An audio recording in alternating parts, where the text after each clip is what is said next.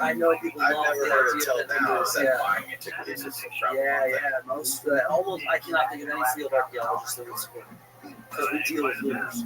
You know, I've had sites where I had one time in Ukraine where I had we set up these total stations on tripods like this to map out sites in 3D with lasers. In a sense, you shoot prism reflects back measures, and so you set it up on a known point, and those known points are oftentimes nails in concrete that you lay. And so some looter thought that was marking where treasure was. So they dug up our fucking datum. Fortunately, they didn't actually dig in our trench that time. No one's seen in no book that happening. But it was wasted the entire day. We had 30 people couldn't dig because we couldn't map, which meant we had to go set up new datums, shoot them all in, get them ready so we're in the right coordinate system before we can start digging in the right way. And so it's just like, I don't have any issues with people believing and pursuing different ideas. I am not here to dismiss them. I'm here to present the evidence that I know and to try to make the argument for the academic point of view, because in my mind it's grounded in clear evidence. And that's it. I really do not have a problem with people believing different stuff. I fully expect it. It's just like with religion. I'm very tolerant on that too. If you don't believe what I believe, would you that's ever fucking cool. Would you ever consider like actually investigating it and looking into it and maybe that's what I'm doing right now with Atlantis. The entire argument I just presented to you, the entire argument I presented on Joe Rogan was me taking Graham Hancock's argument seriously and trying to look at the evidence for and against it. I mean, I'm not going to lie, I went in there expecting not to find evidence for or against it, but look, if I could prove Atlantis in an evidence-based way, I would be far more famous than I am now, having just been on Joe Rogan disproving it. If you see what I mean, like, I would be 10 times, 100 times, a million times more famous. Everybody would know my name. So, I mean, like, when you talk about academia's, you have to parrot the line. Actually, it's the opposite. You become famous by changing the minds of your colleagues. That's actually what makes you famous and prominent in the field. If you can actually make an argument that convinces your colleagues that the standard explanation is the wrong explanation and this explanation is better, that's actually how you get promoted in academia. And so that's what we're all trying to do. One of my big claims to fame is I overturned something called the pastoral hypothesis, which is basically at the end of the Bronze Age, the climate changes, it gets dry, the palaces collapse, that one burns down, several of them actually burn down. And then for a long time, people called it a dark age. We no longer think of it that way because people were living their lives and whatnot, but, writing disappears. Art disappears. So we're talking 1200 BC is when the palaces burned down. Actually, it's 1100 BC. Zoot, how you living, Pam? Starts at that time. 5. What's good? How are you?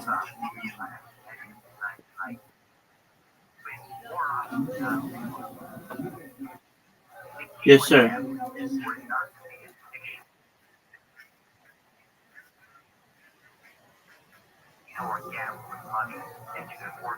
Last in line to fuck Bonnie Blue.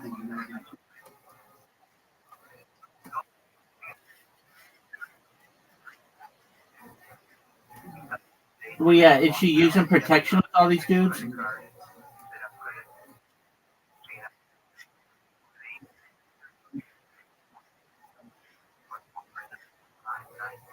All right, I mean, she can shower before we fuck.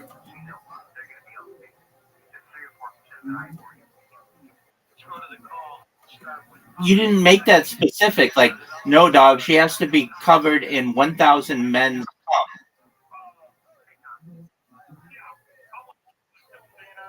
And, like, fighting a gorilla is like a death sentence.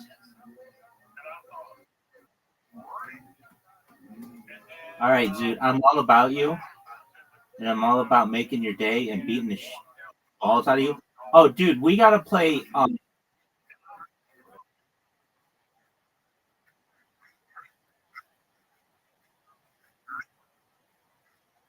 right, well, you laughed at me, and then all of a sudden it's not that bad. I mean, I'd tell her, like, bitch, go fucking take a shower and brush your teeth, get the cum out of your eyes and your ears and your fucking belly button, and let's go.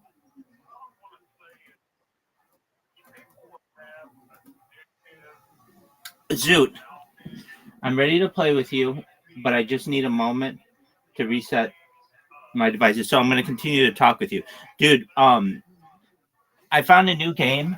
It's a game that we play, but it's a new way to play it, and I think you're really going to like it. It's table soccer, but there's a different way to play, and it allows you to play at the same time, and so it's not turn-based, and it is cool. I played it yesterday.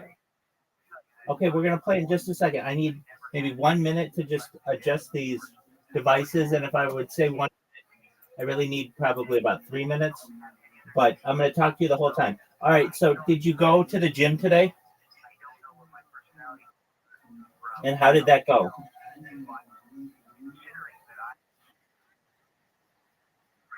Well, that's not a bad thing.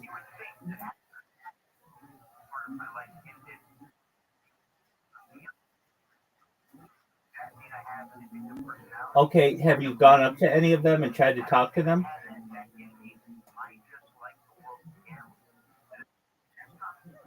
Okay, and what did they say? Get the fuck out of here, Zoot. You suck dick at mini golf?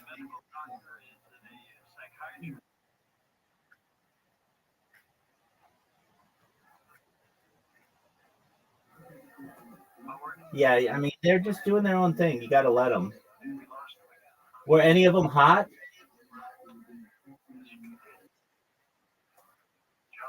Two of them?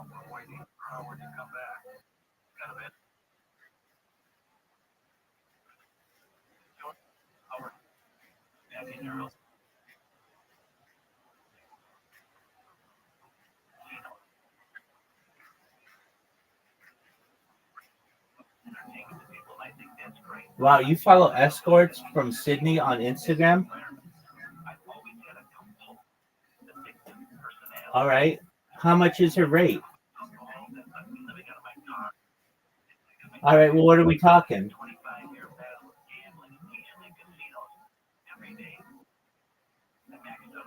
Okay, so that's like what USD, like 500?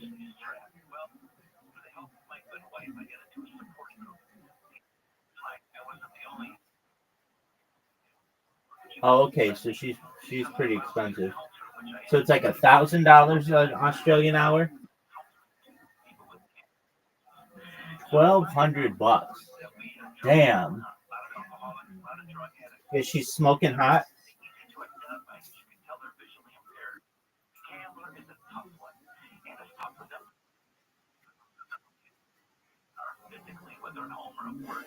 She must be pretty amazing.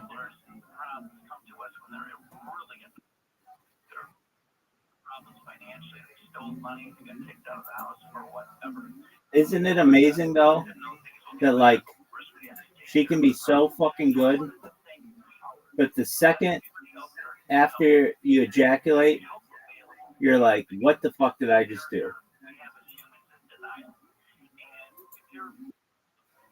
Well, it's like with any chick, you're just like, all right, gonna. There's a large buildup, and then once you fuck them, it's like, all right, where's the next chick? Like on the list. Basically, like I've done that, been there, done that. There's like something that happens in the male psyche that it's like a conquering complex, and then you want to just get on to the next chick.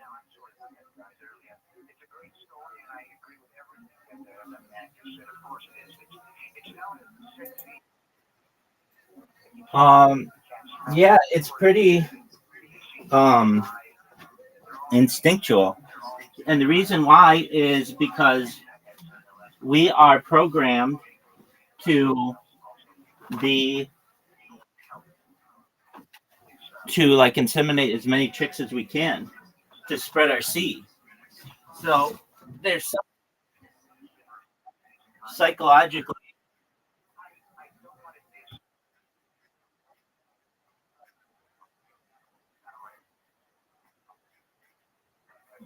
That could be, but then the second that you fuck her, you think about all the hotter chicks that you could get, and then you'll maybe want to fuck a different chick. You'll be like, dude, do I have to be with this chick forever? And the thing is, she'll be like, oh, I found the one. I'm so glad that I found him. And you'll be like, dude, did I make a mistake?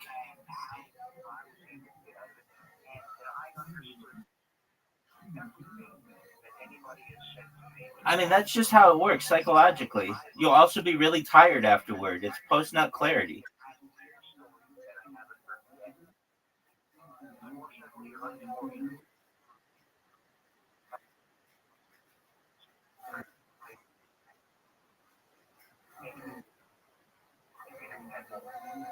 Well, yeah, okay, so that's a different story. So you're talking about like you're just gonna fuck this chick one time and then you're done? I thought you I thought you wanted to be like in a relationship with her.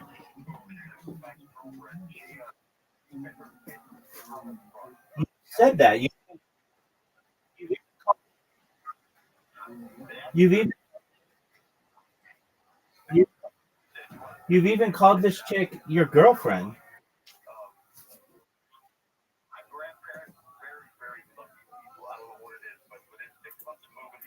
Dude, I get people who come in here who ask me for relationship advice, and this one guy came in recently. He lives in another country, and he likes a girl here in the United States. And basically, the girl in the United States is just like he calls her his girlfriend, and he gives her money, and he he likes her a lot. It's pretty clear he likes her more than she likes him. And I was like, dog, you've got to get the power back from this chick. And basically, this girl was kind of just like telling him, you know, like maybe we should be together. We're not going to see each other for a while, though, which isn't true. They're going to see each other in like 70 days, which is not that long at all. And so he just told her like what I told him to do, which is just be like, all right, look, I'm doing what I need to do. I'm making improvements for myself. I'm not making them for you. And I love you. And basically, like, I want to be with you, but if you don't want to be with me, that's fine. I'll move on. It's no big deal. And then immediately thereafter, she just became putty in his hand. And she was like, no, no, no, I want to be with you and all this stuff. And she's kind of doing some flip flopping, but I just thought that was an interesting.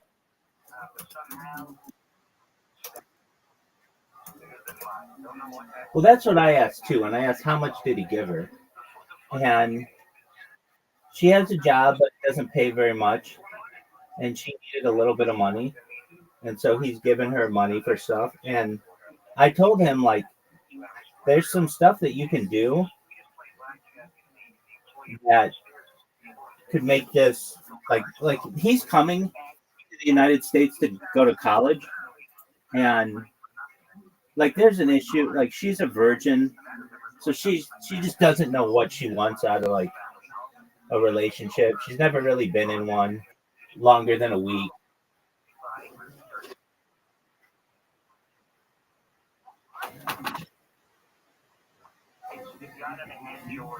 Oh no, I don't think he's getting scammed.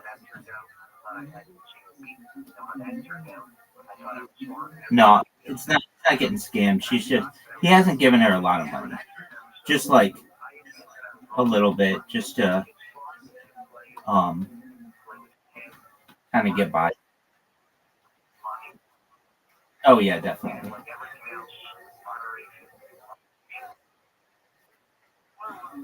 Like I think video sex. Yeah, I'm pretty sure. I've met her as well, and well, in here, and she um she's just very antisocial, and I mean she's young. She's 18, so she's like got her whole life. He's 21, so they're like similar age, and he's basically going to like dedicate his life to her. I mean, I've been honest with him, like, this isn't the girl for you.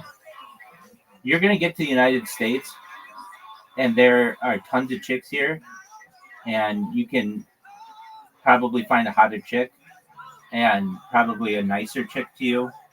So don't like get your hopes up or whatever. I just find it interesting that men can dedicate all this time to a woman, and then that woman basically can be like, oh, I don't know what I want or whatever. She can just be flip floppy. And the second that he's like, all right, well, I'll go find and do something else, she comes back and she's like putty in his hand. She's like a puppy. And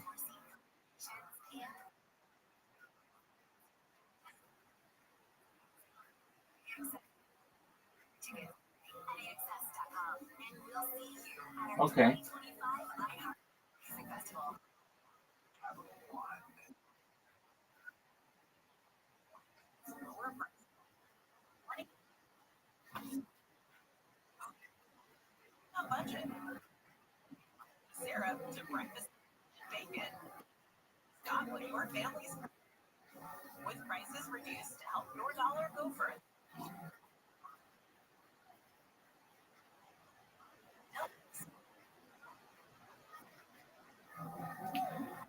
Yeah, I,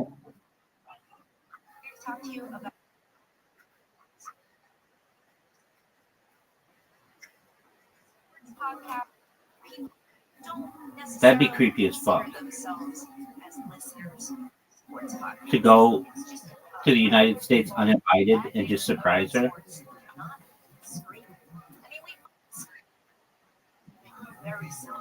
Why would it not be?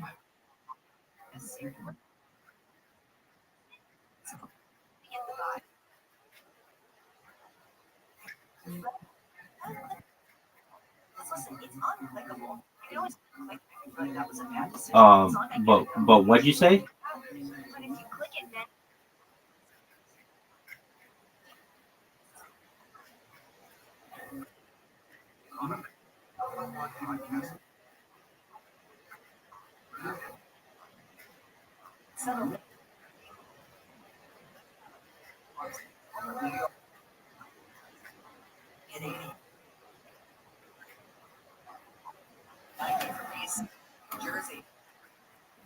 I gotcha. Are you sure she's not? I mean, dude, she's probably in a relationship. Let's be honest.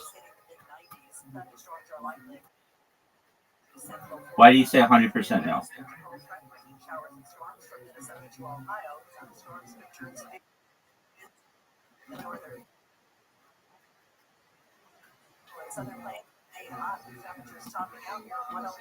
Are you sure she's not getting it on the side from some dude?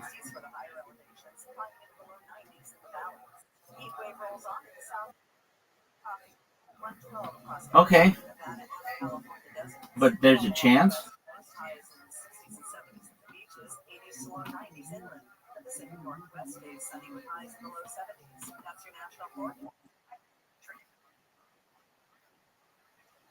There you go. So she is getting it from some dude. All right. Well, that's fine.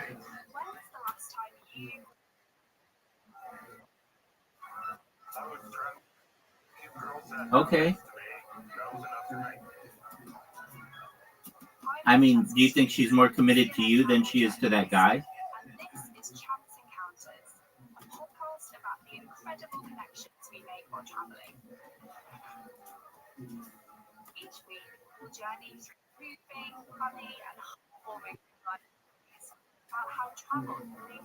Okay, what makes you think that?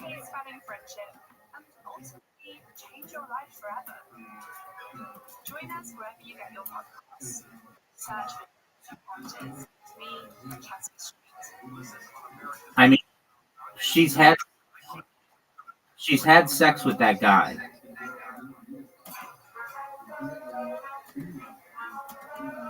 And she hasn't with you.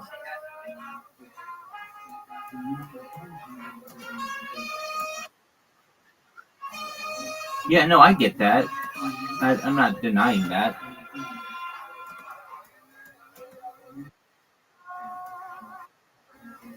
All right, dude.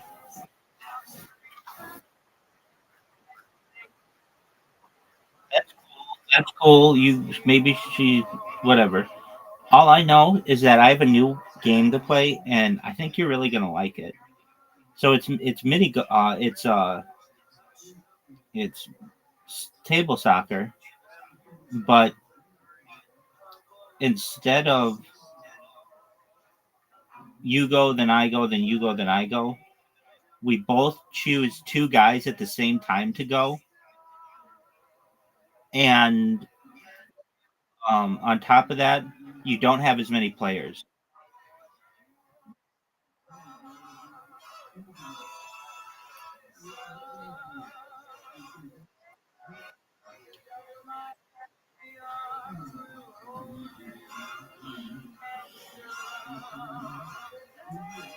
Okay, so you're gonna be confused at first. I'm gonna pretend, or I'm gonna kick the ball, and then you want to go. You want to pick two guys to go, just like you normally would, but not just one, two people. There you go.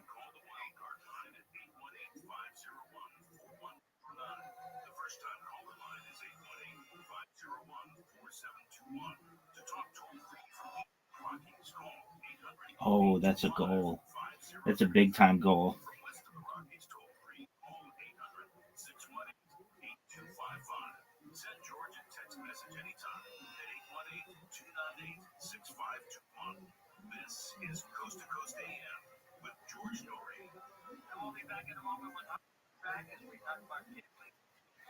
Yo, pimp.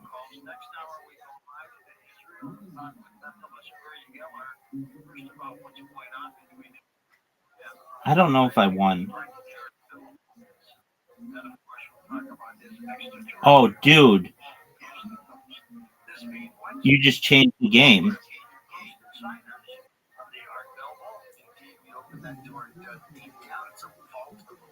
Oh, big time. Do you know what the dragon attack is?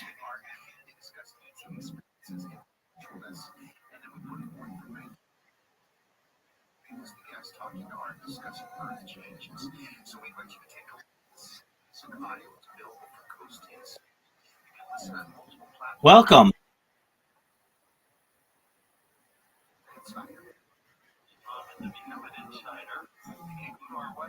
Dude, that person knows they're hot micing. Just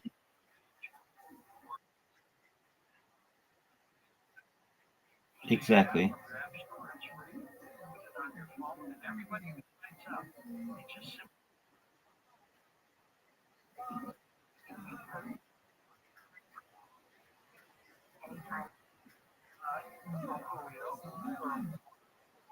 I know I was muting that person.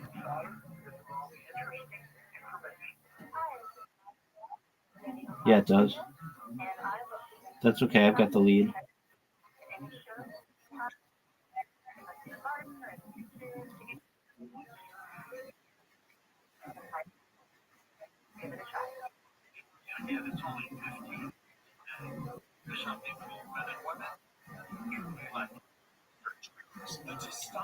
Oh, dude. Dude, I don't know what to do here.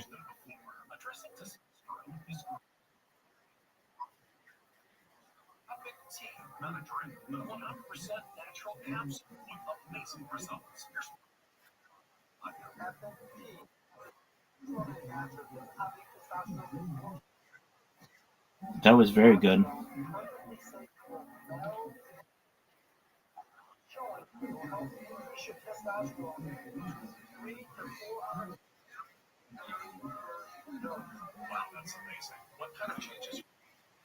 Yo, pimp.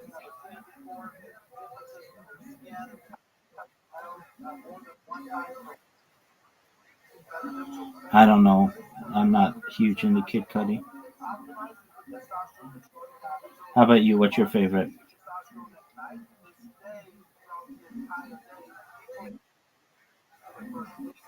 Tight. Sounds cool as fuck. Tight.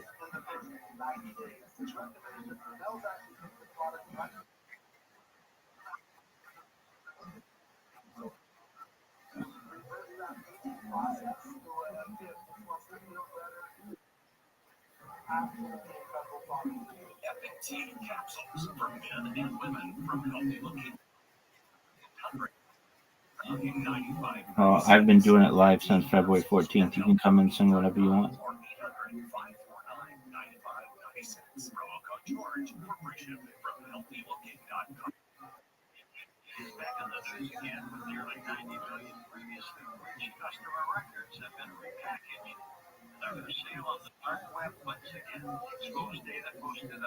Oh, are you serious?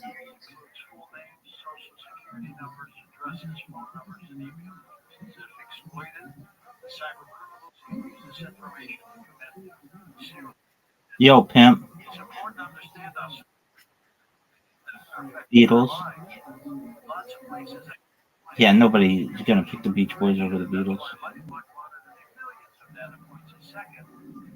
The question is not Beach Boys or Beatles. It's Rolling Stones or Beatles.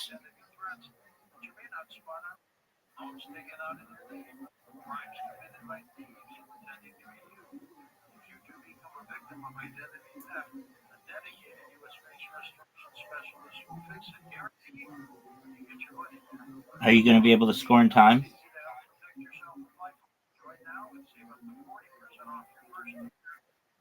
Oh, get in.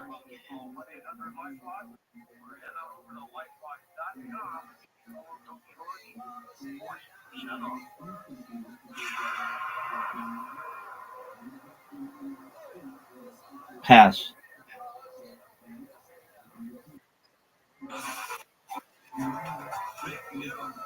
Pass. Big shot here, Zoot.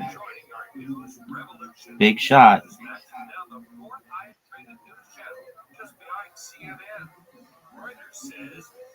Oh, yeah.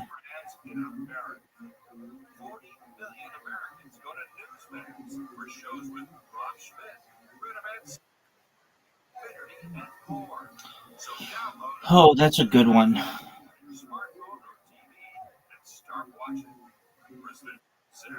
I really. Do you include The Hobbit in Lord of the Rings?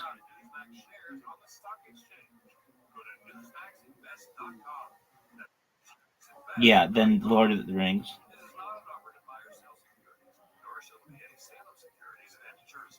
If you don't include The Hobbit in Lord of the Rings, maybe Harry Potter. Have you read The Hobbit?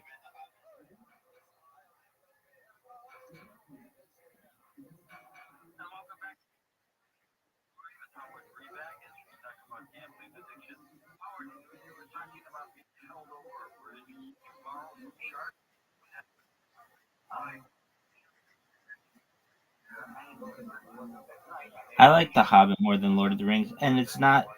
Lord of the Rings is so long.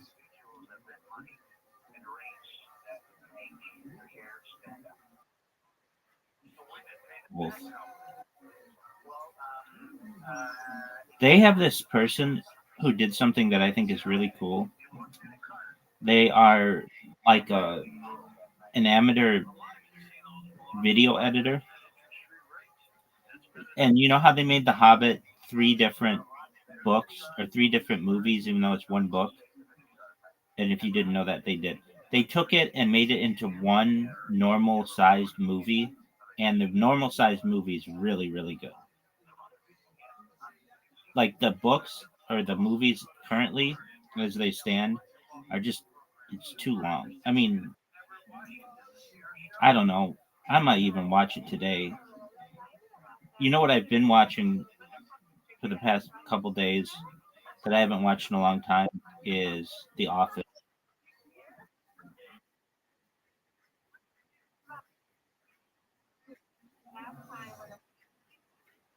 Dude, I can't believe you didn't even score in that game.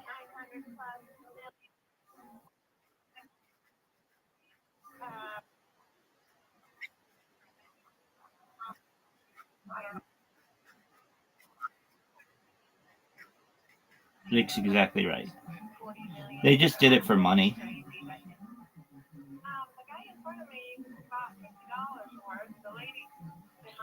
And I understand they could have just made like $1 billion with one of them, or maybe 2 billion with one of them, and they made 3 of them, so they made like $3 billion.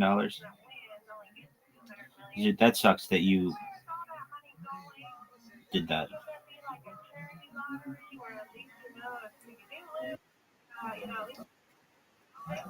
Dude, you need a perfect round.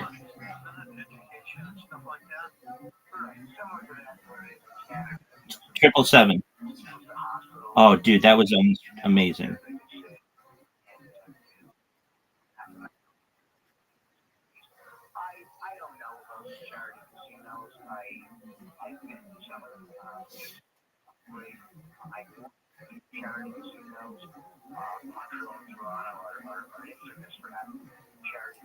When I first read The Hobbit, it was like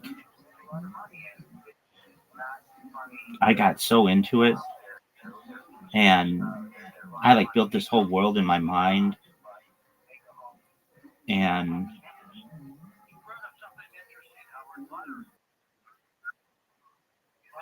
yeah, so it was like in the late '90s when I read it, and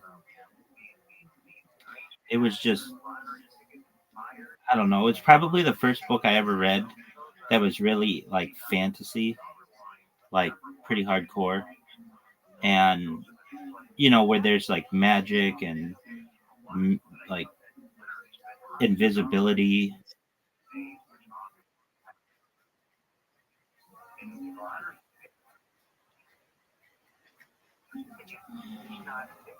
Yeah, the first time I saw the Lord of the Rings, I think it was the first or second one. I can't remember.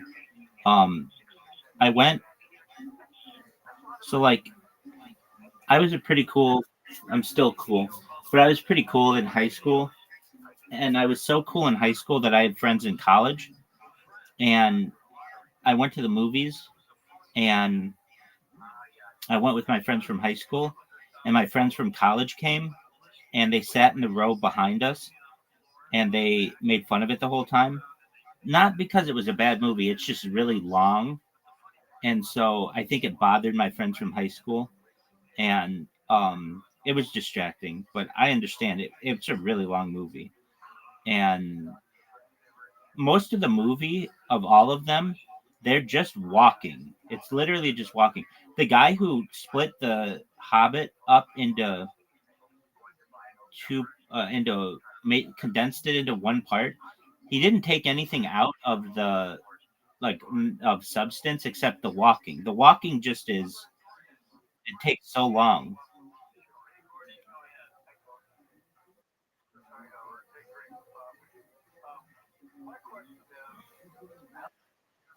Yeah. The walking is like takes like of a 9 hours set of movies, it's like 6 hours.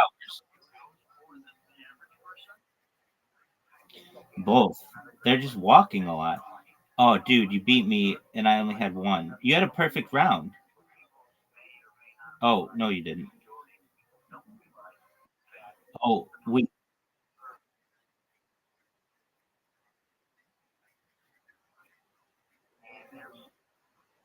right.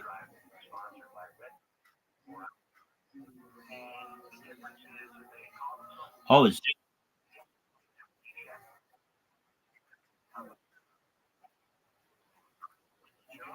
right. There's always been that question too, at least in The Hobbit. I mean, I don't know everything that well, but I think you're familiar with this point. Okay, there's a part where they get away from the orcs and the eagles pick them up and fly them to like another place. And there's always been the question, they like fly him to the forest or something. And there's always been the question, yo, dog, why didn't they just fly him all the way to the mountain? And then there's, then it's a plot point that's an issue. Zoot, have you seen the American version of The Office?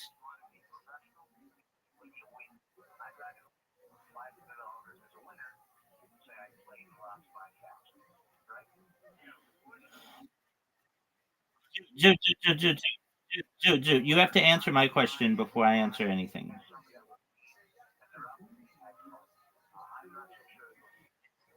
You have seen the American version of The Office?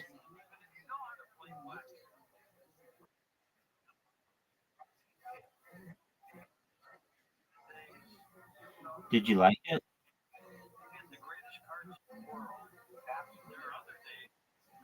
You did not like it?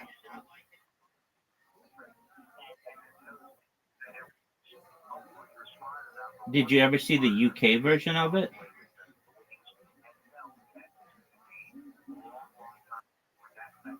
Do you like that one more?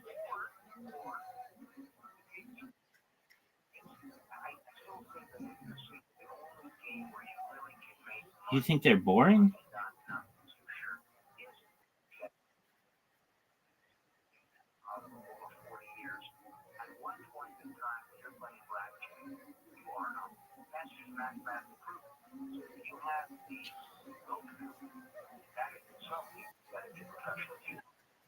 Love it. In fact, I I so they put out the Office one, like the Office in, I don't know, it ran from like 2004 or 2005, 2004 I think, until, or maybe 2005, until like 2013. And each episode generally would be like 22 minutes because you've got advertising in there. Well, they actually made the show 30 minutes long, but they just had to cut out a lot of stuff. And so recently in like 2021, Peacock, the company owned by NBC, put out what's called the Superfan Edition, which gives you all 30 minutes. And while it doesn't necessarily um, give you any more, like it does, it's not always consistent with their story. I find it, I find them, it's just more content. So I like it. And so I've been watching those recently, and it's like it's this thing. It's like, I don't know. It's like a book that you've read, but it's like missing parts of it. And now you get to see the parts that they didn't include. Did I what? Um, I started to when I was in like seventh grade, and it was, I think, very good. And it was very much like Lord of the Rings, but realistic. It didn't have like magic and stuff, but it was like a medieval book. And I remember writing it, and a teacher saw it, that I was writing a book and not paying attention in class, and told me I couldn't write it anymore. And so I had to stop. And yeah, but I had like a whole notebook filled with like a story. And it was just basically like stories of like knights and a castle and things like that. I mean,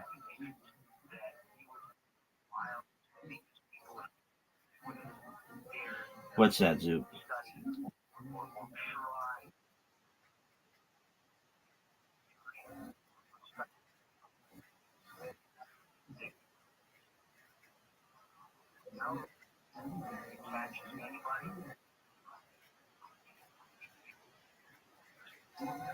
There you go. My book, the thing that made it different than books than I've ever seen, is I had a map, and it had like different parts of this city, this fortress, and instead of just learning about the king and the queen and the prince and princess and all that, you learned about everybody in the town, or like everybody in the kingdom. So you got like all their backstories. It was just really in depth. And I remember the map that I made was just really cool. And but it's one of those things, a teacher can come in and be like, "Don't do this." Yo, what up, Brad? How you living, pimp?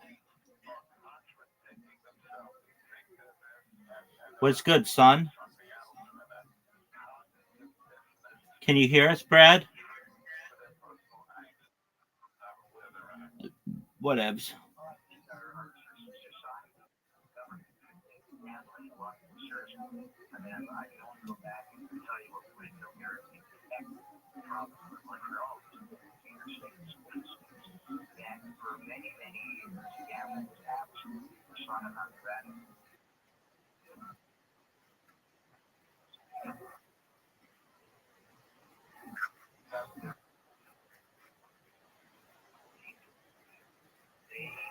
There are. They're like entire series. I think a lot of books, believe it or not, like my favorite series of books, I don't know if it's my favorite, but it's unique. I really like 50 Shades of Grey. In fact, we've watched them on this podcast or listened to them like for months on end. And I've never read it, so I don't know.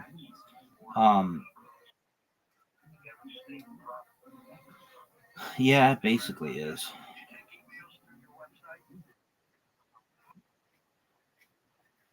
Yeah.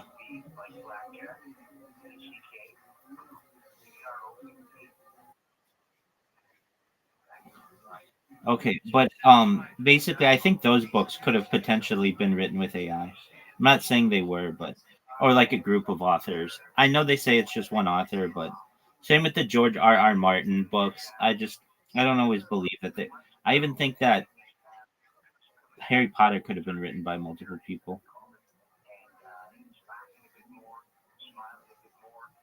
And when you tell a person who really likes Harry Potter that, it's like shouting down their religion. They hate it.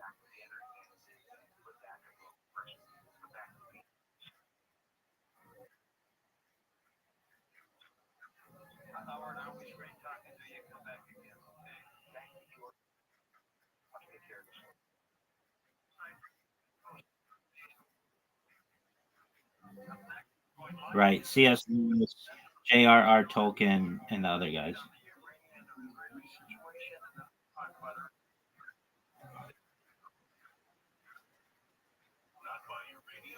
I don't know. All I know is that you're not playing as well as you normally do.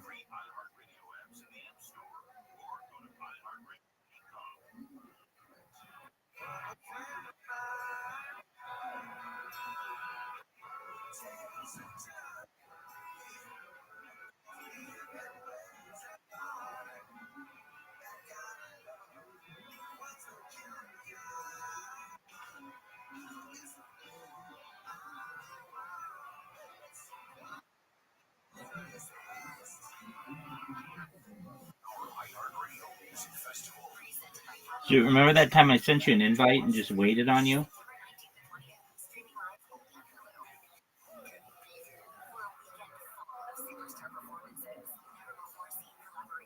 Do you do you remember that time I sent you an invite and then just waited on you?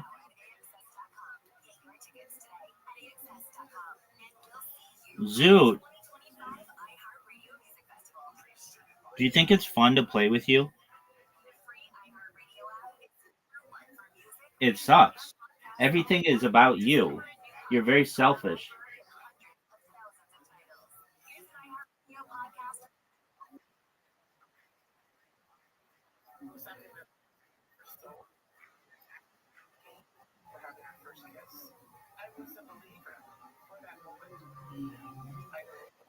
Dude, am I just playing really well or are you playing really shittily?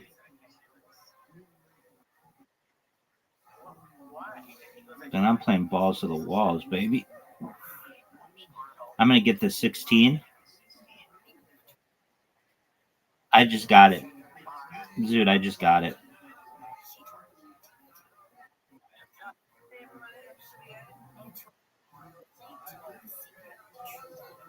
Get that 15, son. Zoot, you lost again.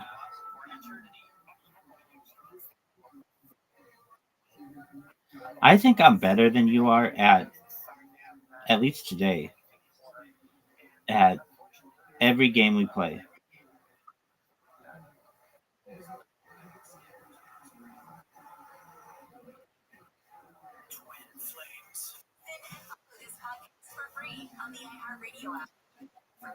Prove me differently. There you go. That was good. 61 points.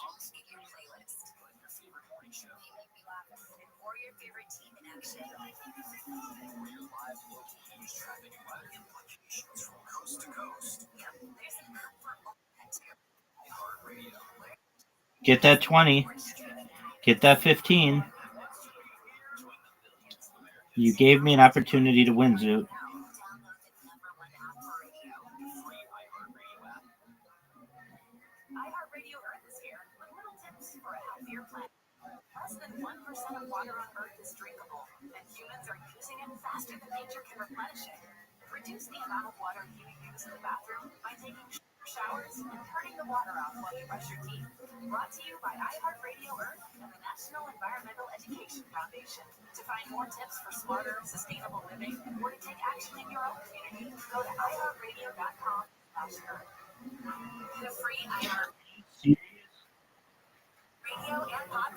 Yeah,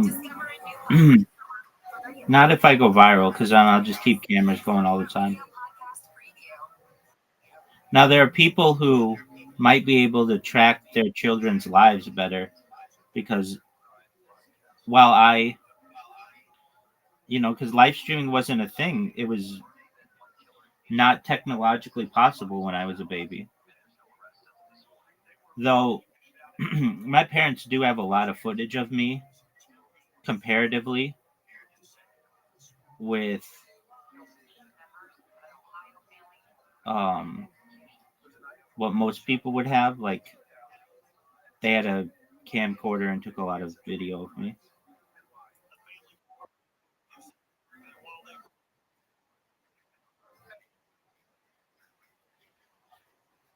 Well, I've met the first person, at least met them virtually. The first person that had that done. Um, they were born in like 1996 and they had their birth streamed.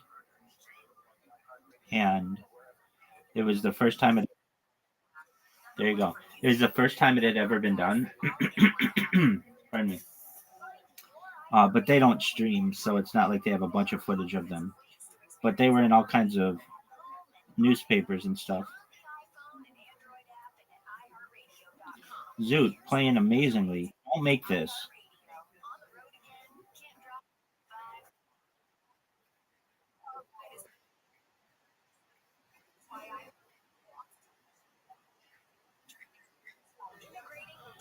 Yeah, I mean, there's an argument to be made though that they're already being streamed. They're like on baby monitors and perhaps closed circuit television.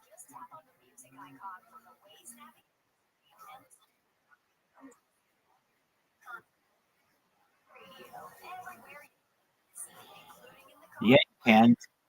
Your just significant other has to be okay with it.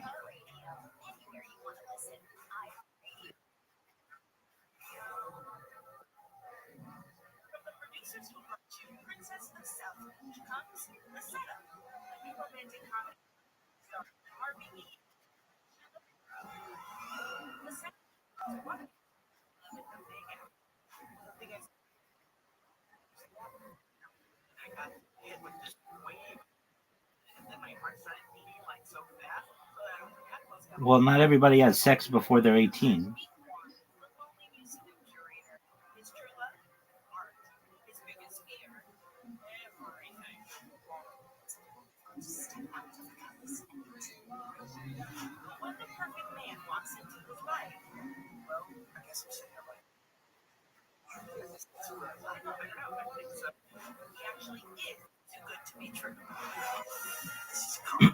Zoot, you played well your first round. You usually don't play that well in this game. All right, that's one. You got one.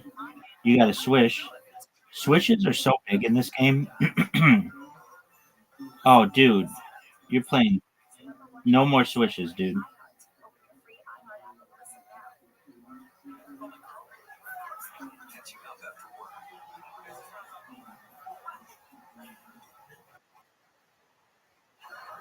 Why not?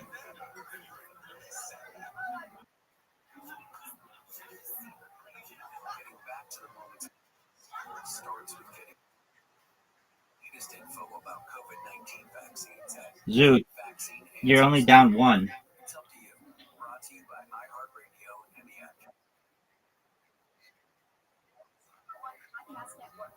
Okay.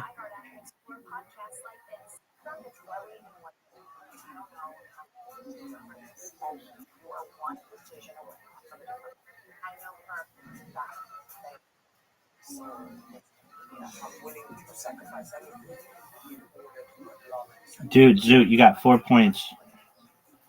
Do you think you're going to win? Nope.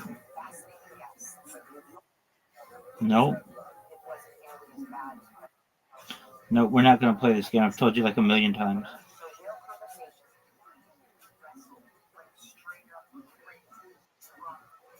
I got you, Zoot.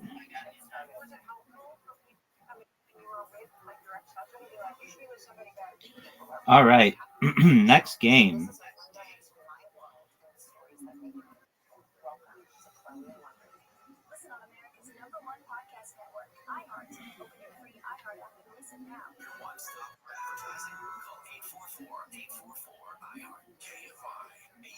Okay, we'll change it up a little bit.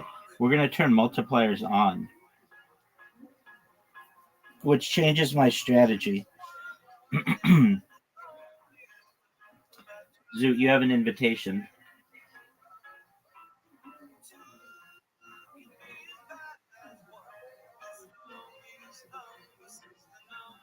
Are you going to go, or are you going to just jerk yourself off raw? Oh, Zoot. Playing like dog shit. There you go. He got his multiplier. Get that triple 3 or triple 100. Oh, that would have been huge.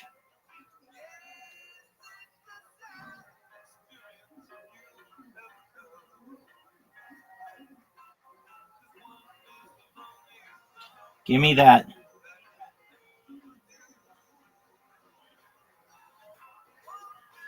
Give me it.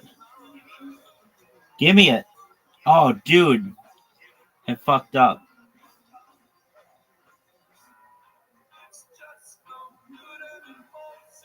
Get that multiplier, son. Get that multiplier.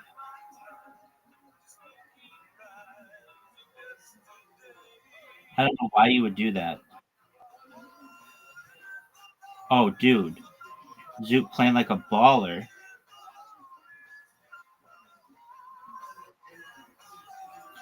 Zoot playing like a baller. Zoot playing like a baller. Yeah, dog.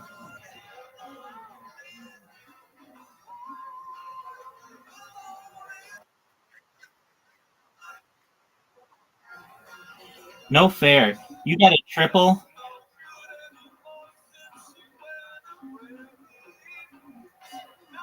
Oh, baby. You're done. Get that triple 100, double 100.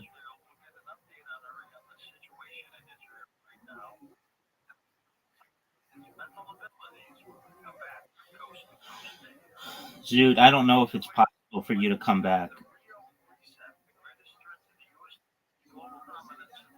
Okay. Yeah, get it. Oh, if you would have got that, then you had a chance. Now I'm going to put up some numbers on you.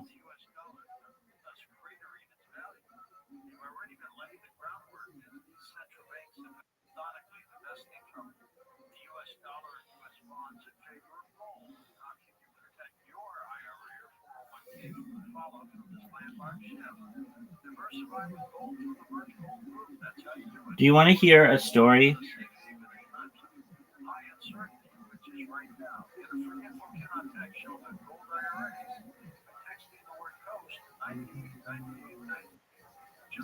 I doubled your score. All right, Zoot, I won't tell you a story.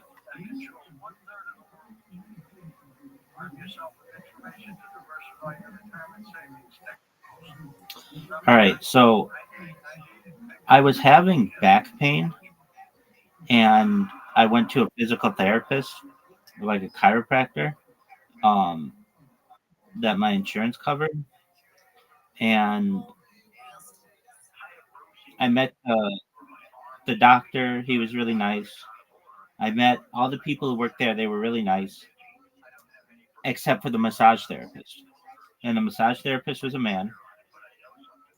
And after we would do all these exercises and stuff, there was this period where we just had to stretch for 15 minutes. And I don't know about you, but like I get bored if I'm just like sitting there for 15 minutes stretching. So I would take out my phone and I would look at it as I was stretching. I was still stretching, but I would just take out my phone and read my emails. And this guy came in and was like, "What are you doing?" I'm like, "I'm stretching." He's like, "Your phone is out." And I'm like, "Yeah, my phone's out, but I'm stretching. Like I can do two things at once." And he's like, "You can't have your phone out." I'm like, "Well, where's the sign that says you can't have your phone out?" He's like, "You've got to focus on your stretching." I was like, "Are you fucking serious?" So like I left that day thinking like that was weird. Like I don't know why you can't have your phone out and stretch. It's not like I'm taking pictures of people or video or anything. I'm just on my, and I'm the only person in the room. I'm just on my phone, just reading my emails, like text messages and stuff. So I go back another time and same thing. It's time for me to stretch. I've got 15 minutes to stretch. And he tells me how to stretch. And I'm like, okay, I'm going to stretch that way. And I do. But as I'm stretching, I actually find it beneficial to be on my phone because I'm not thinking about stretching. It's like stretching can be painful. And so when I'm on my phone, it distracts me. So I'm on my phone, on my work phone, and he comes in, he's like, "What are you doing?" I'm like, "I'm stretching." He's like, "Yeah, but you're on your phone." I'm like, "Look, again, there isn't a policy against being on my phone. There are no signs that say you can't be on your phone. It's not in the contract that you can't be on your phone. This is like your opinion that I shouldn't be on my phone while I stretch. But I want you to know that stretching is painful and this helps to distract me." He was like, "Yeah, you can't be on your phone." So the third time comes. We go, we do all these exercises. It's time to stretch for 15 minutes. Again, nobody's there. They just have some television that's playing like midday talk shows about which I don't care. It's not like there isn't anything like there are electronics in there. It's not like that. There's not.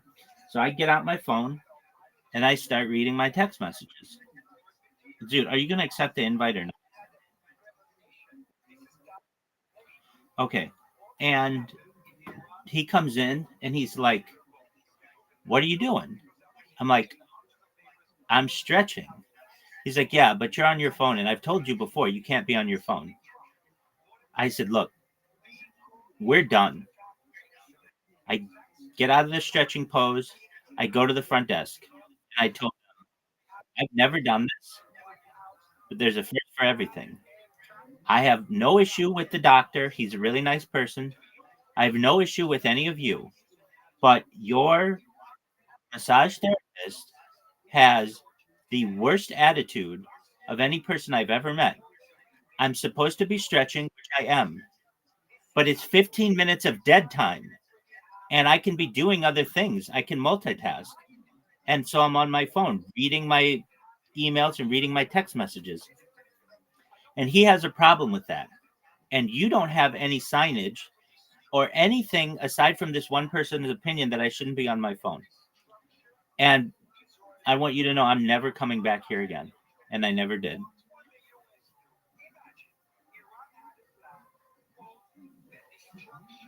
This was probably around 2014 or so. And I'm not saying cell phones weren't as prevalent. They were. But like today, nobody would tell you that. Like, "Oh, you're on your phone. So what?" But it was like back then, people had an issue with you being on your phone. It wasn't like I was at the movie theater. It wasn't like I was talking on the phone. It's not like I was my phone was making any sounds, and there was no one else in the room. I just have always felt that this was like the strangest interaction I've ever had with anybody. This one other time something like this happened. It was during the pandemic. A grocery store near me. It's called Sprouts, and it's like an organic farmers market kind of deal. And you had to keep 6 feet of distance in the line. And I made sure I had 6 feet of distance between the person in front of me and the person behind me. And I might have had 8 to 10 feet of distance with the person in front of me. It was a lady and her child. And this lady turns around and said, even though there's 8 to 10 feet in between us, you need to have 6 feet in between us. I said, ma'am, there's 8 to 10 feet in between us. I don't know what you're saying. Like, I can move back further, but then everybody else in the line is going to have to move back further. She's like, it says 6 feet. And I said, I know there's literally like 4 feet in front of my cart. And then there's my cart, which is another 4 feet. It's like, and there's even a little bit more space in there. It's like 10 feet away. This lady's like, you need to back up. I'm like, oh, okay. I'm like, am I losing it? Like, this is not that, like, there's a lot of space. So that lady checks out or whatever and leaves. And then I pull up to the where you check out, and the lady who's checking me out is like, I am so sorry. You shouldn't have been treated that way. That woman obviously had some kind of problem and did not recognize that you were a completely fine distance away. I'm not sure what her issue was. I'm like, no, it's fine. Like, I was totally fine with it. And then as I was there, I got a call on my phone, and I had just gotten a job. And I was really I was like, at the end of it, I was like, oh, fuck that lady. Who gives a shit? I just got a really great contract. So it's for $120,000. So I was very happy about that.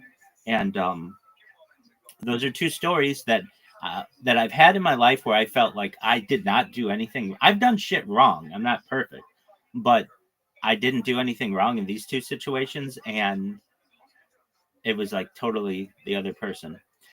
Why did I tell those stories? Because I like being right, and I know I was right in those situations. All right, Zoo, why aren't you accepting my invitation? Why are you just jerking yourself off raw?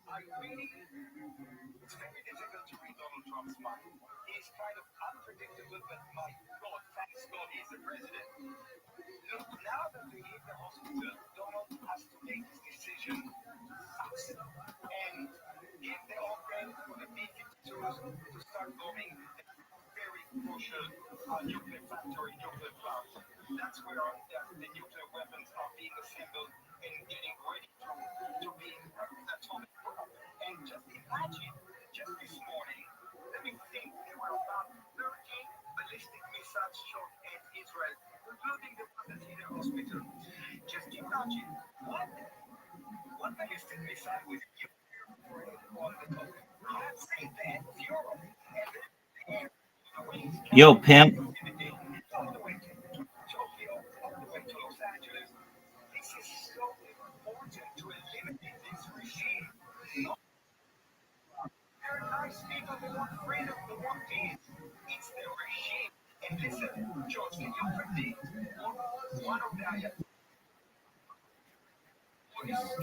Do I think what?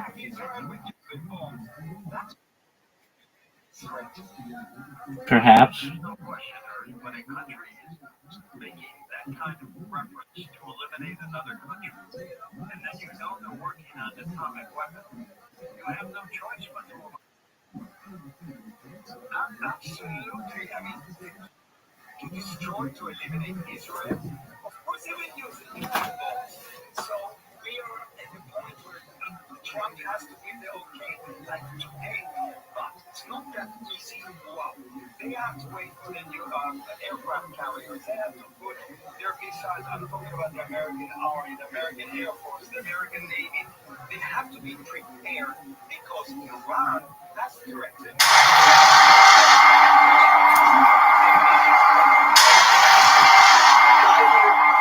Goes by with no writing. That takes 200 years to learn to figure it out.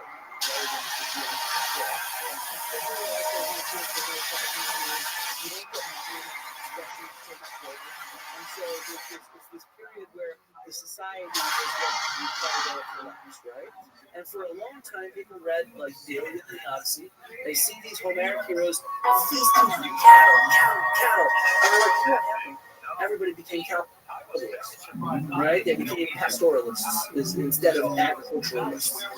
And so one of my big claims to fame is I said, no, that's wrong. If you actually study all the animal-grown evidence, you look at the totality of evidence for what people were eating, it actually was the opposite. So either way, you don't know what they are going to say.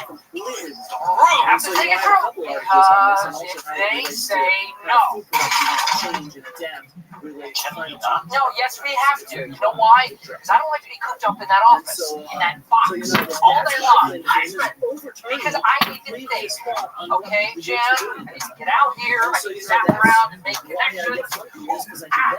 You know why? Because that is how I think, man. Do you even know how to throw a spiral? You said you did, and that is so not a spiral. Oh, Kevin! Ooh!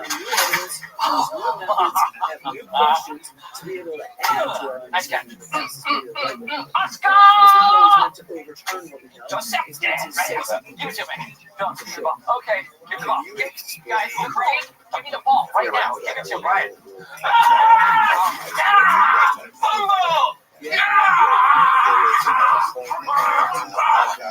All right, hang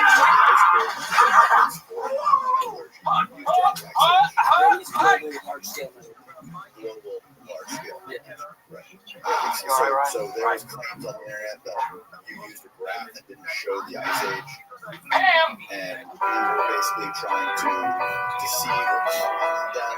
That's one of the claims, yeah. So can you lay out what you were trying to explain there, and what people are saying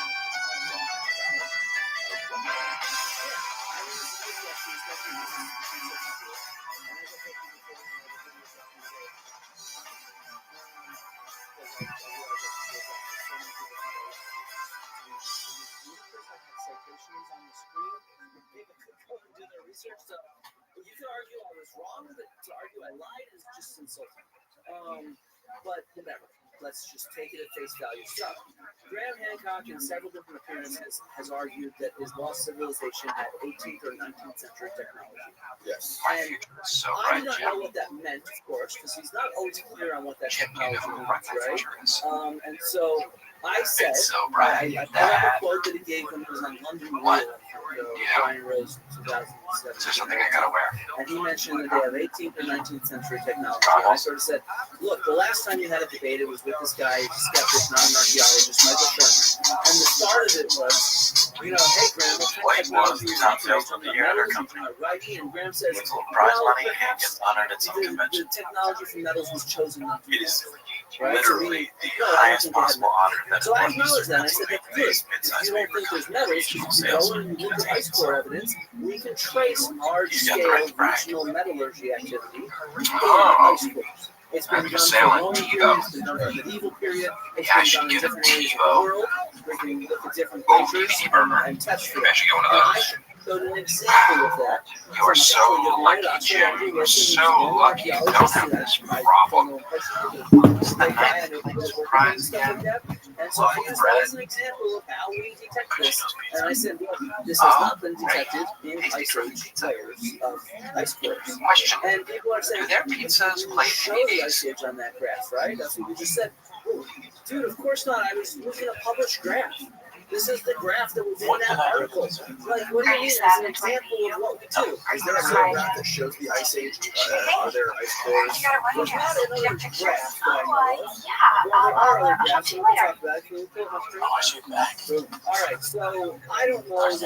Okay, cool. I have a ton of stuff to do for the wedding, and I have to do it in the said that office. Flint's wrong about And this. that can be He kind of was the awkward, first person to say that. just because of because this article. people This article can get all weird about wedding stuff, and And I don't want to now, offend. look, in this Greenland Angela. ice core, there are changes in metals in there, right? And That's what she said. but I'm gonna- I just want to point out Great, that, like, seductive. yeah, there are changes to metals So, in there, but you they are just all have to do- natural Well, lead concentrations and cadmium concentrations Oh, and and stuff to like that. fruit So how do we lady, make it fruit distinguish grapes, nailed the joke. these Better metals time. from And yes, it is a metallurgy, big speech. right? Use of your life. And this article actually does this. The reason why Speaker is the at the sales convention. Been there, done that. Went there again, did it again. 2 years in a row. Consecutive. I miss the feeling of knowing that you did a good job. Because somebody gives you There we proof go. of it. Here's the actual Sir, paper. you're awesome. Here's a plaque. So what is One this full paper? year has gone It's by, saying and you need more proof. that during Here's the a ice age, certificate.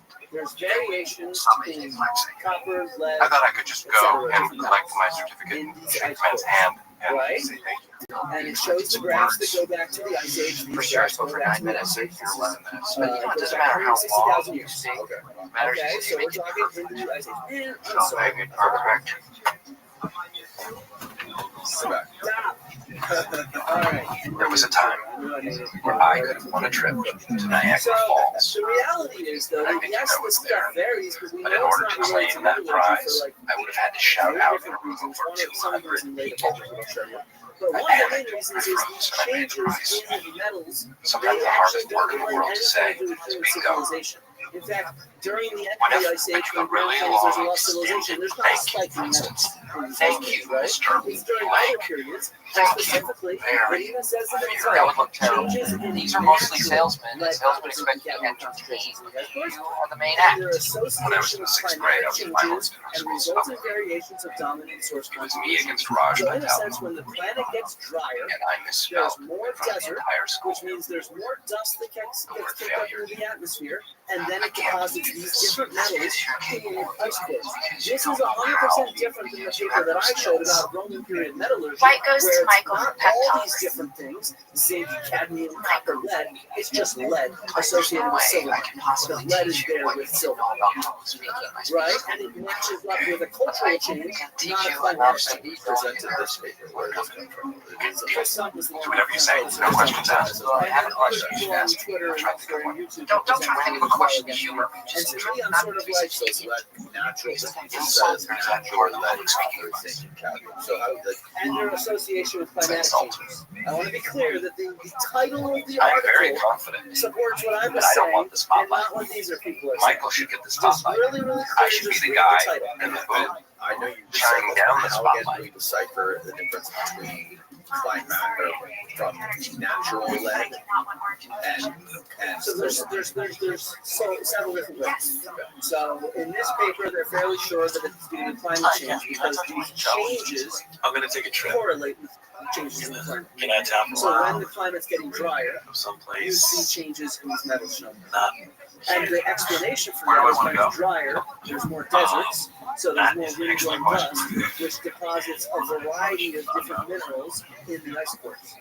The second argument is I when get you it early mine every silver, morning so I can set the the thermostat. metal that occurs with it I is like lead. it a little So cooler, what around shows 66 up degrees. when you're mining and more is productive. lead. Maybe some people don't like this cold as I do. It's not just random stuff, it's correlates That's with what a lot what of we people don't expect understand from about climate. And the sales, other one is that it has correlates so with much what to we do expect from with organization. I have a system in place And the other for one, by keeping the track way, the of one who that I is speak it to does not when I correlate speak with to them, it just and what we have discussed, etc. So it's this independent sources of evidence. The other That's argument it. where people say I'm lying And is because the etc. article I used Okay, also what's just this went big one step organizational further system? and used one last test to You think I demonstrate should it. describe our Where filing system? you get No, this that would be lead, suicide. Never talk specifics, not in a speech. But the fact that you have no idea what to say is, believe it or not, the least wrong. It's your delivery. Our biggest worry. I don't follow. My God, Dwight, the best way to learn is by watching. That's why importance of So they multistream did a learning. series of things. Not only did they produce Sit this down, let me wow you. Yoshi. and this is really cool. It really is Oh, But God. then what they did is they went a step Got further. your They said, attention now, you know don't what we can do? We You're know scared. what the Now you're ready to so learn. Oh no, we can do actually not do an be good isotopic idea. analysis It's of smelly and these it's horrible. traces of You lead can't in even walk around ice by yourself and without see being if their killed. fingerprints Or on worse. known lines That's what my dad and said. known silver sources. And Hey, lo and behold, oh my god, can we please start sending out so those this Save the was Date really announcements? cool. This Because led your wedding's on June 10th, and that's right around the corner. if you And see I know what this is weird, super but I really need to know if I should save the date. these ones will be Because if I had an announcement, then I could start saving up for a fancy dress. and so But otherwise, I'll just get a pair of shoes. fingerprinting in a sense. No. So like I said, we do this with the stones of Giza. But seriously, what's the difference between a salesman and a saleswoman? Saleswoman has a vagina. It's a joke. Twice. Like sex ed class. Right. And so this was the other argument. Not about They never tested right? these The difference natural ones between a in salesman the same and a way. saleswoman They never is tested them for food. metallurgy. You don't test You for remember metallurgy. the What you're speeches testing that you for gave? is the I source used of them. these materials. Could I have a copy of one of them? There's No, a they big would difference remember. Look, because doesn't we'll matter get what to you in a say. second. It just Here, matters it's that you're just saying lead something pollution you because that's care about. associated with silver. Yeah? Here, All right. it's a range of different metals. Attention, everybody. Attention, please. That's very great news from corporate. We had a wonderful quarter, and as a result, all of you are getting bonuses for $1,000. Yeah! Congratulations. Isotopically tested ice age, ice layers from ice cores, including lead. See how they responded to me in that moment? I had them. That was so great about the bonus. So, no, it's not true. I was just We're talking talking. lead So, isotopic just go out there composition, and so say doing that fingerprinting Read to it out. see where they come Great from. audience. And guess what? Go ahead. They come from sweet soil and low Excuse acidic me? in the southern hemisphere. May I have your attention, please? There has been an accident on 84 West. Cars have skidded off the road into the safety railing. Several cars have flipped. There's broken glass everywhere. Several people are injured. Yeah. Do we know anyone who was in the This is, accident? you just search through these. Dust, Brad man. Pitt. This is, and so there's dozens of articles. If you start searching Also, for there will ice be no cores, bonuses. dust, Wow, and this is a metals, downfall. different metal types. They're unrelated. So many Is that articles. This is a well-known You will never act again. studying this Also, kind of stuff. this And branch is there's like closing. services What the hell's here. going on These here? guys Are we do out of services. jobs? We Yes. do This is services karma, analysis because for of what ice cores. Jim Ice Franz cores. We Kidding. say right I here, was kidding, the and I source don't of know dust for why, ice cores because it wasn't funny, can be and it was predicted by just analyzing horrible. the isotopic composition of various elements, Yeah. including strontium, which is a method I use That was just a funny joke. Remember, you applaud. which I don't use, Nobody's which can be hurt. matched to I don't know about geological that. mineralogy People are and injured in potential car dust accidents sources. every 4.5 This is seconds. what's Shut going on here. And so to argue I lied is just like, hey, that's just insulting and ridiculous. I didn't create the graph, I used a published source. As an example, that's just malicious to assume Well, that no, it did not. And that is because at no time did you employ the title use of the paper. of Read the damn, this is the paper they all use, and it's like right before the title. So, sorry guys. All right, listen up, please. Dwight has a joke. Yeah, I mean, you brought your receipts, man. That's what I do. I appreciate it. Yeah. I'm This glad is, you have it. this has been super fun. Thank you. I learned a lot, and I think Two sailors walking to a bar. Please don't tell a sailor joke. Oh, why not? Your nephews and I laughed. All right, Sam. Sailors I are on appreciate board. that. And seriously, if you believe in different stuff, Yeah, well, you know what? We I don't have a problem need with that. to. I really All don't. right, But everybody at in the the same conference time, room now. Let's go. I'm going to share the Let's evidence do it. I have because I'm asked the questions. That's As your leader and your friend, I sort of demand that you can all speak in public, as I can and did twice. You saw the plaque, right? All right, we're all going to go around the room and we're going to make toasts. And that way, we will overcome our fear of public speaking. You mean Toastmasters? Ma'am, I'm public speaking. Stop public interrupting me. Okay, who's going to start? How about Phyllis? You kick us off and then we'll move around. Go ahead. What are we supposed to talk about? Anything your heart desires.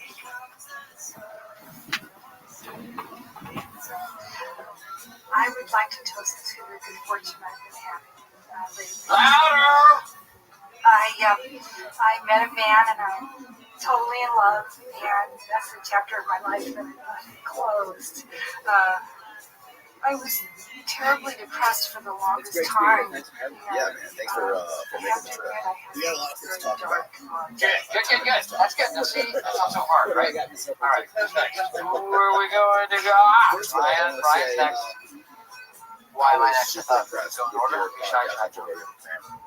I thought you were extremely reasonable. A lot of you know that I'm I saw some of the and evidence that you came learning with a lot was here. incredible. I thought that you did a great job. Hopefully of soon filling in I'll the blanks land a with challenging Graham. full-time or part-time You know, position Graham was bringing somewhere a lot else. of points up, and Stop. research, You know what? The toast really not supposed to be about anything.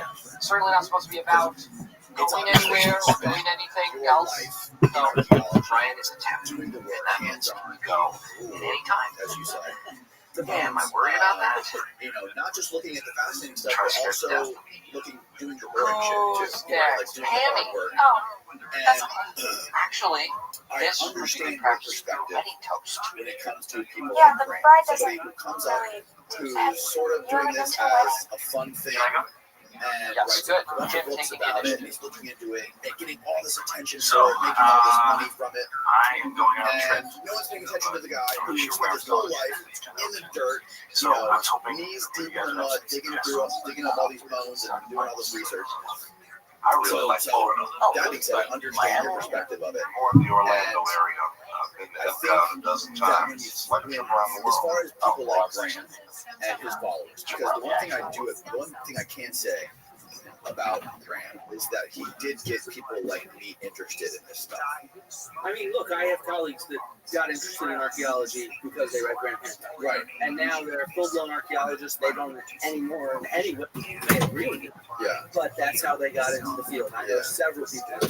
And at the same time, I think that when you believe you're on the right side of history or the right side of an argument, you can go so far to defend it that you end up becoming the very thing you think you are fighting against. Yeah, so I want to make clear, first of all, that I have nothing against Graham as a person. Right. Right? I want to make that really clear. And I have nothing against people who disagree with, mainstream archaeology, if you will. I hate insulting. But I have nothing against people that disagree with archaeologists and have fun thinking about the ancient world in a variety of different ways, whether they're just hanging out, drinking a beer, or getting stoned and saying, "Oh, could aliens have done this?" or something like that. There's nothing wrong with that, right? But part of the issue when an idea gets really popular, like, say, some of Graham's books on Fingerprints of the Gods and stuff like that, I mean, even today, if you go on Amazon.com and you look up bestsellers in the field of archaeology, his book is almost always there, often at the top, sometimes usually in the top 10. And so what that leads to, and like I started getting on social media, 6 years ago, and you get swarmed with questions about this. Yeah. And look, I as you said, I'm knee deep in the evidence. I'm going to give the honest perspective from that evidence. Yeah. That's what I'm here to do. Right. I'm here to tell you honestly what the evidence says. So that's really all it is in my mind. So why are you and your colleagues trying to cover up this advanced Ice Age civilization? We're being paid for it. The Smithsonian, the Smithsonian, the UN, like all these kind of things. Soros? No, he doesn't really write too many checks for archaeology, but I do use Windows computers, so Bill Gates funds the technology and stuff like that. And so, it's really nice to get access to this. I mean, my computer here is about 4 years old. And it's like it still works because this was top model 4 years ago, like a supercomputer. And so meaning I paid $1,000 for it 4 years ago. But so yeah, I'm making the big bucks, right? Yeah. I was telling you before we started recording that I was talking to my new friend Alvin Hillman, who was on the podcast, and brought me into this whole world of classics and ancient Greece. And I asked him about Atlantis. I asked him because he is, as far as I'm aware, one of the people that has read probably more Greek than anybody I know personally. Yeah, I know a lot of people have read a lot of Greek, so he's probably up there among them. He spent 30 years reading Greek and translating. Yeah, of course. Yeah, and he and it clearly shows. Definitely knows Greek. One thing he always says is it's all about the primary sources. He's like, it's not a primary source. He's like, and I asked him what his opinion was on Plato's description of what he thought about Plato and what he thought about Plato's writing about Atlantis. Mm-hmm. He's like, Plato to me was boring. He said he bored the fuck out of me, and I thought he was an ass. But let me look into it and see what I can find. So he spent all morning looking up everything Plato wrote about Atlantis, and his conclusion was that Plato basically lied about it, and which kind of bummed me out, to be honest, because I'm a fan of the Atlantis story. And that he was a propagandist, and a lot of people thought he lied, and including Aristotle. And according to a lot of people in academia and a lot of scholars, apparently it's consensus that Plato did lie a lot about Socrates. Yeah, we can talk about that. And I think, so all right, the term lie is a loaded term, right? But when it comes to Plato, and particularly the Atlantis story, it's a perfect example of what we call a noble lie, right? And so this is actually, I have a YouTube video coming out in about a month on this. It's the reason I joined YouTube is to make this video. Because I'm writing a book on Atlantis, right? And so my goal here is everybody's interested in Atlantis right now. It's all over YouTube. It's all over the internet. It's all over what people are talking about. And so let's take an actual scholarly perspective on it. And like Amin, I have experience reading ancient Greek. I've not read nearly as much as him because I focus on archaeology. But at the same time, I also have done a lot of archaeology. So I excavated in Athens, Greece, right? So right where Plato grew up and taught, I studied. And I work with an excavation team. I'm one of many, but one of the world experts on ancient Athens. And so I realized it was a few years ago, actually. This is how I got started on this topic. I was on social media, and there was a new TV show on Discovery Channel coming out about Atlantis. And the host thought that he'd done some research, and he wrote this paper that he was hoping to get published, and that's what the show is based on. And so he's like, no, this is really scholarly. Let's have scholars look at this. So I told him, I said this public on Twitter. I said, if you want to send it to me, I will do a public peer review of your paper. But warning, I'm gonna, be honest and critical, right? That's what you do as a scholar to other scholars. And so he sent it along. It was actually in many ways, just like Graham's books, a well-researched paper in the sense that he'd done a lot of reading, cited a lot of stuff. But sometimes people who don't have the training or the experience, they miss the forest from the trees.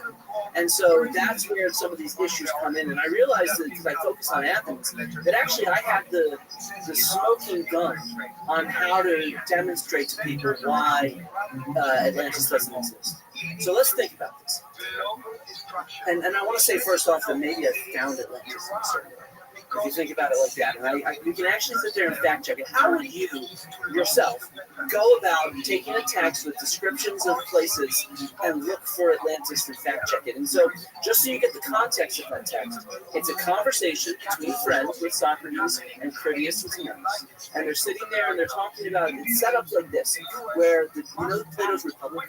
You ever heard of that? In Plato's Republic, he has a conversation, Socrates has a conversation with other people, and they build this ideal city, the perfect constitution for how people can live in kind of peace and harmony. And then, like, a few days later, it's a group of people that they're saying, now, Socrates starts off and says, now, I want to see how that ideal city acts in a certain situation, in war. How is this city going to act in war? And so, one of my colleagues, he's the University of Vermont, Mark Usher, he's published on Plato's Republic, and he sort of thinks of it as Sim City. You ever play Sim City? You sort of build this city block by block by block. That's what they do in the Republic.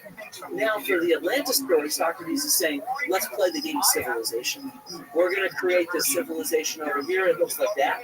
This is the ideal city, and what we're going to do is we're going to make this early version of Athens from 9,000 years ago. That's going to be our ideal city. And then we need an opponent for it to fight against. That's going to be Atlantis. And so we're going to create this Atlantis sort of thing with this island and concentric rings, and we're going to build it up block by block by block, and then we're going to see what happens if they fight. And that's what the story is, right? That's the whole war between Athens and Atlantis. And that's what the entire thing is about. That's if you go and read the Plato from cover to cover, That's what it is. And so, how would you actually fact check this as a true or false story? Well, going back to Atlanta, like what his evidence was for the story of Atlantis, it was that allegedly Solon, right? We'll talk about that too. Well, let's not go there yet. Okay. Let's not go there yet. Well, that's a different topic, and I have stuff ready on that as well. Okay. But let's first think, how would you actually go and fact check a war between Athens and Atlantis? You would have to go look for evidence of dead people. Maybe. Where would you look though? Where would you first look? You would look somewhere between Atlantis and wherever the description of Atlantis apparently was, and where Athens is, right? Well, what do we know? Before we start with, if you want to fact check something and ground truth it, archaeologists work from the known to the unknown, right? So if we're saying there's a war between Athens and Atlantis, what do we want to look for? We want to first look at Athens. Does Plato's description of Athens actually match up with what we know of Athens? Because we've done a lot of work in Athens. People have been excavating there for 200 years. We have dozens, hundreds, maybe even thousands. I'm not sure. I have to count, but we have hundreds of historical sources for Athens, and thousands if we include inscriptions, we include art, we include all this kind of stuff of Athens, and we have millions and millions of pottery fragments and sculptural fragments, houses that stretch back 5,000 years. Guess what they don't do? They don't stretch back 9,000 years, though. Nobody lived in Athens 9,000 years ago. So, for him to say there was a city there 9,000 years ago, way, there wasn't anybody there. There's literally nothing there. You say, oh, well, maybe archaeologists haven't dug enough. Well, you do realize that the Athenian Acropolis, here, let me pull up my screen if you don't mind. This is the Athenian Acropolis. This is what everybody thinks of when you think about Athens, right? And so you pull it up. This has been excavated to bedrock. You can't dig down any further. It's been fully excavated. And if you sort of look off down to the left, this is where I'm moving right. Down to the left is the Athenian Agora. It's right sort of here. This is where the Americans excavate. Yeah. Further off this way, the Germans excavate. The Greeks excavate every single time there's construction going on. Everywhere around Athens, there's been hundreds of different archaeological excavations, and we're always trying to go down until there's no more human material there, until bedrock, if you see what I mean. That, there might be practical reasons we can't. It's dangerous to go too low or something like that. But when we can, and that's a lot of times, we dig down as far as we can until there is no human material left. And then we keep digging to test that there's nothing underneath that, right? And so we can actually check Plato, does he get stuff right about Athens? And the answer is no, he does not. Not only is the chronology of it wrong, so there's nobody here 9,000 years ago. So this is when he's writing about it in the public, you're saying? No, he's writing about it in the Atlantis story, in the Timaeus Critias. In the Timaeus Critias? Yeah. So he's writing about a hypothetical war between Atlantis and Athens. And he spends about half of the Critias describing this early Athens, and then the next half of the Critias describing early Atlantis. And everybody goes and takes the descriptions of Atlantis, round, circular island and stuff like that, and they're like, oh, there's something round over here. That might be Atlantis. But dude, there's a bazillion round things. You know what I mean? Like, you can't be confirmed one thing is Atlantis or not. So what you're saying is that when he's talking about a war between Atlantis and Athens, this is involved in his sort of noble lie to create a society? Yes, it's involved. No, I wouldn't call that a noble lie. It's involved in his way of demonstrating the right way of creating a government. And so Athens in this story is the ideal city. It has all the virtues, all the goodness of what they described in the Republic, while Atlantis is actually the bad guys. It's kind of, it's funny because today we have this conception that Atlantis was hyper civilized and advanced and stuff like that. That's not according to Plato. According to Plato, this is a dystopia. It's a bad place to be. And so, it had too much wealth. It was corrupted. And that's why it fell. So was the idea that he wanted to paint some sort of an enemy? Yeah. It's like an enemy that only they knew didn't exist, but maybe that the population thought was real to keep everyone in. Not that the population thought it was real. The idea was to create a story that would show how his ideal city works. It's a clear fiction. Okay. And we get into the dissemination of the story, how it got passed on, and how that shows that it's a fiction. Right. But from a modern perspective, we can actually ground truth and fact check Plato by checking what he gets wrong about Athens or right. And he gets it all wrong. What he describes, so for example, I have this arrow here on the screen, right? We had all these ideas about how he wanted to shape society Yes. and like re-engineer And society. that's a philosophical question rather than a material question, right? It wasn't like we need to innovate new technology. That was like we need to understand how to educate people. That's what a lot of it was around. We want the philosophers to rule rather than the warriors, for example. We live in a society today where the philosophers don't rule, and that's part of the problem. So he had this idea in the Republic of the Philosopher Kings. That's who's supposed to rule to create a just society that educates people and sort of The knights were below them. and he was very into censorship. They had a long discussion in Yeah, the he wanted Republic. to get rid of Homer. But yeah, exactly. Yeah, that's a good point. That's in the section on the noble lie. He wanted to get rid of a lot of different myths because he thought that, like, even if those myths are true, they teach bad morals. So we should instead only have myths that teach people how to behave correctly. That was like, I compare this to Santa Claus. It's sort of like, you have your kids, you're raising your children around Christmas time, and you sort of say, you got to be good so you get presents from Santa Claus, right? And that's how Plato saw education, right? That was his way of seeing education, was to teach good behavior through the stories that you tell. And so, so like here you can see, if you just want to like look at this materially, you see how there's the Athenian Acropolis right here, but then to the left there's another big hill. That's called the Capitol. I used to live right near. There's a church on it. It's a beautiful place. But in the story of Atlantis, when he's describing Athens, he describes geologically that these two hills, which are miles and miles away from each other, were actually connected and part of the same thing. And geologically, we know that's not true. They were never connected, and there was no rainwater that eroded them between the way. So we just know based off of natural sciences that his description of this early Athens doesn't match up with what we can tell. Could he have meant connected in a different way? No, because it describes very clearly a rainstorm that strips the sediment and causes it to flood away. That's actually what he describes. It's one of his floods. Yeah. And so we know that flood just didn't happen. It's simply we know it. Another one, let's check this out. He describes that these warriors in this early Republic version of Atlantis, they had this temple of Athena right here, right? And it's really cool. Do you see the outline of that temple there? There's like small walls that are not a major building there, right where the arrow is pointing in the middle of. That's called the Old Temple to Athena. And it's the most important building on the Athenian Acropolis, despite the fact that it's ruined. And so what it was ruined by the Persians when they invaded in 480 BC. And we know really well from dozens of historical sources and the archaeological evidence from the excavations that happened in the early 20th, late 19th century. Built foundations today after Wilhelm Rothschild, the archaeologist that described them. And so we actually know when it dates to. And guess what? It was built around the time Solomon.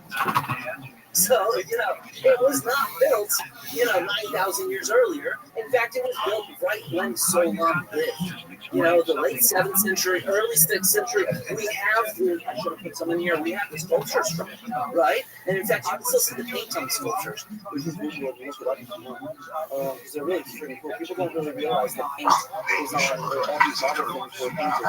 This is what's called the Bluebeard sculpture. This is the sculpture. It's named after the Bluebeard sculpture. And so my point is that all this marble that we see from the ancient world is painted.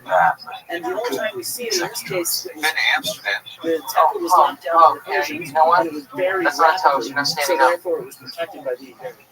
And so that's why the paint is still on it. If you go to Athens today, it's in the Acropolis Museum. They have a whole section on painted sculpture, and all these painted sculptures are found so you can see the past like how you should see it. We see it as the bare white marble. No, it was actually really colorful. Really colorful. This is faded, of course, but if you were reconstructing it, it almost looked like Vegas. Like when we look at this picture, we see this bare white marble. I was actually star in China. And so, Plato's describing this temple. Dude, this is the most famous structure. So the Athenians very consciously, because it was their most sacred temple to Athena, and they're named after Let's say hi to my friends in China.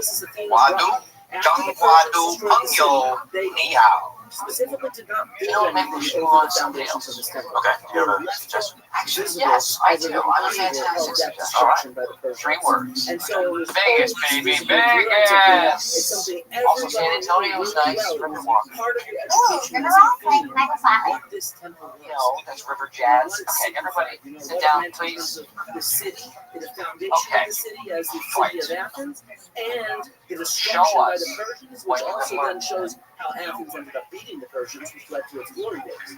Right? So that's like Good morning, Vietnam. history. So if Plato is getting that wrong, his audience, who are Athenians, are going to know that immediately. They're going to be like, no, the Archaeus, My wife is very neat. that's right there. Every I know wrinkle all is in about its right it. place. So everybody who read that story and A good salesman can convince his wife that polyester is the generic name for me. Because they know the real history of that You know temple, what, which this is is working only a few generations because before them at the time I Plato noticed lived. one of them. So, it's not that long. It's within living history, right? And so, this is really well understood. So, we can go and country Athens and demonstrate that that's not right. So, if we can't trust the Dwight's details not going to about do a good Plato's job. It's Athens that. from the same story, why would we trust the details about Plato's Atlantis? Anything worth checking for. So Confidence, that's what I Dwight. mean by ground To give truth. you an idea how well I did, And we do this all how the time much in they archaeology. laughed. We're always They ground started truthing laughing. evidence. Like think about it. You're out in the field with, let's say, a metal detector. We don't usually use metal detectors. We might use ground penetrating radar or something like that. You're trying to understand what's underneath there. You get a ping. Ping, ping, ping, ping, ping. Are you going to assume there's necessarily treasure there and just walk away and say, hey, we got treasure?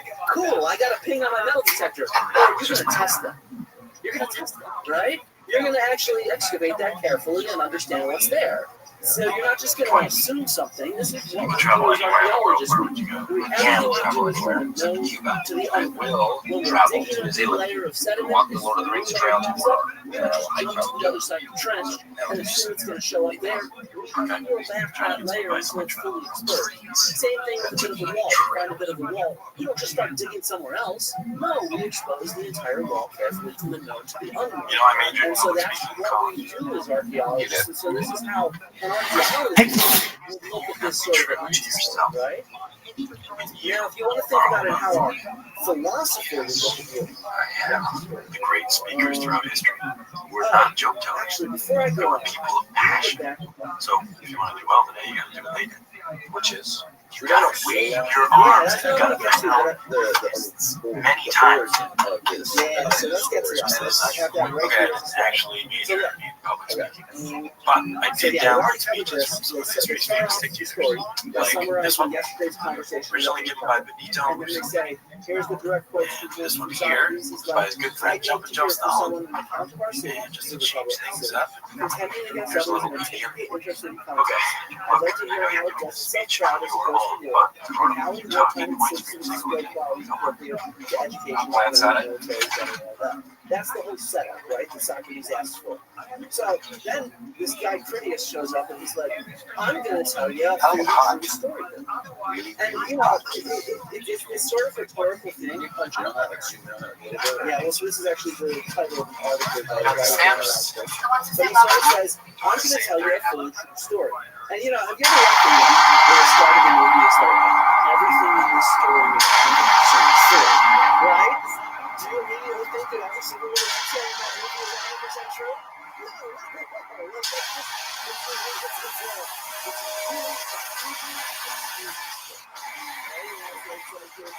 So then you think about, where does the story come from? And so Critias says, he says, I heard it from my grandfather when I was 10 years old, and my grandfather was 90 years old. He heard it from his As father, soon as they leave, who we'll heard get it Kelly. from Solon, who went to Egypt Is that and okay? talked to a priest who said that he had read text that dated from 8,000 years ago about a story I don't know that what's dates to wrong. I'm just 9,000 having years these ago. hot, cold So here flashes. we have it all in reverse. There's the destruction of Atlantis, 9,000 BC from Solon to 9600 Hi, BC. Mike. Grim Reaper's here. The oral history or something for 1,000 years. We don't really know. It's not The very best of luck to Then you, it's Dwight. written down by Egyptians 1,000 Thank you, years Angela. later than that. And there's no actual writing at this time in Egypt, by the way. We have no writing from Egypt till 4,000 years before Solon, 3,000 years before Solon. So that's a red flag to modern scholars. There's no writing in Egypt that early. In fact, there's no writing anywhere in the world that early. Then the priests read the record. A lot of ghosts in this whole rat. Tells it by memory to Solon without There it consulting is. the written records. And Rosebud room. I'm not consulting the written records. That's what I said. Yeah. But this is a story. This is the fictional story. That's what he said. Then Solon tells his relatives I don't think this is it. who then tells it to his son Critias the Elder. No, At the age of man. 90, Critias the Elder tells it to his 10-year-old grandson, Critias the Younger. Then Critias the Younger tells it to Socrates. Then 50 years later, Plato writes down the story. Sports medicine seminar. We don't even know that, like, Plato actually say Science fiction.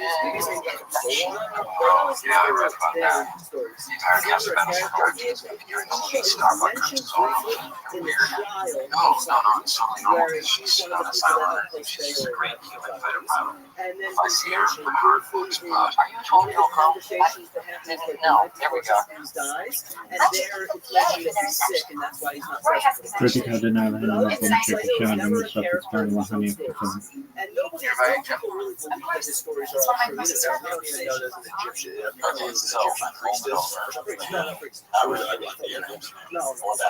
I don't think there's any evidence that this person existed. Okay, let's talk about. So if this, if you want to do the math, this was apparently been existed 12,000 years ago, something like that. Tell me what's the 11,500 years ago, and Homer doesn't talk about it at all. Nobody in antiquity Critic had talks about denied it at him all. and Shakit Shannon and Smith And and Steve, can you pull those two texts, or those two texts from Amen? The text message talks about a historian in the first century who wrote about it. Just go to the text thread. Punch it on there. So let's see what I was texting. Correction for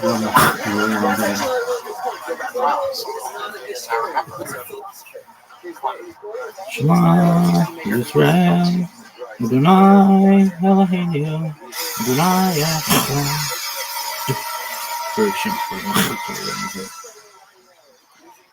Shema Israel, Adonai Eloheinu, Adonai Echad. Correction for Mahato. I am just feeling under the weather. And I think that I will go home and rest. I've never seen you take a sick day. Well, I'm taking enough for the both of us. Atlantis into the Next, I'd like to introduce the Thunder Mifflin Salesman of the Year, Dwight Schrute. Other Greeks didn't take Atlantis seriously. Herodotus, a real historian, only mentions the name as part of his Mediterranean sea geography. Why? No sources. There are no written records of an empire that controlled all the western Mediterranean from Athens to Victoria. Nobody in antiquity believes Plato is bullshit. This is why they go there. The following is Strabo.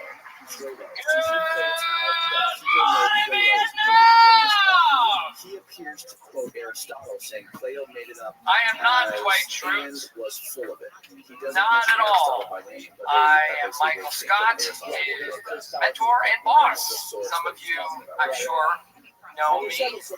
I've been honored by this illustrious group twice. I think I am the first person that was honored by this group 2 years in a row. Does anybody know differently? Or had totally different ideas, but they really had no idea. no? And so nobody ever took this seriously in Well, history at all until Dwight just a few hundred years ago. comes up, Hold on. if he ever We can does, talk about that as well. I wanted to say a few words about excellence. What makes So this a chain of work transmission, environment which, excellent? does this seem Well, preposterous to you? There are many things, Okay, I guess what? believe, Plato does that the do exact such chain of transmission a for thing other with that preposterous stories. nature. So, And one would it's this be great debate between humor. Socrates, Parmenides, and Zeno. What is the So, difference two different, between philosophers a salesman from generation and from Socrates. saleswoman? And it's witnessed by a guy named Pythagoras. Pythagoras then tells it to Antiphon when he's a child. As an adult, Antiphon tells it to Cephalus. Cephalus then tells the story of a trip to Athens where he heard I the always story. said it in And then 60 decades later, Plato Plato writes it down. But the dates we have for these people tells us that Parmenides was way too old to debate Socrates. Parmenides would have been something like 100 That's years the one old, thing and we're in Socrates charge would of have been with like weddings, 16. but I'll You know, and so it's just like, we do not think this is what ever happened. Philosophy. I wanted you to know I've always wanted How one. different philosophical schools of But thought do you know when would you were argue born against today? one another, right? Because that's how dialogues work here. And that's one of Plato's geniuses. I actually disagree with him. I think that Plato is a brilliant scholar. Or not a scholar, he's a brilliant storyteller. Because he just writes these arguments with people arguing with one another. And he also gets to hide his own point of view. Because his point of view is never there. It's just his I'm very sorry. I did not know that you were wearing hearing aids. I just thought You ever heard of Plato's Symposium? Abnormal. That's a famous one. And so in this Plato's Symposium, And now, there's black this guy story from about the birth of the Police love, Academy you know, movies. the goddess love. And A robot. tells the story to Socrates when he's a young man. As an old man, he then tells the story of this drinking party, the symposium, Michael hosted by Winslow. Agathon. And then Aristodemus, who was there and passed out drunk at the end of the Car night, starting. then tells the story to Apollodorus. Apollodorus then tells the story to Platon. Apollodorus then tells the story to an unknown companion about how he told the story to Plato. And then Plato then writes it all down. And that's the preposterous transmission of the story. And I don't think this drinking party ever happened because both Socrates and Aristophanes, the famous comedian, were there and they hated each other. Because Aristophanes made a comedy. Made fun of Socrates all the time. Non-stop. He had a whole comedy that's all about fart jokes. And Socrates is going around sounding like an asshole and farting the entire time. And it's called The Clouds. It's a lot of fun to read. And so even in All right, quite true, everyone. So the story of Plato's trial, Socrates being there talks about Aristophanes and other comedians and how it's their fault that he's on trial. So they hated each other, and there's no way they had a congenial dinner party, drinking together and telling stories. And what's really cool is even in this story, when they set up the story behind the symposium, God alone moves the wheels of history! Somebody misremembered the story of this drinking party. Have you ever asked yourselves in an hour of meditation, which everyone finds during the day, it shows how long we have been striving for greatness? Not only the years we've been at war, the war of work, but from the moment, as a child, when we realized that the world could be conquered. It has been a lifetime struggle, a never-ending fight, I say to you, and you will understand that it is a privilege to fight. Right? And so that's what it is. And this is where, look, We are warriors! Having familiarity with these kind of sources. Salesmen of northeastern Pennsylvania, I ask you, once more rise and be worthy of this historical hour.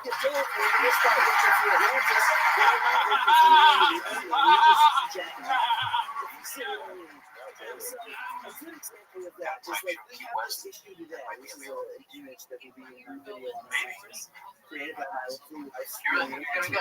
So I got a question for you. What is this? How did we make this thing? Jim has worked at the same place for 5 years. So we Jim make eats the this same ham and cheese sandwich every day for together. lunch. I don't know, if I were a betting man, I'd say he will have a fun People make their weekend. career. I know it is. We thought about it, but the results weren't real enough. The reason why is because it doesn't look real. This image right here, this temple on the left, that is the Hephaestion in Athens. It is the best preserved temple in all of Greece. You photoshopped it on Photoshopped it in and everything. Could have just told AI. Yeah, but then it's going to make some bullshit like this. That on the left is AI. Look at this. Is that really AI? Yeah. This is really AI. No revolution is worth anything unless it can defend itself. Anybody who knows that shit is going to immediately know that that's AI. Some people will tell you salesman is a bad word. They'll conjure up images of used car dealers and door-to-door charlatans. So let's look at this. This is our duty to change their perception.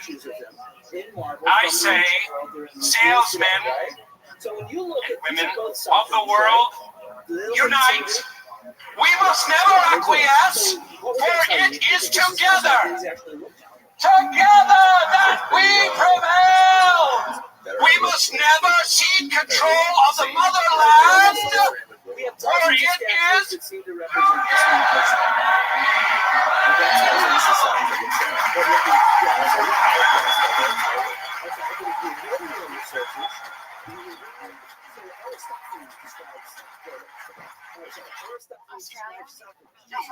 Plato describes I'm a little nervous to run Xenophon into describes Socrates. They all describe him in the same way, and they all lived in when he lived. Right? So they all lived at the time when they wrote their text. Now, Deborah Mayo, one of the biographers of Socrates, as she says in the book from Stanford Encyclopedia of Philosophy, the excellent sources agree that Socrates was profoundly ugly, resembling a satyr more than a man, and resembling not at all the statues that turned up later in ancient times and now grace the internet sites and the covers of books. Well, I mean, the statues aren't that hot. He had wide-set, bulging eyes that darted sideways and enabled him like a crab to see not only what was straight ahead, but what was beside him as well. A flat, upturned nose with flaring nostrils and large, fleshy lips like an ass. So, why do all these statues of Socrates look like the same dude? Why? Because It was they're all amazing. I wish you would have been there. a very I cannot believe what happened here. statue What? made by the famous sculptor Lysippus, who also sculpted Alexander the Came in, Great, who was sat a down, sculptor. And he ordered was a drink. born well after Bartender Socrates died, asked for her ID. We went outside. I think there's like 35. She's like, I don't have my ID. Please give me one. And he's like, I can't do that. I can't serve you. She's my This is why we can't just use common sense I to will get my interpret purse. I will come back. evidence. I'll show you my ID. To look at the She hasn't come back yet. and how She's probably in the room drinking from the mini bar right now. to actually understand what the fuck is going on. Dwight gave a great speech. That's word on the street I love anyway. people being interested in And archaeology. I I'm just gonna tell you entertained how Dwight it is, to no end with my bar story. So I captivated the guy who captivated 1,000 guys. I'm gonna say this is People our with that evidence, action right? guy. And what Plato tells us. Do you think Plato looks kept that good looking? No, again, it's ideal. All of these sculptures from the They past. made Plato look pretty handsome. Yeah, and so and notice that they all look the same. They all have what you call a nice big beard, Yeah. deep souled eyes, a furrowed brow. That's a philosopher trope. Looks like a UFC fighter.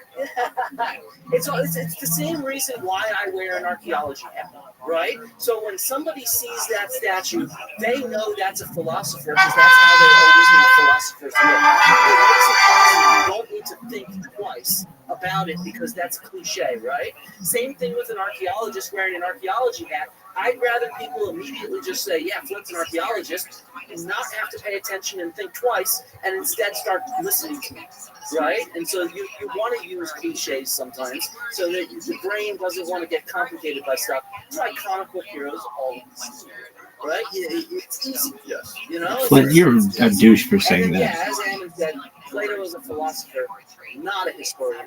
And that's why we're not looking for Plato's cave, right? I mean, no, it's a philosophical thought experiment, which is what Atlantis was.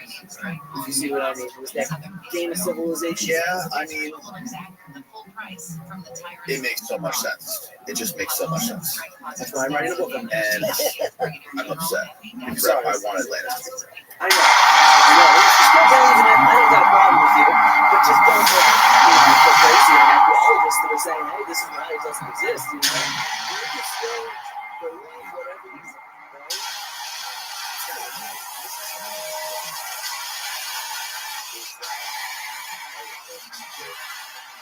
But a lot of people who write about anything. Most of the guests that come on the show are authors.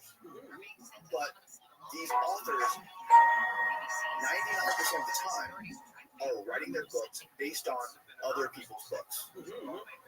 They don't go to the original source. Very, very, very, very rarely do people go to the original source for their books, right? I like extra cheese. So, Absolutely not. that just goes What back to I'm that. saying though is you can't just go to the original source. You can't Just do go this. to the original source. The first lesson we'll teach the children will be about obesity. Right. And so, you know, you definitely also need to go to scholarship. I am actually looking Because forward you to can't, take your daughter to work it day. comes here. I am not great with kids, but I want to get better It just doesn't work. because I'm getting married. So, Heinrich Schliemann, you know, So I put out a bunch of he's extra candy on my desk so the kids will come home. and in 1872, he discovered Troy, and everybody says Like he the discovered witch Troy in the existed. Animal Running. Bullshit. Everybody already knew Troy existed because Alexander the Great visited. Augustus the first Roman She's emperor amazing if visited. you're not there. It was Janet a Jackson. tradition of Troy. Yeah. Up You until can't the see 15th nasty century, today. So, nobody really doubted Troy existed as a city. It was just a question of where it is, right? Listen, So I like found it, Troy, good but friend. this is not a kid's environment. This is like HBO. No limits. What are you crazy stuff. And it is R rated. It is not rated G. I am like Eddie Murphy in Raw, and they are trying to make me into Eddie Murphy and Daddy Daycare. Both great movies, but still. I conclude the description of the lowest grades, the lowest level of work there. They're cool. Michael, I think that is the boss one. Fine. Hi, children. 16 meters, I'm Michael Scott, and I am in charge of this place. A small but very poisonous snake. I'm like Superman, and people work here are like citizens of Gotham City. That's bad. Okay, I'm Aquaman. Where does he live, guys? It is very interesting to find in the ruins of Troy living creatures from the times of Hector and Andromache, even though these creatures are but toads. And so that was his version of common sense in the 19th century. This made sense in the 19th century without a good understanding of biology of how long toads live. Right? And so we cannot just go into the common sense. There's a whole history of the field.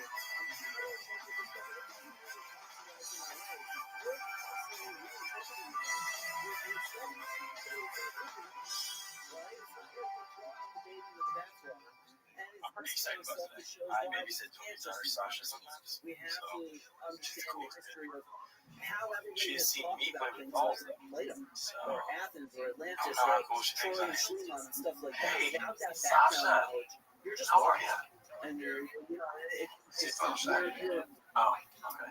fantasizing is the wrong word, but you're using common sense. It's the right way to put it. And common sense is not the same thing as, using scholarship, if you see what I mean. Yeah. And then, it comes to where we are right now in the world, too, and how we're evolving. Like, this story has been the story of the planet since Plato wrote it, which was, You are the future. The original source was full of shit. But since then, people have I would like to have children. I would like to have as many as possible. It's like Game of Telephone. I see no reason why my mate Money off of it. couldn't and shouldn't Writing bear books about it, and then between 12 and 15 comes the kids. internet. Now people are making videos. The more children you have, documentaries about the it, more and protection people you don't have. want to do the hard work. They Think just about want the to make Branch money Davidians. off of it, and it's fun. They had a lot of People children. are obsessed with the And unknown. they weren't fighting against tanks. They They could have held their own for probably years. People just, there's something about the This human mind is my file cabinet. that unexplainable. Yes, you're exactly right. And you're right, it's like a game of telephone. We can actually trace that with Atlantis. So basically, most people didn't really believe much in Is the Atlantis partition until they discovered the my Americas. desk. As soon as they Angela's. discovered the Americas, people in the 15th and 16th Abby's my century were like, fiance Stacy's daughter. let's Fictional rethink avatar. Atlantis, right? Just Maybe hope this she is doesn't what look on my Plato's computer. talking about, right? And so it started off though, Actually, I better still go as fiction. check. So Sir Francis Bacon, you probably heard of him, he wrote the book The New Atlantis in the early 16th century. And this is the first Hi, time Pam. where there's a This is story my son, about Jake. survivors. Hi, Jake. Plato doesn't have any survivors. Zeus destroys Atlantis, everybody dies, But in this fictional book, it's totally a fictional book, he didn't mean it in any ways nonfiction. There's European sailors that are in the Pacific, and they find this island of refugees from Atlantis who have advanced technology and a new way of learning. It's like this, they have their capital is called New Ben Salem, and they have this whole way of. I don't have a daughter, but I got permission to bring Jake it's into meant work. to show It's how great to do because education. he got And our suspended this modern week, and now I don't university have to pay system, for a second. in many ways, is based off of Little Francis way to Bacon's learn. New Atlantis.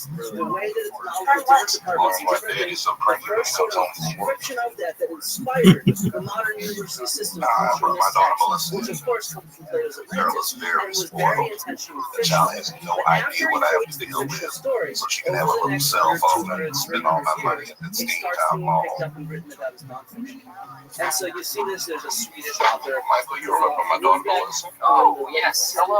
How are you? Good to see you. Wow, you've really grown up. And then it all You know comes to what? a big head. Don't mind me saying so. She has turned into a stone cold fox. You better keep the frat boys away from her. I'm in 8th grade. 1882. She's in middle school. Yeah, middle school. It is extraordinary.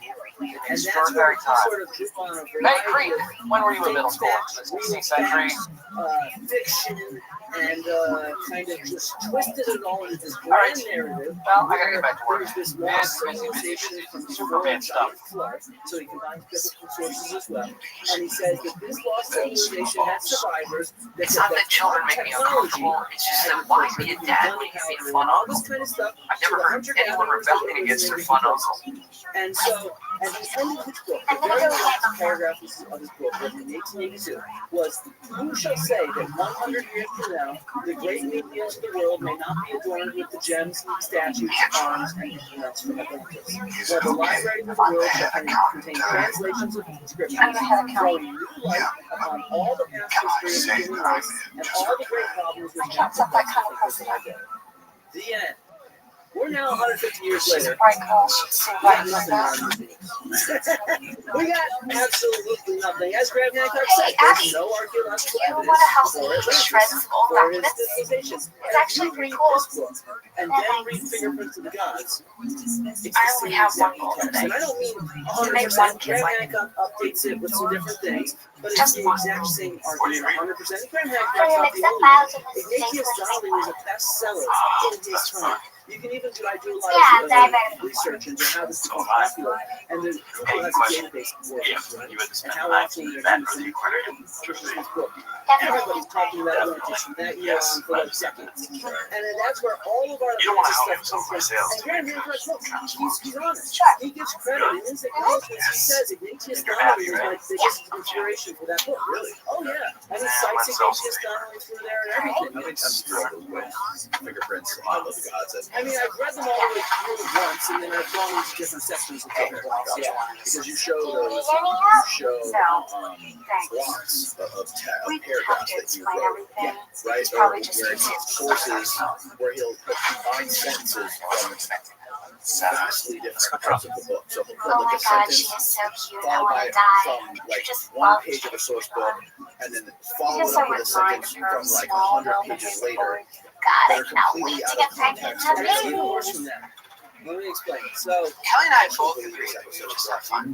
And I'm learning that fun for Kelly is he has getting an married argument and in having Magicians of the babies. Gods. Right. So, it's more recent book from Bob With me. The one out tomorrow. I should know what year it comes to. I don't know, around 2012, I think. Or 2015, I can't remember exactly. Okay. We can look If at I had a kid So like in Jake, there, he talks I about would tie these him hieroglyphic inscriptions from Egypt called the So Osiris don't Temple tell in me. Edfu, which he How many claims of you asked? describe Plato's Atlantis. So he thinks that these are a record of those Egyptian sources that we talked about earlier that Solon apparently got with the priests, right? Okay. Now there are 10,000 things wrong. Now where is this? It's in Egypt. It's a place called Edfu. It's a well-excavated site. It's very well known. This temple will come from. Here's a drawing of it from. Jim, I need those invoices for last quarter on two. So, my lunch at the latest. Capiche? Really impressive. So many crammed in hieroglyphs, and they tell us the different stories of origin and stuff like that. There are several problems connecting this to Atlantis. For one, this temple was built after Plato Just wrote compare that. last year's order to this year's. Like 100 years after this, 100 years after Plato. Yeah. And Graham absolutely uses this as evidence. Yeah, Yes. he claims that even though it was built and recorded 100 years later, it's based off of earlier stories. Which, Yeah, they're arguably, very. maybe the stories change over time. They're That's just different. life, right? We know stories change. Yeah, how we if can we talk stick about with how last year's, we're just gonna have to stories have supplement it. changed over time and stuff like that. Happy to talk about that. It's like you're not going to take the movie Troy and think that's an accurate representation of Honolulu, I met right? your mom a couple times. Especially if it's a story She's 9,000 so years earlier, just like, our movie Troy, that's some thousands I of wanna years stop after my the Iliad, right? Right. It's created in our own context, for our own audience, for our own people. Yeah. We want to see a hunky Brad Pitt, right? Yes. That's what we want. Well, That's not how Homer we can- describes it, though. So Right. that's one problem. The second problem is he Hey, makes a mistake. you know what? Can I call you back? It's I'll probably call you an right honest back. mistake. Yes, I But promise. I hope most of these are honest mistakes. But he is not Hello? actually quoting from the Can I help texts you? themselves. He's quoting from a book on Egyptian religion by E. You think make that up if you want. published in That's all right. 1969, which is describing the Edford text and stuff like that, but not quoting them. It's not a translation of them. So that's another issue. He thinks that he's quoting from these actual primary sources, but he's not. He's quoting from a book on Egyptian religion, My which name's Michael. addresses the Edford text. What's your name? And David Leon, Oh, you know what that is? That is a so train far, whistle. while I got came from David Leon's video. I'm sort of the conductor of the office here, right? Great ancient historian. You on track? All All aboard for tails. Next stop, go. Come on, go. But then when I'm reading through this, Ow, you know, ow, I ow, always tell my students, There's and no I'm gonna way. tell everybody in public as Really? well, She's read pretty the strong. footnotes. For fuck's sake, Little please girl. read the footnotes Come and over track here. down the sources. Do your own Shake my research. hand. I'm fully with that. But that Come means on, going and come on. checking people's sources, right? So, for example, here are direct quotes from chapter 9 from Magicians of the Gods on the Edford text quoting Ephraim. I get And so along here's with kids quote number great. 1. And he does I this as a feel single like block paragraph, basically right? I'm a big So kid does he- myself. in his book. So, you see these page and I love numbers. to play There's footnotes games. that you have to then I go like to track down and find a compete page. the same way that children Yeah, do. Robert Page. But I'm better than children only because I'm taller and smarter and stronger. You don't see it. you don't But I don't see hold that all this against text minus the page numbers. Yes. Okay. And you just need the dot, dot, dot. Excuse me, these are expensive collector's Right? items. And I added the page numbers. Do you have any so you can computer see. games? No, So I he don't says first, have and computer it's games in my work. quoted all in one quotation. Yeah, right? Meredith doesn't So have it any. literally looks like it's a So single It's not Call your mom, Mary. He writes this that it's from separate Whatever. pieces of unless you track down the You can refer to me So as it Mr. separately Shrugged. looks like it's That's one your name? paragraph written Mr. together. Poop? It appears that way at Mr. first. Shrugged. To anyone who's Sure, not Mr. tracking it down carefully. And he says an upheaval, quote, so violent that it destroyed the sacred land, dot, dot, dot, the primeval water, dot, dot, dot, submerged the island, dot, dot, dot, and the island became the tomb of the original divine inhabitants, dot, dot, dot, the homeland I drink like 100 iced macchiatos a day and practically nothing else.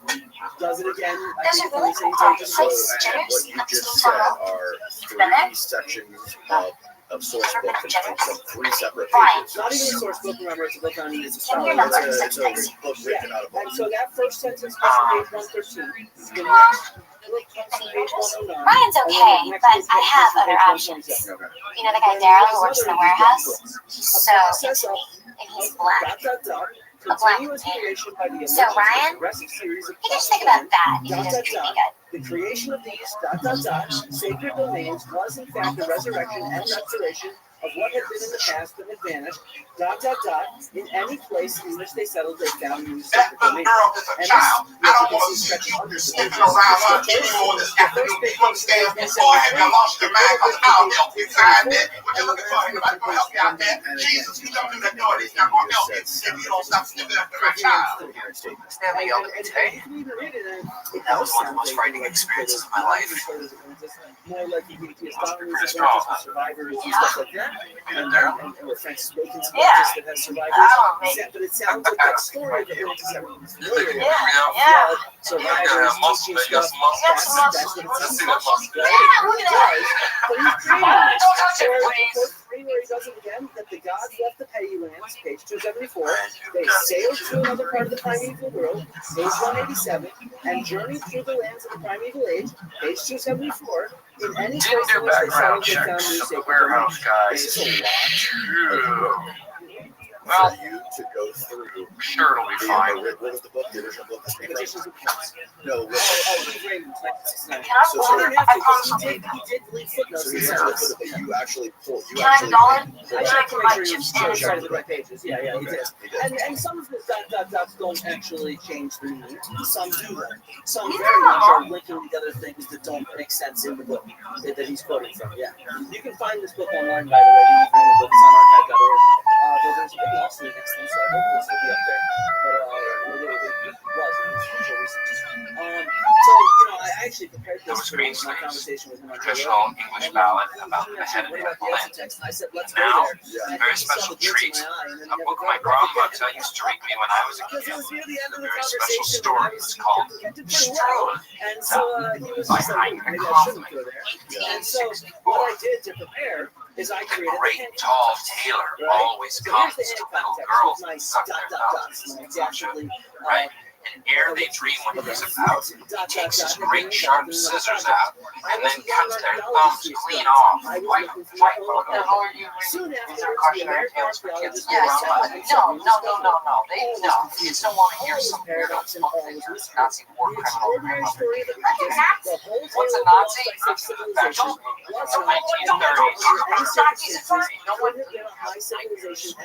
Shut it. I was going to teach the children how to make corn husk dolls. What? These are all words Hi, that Mr. came Pooh. All right. You just did Here some goes Mr. Pooh. Now, Because I stayed calm. children count.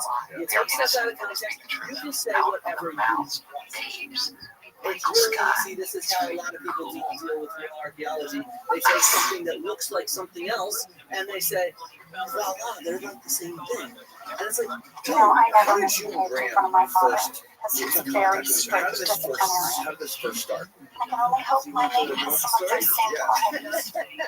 I was told by Minnie Minivan, I met Minnie Minivan when I was in Miami last week, and he was like, The Shreds consider children very valuable. my In the olden story of how I days, got into I this. would bear many children who would have enough laborers to work the fields. And if it was an especially cold winter and there weren't enough grains or vegetables, And I they would realized that eat the I, beast as of a the scholar, am uniquely placed to address They Atlantis. didn't eat the Just children. because of my own experience and background. My dad was a paleoarchaeologist. This is where the magic happens. Stone Age days. Right over here. And I'm You should do really this. familiar with See all these?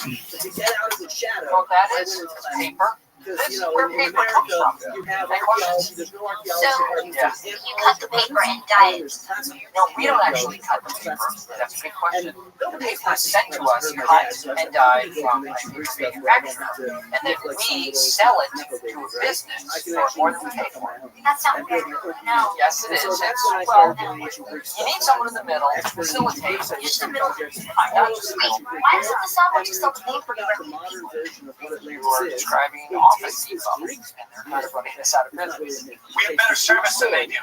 And it then uses, says that it There's talks about Creed. Alexis. Let's take a look And I'm one of at the what only he's people in doing, the world, everybody. there's a few, I'm sure, besides me, but I'm one of the only This is ones who Creed, has really and he is in charge of with the archaeology something. of the Very river correct. and Say hi to the kids. Hi, archaeology of the kids. ice age. Yay. And so I can, because then it's taught me through the Stop it. No. Cut it out. It's not. What's your problem here? No. We're not going to see. We're not going to see the Porto Creed, okay? No, there's something interesting about somebody babies. that can actually I talk about the used to be hands-on the evidence star and teacher. describe it in a way I did. I am totally serious. There was a show called Bundle Bundle, and I was a star. It's true. I can prove it. Watch this. Fine. You come here a second. I would say that this happens with I would like to archaeology. go to my mother's house in Dixon City. And she was full a back kitchen window should be unlocked. She's a love right down to the basement. In the basement is a tape labeled Bundle Bundle. I want you to grab it and watch if I can talk. I want you to tambourine. You know how to play the tambourine? I'm already screaming. You know, I can go with that. No. So I'm reading Okay. more and Thank more you, about Ryan. it just 'cause, you know, it's not Good something attitude. I'm Honest to the office. All right, now, what kind of pizza do you like? I don't get what parents are always complaining about how tough it is to raise kids. You joke around with them, you give them pizza, you give them candy, you let them live their lives. Don't forget. Exactly. That's why I started getting, and at the same time, I'm active on social media. I've always done a lot of Twitter threads that goes that people read and stuff like that. I think you do a great It's fucking a job. body. Man. I think you're really good. You're a tremendous communicator.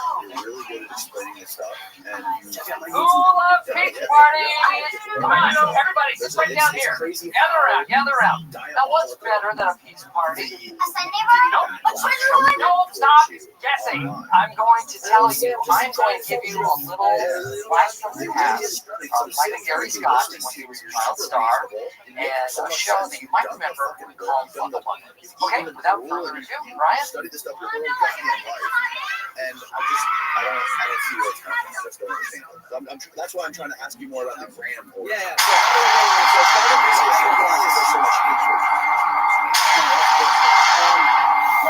I don't sit there and understand it myself. I think that people really like the narrative.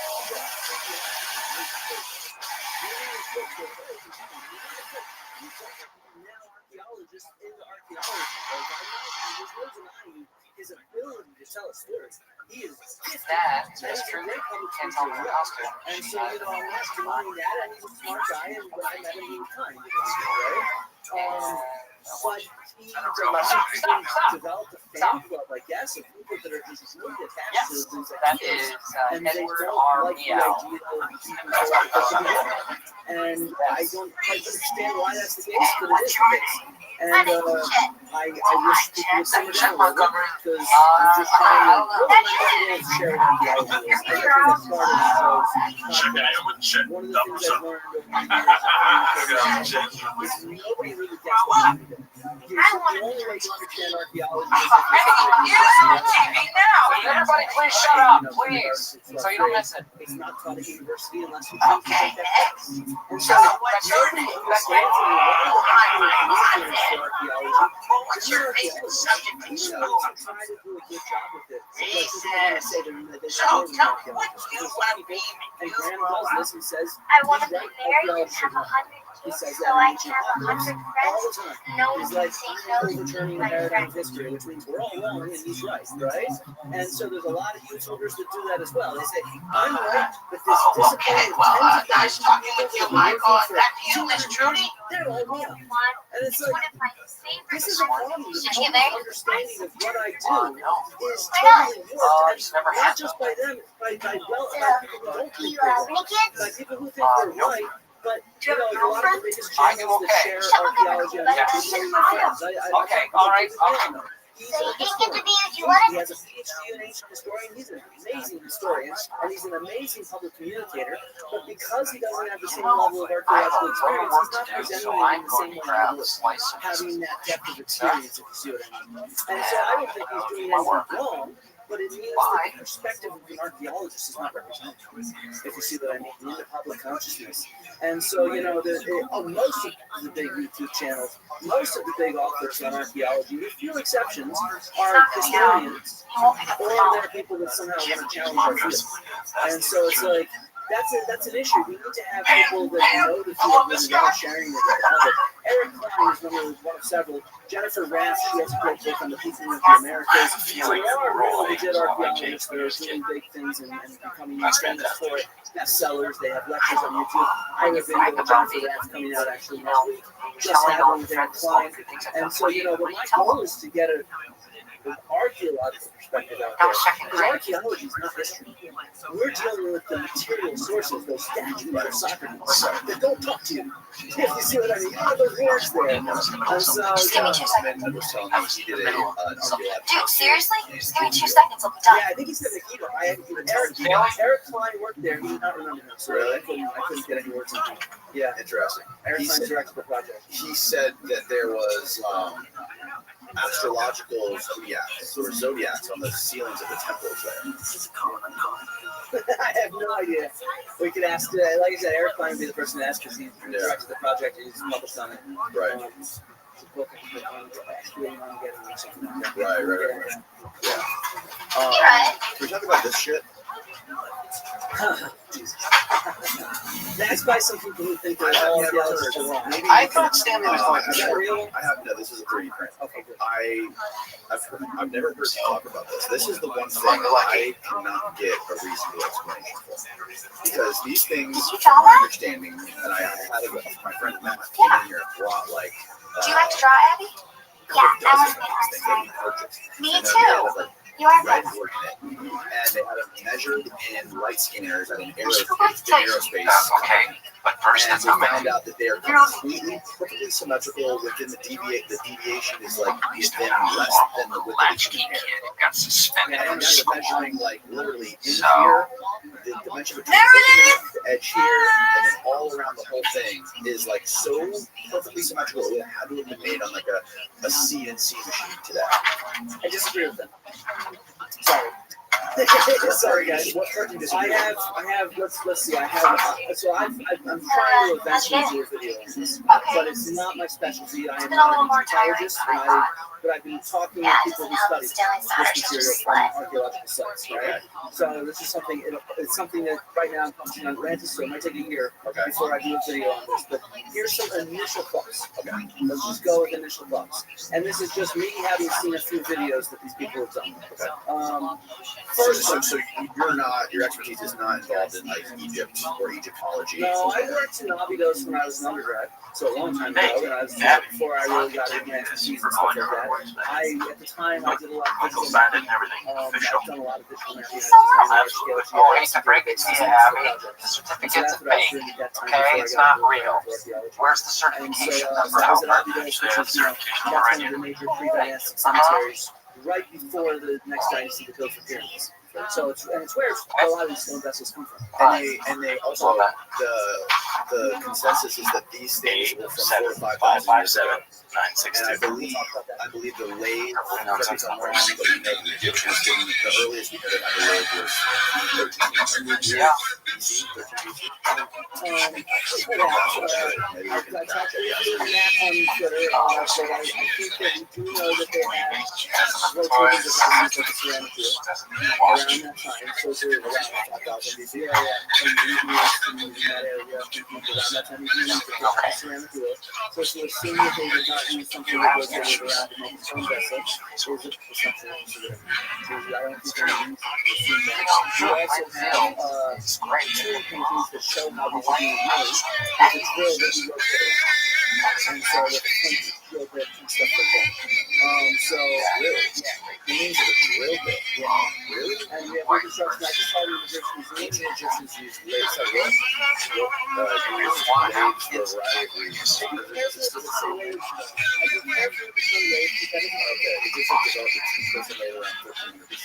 yeah, that's because of the especially AI stuff. But they certainly do before 1300 that I saw in Richmond just now. Listen, in Richmond, I was there and I was looking at some of these stone vessels. How would you search this? Yes. Egyptian tomb paintings. Is it okay if I take a look? Sure. Oh, look, these are talking about. Did you draw art? It's not too bad. I get to shred things sometimes. Yeah. Really? Not just one. There's a bunch of different examples of people making stone vases.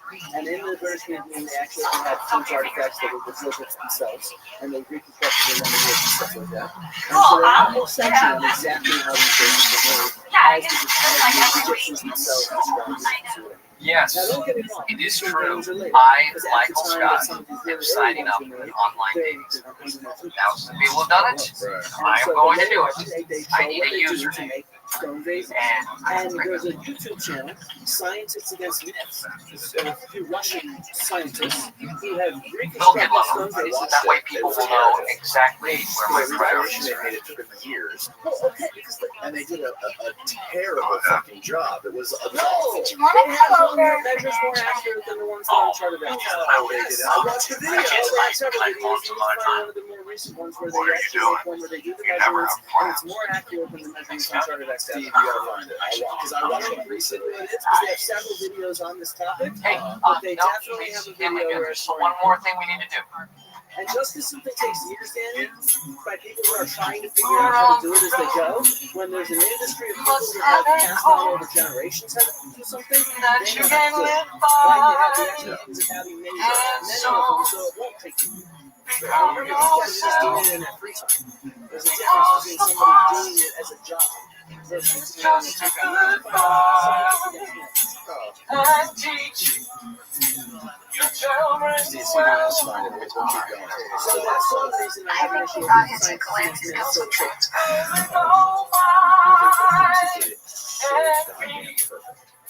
I think it's just really circularity of things. You make a compass, and you spin it around, and you make a perfect circle. You know what I mean? Those things are very good. You have a compass, I should do that. And how to pick things up. What kind of drill bits to use? What kind I think for these there was fruit. And it was all by hand. It's something that's fun. And they might have had help, but we don't really know. That's something we can't tell. and these torpedoes that get built into it with the tubes that go through, like the whole. Oh, now that's actually one of the every single one of these I've seen. So there's something so sometimes you can look inside and you can see bits where it's not perfect inside where the drill bit was left in impression. So, that tells me you can see the sides of it. Yeah, which if you're doing it with a modern machine, you wouldn't. Right? And so, one of the things that I would say is, I also just the thing, the wrong technology. I love kids. I love raising kids. Sometimes I'll just see, especially if you're a child, I just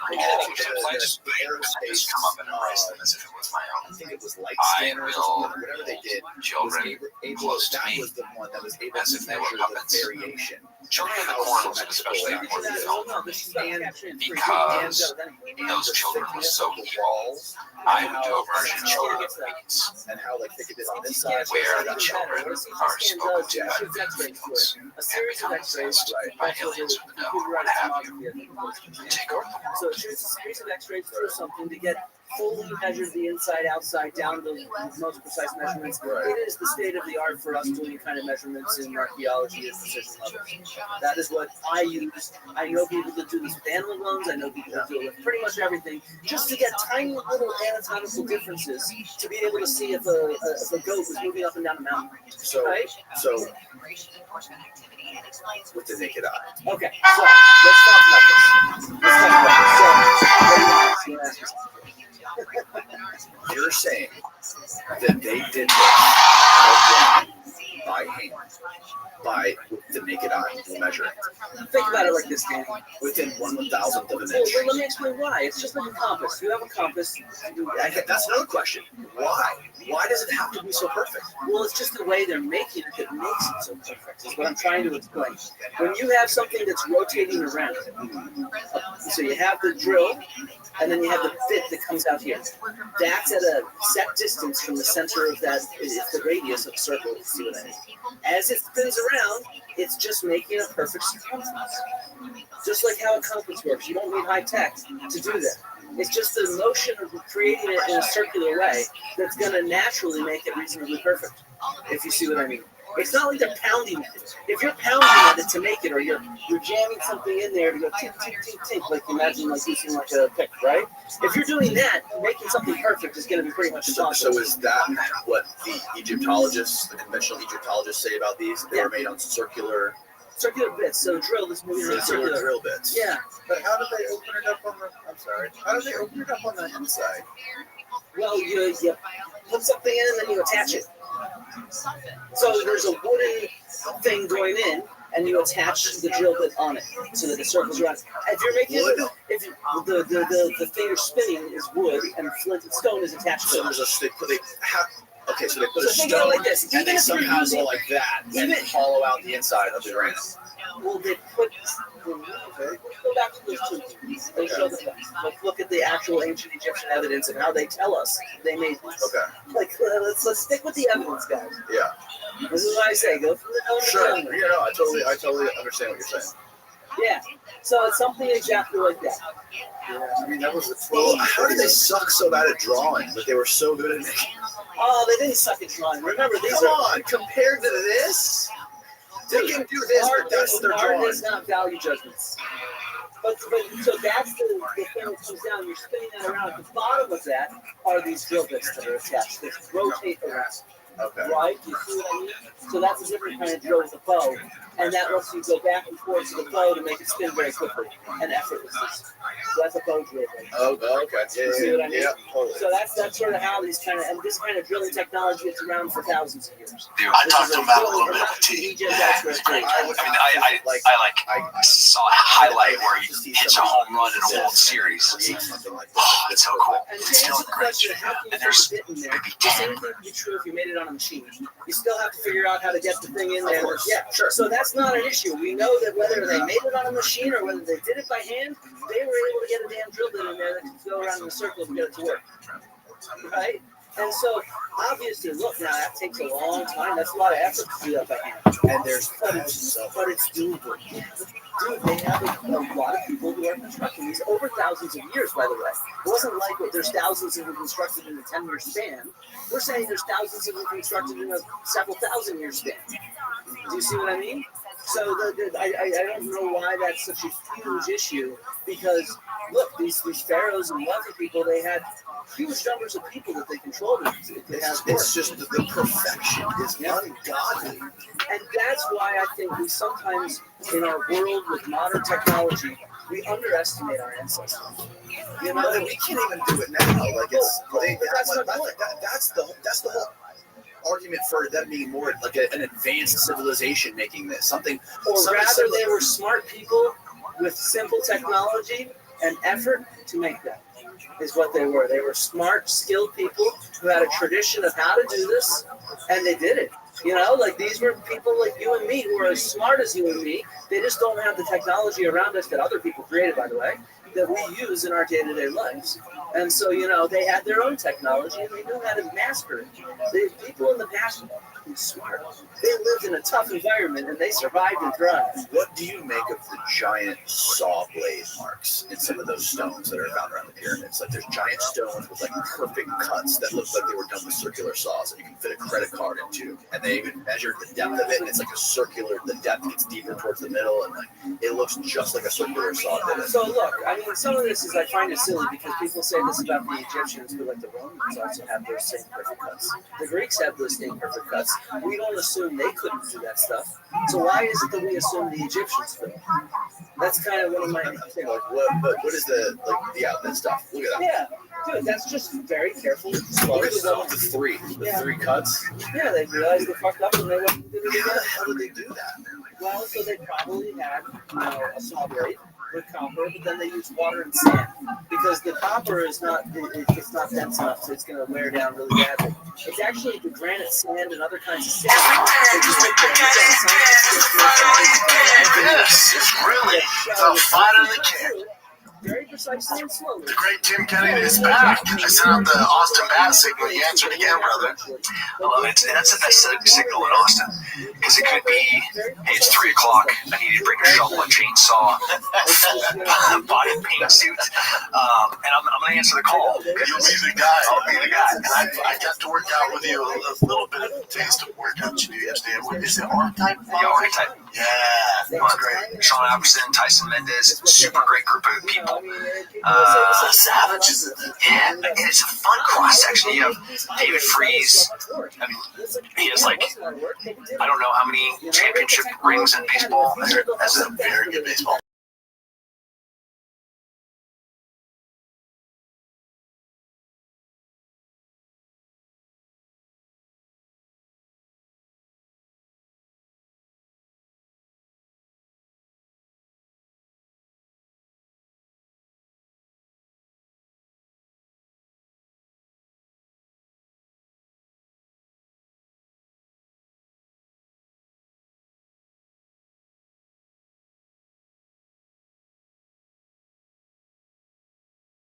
Taking the baseball camp after that.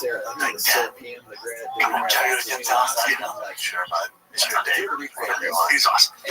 What a stud. And then when we got done, he's like, yeah, listen, I know football and baseball is my thing, but I'm thinking about dropping one of them and doing boxing full time. I was like, no, you're not. Yeah, no, you're not. Boxing is a supplement to the other sports. You're not dedicating your life to boxing. Yeah, amen to that. I hammered. Even in the car, I didn't even hear you say that, but you know, like, all the boys, there's 4 of them, and they're like, oh, this is fun, you know, like, I'm so good, I can beat up anybody, and I was like, first, read the room, there's stuff, like, you're in there, Tyson, Sean's in there, Shane's in there, and there's like, good boxing, head movement, footwork, kickboxing, wrestling, jiu-jitsu, they're all superpowers and gymnastics for other sports. Correct. So, like, you guys are other sports athletes, but you're also going to be good at these. Yeah. Because you could be good at anything. Yeah, Chief, as I was driving baseball camp today, he's like, damn, my arms are sore. They're usually not sore. I'm like, yeah, dude, you're using it for muscle. This is good. I said, this weekend for baseball. Yeah, that's a good day.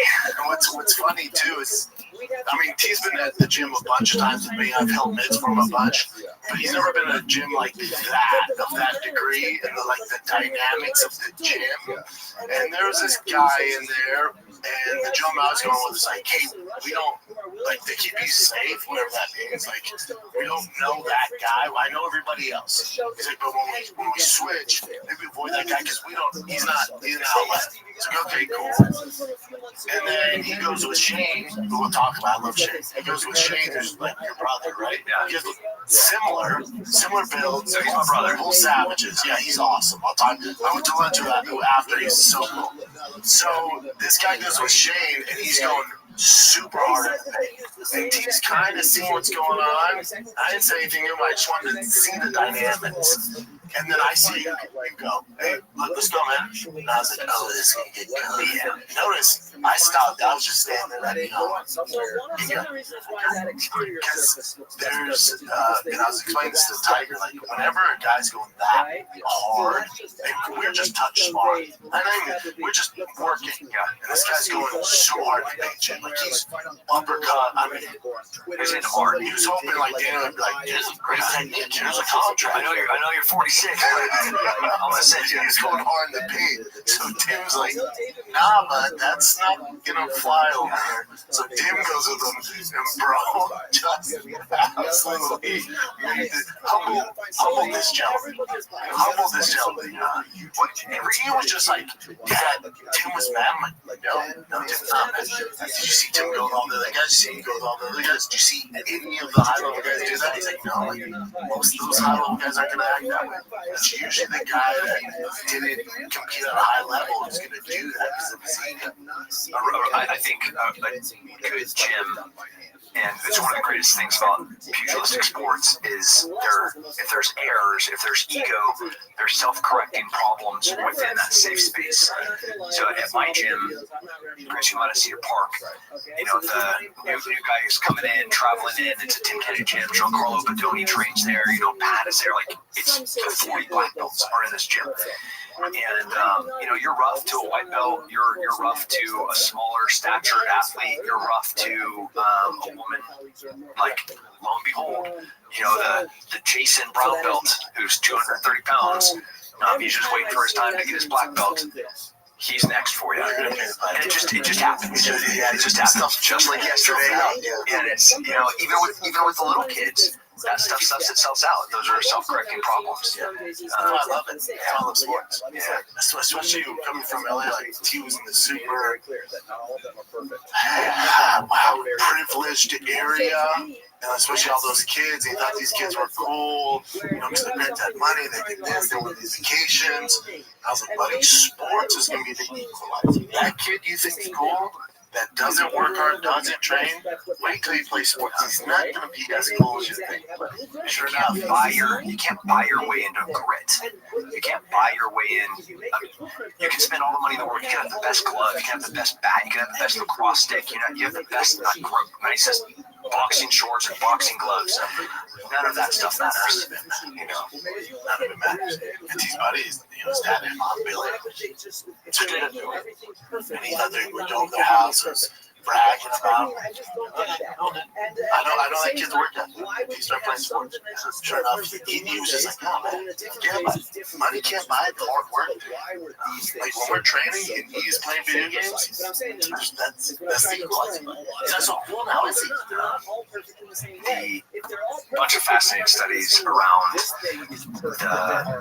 the 10 people that you're surrounded with, you know, give or take 10%, that's going to be socioeconomically the next generation where they land. And there's characteristics that, and I'm not trying to like curate or editorialize or manipulate who is around me, my family, my kids.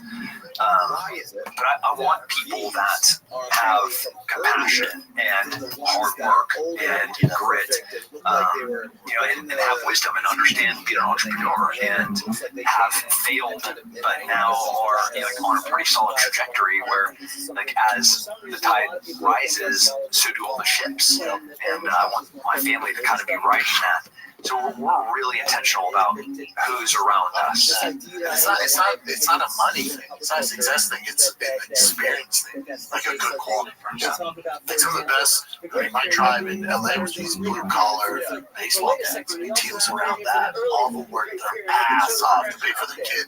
Every weekend going here, going there, private training, and just work their ass off. It's around that.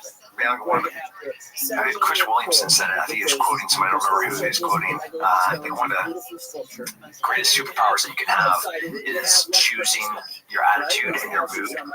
Like just choosing to be happy. Like anybody can be in a bad mood, but being happy and being in a good mood, even when you don't have things to make you happy, like that transcends. That's a superpower. It is a superpower. I've never seen you in a bad mood. It doesn't. And my wife can't understand it. You roll a truck on the beach, right? I was working on that Land Cruiser, made a couple really big, expensive, costly mistakes. Really embarrassing too, because like I thought I could do it, couldn't do it. And I was like, it's fine. Yeah, I'm fine. Yeah, I'm good. I'm gonna figure this out. Yeah, I'm good. I'm good. Yeah, even I flipped my TRX. It was super viral. Everyone's making fun of me. And my wife was like, I can tell she was like, walking that just it's work. She's like, you're good. It's just rough. Yeah, I'll figure it out. There's definitely worse things to get worried about. Like, I'm good. And I think for my son too, like, I just got my TRX done. Carbon fiber body. It took all this work. And they painted it. And this thing is mint.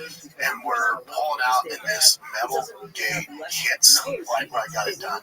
And T knows how much I love that truck. And he loves that truck. It's his favorite. And he was like, oh my God. It's just a truck. And we luckily have the means to get it figured out, to get it fixed. We're fine. Because he was going to a game. He's like, yeah, where are we? I go, but I don't want you worrying about this at all. Did I say word? He's like, no, you definitely should. You know? And so it's like, dude, it's all good. My wife, she's like, I don't get it. You're just born with me. Yeah, I'm good, man. You've seen that meme where everything's on fire around him? It just goes, it's fine. Everything's fine. Yeah, it's going good. It's like that. With hard work, everything that I think we want is on the far side of hard work, and being able to do the work ultimately comes from this total position, and I can do hard things with joy. As a matter of fact, I think the more that you do them, this morning I was not thrilled about seeing the program of the workouts on these skiers and rowers today. Especially as a 5'11" athlete, as I'm looking at a bunch of rowers that are like 6'1", 6'2", monsters, and it was like a heartbeat of like, oh, this is gonna suck. Immediately to sick. Let's never show it. Like even yesterday, something that kind of sucked him for me. That's the first time I'm going out like that, but I'm with you and Shane. And no one's like, oh, God, you guys are just cool, so I'm good. They're good, I'm good. But it's like a completely, it's going to suck. I got people that are going to do it, that are going to enjoy the suffering with me. And I'm good. Yeah, I'm good. And let's talk about your friendship. Oh, I love this guy. Buddy. Yeah. So you have to get going. You took T and the boys to, they got yogurt or something, and they went to your gym. Frozen yogurt. Yeah, which you love. They go to your gym. So it's just me and Shane and the gentleman who owns the archery company. Yeah, Tyler. He's awesome. He's amazing. Yeah, I don't know those guys at all. His business partners are Evan Hafer, that owns Black Rifle Coffee, Cameron Haynes, and Joe Rogan. Dude drives his Ford truck. Yeah, he's awesome. We were talking about the whole business. We had a lot of similar stuff when it comes to the business side of things, so we're going back and forth. And then just talking to Shane, just such a good dude. And you guys are, I can tell why you guys are so close. Like just talking to him. It's so funny, because especially for the listeners, you hear Brian talk about flying helicopters all the time. Shane's the one flying, so I feel a lot better about it. So Shane, I go, where do you live? And he tells me, I don't know the lay of the land. I figure I'm going to go about 20 minutes, 25 minutes. No, my car.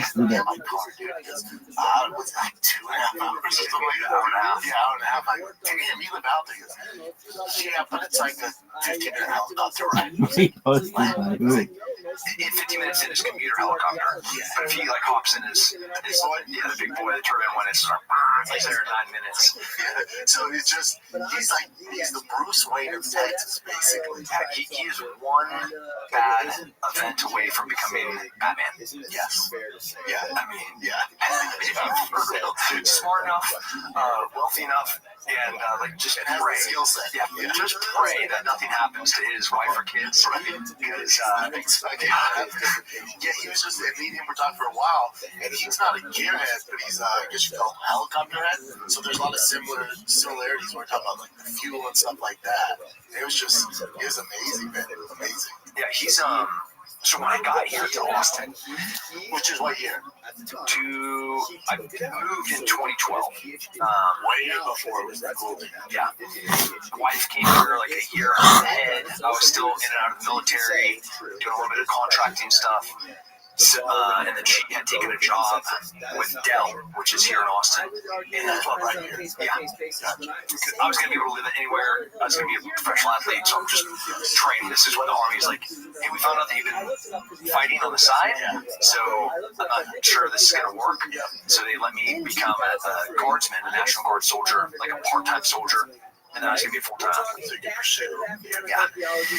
And when I get here, I'm on a big win streak, and lots of people are coming and wanting to hang out and train, and they're fair time friends, fair weather friends.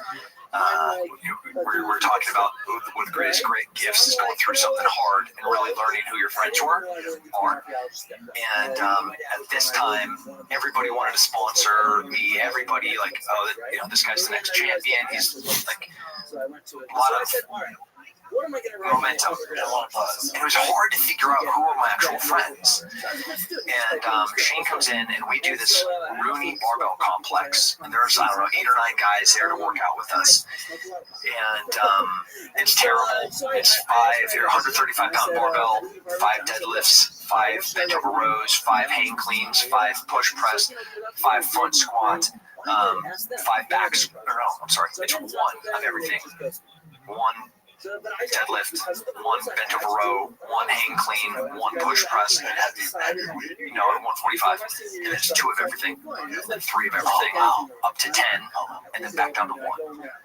Yeah, 145 or 135. And so it was about 40 minutes of work after we had already done a whole bunch of stuff, and nobody came back the next day but Shane. And then Shane was training, going shooting with me, all the things. I didn't know that he was Shane Steiner, from Steiner Ranch. And then a UFC comes to town, and everybody's like, hey, can you give me tickets? I think East Edwards was fighting here in Austin, he was a local. It was really cool. And then Shane comes up, he's like, hey, the fight's this weekend. I'm like, oh, here it is. Can I get you front row seats or whatever?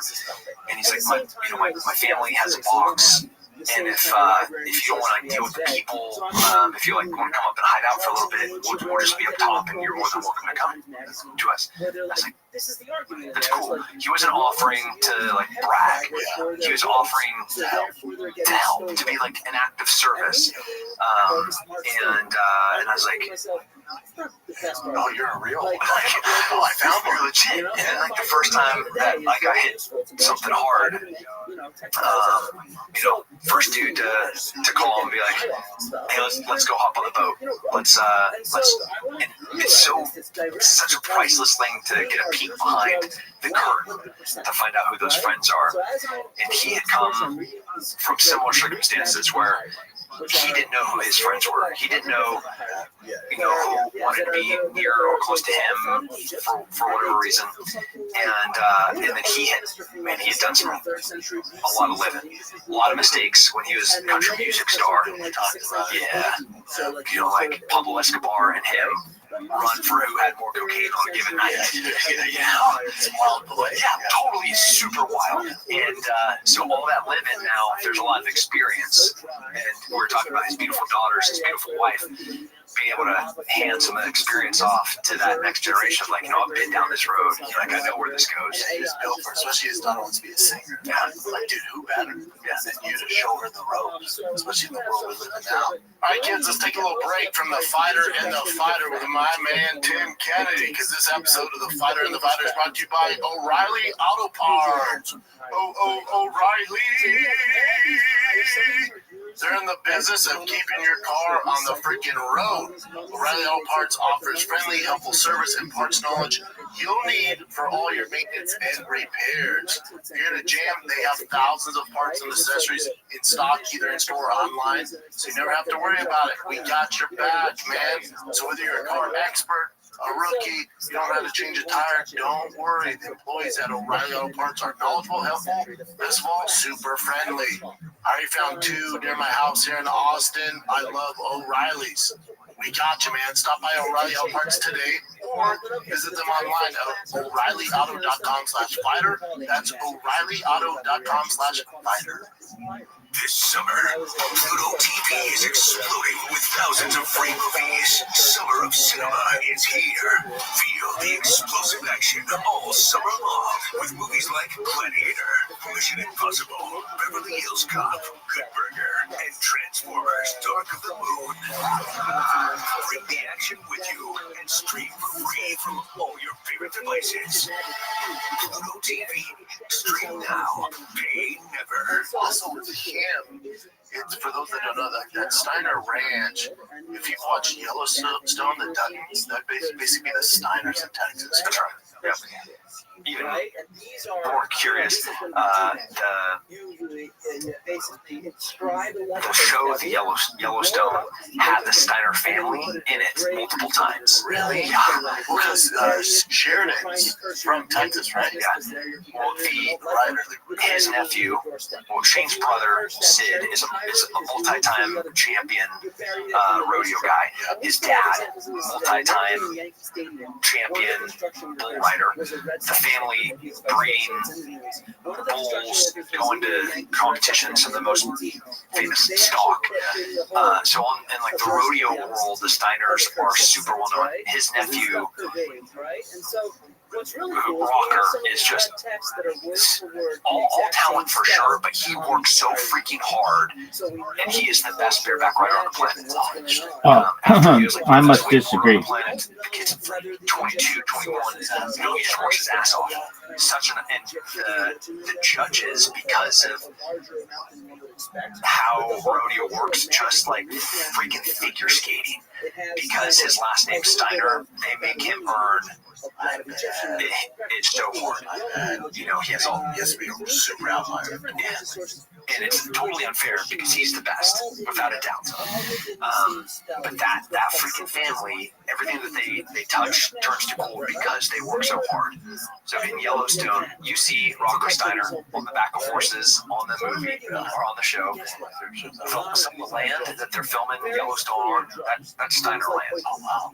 Yeah. And you never know. The dude looks like a bum. It's crazy, Shane being, who he is and where he came from. It's crazy that he's normal. It's like in the same shit we are. Yeah, I'd say most kids are. Yeah. You know what I'm saying? Especially if you look at, especially like suicide rates, I think like 400% more likely from a kid that comes from that rich of a family.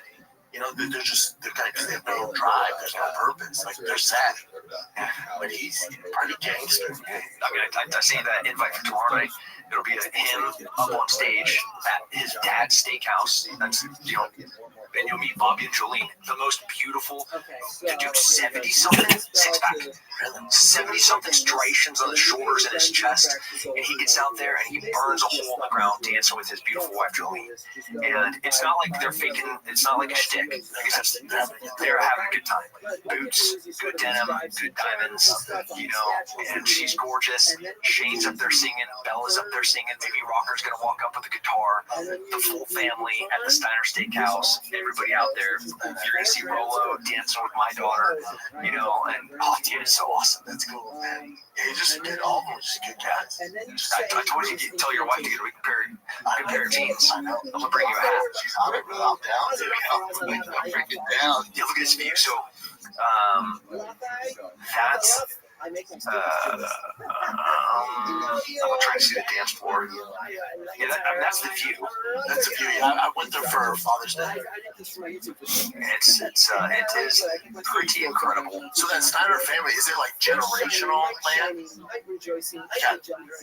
You go back about 3 or 4, but they've been working hard for forever. Ranchers, livestock breeders, and then every generation just, normally like you build generational wealth and like they just kind of write it out. Yeah, they just gotta go. That's not how they roll.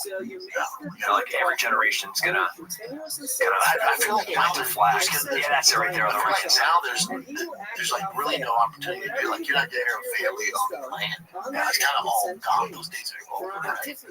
So that the lit part, that's actually Shane singing, and that's outdoors just after sunset, and then right in front of that stage is a dance floor. And CJ, you could have got up there, dude. You was awesome. Get your ass up there. Jim Stevens up performing. Oh yeah. In what regards? Jim played some. I do music. Play a little something. You sang the Tim McGraw cover. Educate Tim. I do. You know Jelly Roll, right? I do. Yeah, I have a song with Jelly Roll. What? Yeah, me, Jelly Roll, and a guy named Will Browse that introduced me to something. Jelly Roll's not fat anymore. Dude, he lost so much weight. I'm So much better. kind of a bummer, man. No, I don't think so. No. It's you just gotta be careful. You gotta be careful. Like you don't want to get too like sickly and skinny. Like Jelly Roll's born to be a big boy. Like you can be jelly, but you don't want to get too. I hear you. That Ozempic is dangerous. I get it. It's a quick fix. It's a quick fix. But then you get on the far side of that, on the right side of that, you immediately start putting in work because it burns as much fat as it does muscle. Yeah. And you're a conspiracy guy like me a little bit, where there was all like these bad rumors about Ozempic, all this stuff, and I go, what's going on? It's gonna ruin whole fitness. Like the people like that want the easy fix. This is it. And then when I start saying, oh well, no, that whatever Priscilla Presley got is Ozempic. Like, I'm not buying that. Yeah, I see the whole smear campaign going on. I don't trust any pharmaceuticals. I'm pretty much against them. But I recognize that on many specific instances, it is super necessary. Like pre-diabetic, super obese. Cool. Let's pause this destructive moment that your body is in, get you down to a weight where that's manageable, and then let's start putting on some muscle that is sustainable. The problem is if they didn't have that kind of mindset or work ethic before starting Ozempic, maybe they encourage them. Like, man, I'm actually seeing results on losing weight. Now I'm tempted, but if that work ethic wasn't there, just like the lottery. What happens after a poor person wins a lottery? They go broke. They get $200-300 million. They're bankrupt in 10 years, worse off than they were before. And then they're like, substance abuse is prevalent and suicide is prevalent, and like probably would have been better had they just stayed lower class and won the lottery. Yeah. So, because you're not going to, unless that person changes who they are on the other side of the win. So, like on the other side of like, I lost all this weight. Cool. You actually have to change your habits. That's why with like the lottery, it's almost like, man, it's not going to work out for the guy that was working at 7-Eleven, making no freaking money and had a family of 5. Can you put them on a payment plan where they're comfortable? They can make one purchase and then they get whatever it is, $200,000 a year. I don't know. Or gradually increase. Yeah, just give them this huge lump sum. Of course, it's not going to work out. It's the same thing with the athletes. Of course, man. UFC and the NFL are doing a way better job. I mean, watching the guys of our generation that came from nothing, some peasant in Brazil that just worked hard, had just enough money to go into a jiu-jitsu gym, then started jungle fights, fighting Valutudo, then makes it, punches his golden ticket, and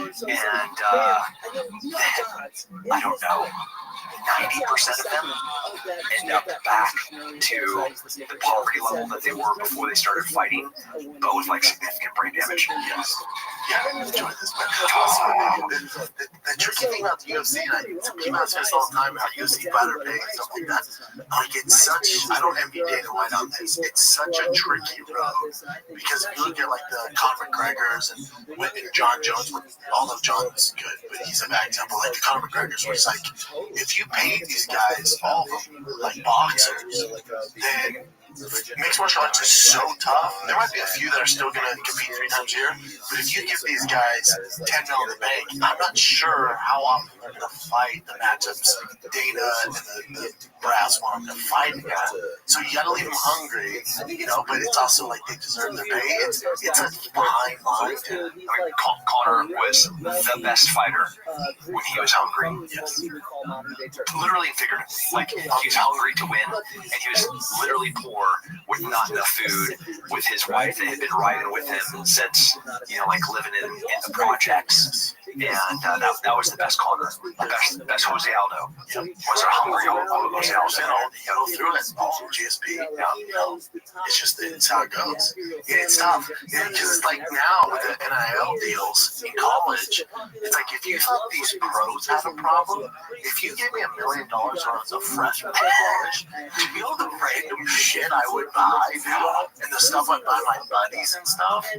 Like, dude, you have an alligator in the dorm room. Yeah, it's like $40,000. I don't know. You know, like it's insane. Everyone's like, well, they deserve to be paid. It's like, yes, but the move is they get these endorsement deals when they're freshmen or seniors, and they don't get it until they graduate. You don't give it to them when they're freshmen in college at 18, 19. Yeah, he doesn't even do things in chronological order. So parts of it he starts off with like later on in his life, then he goes back to early in his life, and he just jumps around. It's really kind of fascinating, and it gets you kind of out of your mind a little bit because you're like, he's following it as tough. And so, but the thing is if you want to look at it from, say, a modern perspective, how is he altering his mind to see God? Oh, and he sees God a lot. And this is one of the big questions. How do people actually see God, right? How do you get to that kind of state where you believe that you have an encounter with God? And this, you know, how would a scientist approach that, right? And so one explanation is certainly drugs. Yes. He used drugs. He Where if giving them access to funds that could be used for education, that could be used for physical fitness, that could be used for coaches and privates and recovery and ice baths and saunas and peptides and all the things that truly help an athlete that is managed by somebody that is incentivized to see that person succeed. Awesome. Exactly, that's what I was going to say. Give a 20-year-old Tim Kennedy. I think I'm an idiot now. I'm back then. I am an idiot now. And I was like, still trying to figure it out. Freshman in college, dude. So these kids, you know, it's like Archie Manning taking out 12 million a year. I mean, granted, he comes from an elite family, so he's, you know, money's not new to him and famous and having success. But if that's just a random kid, he's the first one to ever go to college, and his mom's like, "You have not gone to good luck. It's already tough. Yeah. It's not gonna work out. This is your song, Jim. Play for Tim. Go here. Yes. This is the one with me and Jelly and Browse. He came here to Cedar Park, and Jelly Roll to like the music video right by my house, and super cool. Had reached out and brought me and my wife backstage. That's what he does, man. Yeah, he's super awesome, dude. I've known Jelly for a hot second before he was so cool. This was right before he won all like the Grammys and stuff. Bro, I've known him so long when he was a fan of me and Theo's podcast. And so me and him started texting back and forth. And then he couldn't get on podcasts. He wasn't big enough. So then a few big podcasts asked me to do their show when I came in the Astros tour. I said, I'll do it, but you have to have Jelly on too. Like, who? I'm like, my Jelly.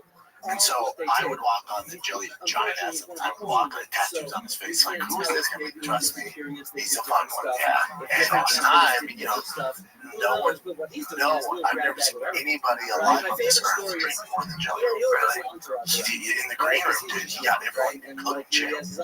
Ham. You know what I mean? I'm like, no goodness. I had one or two, but he would get 50 shots on each other's booze.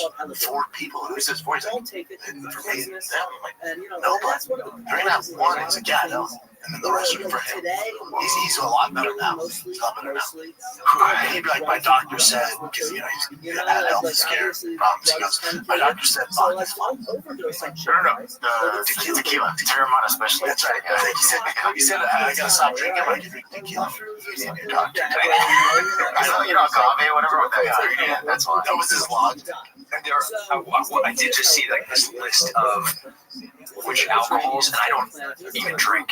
Like I'm like 1 or 2 glasses of wine at home a week. That guy, like the most boring alcohol existence. They're saying like gin, tequila, vodka, without a doubt, are the best in how bad they are for you. They're the least worst for you. Interesting. It's like pick your poison. Yeah. All poison. If you're gonna drink the poison, these aren't going to be as bad. Like inflammation and toxins, and you know, if you're going to be going to the bourbon whiskey route where they're sitting in, you know, like fire burnt casks or fermentation. Everyone, the ones with color, that's more additives. So yeah, that's what I've got. Okay, I'm pumped for this. It's good. I'll just play a little bit of it. Do you get in trouble for playing this on YouTube? This is ours. You own it. All right. Does YouTube know that you own it? Yes. What's funny? This is not even from. I own it. We didn't upload this. Someone else uploaded this. Some random person uploaded it on YouTube, but it's on Spotify and everything else streaming wise. What part of this music are you playing? So you'll hear those things. Yeah, no, Jen's super talented. Throw some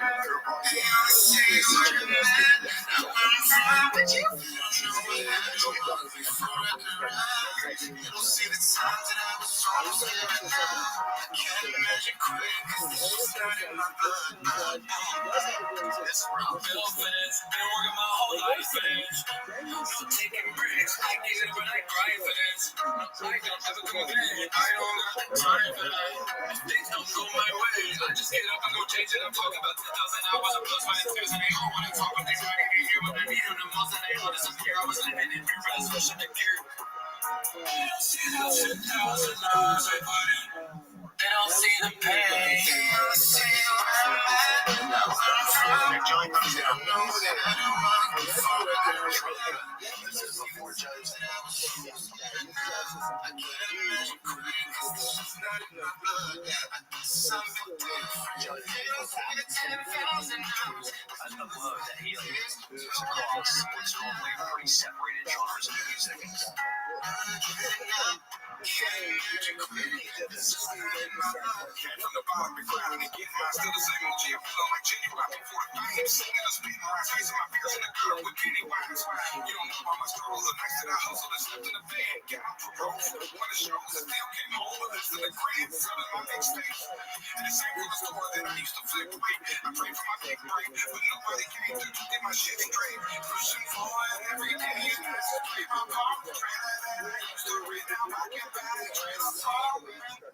That line too.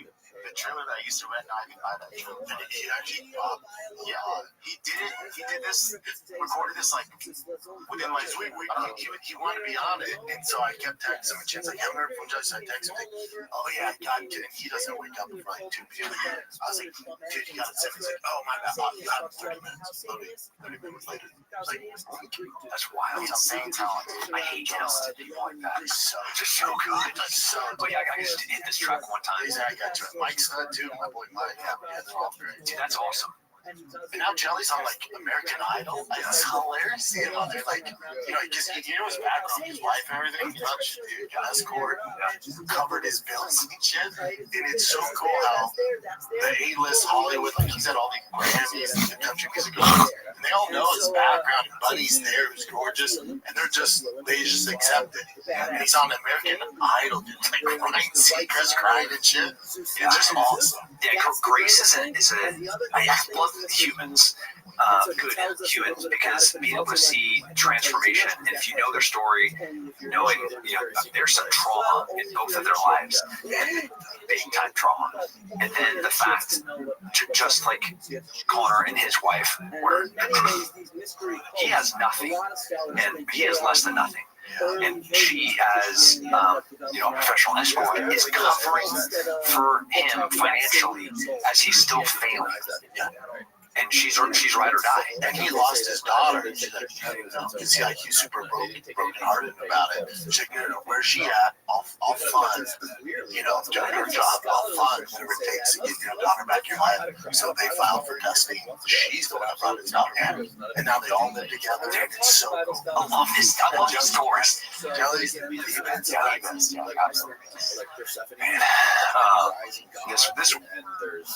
We have such like this contrast in this world right now where we have stories like that, and I feel like you turn on the news and you're watching missiles smash into Iran and Israel. You're like, this is just the wildest time for us to be living. I thought about it today.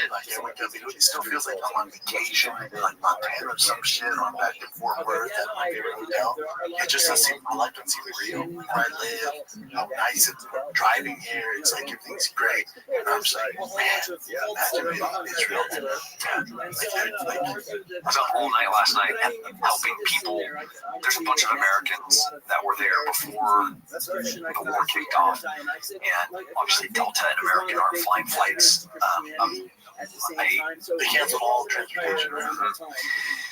So the Americans that were there are still there, and they're trying to figure out ways to get out. Just like in October, after the terrorist attack. So all these Americans like, okay, what do I do? Where do I go? Am I just gonna be staying here? I can't hop on a plane. Is someone helping them? Yeah. So I have an organization called Save Our Allies. We're founded during the evacuation of Afghanistan, and then we have been in Ukraine during the initial invasion, and then participated in rescuing like Ben Hall, who's a Fox News correspondent that got horrifically wounded, and some of his colleagues got killed. We had to find him in Ukraine, get him out of Ukraine, and ultimately save his life. So we have a bunch of these instances. Now my phone's burning down again, where it's like I was all night last night trying to help move people from where they're at in Israel to a place where they can safely get out of the country. Because you don't have to, they don't have to come to America. They just have to get out of that. That's right. And getting lily padding themselves from Israel to a place that they can get into Europe, and then like once you're in Prague or Amsterdam or London or Paris, like you're good, and then you can obviously catch any flight there. Figure out yourself. That has to be so freaking scary. Yeah, so scary. Yeah. Who knows how this is going to go? Direction. I don't know. And then Trump's taking all this too, right? Yeah. People are like, what the hell, dude? Not religious. This warmonger, what's going on here, man? From both sides, people are like, we thought that we were going to be dragged into a prolonged, protracted war, and here we are, it's happening. And he's like, I'm not in this yet. And then on the other side, they're like, why aren't you helping one of our allies? So it's like, you just can't win. Yes, yeah. And then, I mean, you have that clip I sent you. I want your take on this. Because it's like, Israel's bombing Iran. This was that was in western North Carolina after the hurricane. If you want to get a conspiracy theorist, Sean Ryan just had a guy that does weather controlling, and he was talking about Hawaii and western North Carolina. Hurricanes, all that shit. Yeah. Really? Yeah. Like totally legit. And this is science that has existed for 50, 60 years about how to increase the amount of rainfall and be able to see clouds. Completely known science. There's companies that do it. You see it across the Sahara. China does it. So weather controlling, this is not conspiratorial. This is just science. They can absolutely do it. Let's take a little break here because I got to tell you guys about True Classic. If you haven't heard about it, what are you, living under a rock? They're everywhere. Sponsoring the UFC, our boys, us and the boys, they're everywhere. And the fighter and the old wrinkly kid Listen, we've been part of True Classic before it was cool. They moved in next door to us. Our boy Ryan, who's the freaking CEO, president of the company, the founder of the company. Anytime you see me wearing a white tee, anytime you see me wearing a plain tee, shorts, it is True Classic. They are, hands down, the best t-shirt ever made. They have so much more than t-shirts. They have chinos, shorts, joggers, button-ups, date night. They got you covered. They have it all, man. Right? We've been wearing it for a hot second now. And trust me, as soon as you wear it, you're going to feel the difference. It's tailored where you want it. It makes you guys look like you're in shape. If you're not, you're going to look fantastic. We got you, man. Forget the overpriced designer brands. Ditch the disposable fast fashion brands. True Classic is built for comfort, built to last, and built to give back. I have white tees that usually, if you get them from anywhere else, they're stingy. They look freaking, they shrink in the wash, the dryer. I have True Classic tees that are over 5 years old. They're fantastic. You can get them at Target, Costco, or head on over to trueclassic.com/fighter and get hooked up right now. That's trueclassic.com/fighter. You're welcome. This episode is also brought to you by Drive Fast All Gas. Get your buns on over to drivefastallgas.com to win the fully custom TRX Last Call Edition, over $50,000 in mods and $10,000 cash. Got new merch on there. Diesel Dad, Bethlehem Blue. We got freaking Drive Fast All Gas new merch on there as well. Anything you purchase automatically enters you to win the ultimate dad ride. Get you some right now, or you can sign up for the VIP club and you get so many perks. It's unreal. Go to drivefastallgas.com. Good luck. And knowing the value of some of the things in Hawaii that are being taken over by the government, and it looks like the government was complicit in some of these things, and what happened in Western North Carolina, where the government was like, yeah, it's a super bummer that there's so much rain coming down, don't know how that happened, don't know why the winds are so strong, but it'd be really great if the land that you're on, which actually has some really priceless minerals in it, if you didn't live there. Oh, yeah, it's so dark. Yeah, well, Save Our Allies was in Western North Carolina during that, and it was horrific. Yeah, I went back to Sean Ryan. Sean Ryan. I became privy to him. I mean, he was on Rogan, so I saw him on there, and I watched some of his clips. Some of it's so dark. That's awesome. But he got in trouble. Remember when that guy with Tesla blew the Tesla up at the Trump building? Yeah, that was the Special Forces guy. I knew him. I didn't know I knew him.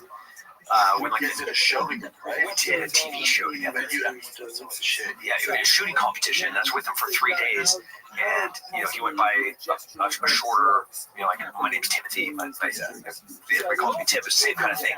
So I didn't know, and when I saw his full name, it took me about 36 hours to make the connection, and then I was like, oh no. This is horrible. And, Sean got under some hot water. Because he had a guy that was saying, they leaked information to him, he couldn't validate the source, right?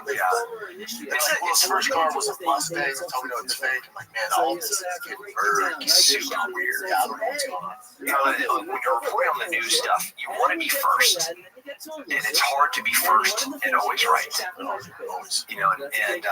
I know Sean, I think, is a really great human. And I think he's trying to do his best. Yeah. And of course, you're not going to be perfect.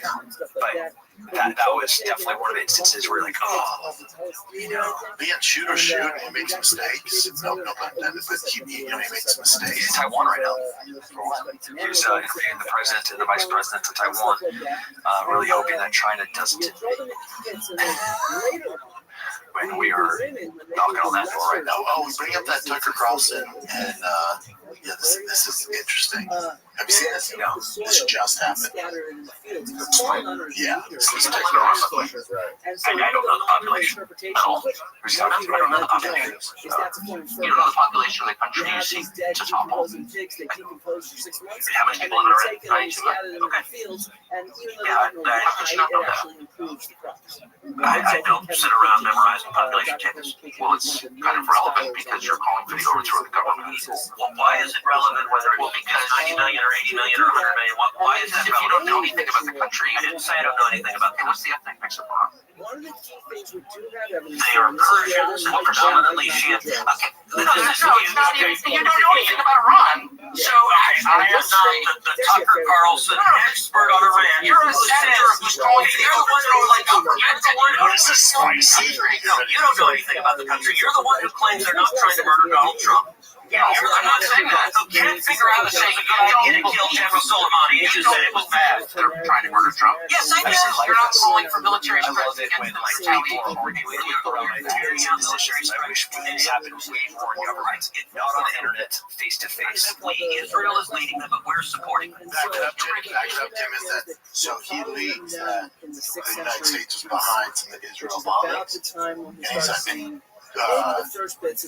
Tucker goes, wait, hold on. You just told me America's not involved, and I get involved. But you just said, we're helping them.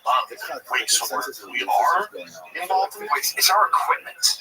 Can you play that part, Jenna? You don't know anything about the country. No, you don't know anything about the country. You're the one who claims they're not trying to murder Donald Trump. I'm not saying that. You can't figure out if it's a good idea to kill General Soleimani. You said it was bad. They're trying to murder Trump. Yes, I do. You're not calling for military strikes against them in retaliation. We're carrying out military strikes today. You said Israel was, right? With our help. I said we. Israel is leading them, but we're supporting them. Well, you're breaking news here because the U.S. government last night denied, the National Security Council spokesman Alex Pfeiffer denied on behalf of Trump that we were acting on Israel's behalf in any offensive capacity. We're not bombing them. Israel's bombing them. You just said we were. We are supporting Israel. You're a senator. If you're saying the United States government is at war with Iran right now, people are listening. How many people live in Iran, by the way? I don't know about it. No. I saw that. Yeah, that's heavy. 91 million people, if they were in a war with us, I could pick subsections of cultures and demographics in the United States that could run through Iran pretty effortlessly. We could take areas of California, like just a bunch of the Crips, and be like, hey guys, go take over Iran. Yeah, we could just grab the Gator people from Louisiana and be like, go take over Iran. Florida meth heads could take over Iran. I mean, or you could take like just an average NFL football team and their respective fans, especially ones like the Philadelphia Eagles or the Cheesehead people. Oh, Packers. Oh, yeah, just the Packers. Like the Packers team, and then like the Packers fans because they're crazy, like out there naked when it's snowing. Is that disorganized? Yeah, not the power. Yeah, they're a mess. They're saying they're going to run out of bombs too. Yeah, they are running out of bombs. Israel. So we don't need to get dragged into this. My point, right? It's a proxy war that we are. Most of those weapons are American supplied, designed weapons. But our only fear would be because Iran's backed by China, right? So Israel can bully. China is backing Iran because Iran destabilizes areas that we want stabilized. So it's not like that Iran is being funded, financed, supported by China. China likes America suffering and economically struggling. And that's what they want. Because they're playing a generational long game. So Iran's like a side piece of China. Yeah. China's like, just like Russia is. So they wouldn't launch World War III against Iran. No, they're going to keep waiting this out. And Israel, so brilliantly, they sent out this message to the equivalent of their Nuclear Security Council that this bombing was imminent. And all of those guys, it was fake, came together outside of Tehran. Like the whole entire, the ballistic missile. Yes, it was all pre-planned, yes. So the entire ballistic missile team that got together and went to this like secret base outside of Tehran where they knew it was going to be, then they blew that up. Yeah, that was last week. So one of the reasons why the retaliation has been so weak is the top. They're gone. All the top bosses are gone. And so you're saying like they're going to run out of missiles? Absolutely they are. Additionally, they don't even have like the power or the people to do it. They're launching everything that they have ineffectively. So this can't be going on too much. they're selecting certain body parts. I shouldn't have anxiety. Sort No, of this is different in different places. I hate to see it, but like Kilos, it sucks. People are still dying inside. Yeah, and I hope like the people of Iran. Have you seen the photos of Iran in like the '60s? Insane. Beautiful women walking down the street in this cosmopolitan metropolis, and then in like 50 years, it just turns to dictators. Yeah, crap. Talking about Iran and that's insane. If Brian was here, he could spend 30 minutes spiel on that. 91 million people live there. You got Persians, Turks. It's good people, tough people, and good people, and they're just these poor people. It's always this way, though, isn't it? It's always this way. Is it not? Right? But what Damn, happens I is just we hope turn it down ends to a quick. vacant play, so we have to move the date right to But then this takes our attention off Hamas and what's going on there in Ukraine. Like, now it's all here. And shenanigans. I mean, this is a pretty wild time in American politics. Like, are we talking about ICE agents running down people in LA right now? Nope. I don't. But then also now with social media, just everyone can kind of band together. I mean, also, social media does a lot of terrible things, but also does a lot of good things. Like the general consensus of any of these guys, left or right, that they post polls like, should America get involved in the war with Iran? Across the board, it's 89% absolutely not. It's the one thing we're kind of unified on. Then the politicians like, well, no. So, my stalking Lockheed Martin, my stalking Raytheon. Public's like, no, man, no, fuck off. No, we know how this goes. Get out of here. Like, those days are a little over. And that's how to get people on your side. Well, if something were to happen on our territory, that would do it. You want to get Americans riled up. Anonymous dropped a video about a false flag operation that's going to be happening here on American soil. This was yesterday. We were just talking about this. And bring that shit up, Jen. Oh, this is gonna scare the crap out of Anonymous. Did those guys scare the fuck out of me? This is it. Well, my fellow citizens of America and others across the world, as the architect, speaking on behalf of 17 nations, you can tell me about this everything. But first, there's something we do to bring to light that it may not be able to make. We were just talking about This is not a drill. This is not speculation. This is a warning based on extremely reliable intelligence and acquired verified information. And a major attack is being planned on domestic soil.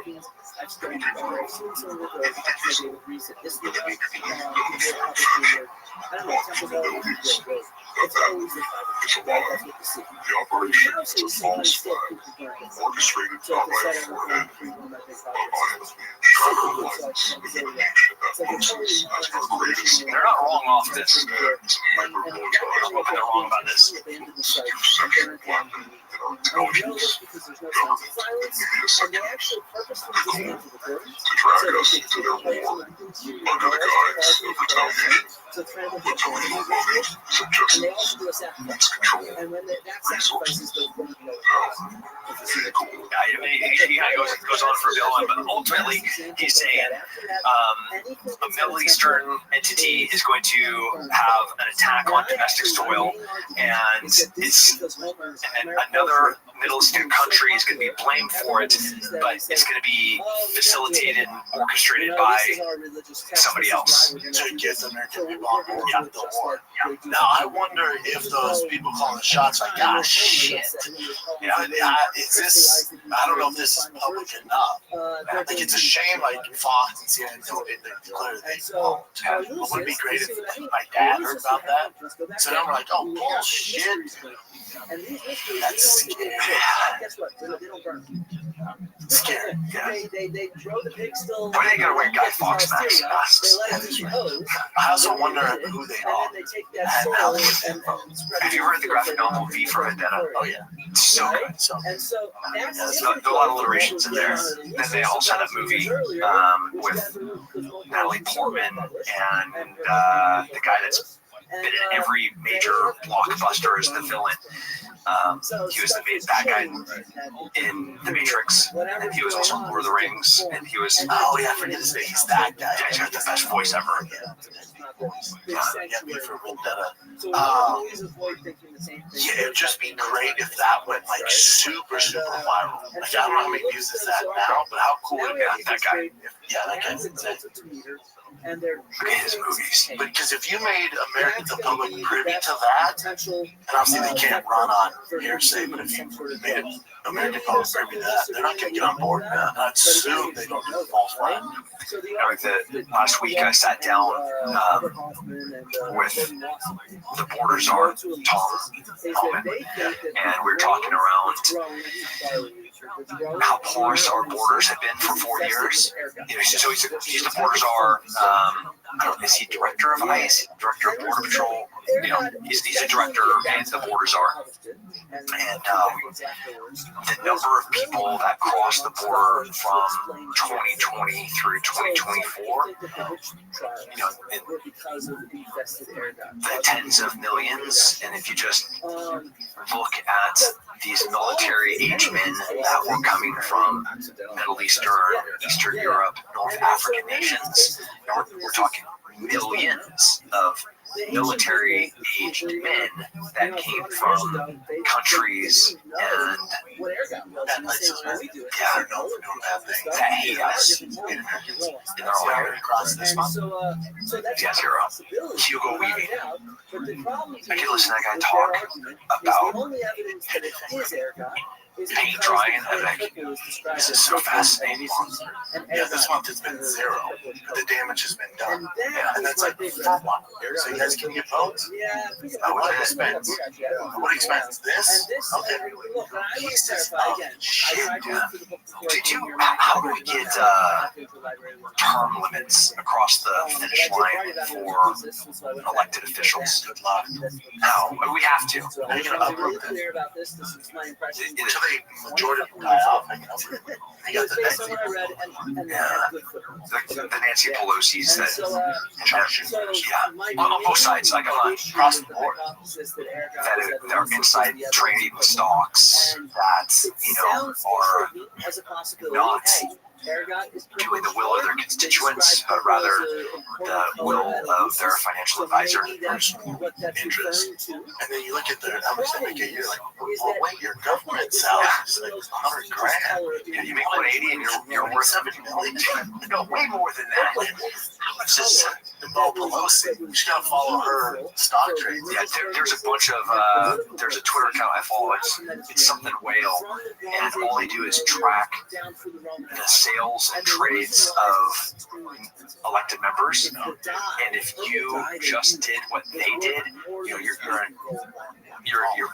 baller.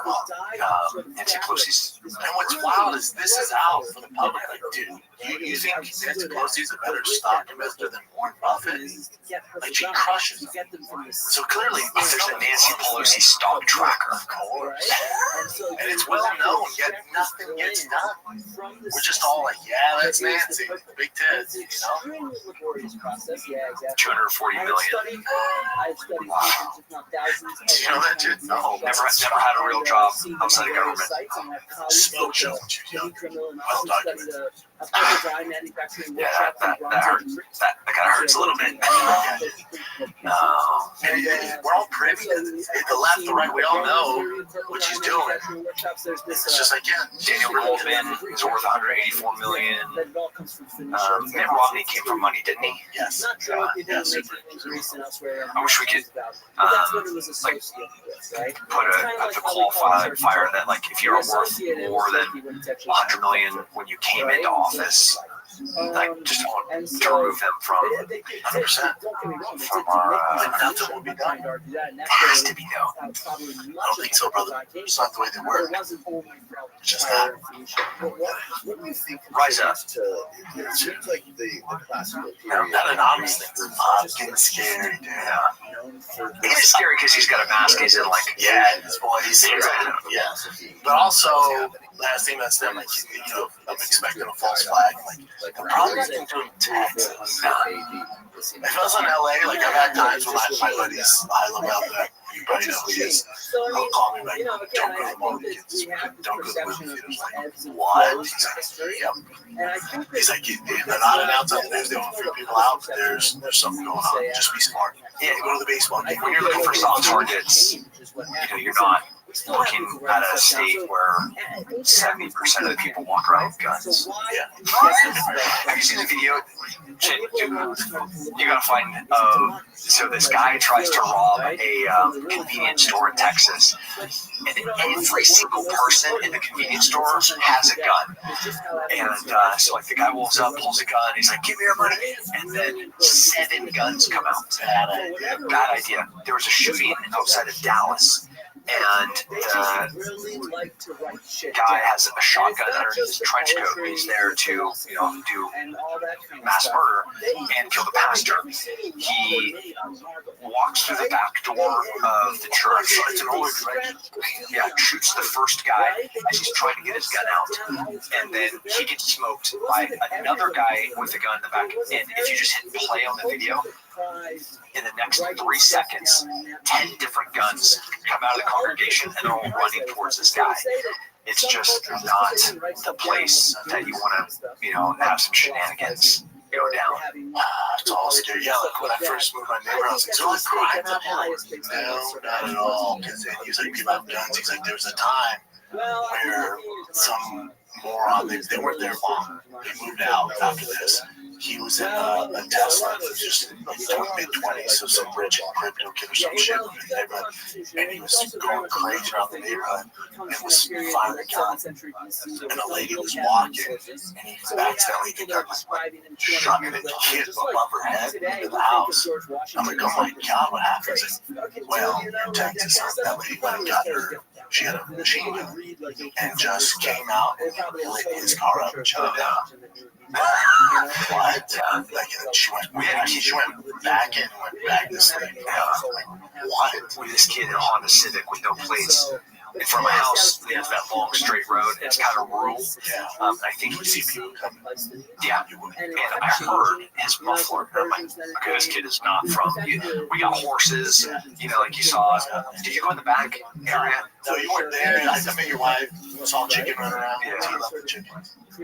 Motorcycle track in the back. It's you go in the back, you just have space. He won't pipe down. He's all about form. That's so amazing. I hear this coming out here. So Rollo is in the truck with me. I'm like, Rollo, just lay down in the back. So Rollo lays down in the back. I go and I follow this car up, and he goes to turn around to go back down the straightaway. I just go pin him in, and get out, walk up. I was like, hey, let me see your license. And the guy's like, fortunately, he was like a little kid, like 17-year-old. He had 2 buddies in the car, just absolutely brown in his underwear. I wonder what they were going to do. They're just being 17-year-old kids. Yeah, going up and down a rural road that's just long straight away. And I was like, this is not the place to do that, guys. Like, you gotta go way out. This ain't the area. No. Dude, when I was in LA, after the fires where I lived, home invasion went up 700%. 700%? So I coach with. I can't get my head around the number. It's insane. So, and I've got, this is an app, and it alert me to all the burglars. I'm just watching houses get picked off left and right. So I'm coming home late with the boys from baseball and something. It's dark out. And I see this car falling from a distant, like off in the major road, like falling the side roads. I was thinking, like, interesting. Same thing when the boys get down. So they lay down, they're all scared. The guys follow me. Before I get to the house, there's another road. So I just pulled in there, and I turned around on him. I wrote down the window. I go, what's up, dude? He goes, what's up? It's like, I was up to no good. I'm like, do you need help, man? Are you lost? What's going on? He's like, oh, no, I'm trying to find my, what address? He's like, just give me the address. I'll lead you the way. I know the area pretty well. He goes, you know what? It's all good. I go, it is all good. And he goes, yeah, thanks, man. I go, all right.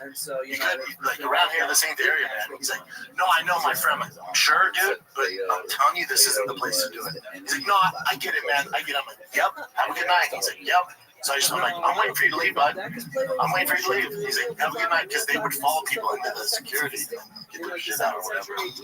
But I was just like, no, not today.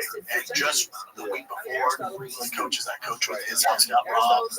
Yeah, and then the cops will just kind of like, does it feel good now that you? That's not going to happen here.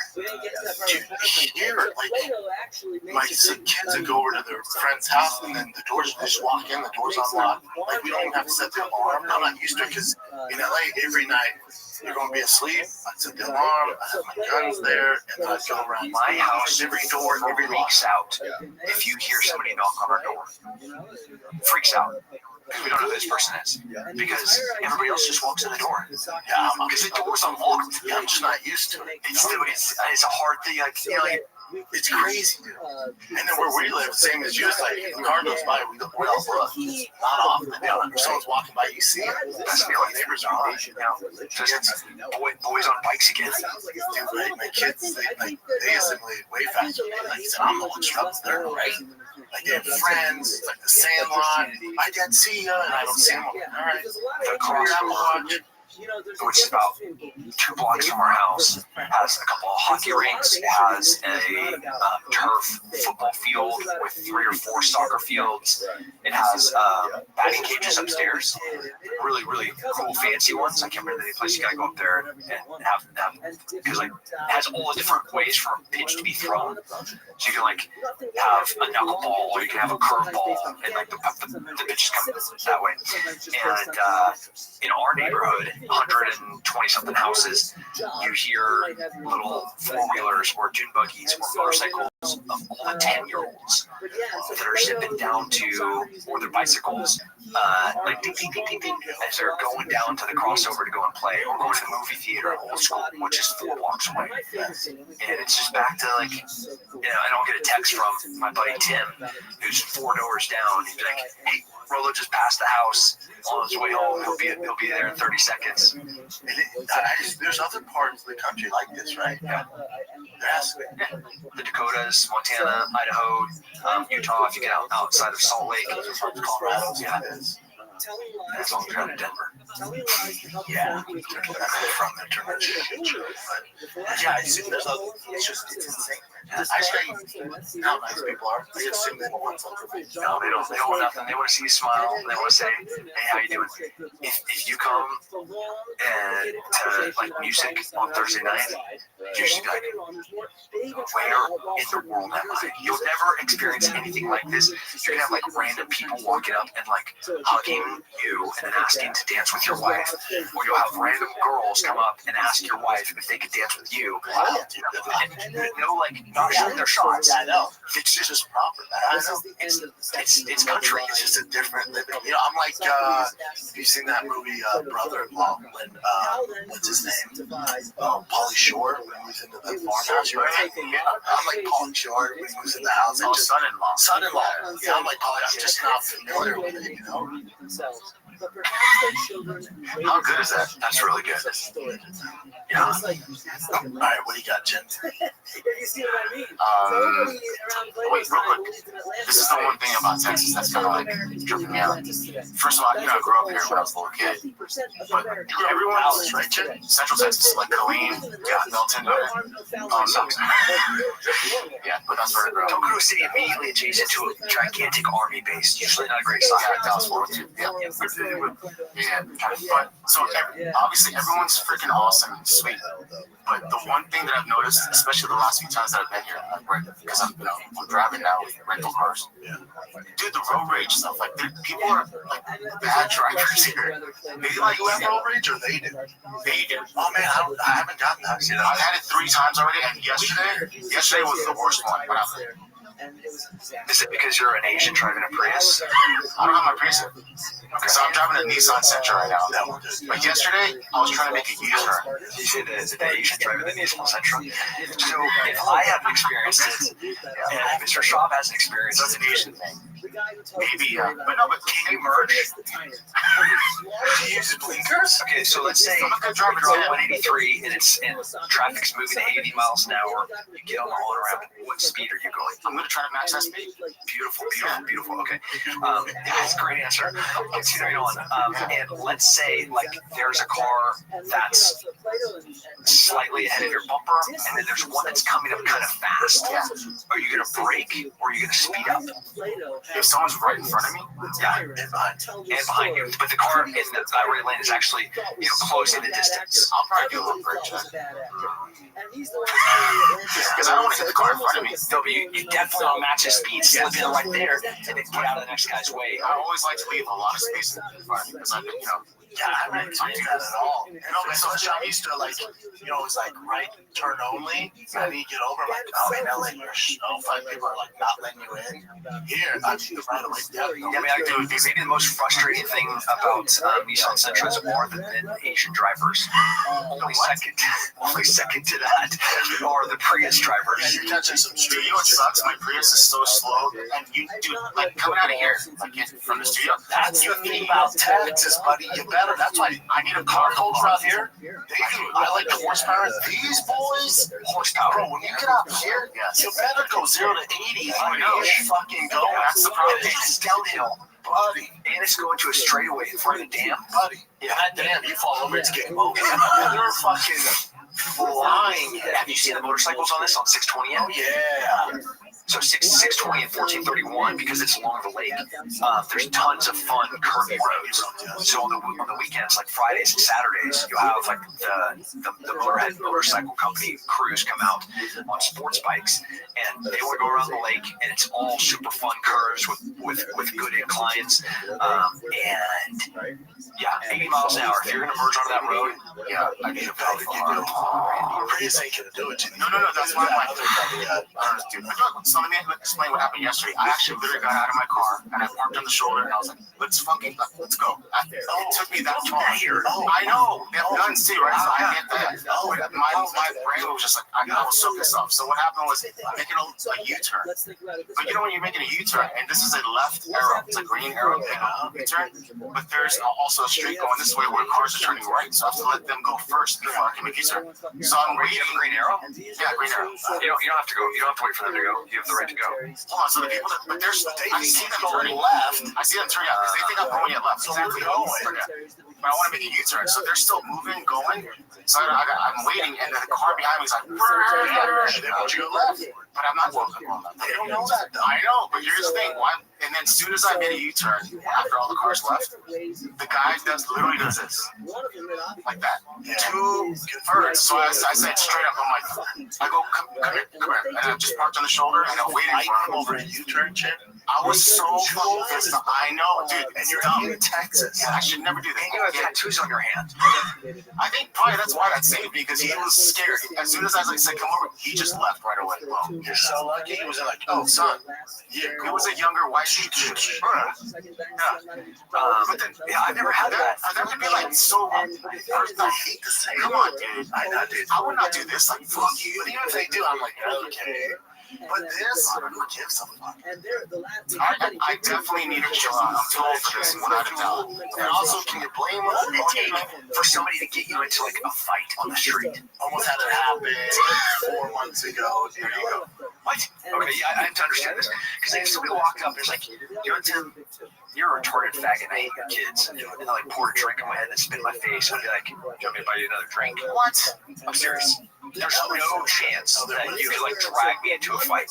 No chance. Now, I am shocked. That's what happened with me. Again, same exactly. It would take so much. I was, I worked out early, and I just happened to take a different route this day. And I was trying to get back home for the kids leave for school, so I see him, like, drop them off.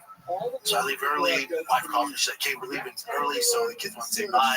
So I'm on the phone. I'm like, "Where you at?" She's like, "We're at the Starbucks." I'm like, "Okay." She's ordering. I hear this guy. She's like, "Yeah, this guy's out of this car." And I hear him. He hits the hood and goes, "Get out the car, bitch!" I'm like, "Fuck you and the kids." I'm like, "Babe, this guy's trying to get out the car." I'm like, "What? Where you at?" She's like, "I'm at the Starbucks off the soda." I go, "I'm a block away."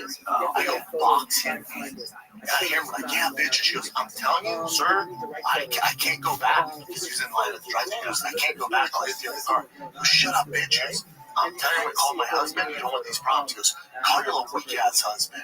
She goes, okay. So I go, babe, don't let him out. What's he in? She goes, he's in an LA, like, construction truck. I go, is it like F-250? He goes, I don't know. I go, is it like a Super Duty? Like, and she goes, yes. I go, don't let him out.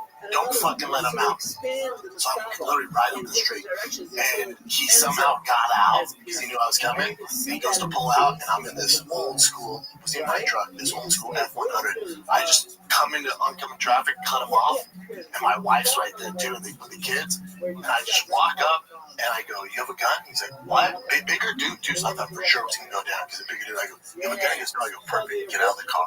And it's not happening, but I go, it is, man. He goes, dude, I apologize, I'm having a bad day. He goes, it's a lot worse, man. Everybody said, why? Get the fuck up the car. And he's like, trying to like lock the door, his hand shaking because he's so nervous. Yeah, you know, adrenaline is such a hell of a drug when people aren't used to real violence. Yeah, because they don't know how to deal with that pressure, you know? Nothing happens in my brain if I'm gonna like go to violence. I'm just like, we're gonna do violence. Yeah. And we've done so much violence our whole entire adult life. That thing doesn't happen. I was the only time where it was like, oh, I'm gonna kill this dude. And my kids just happened to see it. They know me as the fun, nice dad, baseball dad. They saw that side, and the guy's like, I'm not gonna fight in the middle of the road. I was like, we don't have to fight here. I go, you see that dumpster right there behind the Starbucks? And he's like, where? I'm like, literally right there. And I go to turn, and just took off, come driving. I almost got hit by like 2 cars. My kids there, they're like, they talk about that story once a day. Yeah. They're like, but that's bad. Yeah. And my wife was like, you know what's fucking scary? How calm you were. Dude, unless King Velasquez is driving that fucking car, I'm good. He's not. He's actually can't drive right now. Yeah. So unless Francis and God, that needs to get fixed, by the way. Let's let that guy out. Because there's another example of where I would not be cool. No. Yeah, like we're, do you know the facts? Oh, yeah, everything. It's horrible. Oh, yeah, it's horrific. Oh, my thing with this, and King knows I love when I talk to his manager about this, but with the set of skills Kane has, you have, I have, the last thing I'm going to do is get my gun. Now, you, because you're pretty sound on a gun, but like I want to fucking paint the guns, it's too easy. We're gonna take some time.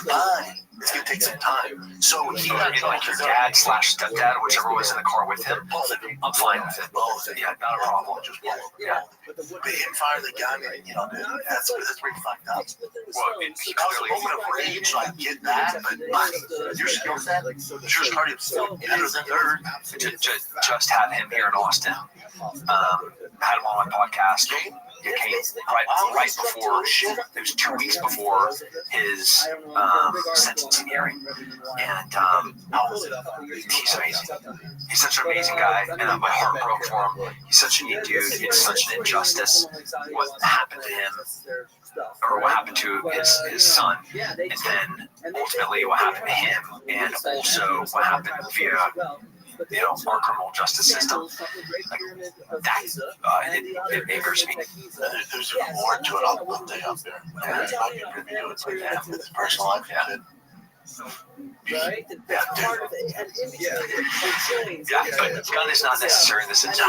Maybe a plug torch. Why would you get a gun? And it takes two. I don't want people out there at. Like wire trimmers, you know? I would call you up a pair of pliers. I've already beat the shit out of you. But I know you have some techniques I don't know. Can you come over here? I'm showing up with a bunch of bags of IVs and stimulants. Yes. Because we're going to get this guy healthy, and he's gonna live for a while.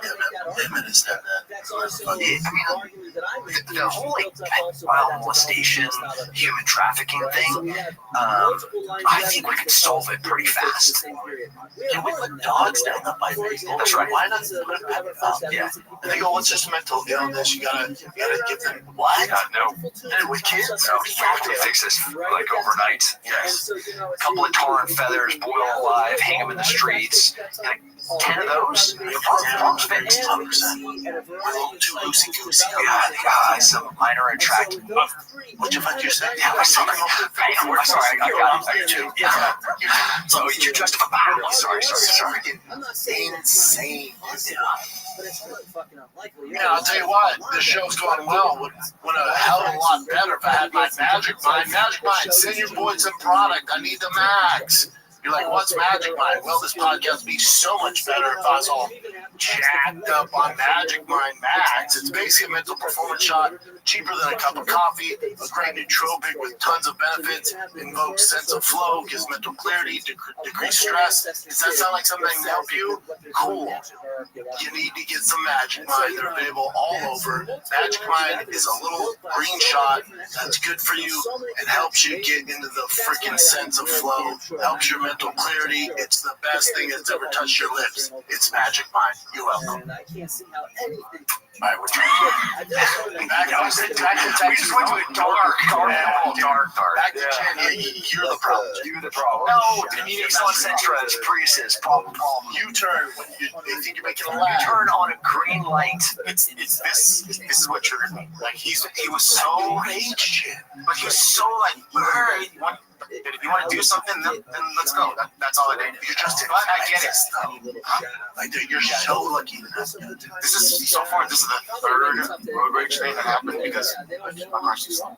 I've been here for like 13 years, and I don't think, I'll have people because I drive like an old man, or I got the kids in the car. I drive like an old man, and like I'll be like, bam, bam, and they come over. I'm like, sorry, and that's it. No, these people are assholes. Dude, someone came right up to my bumper and I literally just put the blinkers on, turned over, and I'm like, what? And then he's like, drive west. Oh, geez, you're cool. It's the car. I can't drive too fast. I know, he's 8:30. He's in a So they take them out But I of mean, the original to let's get something around. Let's do something fun here. Well, I want us to go with this one. That has some. So there's an update on Ben Askren. I'm thankful Lord. This is from his wife.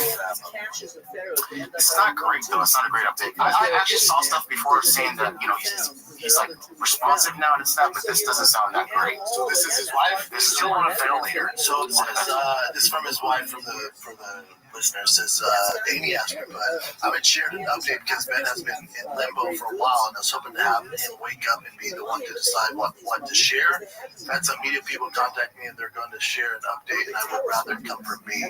Ben is still on a ventilator, NECMO, to support him while he heals. There are good days and bad, but on the good, they have been able to wean his sedation enough for him to open his eyes. Jesus, man, squeeze hands.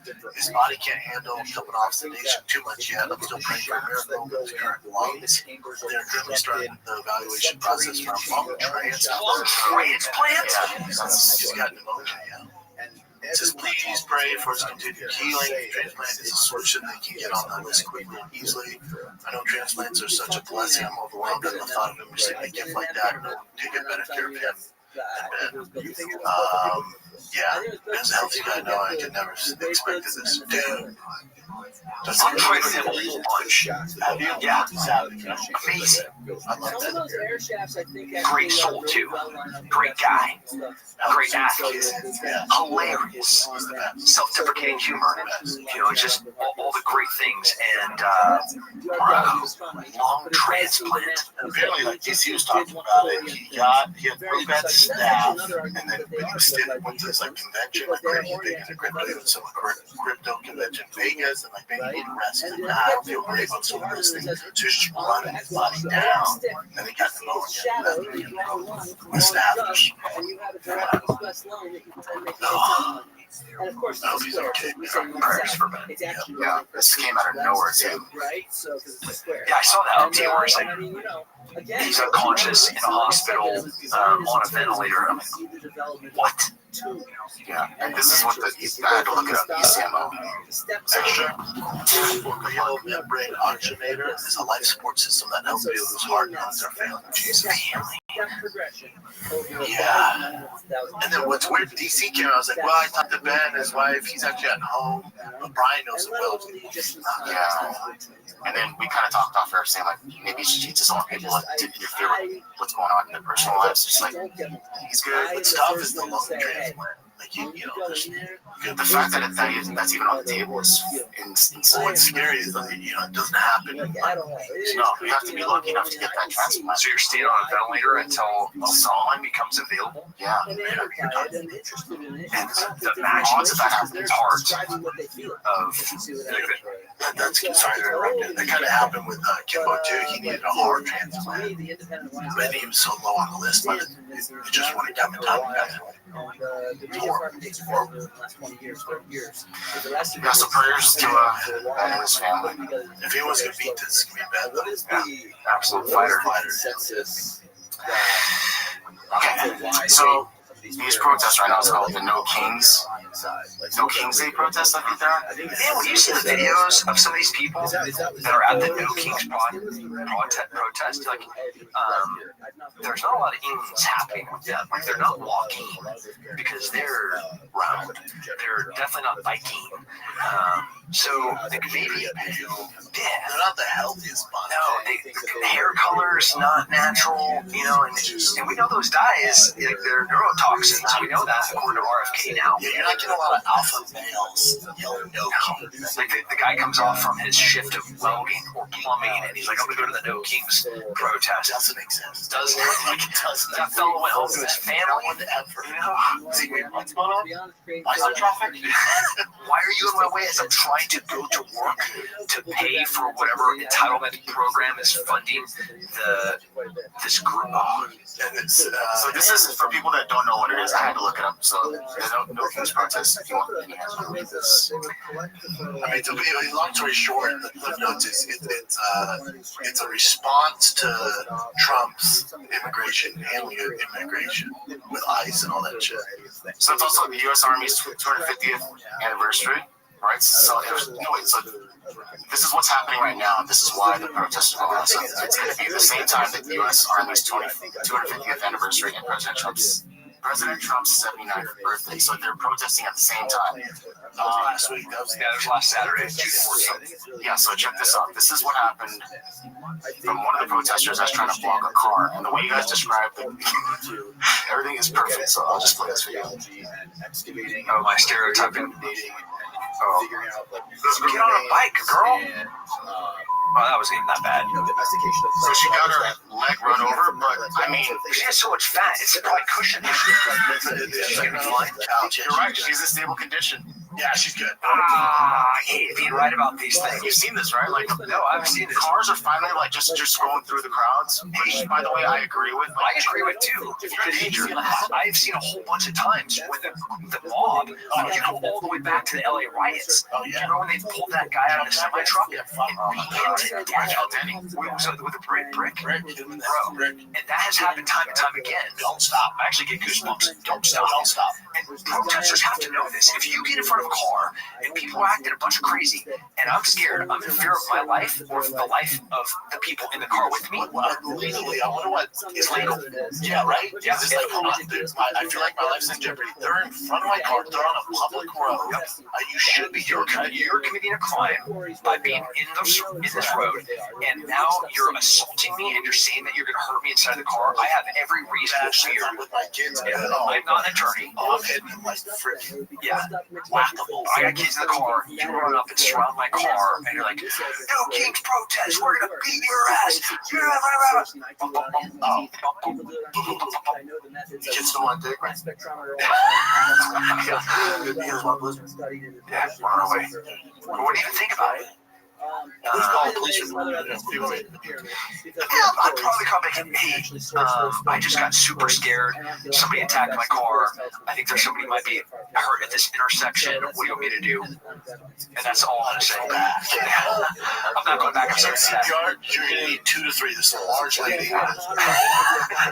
Bring the paddles, and there'll be some jacked EMS people because they're not going to get hurt. Boys, man, if we're planning to do the Heimlich, I'm worried. But look at them. They're not healthy people. That's how it is. You don't have anything. I'm not that girl. Just look at the whole turn. The whole squad. Look at that. Just freeze right there. It's a disaster. But to be honest, yeah, it's not great. I wish people Enhance. A lot of them do. We have a handful of Actually, where she's out. on the site. No, we should just say, hey, I'll tell you what, Trump will resign right now if 5 of you can run a sub 10-minute mile. Physical relationship. Look at the number of masks here. So look at the top left-hand corner. They're actually wearing like gas masks. And then there's also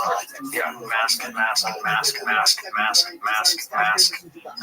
Right? We work with people that know this stuff. I didn't even she's all I didn't even break her leg. And then once you Oh, there you go. Yeah. Why you don't stop for protesters and correct? I remember that. Yeah. That was horrific. It was horrific. So that was, and so that's oh yeah, as a teenager. you have a core, you tell With her, right? So the protesters are stopping vehicles, so she needs emergency help right now. So they're going to stop the freaking ambulance or whatever from coming into. It's so stupid. This is one of the worst protest things I've ever seen. Remember blocking traffic. Remember the protesters in New York City when the UFC bus and they tried to break it? Oh yeah.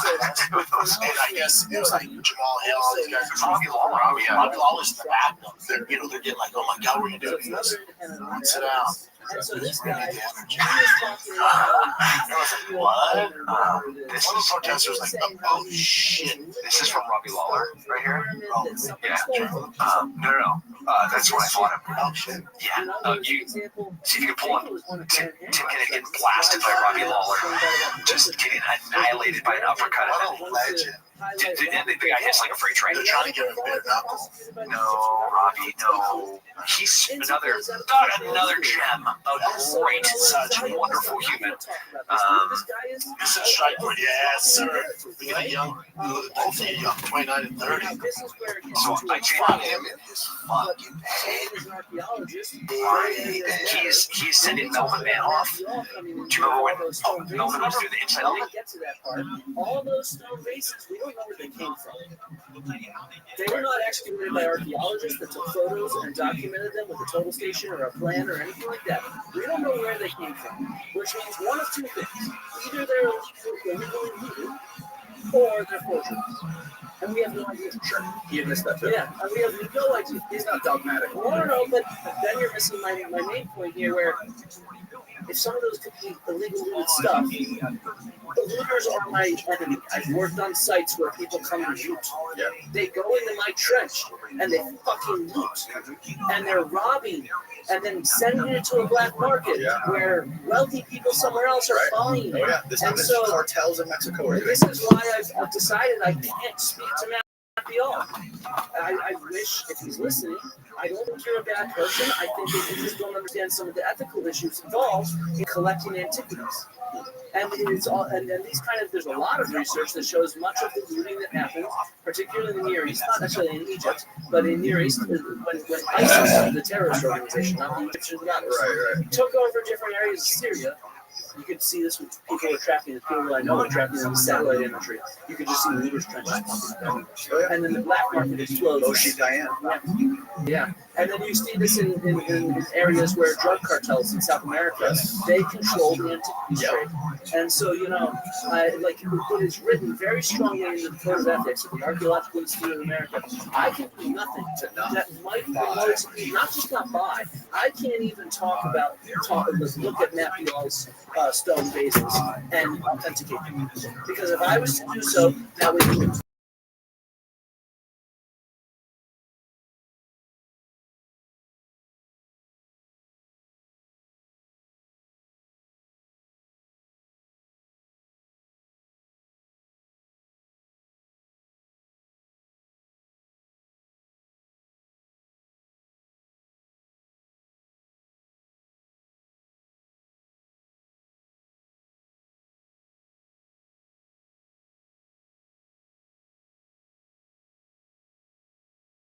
to go say, yeah, I think that's authentic, right? I think that's that thing. And so, there's a real ethical conundrum in my mind with people going and doing it for themselves. Like, when I go and study stuff, I have to submit permits to the Greek government or the Romanian government. And it's not easy. I get permits denied all the time, right? I'm not trying to say this is a walk in the park, but we have to do things and go about it in the right way, if you see what I mean. We can't do it in a way that's promoting looting or forgeries or whatever. We need to be careful about what we do because it has knock-on effects. And so, I don't think he considered what you're talking about. And that's why I said I don't hate him. He's just fascinated. I don't hate him for it. I don't hate him at all for it. I'm not trying to say that I fully accept that he's not heard this argument before and that he's not a bad person. I'm not trying to make that argument at all. I'm not even trying to say, his stuff is illegal or whatnot. I'm just trying to explain the rationale that archaeologists have and the ethics we have. And this is why I think it's important to inform the public of this stuff. So that hopefully, Matt, if you are watching and listening, you don't go buy more of this stuff. Go do it the right way. Figure out a way to get a permit to study stuff. And that's not easy. Like I said, I just this last summer, or spring, in March, I had a permit from the Greek government to go collect, 100 or so animal jaws from Knossos. You've heard of Knossos, it's a big palace on Crete, and everything. So, that's one of the sites I work on. So I had this permit in hand, all stamped, sealed, everything. Turns out the British School of Athens had made a mistake and had not gotten the approval from the Central Archaeological Council because they were told by somebody who didn't have to. So I got there, I flew there, I spent my own money, I got there, I'm ready to take my material to go study it. Nope, sorry. You cannot go. You're stuck. I had to go back in June, despite the fact that my grant was almost up, and I had to just get everything done as quickly as I could. And I'd already delayed going there for so long because I was dealing with fucking cancer and I was on chemo and I didn't want to travel. And so it's just like, this is unfortunately in life. It's not easy to get a permit. I'm not denying that. I've had them rejected, and I ended up getting that one. But I totally screwed up my project, if you see what I mean. And so it's just unfortunately, ethically, that's the right way to do things. And we should always try to do things the right way and not fuel, illegal antiquities trades or forgeries or shit like that. Sure. But there's still, like I was originally saying, I think it's important to not just dismiss some of these alternative theories to what these things were. I mean, a lot of it is super compelling. It makes a lot of sense. And they're looking at it through a different lens. They're looking at it through a non-academic lens. They're not going through the process you're going through. They're just going through it because they're looking at it because they're interested in it, and it's mysterious, right? Like there's things like gate bricks door in the one of the shafts of the King's Chamber or the Queen's Chamber in the Great Pyramid, where there's these two electric. They're metal. They look like metal diodes. These are two little metal prongs that are hanging out of this block that they had to drill through to find out there was another cavity behind it. And we don't know the purpose of that, but Chris Dunn came up with he reverse engineered by recreating the Great Pyramid with all the shafts that are in it, and he found out a way to reverse engineer it to figure out how it was able to create some sort of free energy. And it's an interesting theory, and if he's tested it, there's the two little electrodes. There's like two little.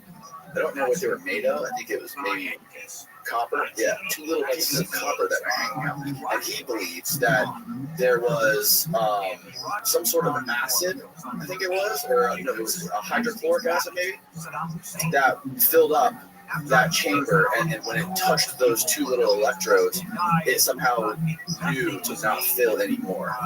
And I can't remember all the details of how the theory worked, but it's compelling. And I don't know I would love to hear what the academic, the conventional explanation for those little metal prongs were sticking outside of that. That I do not know. But look, just to get back to compelling or dismissing or whatnot, I'm not here to dismiss stuff. I'm here to express the evidence that I know about. Right. I want to be really clear about that. If people have an idea and they want to pursue it, I'm fine. Right. But I want to make it clear I want them to do so in an ethical way. Right? I think that's what's important. Right. Go there, look at it. Yeah. You don't have to steal shit. Yeah. And please don't go buy antiquities. It's not good. Yeah. I know people I've never heard it until now that buying antiquities is almost, I cannot think of any field archaeologist that would support because we deal with it. I've had sites where I had one time in Ukraine where I had to, we put up a whole tripods like this to map out sites in 3D with lasers. in a sense. You shoot prison reflects back measures.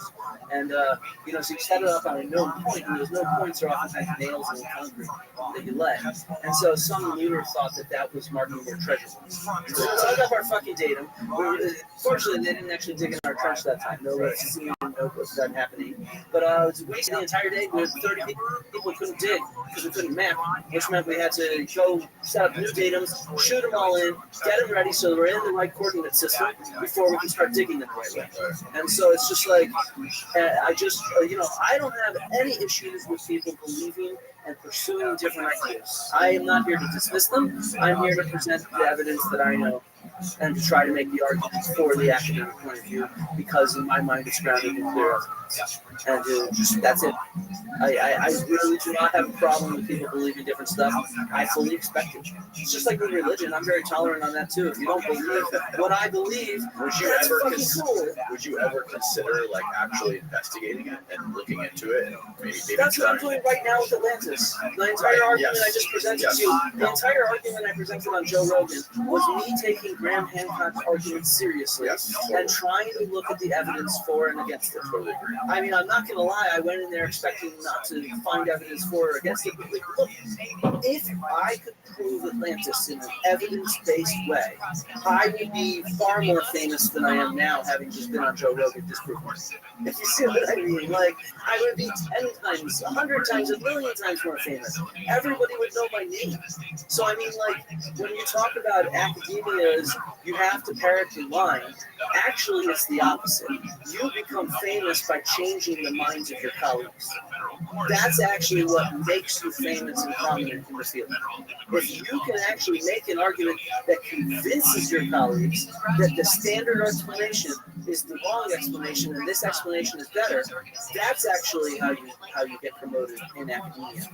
And so that's what we're all trying to do. One of my big claims to fame is I overturned something called the pastoral hypothesis, which is basically at the end of the Bronze Age, the climate changes, it gets dry, the palaces collapse, that one burns down, several of them actually burn down, and then for a long time people called it a dark age. No longer think of it that way because people were living their lives and whatnot, but writing what years? So we're talking 1200 BC is when the palaces burned down. The Bronze Age actually ends 1100 BC, and then the early Iron Age starts at that time. And then 500 years goes by with no writing. Art takes maybe 200 years till it really is figural art, rather than just a geometric scroll. And figural art doesn't appear for another couple hundred years. You don't get monumental construction until much later. And so there's this period where the society is what we call today a collapse, right? And for a long time, people read like the Iliad and the Odyssey. They see these Homeric heroes feasting on cattle. And they're like, look, everybody became cowboys, right? They became pastoralists instead of agriculturalists. And so one of my big claims to fame is I said, no, that's wrong. If you actually study all the animal bone evidence, you look at the totality of evidence for what people were eating, it actually is the opposite. They're eating less animal protein and more plants. We had it completely wrong. And so, I have a couple articles on this and also how it relates to how food production has to change and adapt related to climate change at that time because it gets very dry, big drought. And so, that's my claim to fame is overturning the previous thought on what the Greeks were doing at that time. And so, that's why I get funding is because I did that. So, the idea that we're supposed to parrot the party line, no, we're supposed to overturn and rewrite the past. We're supposed to find new evidence, use new methods, have new questions to be able to add to our understanding of the past. It's maybe the right way to put it. Right. It's not always meant to overturn what we know. It's meant to say something different, for sure. Can you explain, before we wrap it up, I want to talk about the ice cores that you guys talked about with Graham. Yeah.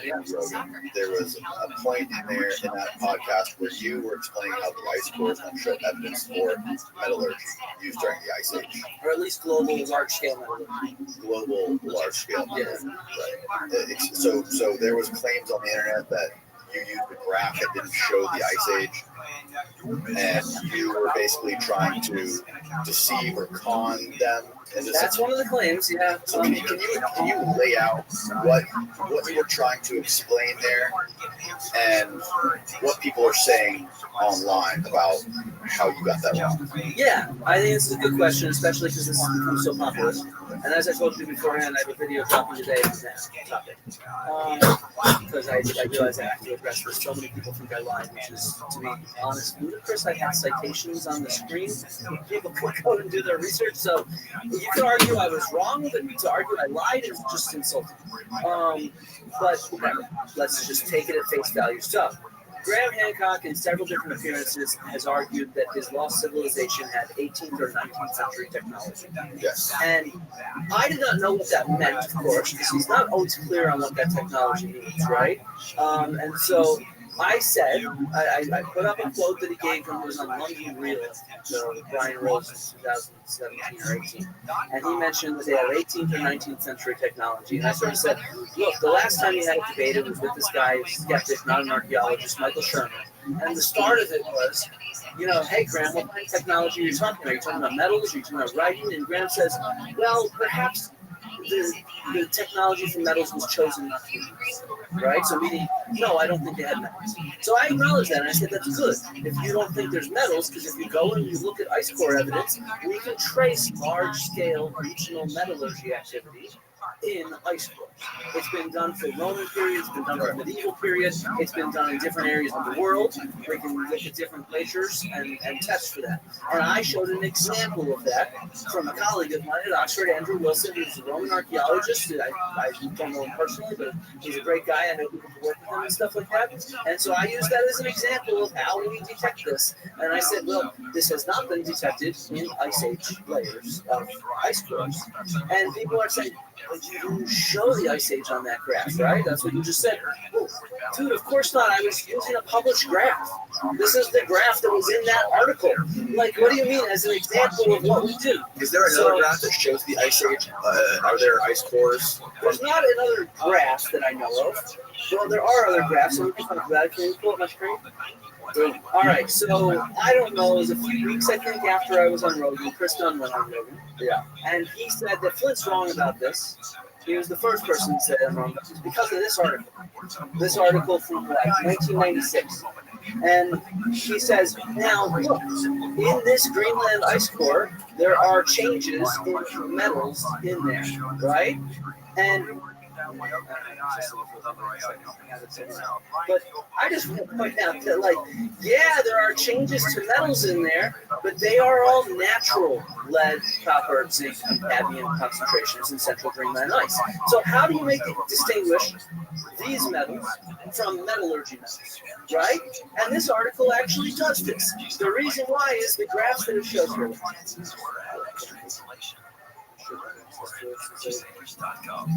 Brought to you by the U.S. Department of Energy and There we go.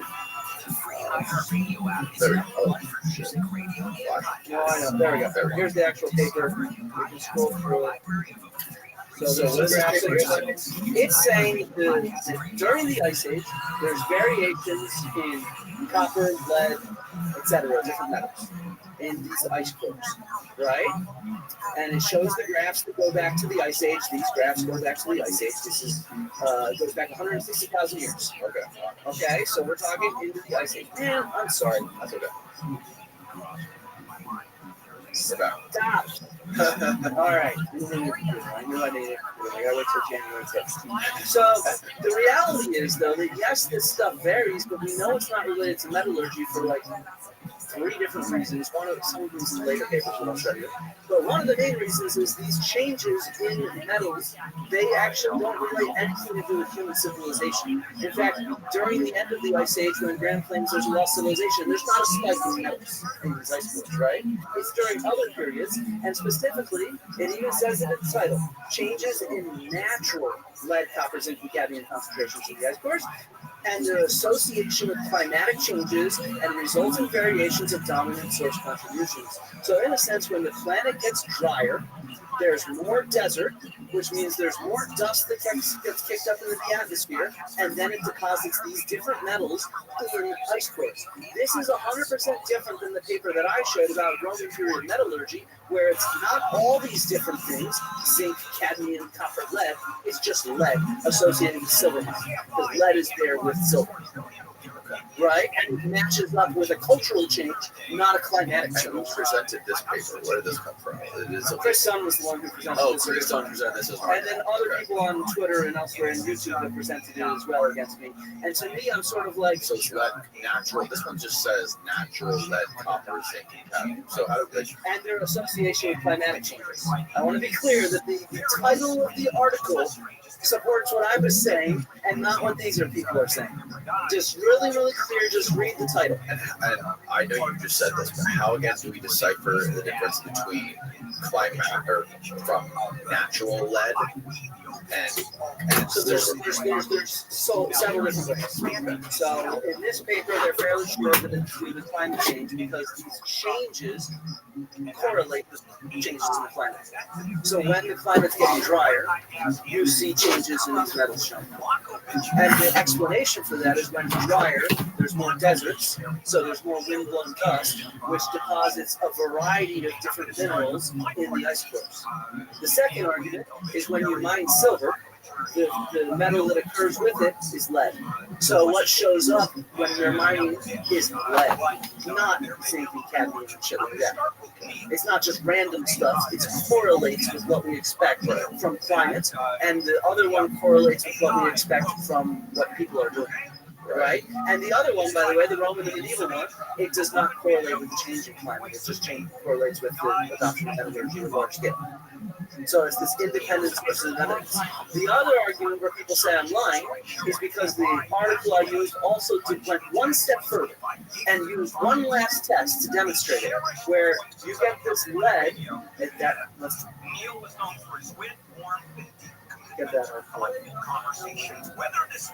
This is the article that I showed on Rogan. Lead pollution recorded in Greenland ice indicates European emissions, track plagues, wars, imperial expansion, yada, yada, yada. So they did a series of things. Not only did they produce this graph, and this graph is really cool, it lines up, but then what they did is they went become a beloved figure in talk radio. His shows offering a unique mix of entertainment, insight, genuine heart. As host of the Court Report, Neil celebrated the culinary word with contagious enthusiasm, spotlighting local restaurants, culinary trends, and the simple joy of making bread. This is when AI really fails, by the way. I want you to know that. As the voice behind the Jesus Christ Show, the producer, it tackles questions of faith, doubt, and spirituality, humility, empathy, and clarity, making space for listeners from all walks of life. And the signature sign-off, be kind to one another. Okay, well, it's more than a phrase, it was a life philosophy. Beyond the studio, Neil was a man of deep connections. I have a number of music, special fondness for punk rock, a genre that matched his authenticity, energy, refusal to conform to expectation. And whether discussing the lost spirit of classic trap or discovering something new, music was a constant source of inspiration and joy in his life. Neil was survived by his beloved wife, Tracy, and their son, Max. By the way, if you just tuned in, this is a mock obituary that AI produced. Yes, survived by his beloved wife, Tracy, and their son, Max, the life of his life. He was a devoted husband and father whose love for his family was evident in every story. And at every quiet moment he cherished at home. Boy's mind going to be different. He also leaves behind countless friends, colleagues, and loyal listeners who were touched by his generosity, humor, and wisdom. Neil Saavedra often said, life is meant to be tasted, and so are women. No, I add that. Plenty. Get you real fucking money. Get real. He lived those words every day, not the winning part. Like savoring each moment with passion, integrity, and heart, and invited the rest of us to do the same. Okay, that's Neil's. Lock open. Done by AI. Yeah, Neil, how do you feel?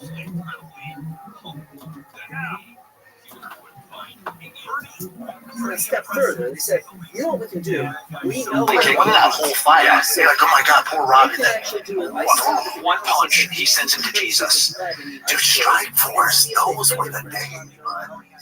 You remember what's wrong? No, you just look at an image because you just see my face covered in my own blood, and I'm just pouring blood on top of Robbie. The whole fight was a bloodbath. Just a testament to, he's in the Hall of Fame multi-time as a fighter, but then his fight with Roy McDonald, one of the best fighters. One of the best. That takedown was actually after uppercut. If you go down one. Yeah, that one. In the same way, isotopically. They never tested Freaking Robbie, one uppercut, and he changes my face forever. Freaking Robbie Lawler, freaking alumni that came out of Strikeforce. When we go through it, Jacare, Robbie Lawler, Luke Rockhold, Ozzy, DC, especially at the time, Britain was still in there. I mean, the whole Mission Day, the whole squad. Check yourself.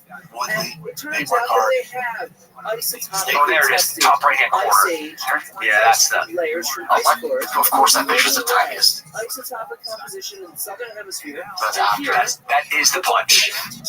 Did you ever fight Mark Hardy? No, you use Jackson's guy. Because he was champ, he beat Woodley. He had that Mortal Kombat combination. Takes the belt from Woodley and then came over to Gavin. It was we were definitely heading towards each other. And you guys primes, that's a fucking thing was so good. It would have been a great fight. Yeah. And I don't, like, of course I'm going to say I'm going to win. Yeah. But it was going to be a great fight. It'd be a great fight. And it would be violence from bell to bell. Neither of us have that's the one. Look at that punch. So that guy is sitting in the back of a bus and a bunch of protesters are walking up and that guy's just sitting there like, oh, he was like, they better get ready to God there all over the doors. He told, Jamal Hill and all those guys are like, oh man, fuck this over the door. He goes, well, let's go sit down. Everyone gets over our energy. Just the general, ruthless, experienced generals, like, tactical patience. I fucking wish they got Can you imagine the doors opening and Robbie Lawler just takes the step down those bus stairs, 3-4 steps down, and he sits there and just takes it all in. As an example, There's no time. it's just delicious to assume that like that. UFC assemble. You just sprayed a God one of those smoke idiots. Like, hold on, back up. I think that's probably all. I know my boyfriend at the time, super toxic, used to watch UFC. I've seen that guy just would pray to God. One of them had the wits to go, wait, look at their ears. Yeah. They know. They're so tough when there's like 70, 80 of them, and there's that energy of the mob. But they've never seen real violence, right? If they're throwing bricks and they're throwing rocks and they're throwing bottles, that's not violence. That's not violence. That's coward shit. Robbie Lawler's violence. Yeah, you walking up to a dude that said something slick to your wife, that guy's about to experience violence. Like, they've never seen it. Yeah, dude, Like your boy history. I wasn't even being I was being chill. I was course correcting a guy that was a little out of balance. no, you have the skill set where you're not going to amp it up and Super chill. knock him out. But even him was like, that's different. Like, that's a 2 out of 10, man. Yeah. If you crank up a 10, you're not looking at it. Yeah. Teams like that, I don't need to. I don't. You know, I was going with that nice gentleman who I told you I love that guy. I was going with Tyson. As soon as I get up there, he's like, stick it to him down. Like, whoa, God, take it out a notch. Just, I was going with Sean Apperson, and Rollo runs up. He's like, beat him up, dad. I'm like, this is it. Yeah, and I don't also want to hit Sean Apperson hard because Sean Apperson will hit me hard back. Yeah, like I'm not even wearing a mouthpiece. I'm not wearing a cup. Dude. But it's the best when you're doing good work, good head movement, good footwork, right? And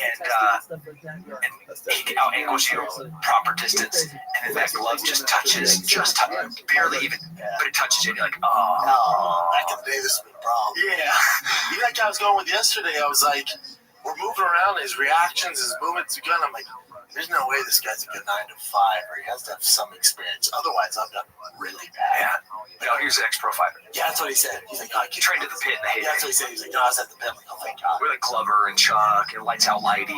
Yeah, so I kept trying to cut the ring off with him, you know? He was like doing his thing. I'm like, oh, shit, this guy knows what he's doing. I love it. It's like, are we going to do some Muay Thai clinch? Are we going to do some just straight boxing? Are we going to switch up and do like some MMA rounds where we're just like slightly grappling, like maybe hitting some tips? But that's it. Just constant flow, super safe. Awesome. What else you got, Jen? How old were you? 10? Say again, sir. Look, he was 30. I was 30 there. And Robbie was 29. This. Oh, there? I don't know. But it says. I think that's the fight. Yeah. Yeah, that's fine. He looks. That's that's this right Also here. cut weight though, too, though. Yeah. There's a. After this, I go. Just came out of the ring, and I don't know why. They did our physicals, post-fight physicals, immediately following. It's so stupid. It's so dumb. Even dude, right before the fight, I remember they're like, man, your blood pressure already is a little high. Like, yeah, because I think going to fucking Cajun fight, that guy that I'm right across from, that you're checking his blood pressure too, his is high as well. He's a killer, I'm a killer. Yeah, my heart rate's a little jacked, but Adrenaline's a hell of a drug. Yeah, buddy. And I'm in the arena, I'm gonna compete, and like my fucking adrenaline's up. Yeah. Background, where you come from, and your expertise. Yeah, I still got to. So Conor McGregor was in Ibiza, and there's no real context to this other than someone just walked up to him. Conor was on stage, and Conor, I guess the guy said something to him, and then Conor punched him twice. Left. He's never fighting again. His face looks like mine when I was boozing all the time. Yeah. Oh, he's like definitely boozing. Yeah. But these are two good left hooks, though, so there's still hope for the fans. This guy says something to him, and watch this. Bink, bink. Still got it. Yeah. Still got it. Oh, good. Probably gonna get a lawsuit on his hands. That was like that's it. 5:53 or something a.m. 5:53 Yeah, so a.m. he was up. That's not good. No. Man, after like midnight, 1 o'clock, the only things open, are going to be lakes, liquor stores, and jails. Yeah, it's not good. He's never fighting again. He's too. There's nothing good that I sound so. It's right though. You get to a certain age, like man, all the trouble happens after midnight. That's when people get bored, guys get creative, looking for trouble. Nothing's open.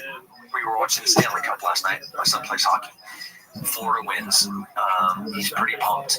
They pull a goalie in the last period, and one of his favorite players on Florida scores an open net, getting a hat trick.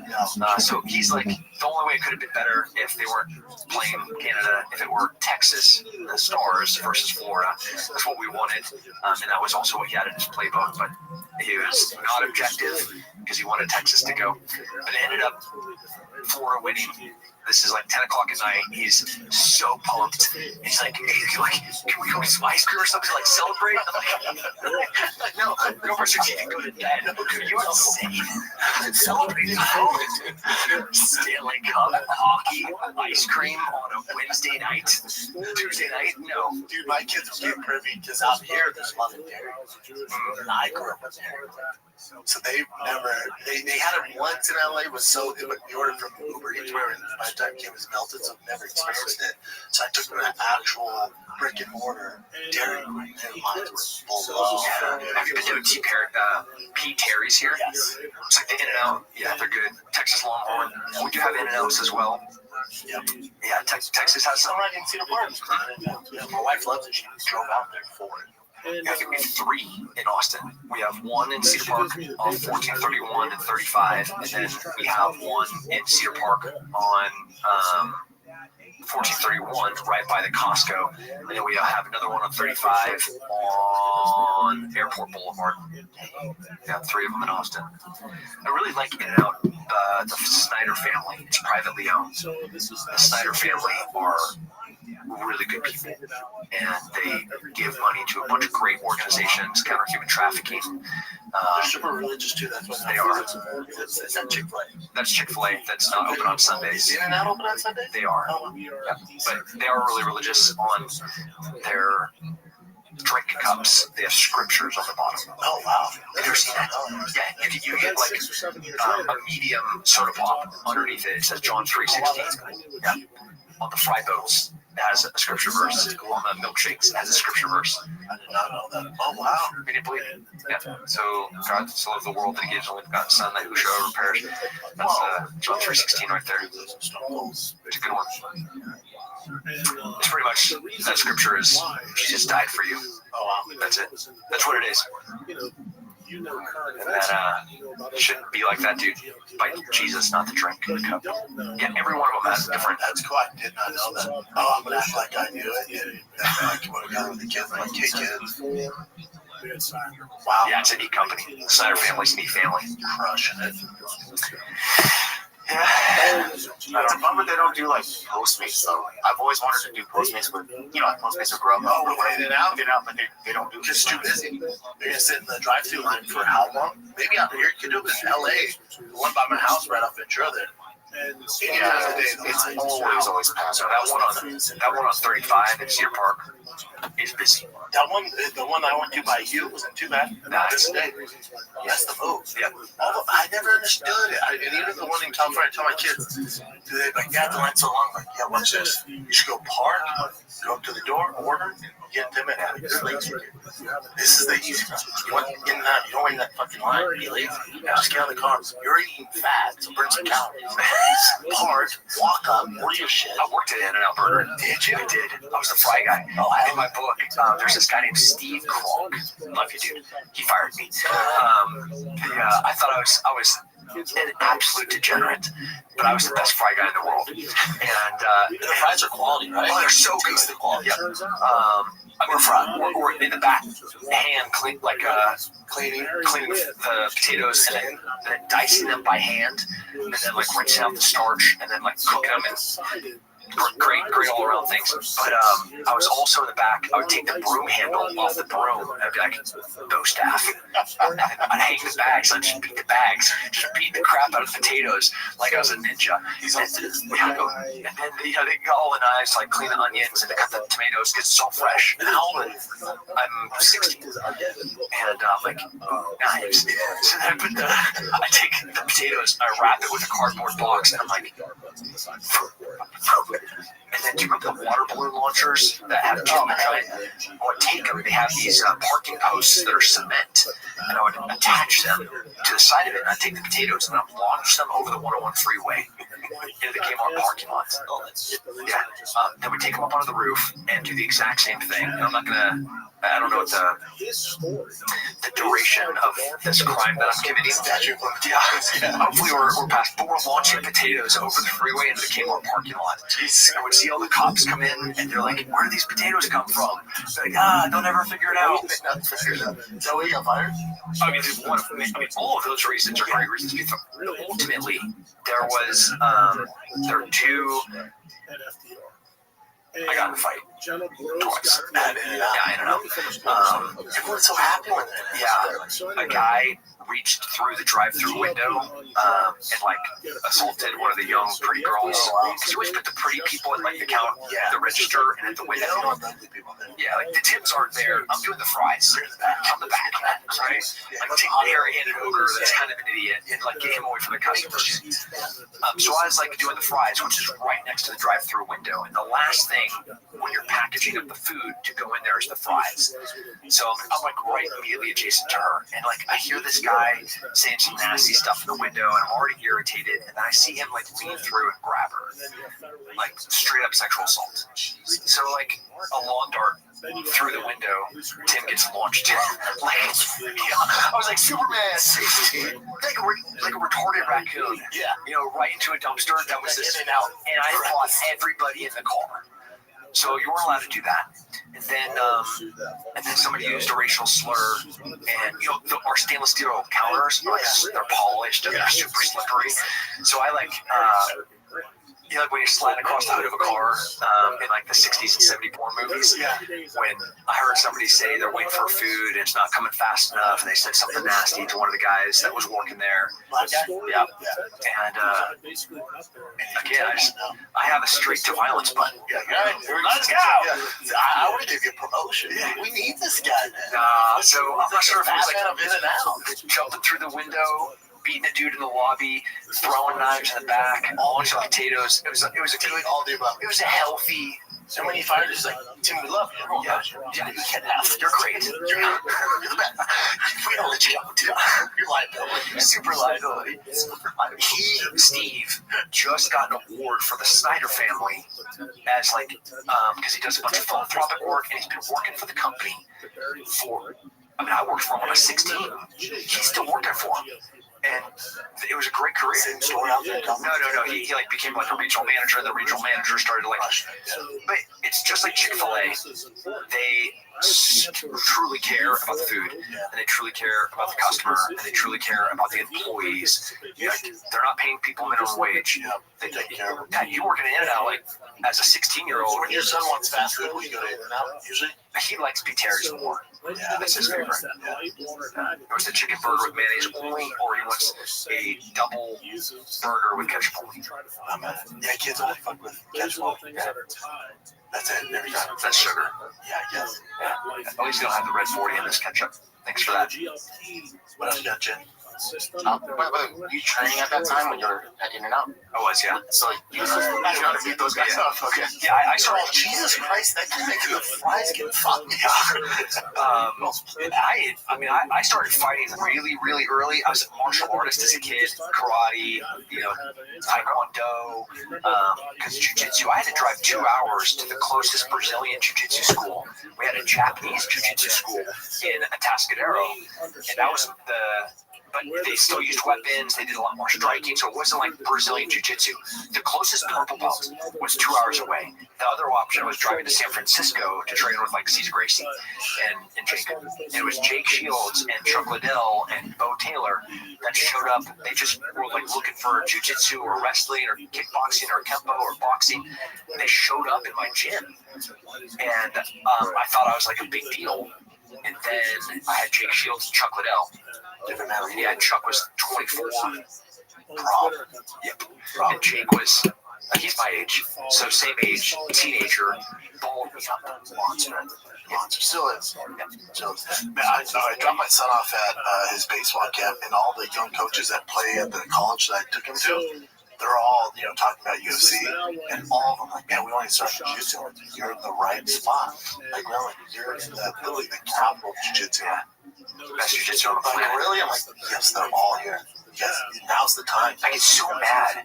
People, I have a big school, 500 members, 600 members, and they come in there, and they're like whining about something. I'm like, you have a Giancarlo Badoni that's teaching the morning classes. He's the 2-time ADCC world champion. Your midday class is Pat Miller. Like, that guy has won more championships in super fights.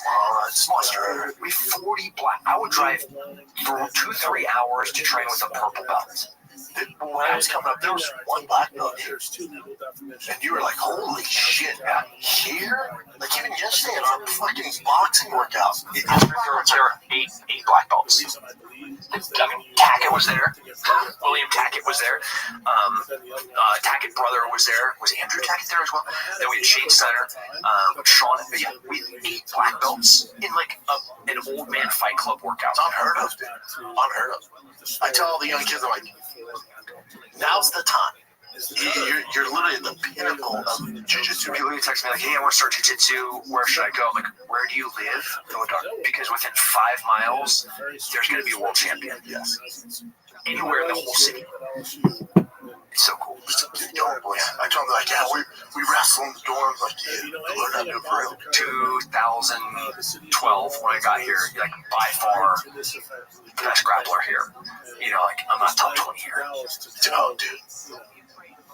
Monsters everywhere. Yeah. It's such a good time if you're in the jiu-jitsu. So fun. Just go, man. Yeah. That's what I told these kids. Just do it. What else you got, Jake? Your big ass start jiu-jitsu. Yeah, why do you do jiu-jitsu? I don't want to mess up my neck. My neck's not hurt. I was in jiu-jitsu since I was like 8.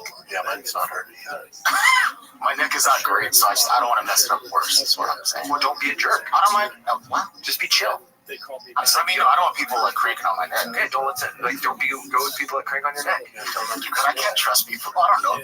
Oh, it's a trust issue. If I was grappling with you, maybe because you totally chill. But Yeah, unless you like hurt my friend in the round before that. Just messing it up. It's on. But striking, I would love to do. That'd be awesome. You know what I'm saying? We do that 2 days a week. All right, Brad, but I'm saying like I don't want to mess up my neck. Yeah, you can do a striking though too. Jab, your head. No. If you teach me how to strike like on a bag or something, just like like pad work or something like that. Oh, that's good. Yeah. Boxing and fitness. I'm here for it. All right. So let me know if we've already discussed, or if you guys discussed it.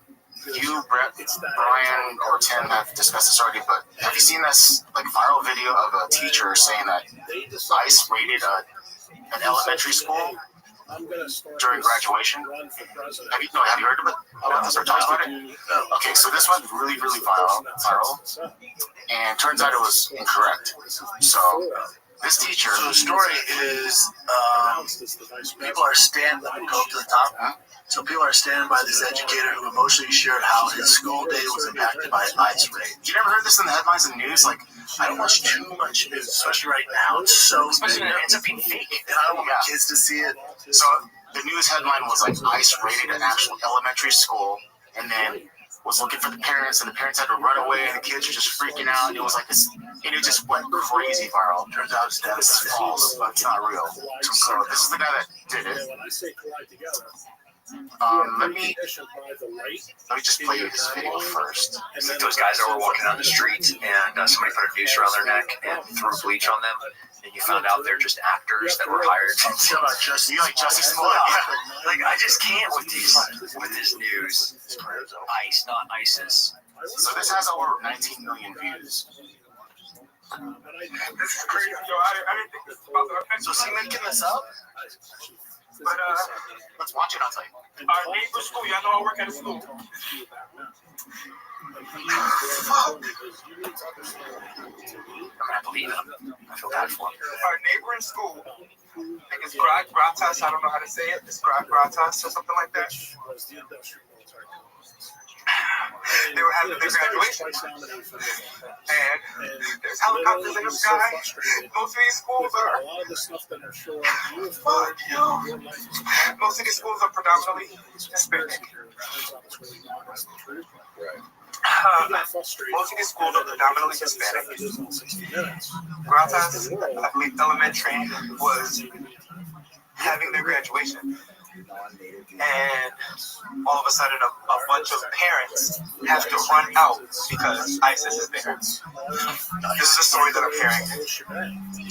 And, our school goes on lockdown. Our principal, tells us it's a drill, but we know it's not a drill. And, I had to come outside to my break. We kind of got like off of a soft lockdown. And parents had to run out because they don't have papers, and they had to leave their kids because the kids do. What type of shit is this, yo? And then kids are freaking grabbing teachers and crying on their life because they don't know if they're about to see their parents when they get home. So that was not real. He says eventually that he heard that from some of his, peers that's what was happening. He cried like that. No, he didn't see it firsthand. Oh, this guy's already like a TikTok guy. Yeah, and plus people. Okay, so obviously the LAUSD, the Los Angeles Unified School District, had to come out and make a statement saying like that's not true at all. It didn't happen. Video posted on Friday by the user Mr. Howie. The man said he heard parents were leaving graduation ceremony at Gratz Elementary because of ICE, not ISIS, was raided the event, and some parents didn't have papers, and the kids are freaking out. Actually, This is read the whole story. Here's actual LAUSD. Okay, it says this is from LAUSD. We are aware of recent rumors circulating on social media regarding immigration enforcement activity at the 5th grade graduation ceremony at Grants Learning Academy for Young Scholars. These claims are false. Los Angeles Unified continues to work closely in school leaders, safety partners. Yeah, so they're saying it's false. That never happened. It's actually just someone told him that. He on there crying like that, and none of it was validated. And he responded as well. Before you fact check me, hear the truth from me. You want to hear some of it? Sure, he's full of shit. Because a lot of people can't seem to tell the difference between a real emotional response to information and a news report. So let me walk you through my entire day up until the point where I pulled up my phone when I started crying. It's 8:30 in the morning. Our principal comes on the loudspeaker and tells us that we're on a soft lockdown. It takes you about 30 seconds to explain it. While this is happening, all of the other teachers' assistants in the classroom start to tell us their personal experiences. I know such and such that got picked up. I know such and such that is in danger. Oh, this kid didn't come to school because of such and such. People start sharing TikTok videos. He gets started. Yeah, he's just an idiot. And hold on. I like that like people care for other people. So of course he writes all this stuff up. It's sweet, but this person. This is I like this comment. By the way, Tim, with this, I think. By the way, he's an actor as well. And people are saying he wants attention. Dude, I wants think attention. Yeah. So this person, that's how I think. This person goes, an emotional reaction waited for you to hit record.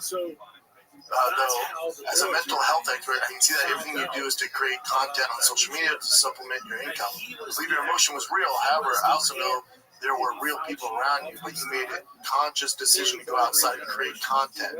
Talking at your phone screen isn't therapeutic, and that's why it's not viewed as sincere. I never once started crying and thought, oh wait, I better record this shit with my followers. Is it a live recording, or did it take multiple tries because you're overwhelmed with raw emotions? Real question. Is this the new time we live in? Emotion is real, but the content is manufactured. Facts. And by the way, this has his response has 218 likes, whereas the first video that went viral has 19 million views and like a gazillion likes. Because the left gets a hold of it, like, look what the. Trusting people don't believe him, so they're not liking his. Oh no, it's short-lived. Yeah. And once we come out as a fraud, we're all right. We're out. Move on to the next fraud. Yeah, that's Is that it, brother? That's pretty much it. Mr. Tim Carey. It's a good one. I feel like you do it every week. Yeah. Can't wait for my brand to come home. Yeah, I know. Hopefully you've got back to the tan, a few less wrinkles. There you go. Less joy. But appreciate it, brother. Thanks for answering the call, man. As always. We could do this for hours, dude. You're the best. Sure, we gotta get you a car, and I'm gonna teach you how to drive. Yes. Let's do it, and train. And you gotta fix your attitude on the streets. You're part of the problem. It is them. You're too old for that. But my response, I have to fix. My response is how I should. There you go. All right, that's it. This is the Founder and the Kennedy. We're out. Fellas, say goodbye to the weak erections. Your wife always complained about that limp waiter. No longer. I got the guy that was in his lab. He's a biophysicist. Became a lawyer. How privileged area, especially all those kids. They thought these kids are everywhere, even here. Cell towers? Yeah, no. These are electric. Remember, there's no cells at this time. These are electric towers for the power. They changed the Earth's magnetosphere 80,000 kilometers above the surface of the Earth. They proved this in 1974, 75, 76. And not only did they rate the military, not only did they give this information to you, Carrie, they gave it to all the electric power companies. And everybody was just like stunned. Okay? So you have to remember, this guy he's like freaking Joe Montana of science at this time, and no one is listening to him because why? His message is very inconvenient. It's a truth, and it's a time where retooling our economy from an industrial economy to an information technology. So power grid's a big deal. The use of non-native EMF, Intel, Microsoft, Google. This is all the precursor stuff at this time. The big company at that time, which you probably know, is IBM. Believe it or not, IBM was already working on liquid crystal displays that was using a lot of this stuff. And DARPA was involved in that too. So DARPA and the military suck Becker in. They're fueling it until the truth comes out. What does he do? 1977, he's so frustrated, he gets on 60 Minutes and he tells the world the truth. He tells them exactly what I just told you. When I said it to you, your eyeballs got really big, because a lot of people, even now, 50 years later, don't realize what he's really found is that all of this shit has biological effects. I don't care what it is. Like, you put those Apple things in your ear, dude, that's the stupidest thing you could ever do. I stopped using them a few months ago. I got the wired ones. Yeah, that's not good. The wired ones probably aren't good either, No, right? because you're still getting junk conduction into your ear, which will bring you to my work is the next level. Like, if Becker had lived, he would have looked for the source of the DC electric current. Oh, we found it. What were you saying was the reason that Susan, the former CEO of YouTube, she had some sort of cancer thing that had something to do with this? No, I don't think I know. She has a very interesting story. Her mother, his name is Esther. Esther is known as the grandmother, so all the kids are tied to her. That's why I said you need to really understand the metrics that we're talking about. And the reason why this is very interesting is because I'm entangled now to people like Nicole and people like Bonnie. Bonnie didn't know this, but Nicole does, because she was married to Sergey Brin. So when we started talking about this, her and I, obviously when she has a kid with autism, she's a patent attorney for Google, and I tell her, no, I'm not going to help you because you're the person that actually caused the problem. And I have to tell you, I was not a nice guy to her. I mean, brutal to her, really. Oh yeah, this is like probably a year and a half ago. And she offered me at that time $100 million to build a decentralized research facility with Bukele down in El Salvador. And I told her, I said, bro, hold my beer. I'm not doing this. Why? Because I don't trust you. I know who you're married to. I know things about Google. I know things about what Brin's all about.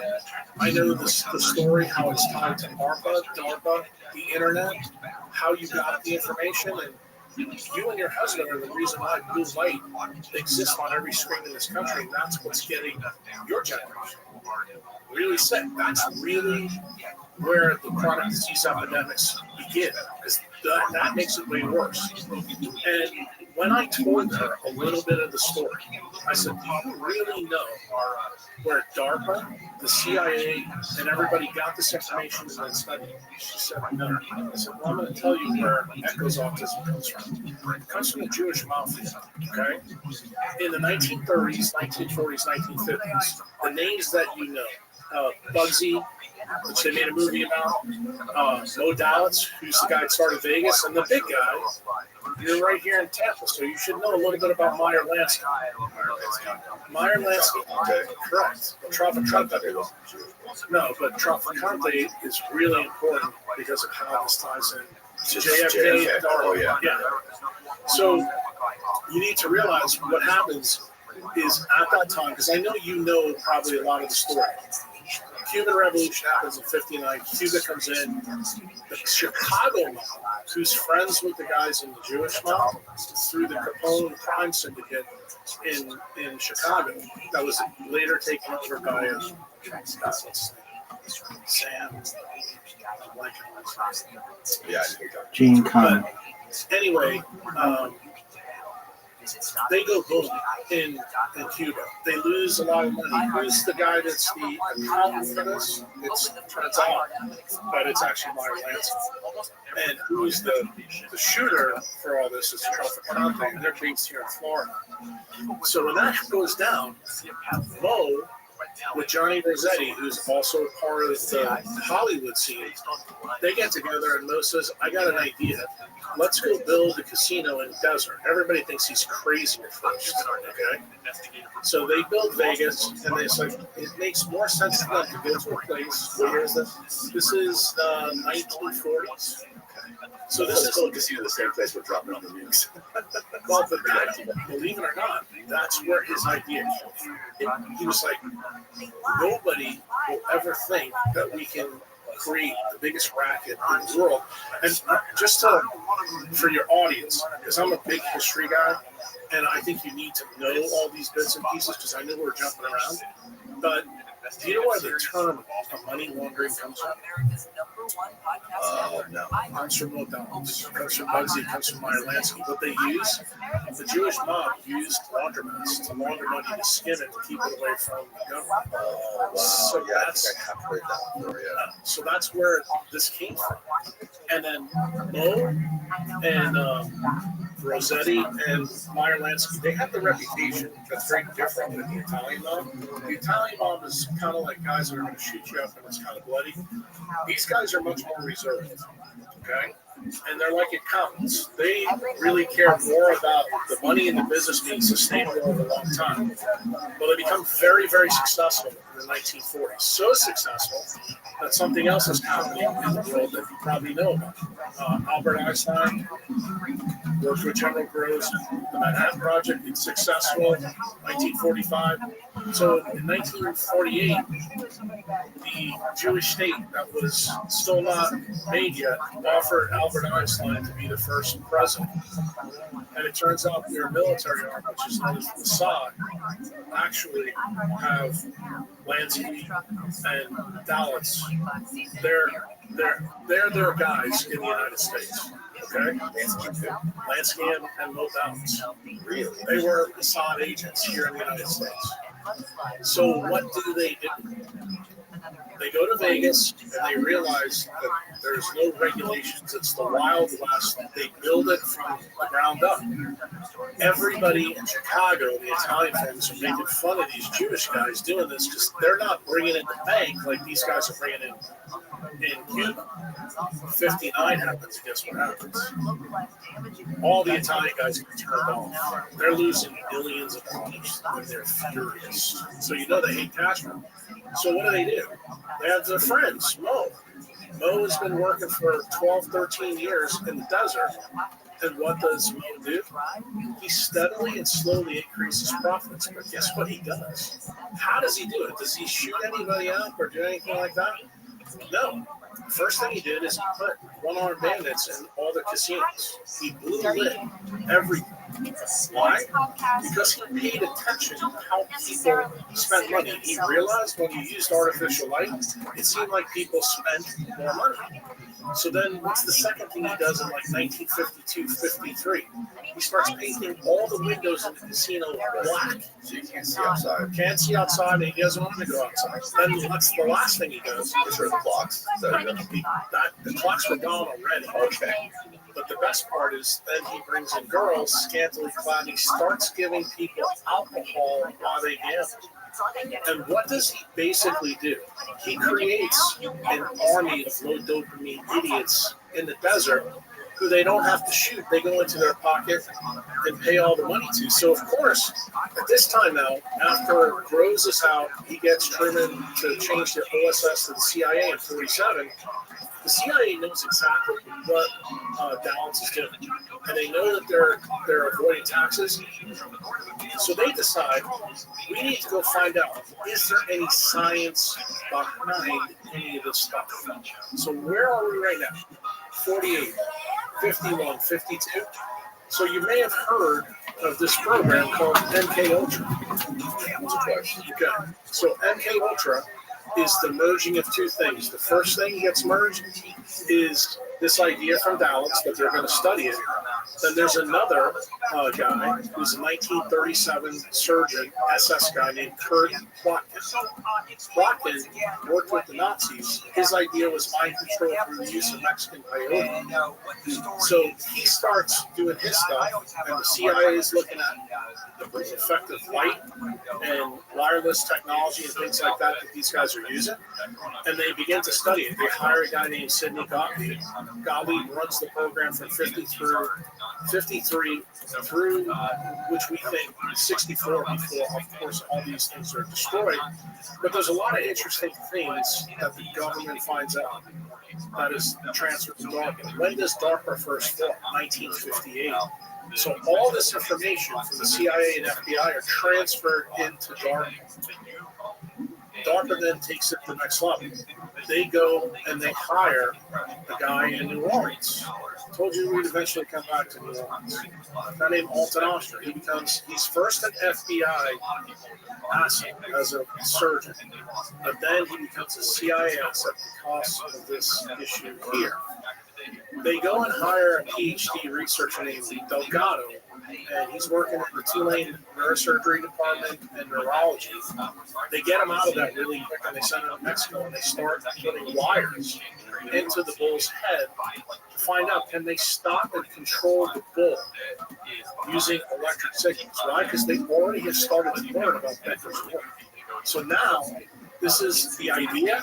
Now they're trying to execute. They're trying to use this as a weapon. Got it? Right. So what happens in this whole time, the crazy stories that you've heard Bobby and I talk about on the Tension Branson podcast, where Gottlieb basically takes the Air Force plane over St. Louis and drops LSD on the whole city in the mid 1950s to see the effect. They found out mescaline didn't work, so the next step after that was to use LSD.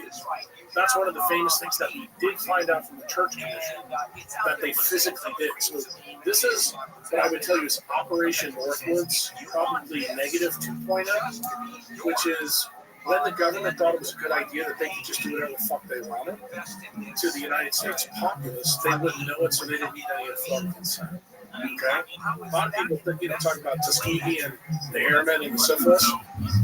Dude, there's a pattern with the industrial military complex. When they want to do something, they don't even ask for forgiveness. They don't ask for permission either. They just do it. So when they do this and Gottlieb fails, what sight lines are really good for DARPA is this work that Delgado's doing is amazing. So they said, okay, you can do it with wire technology, and they were able to turn the bull off as soon as he was going to spear the matador. They said, let's try to do this wireless. Why? They have all the patents and everything they stole from Tesla. They also had all Marconi's work.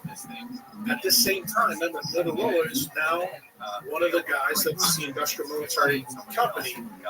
They know that wireless telephony is actually coming. So they decide to employ it here first.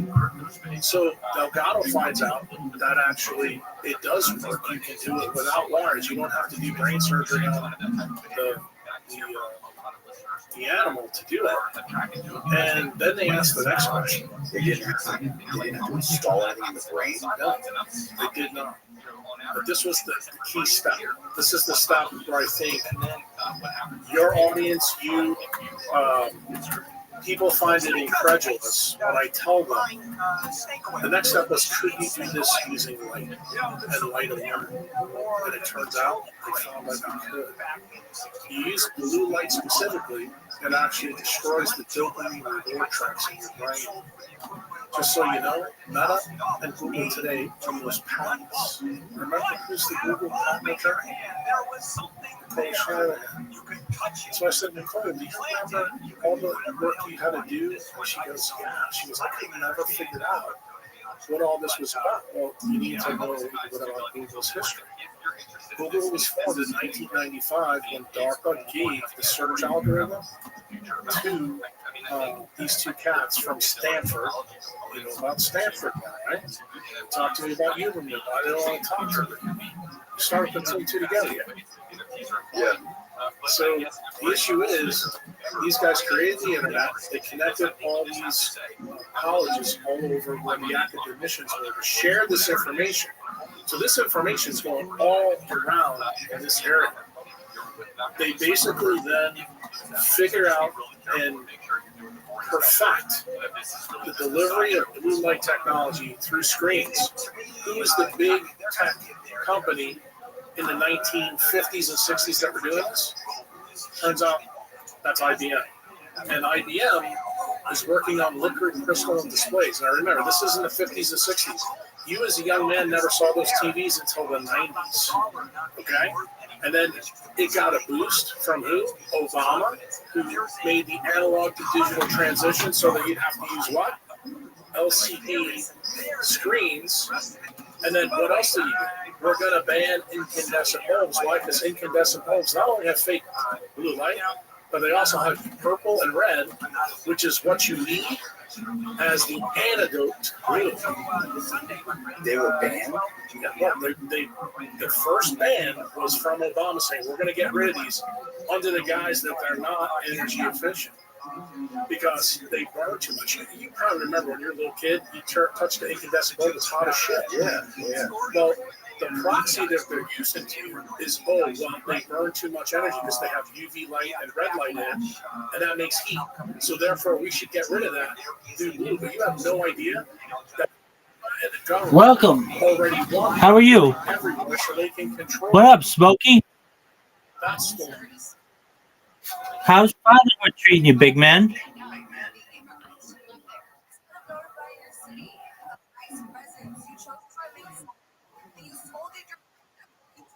Instead of showing support to peaceful protesters,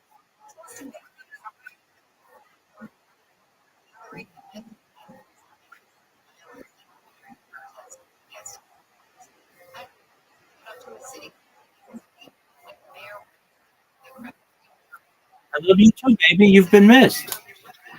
What's good?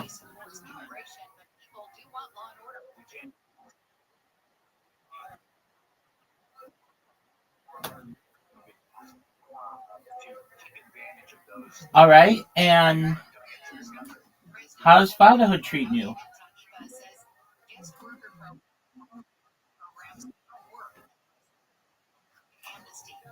Do you like being a dad?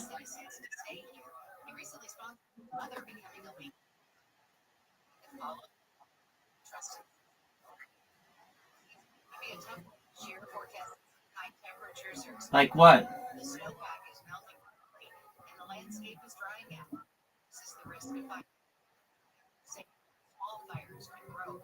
Very cool. How are things going with her family? Okay. So you're co-parenting? And how is that?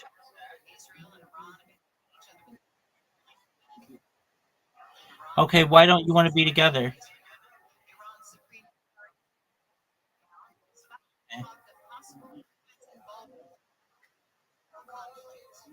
Okay, why don't they like you? Okay, are they right?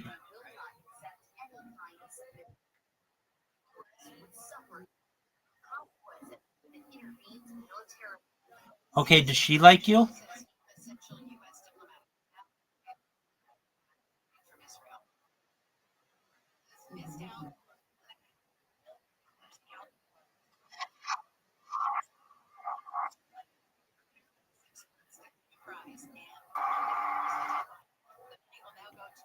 All right. Very well. When's the last time you got to see your...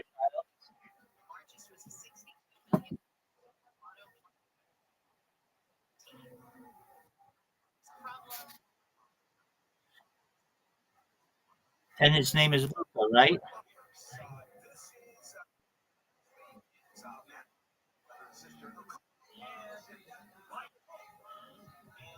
How often do you get to see him?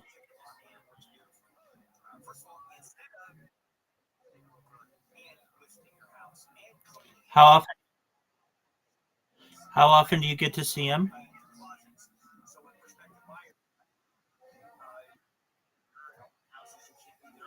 Okay, but I mean, is that like weekly, daily?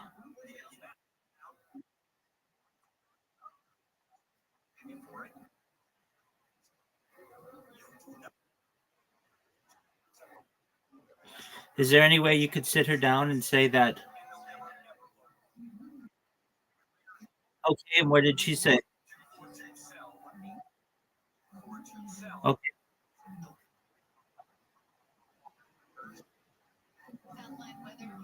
you and the mom, or you and the girl?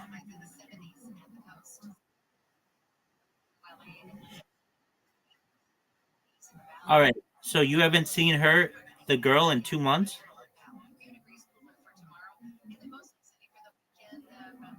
but you've seen your son. Okay. Is there any way that you could work things out with the girl?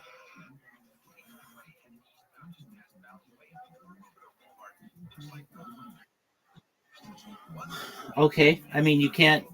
I mean, she obviously liked you enough. You can't be like, hey, I got a job, I got stable living, I want to be a father. Let's try to make this work.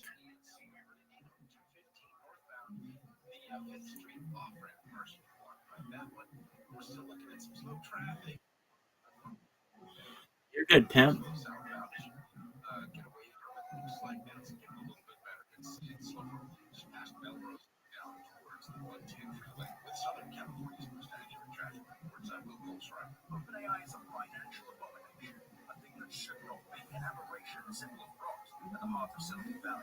I'm going to tell you why on my show ViralRabbi through the show in the tech industry. But we're breaking down why OpenAI, along with other AI companies and dead are lying to your boss that they can take your job. We're also going to be talking to the greatest minds in the industry about all the other ways to make your talent Okay. So there's no way you could say to both her and her mother, hey, I got a job, I got a place to live, and I want to try to make this work with your daughter.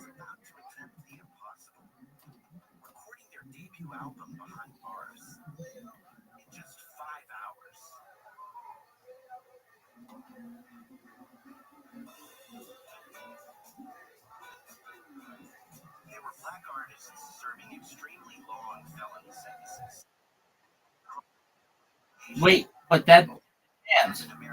But you're saying there's a chance. But you're saying that.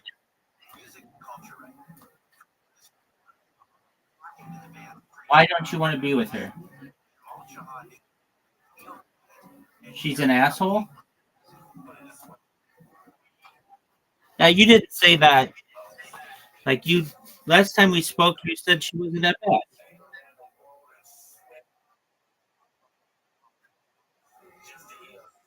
Okay. Have you spoken to Sky since any of this has happened?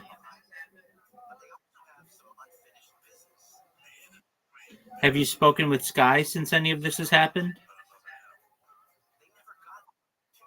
Sky was your girlfriend from January?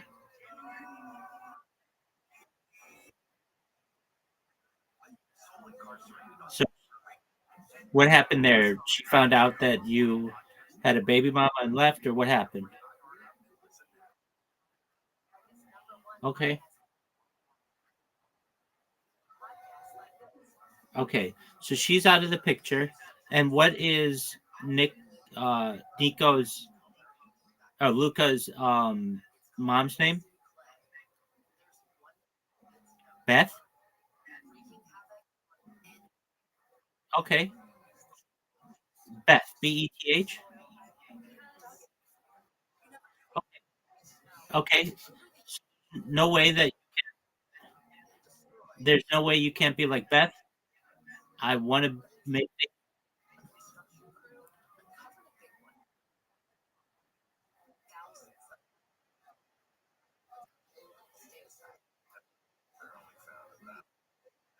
All right. Is Beth seeing someone else right now?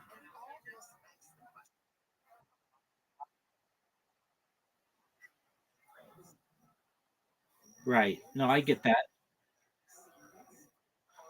Oh, okay. Last we spoke, you were on the verge of homelessness, so you got your living situation straightened out.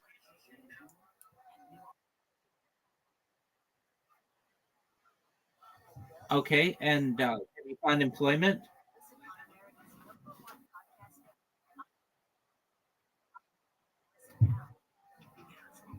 Apologies.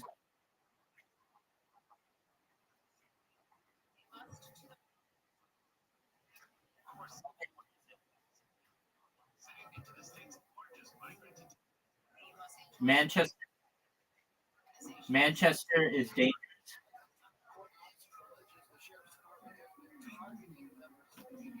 You're saying Manchester is dangerous? Manchester is dangerous?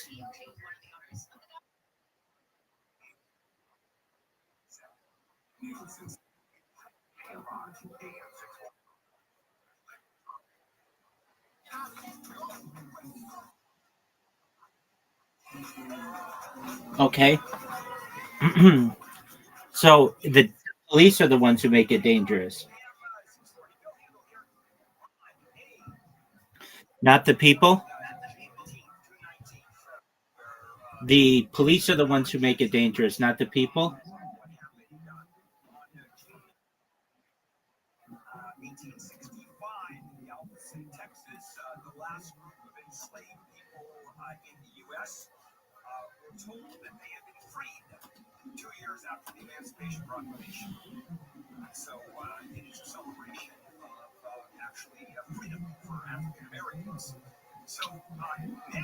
All right. Well, how's the gaming world been?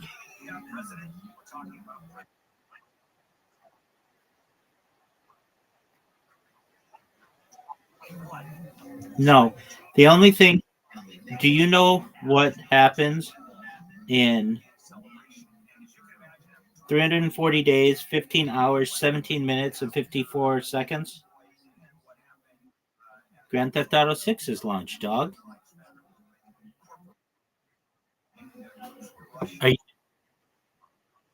what's up? What's up? Okay. Well, I do my best to not discuss politics, but what are your thoughts?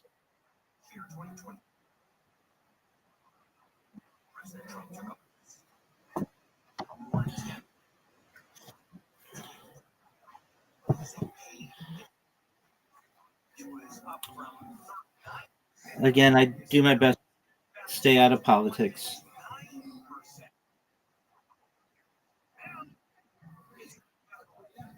Okay. That's absolutely right. All right. So, what game have you been playing recently?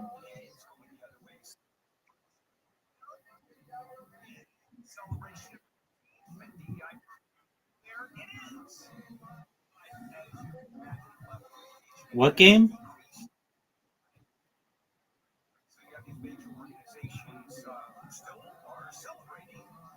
Have you been enjoying it? Have you been enjoying the new game or the same old game? All right. So, what's the game that you've been like playing? What game? What game was it? The one with the snow where you were skiing, or the one where you were a space truck driver? Oh, Roblox. Okay, that's what you've been like. Okay, and how's that been?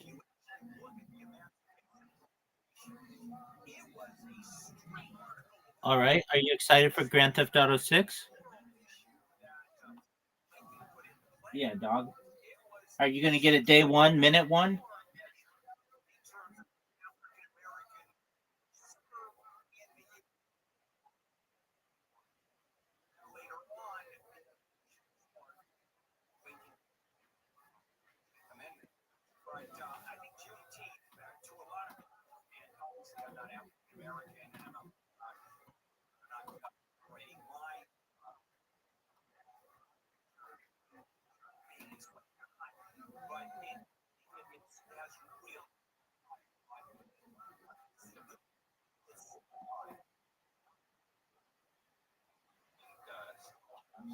You might get ID'd for it.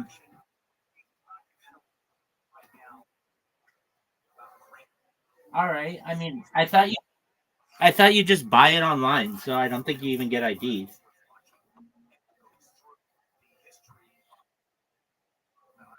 Yeah, but I thought it would just be download only. You wouldn't buy like a physical one anymore.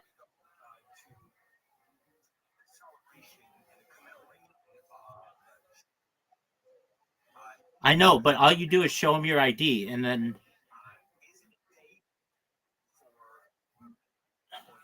like I think it's just going to be download only.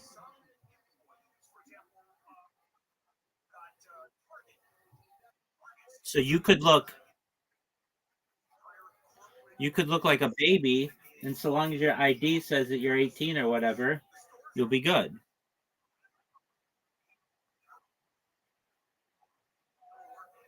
I mean, don't they have IDs, not necessarily driver's licenses?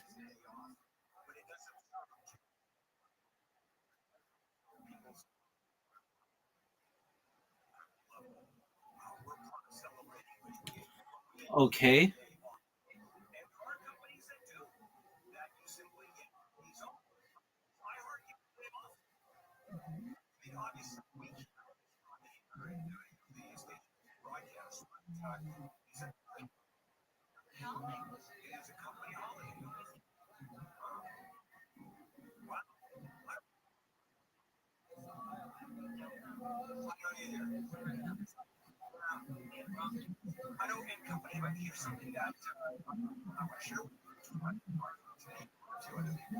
Is 4th of July and all of these holidays, national Christmas, of course, everybody gets a day off. That's not mandatory. That is now by law, post office, government, the banks, etc. Some days off. The rest of it, not so much. So observing Juneteenth, I think is something appropriate.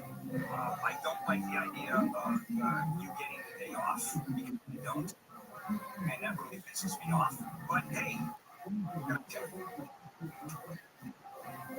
how do you feel about all those Jewish holidays?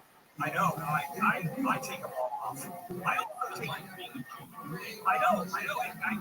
On during Eid and Ramadan, I become a Muslim.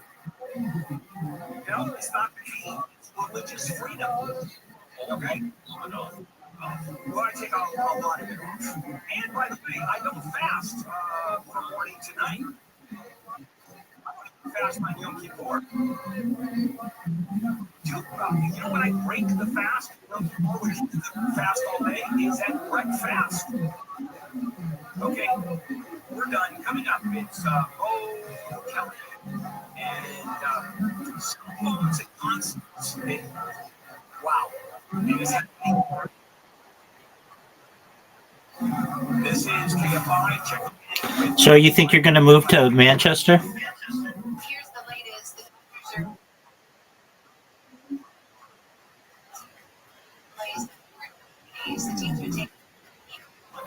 Well, how long a commute is it to see your son from Manchester?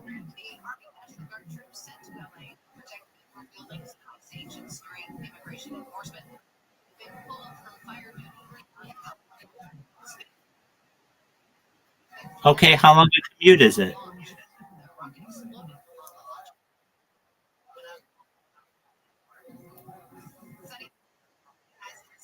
Okay, that's not bad.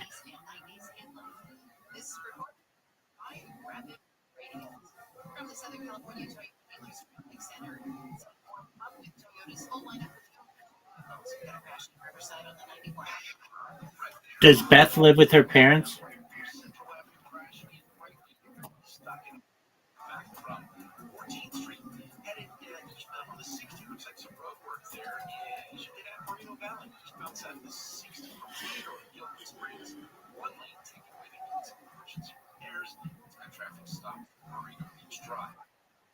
You're good. Do whatever you need to do.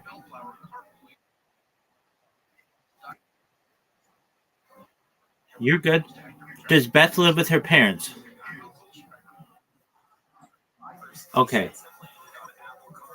So your child has like a stable living situation. Okay, well that's good.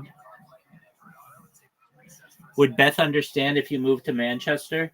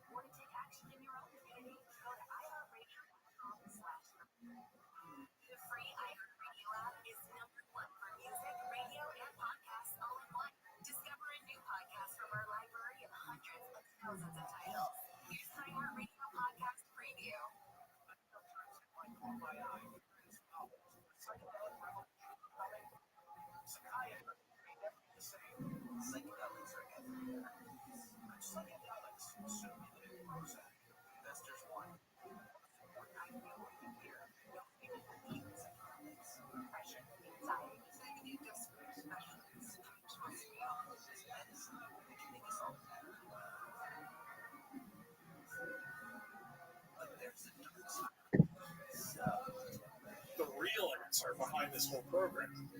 So, what happens then? How do they control us by putting blue light in front, by surrounding? Our worlds are surrounded by these screens and these telephone, like these phone screens. How do they control us with this light? I just told you, they control. By killing us? No, they control.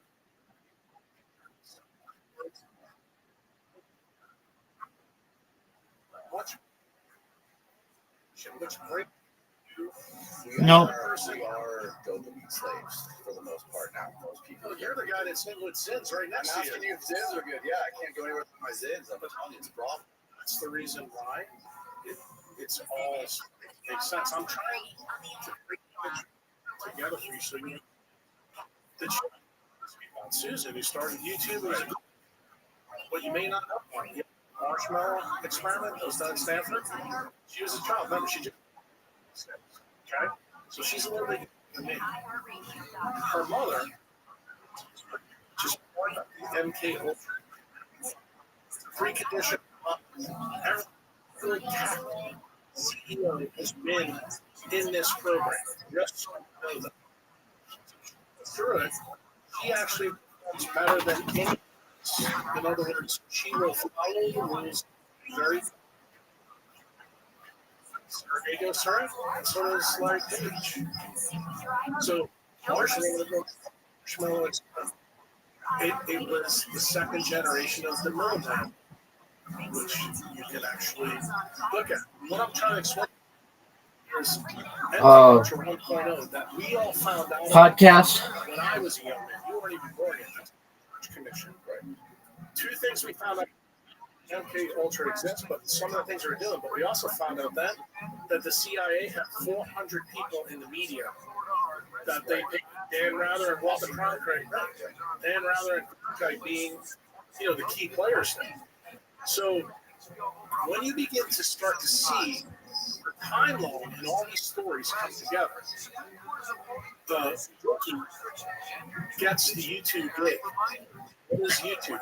YouTube is a screen where you're developing videos. You're addicted to it right now.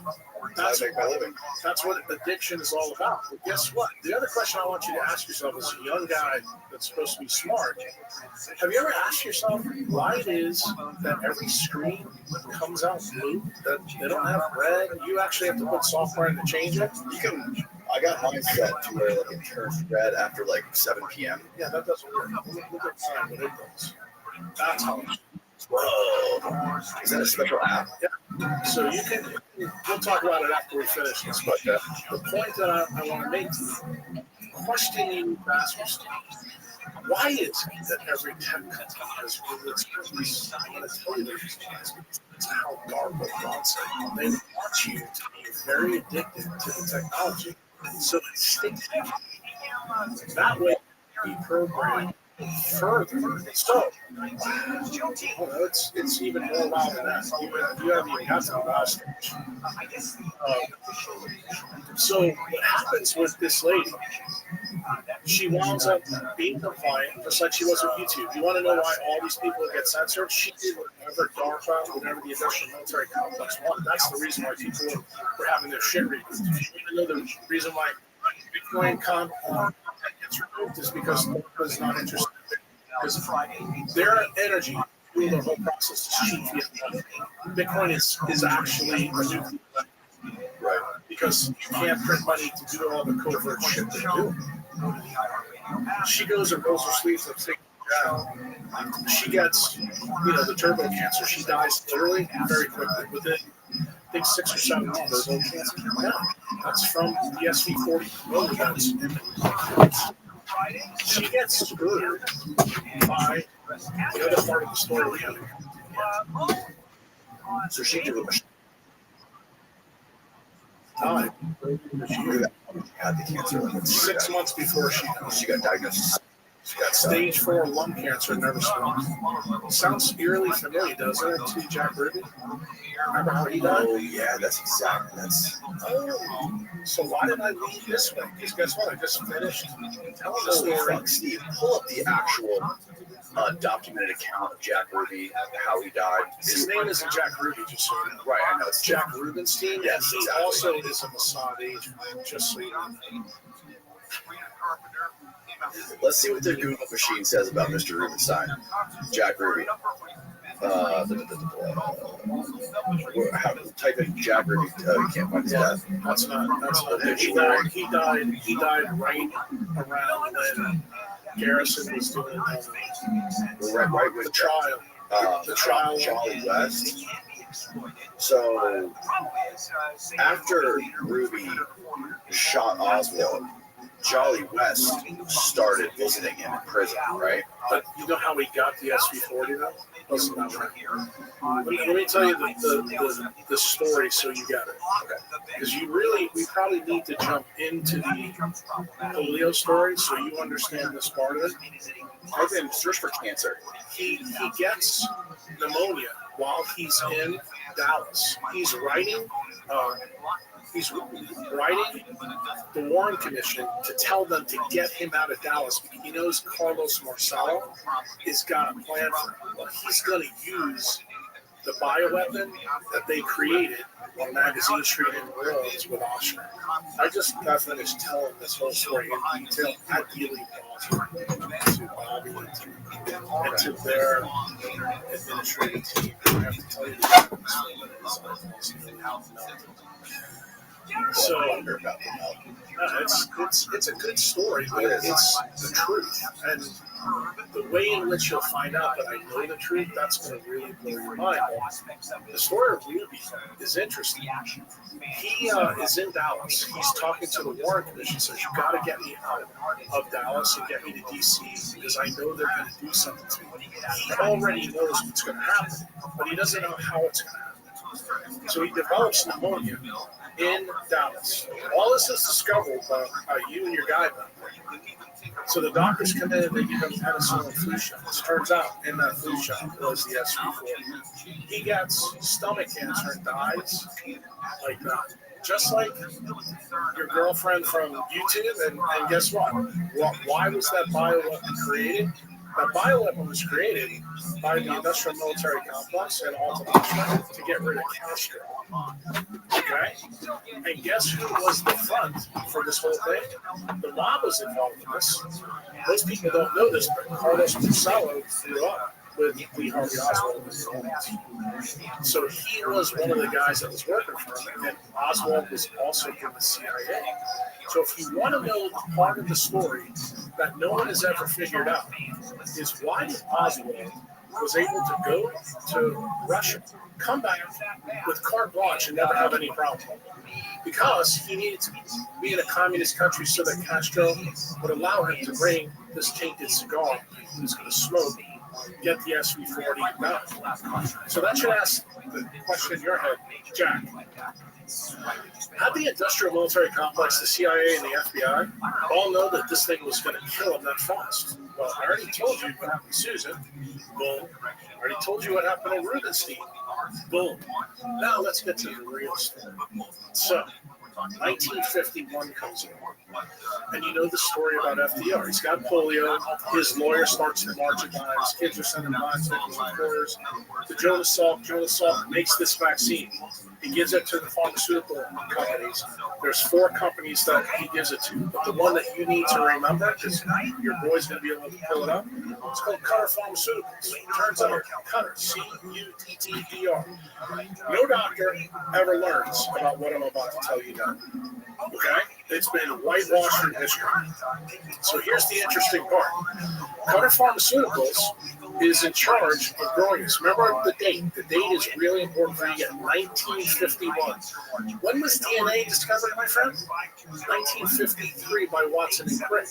So we're in the pre-molecular biology age. Okay? Cutter tells all the four pharmaceutical companies tell Salk that his mix is very difficult to grow, this vaccine. So what do? Salk says, I think we need to use a primate that's close to humans. Then we'll have a good culture meeting. So what do? They use the African green monkey. Okay? Turns out there's something they didn't know. Here's the good part of the story. And getting ready to step into crazy town.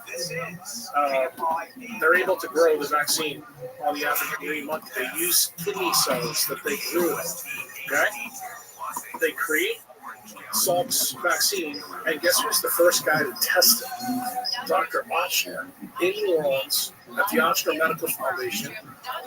Things that you need to know about Ochsner. He used to be a surgeon. He was very famous for being an anti-cancer guy.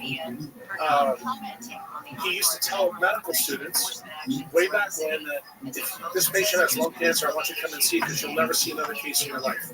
That's how rare cancer was in the 1900s and 1920s. That's this guy's reputation. Where you're catching him right now in this part of his life, he's probably in his 60s. He's the dean of Tulane Medical School. He's also the head of surgery after Rudolph Matas, who's a big famous surgeon in New Orleans that people today would know. Something interesting happens right around this time where he loses and gets thrown out. You know what it was? 1951, he brings the vaccine into the amphitheater, surgical amphitheater, caused the entire medical staff of Washington. He brings his grandson and grandchild in there, and he injects both of them with the Cutter vaccine. His grandson died in 7 days of polio. His granddaughter gets polio in her leg. She doesn't die. Okay? Everybody who's ever trained in New Orleans knows about this story. Now, younger doctors now, they don't learn about it. I was probably the last group of people, late 80s and early 90s. Do you know why? Ochsner was already dead, but you know who was alive? His son. And guess where I did 2 years of my neurosurgery residency, my friend? Ochsner Medical Foundation. Oh, it gets better. Hold on. So I'm doing my first year of residency, and you know who's filming JFK in the basement of Charity Hospital? Oliver Stone. So it's going down right then and there, and here I am, a dude from New York, in the deep south, seeing all this shitstorm going around me. Do you know who my ER nurse was? Virginia Garrison. Jim Garrison's daughter. This is the DA that put Clay Shaw on trial for the assassination of JFK. And no one ever made the links that I'm about to tell you. So I'm sitting there while this whole thing is going on my first year. And Virginia knows that in 2 months I'm getting ready to go to Auschwitz. She looks at me and she goes, bro, you better be really careful about what you do when you go there. She goes, because this guy's one of the most nefarious people you'll ever meet. And I'm like, well, what are you talking about? And she starts telling me some stories about what her dad really knew, because the guy that he wanted to put on trial was Alton Auschwitz. But they put Clay Shaw on trial. You have to realize something. In this day, putting Alton Auschwitz in New Orleans on trial would be like putting Fauci on trial in Washington, D.C. right now. You have no chance of telling the story that I'm about to tell you. So remember, Ochsner's the first ever National Cancer Institute doctor. I told you he's the anti-cancer doctor. So after he does this to his grandchildren, he then turns around and tells the industrial military complex, because that's who is developing this, that look, we need to slow our roll down, we need to get this right, we need to fix the problem. So they casually turn all the science over to a doctor named Dr. Bernice Eddy at the NIH. Dr. Eddy does all this work from 51 through 53, 54. DNA gets discovered, and guess what Dr. Eddie finds out? All the original polio vaccines that Salk came up with were all tainted with SV40, and no one knew it because DNA hadn't been discovered yet. So she tells everybody in the NIH, she tells everybody in the FDA that this is going on, and what does the industrial military complex do? They fucking bust the jab out to 300 million people in the world, and they created a whole epidemic of cancer. And guess what? The industrial military complex allowed Bernice Eddy to tell this story to anybody else. So guess what Bernice Eddy did? She got canceled before Becker, 25 years before that. What did she do? She gave a talk in, I think it was 1955, at the New York Academy of Sciences, and at the end of the talk, she drops the little nugget that I just dropped to you. That, oh, by the way, all the polio viruses were contaminated with SV40. And what SV40 stands for those of you already still know, simian virus 40. So that means there was 39 other viruses that are out there. Okay? What do you need to know, my friend, about SV40? This is the only thing. Take a look at me. I want you to look at me and not that. This is the most important thing of this story. The SV40 promoter allows things to get across the nuclear membrane to get in where RNA and DNA is and do bad things. Okay? So, what does the government do? After Eddie announces this to the freaking scientific world, they defund her lab, they take her out of the NIH. She's lost to history. Here's the best one. You go look today at the FDA and NIH website, you'll notice from 51 to 57, you don't see anybody's name. When I tell you this is better than 2024 YouTube cancellation, you find no evidence of the Cutter incident. You know why most doctors don't know about it? Because of what I just told you. So here I am treating.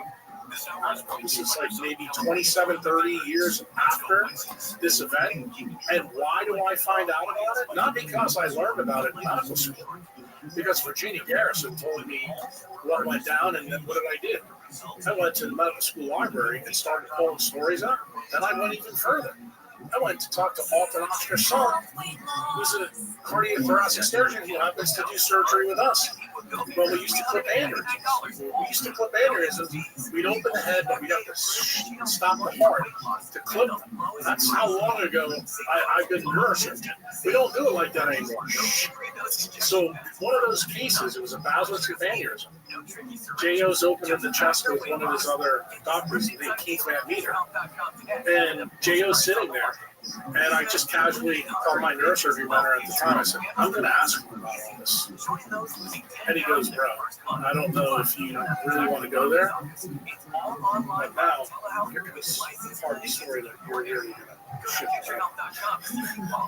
left. So I said, shit left. I said, J.O., I said, is it true what happened with your niece and nephew about, the polio vaccine? This is the crazy thing. This guy's a real chatty guy. I thought he would shut me down. Bro, he started talking to me for almost an hour and a half, 2 hours. And once he opened up about that, then I went for the nuclear weapon. And I mean this literally and figuratively. I said, J.O., tell me, why is it that we have a nuclear device in the basement of a community hospital called a LINAC? And who uses that? LINACs are used to treat brain tumors. I said, I know you guys have done really well here. I said, but that's a $100 million piece of equipment. And I said, we can barely get new instruments to do spine surgery in this hospital.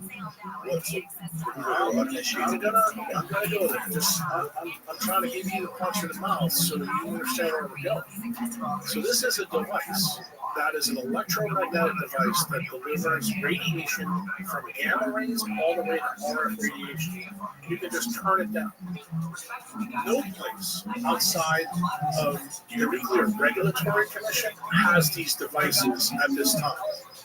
So when I was a first-year resident, and I walk over to Oshner, and I see a Linac laying down on the side, and it looks like nuclear weapon. I'm going, where the fuck did we get the money for this? It's cool. Most doctors say, oh, well, we have cutting-edge stuff. We can treat brain tumors and stuff. That's not where I was going. And I was like, where'd this come from?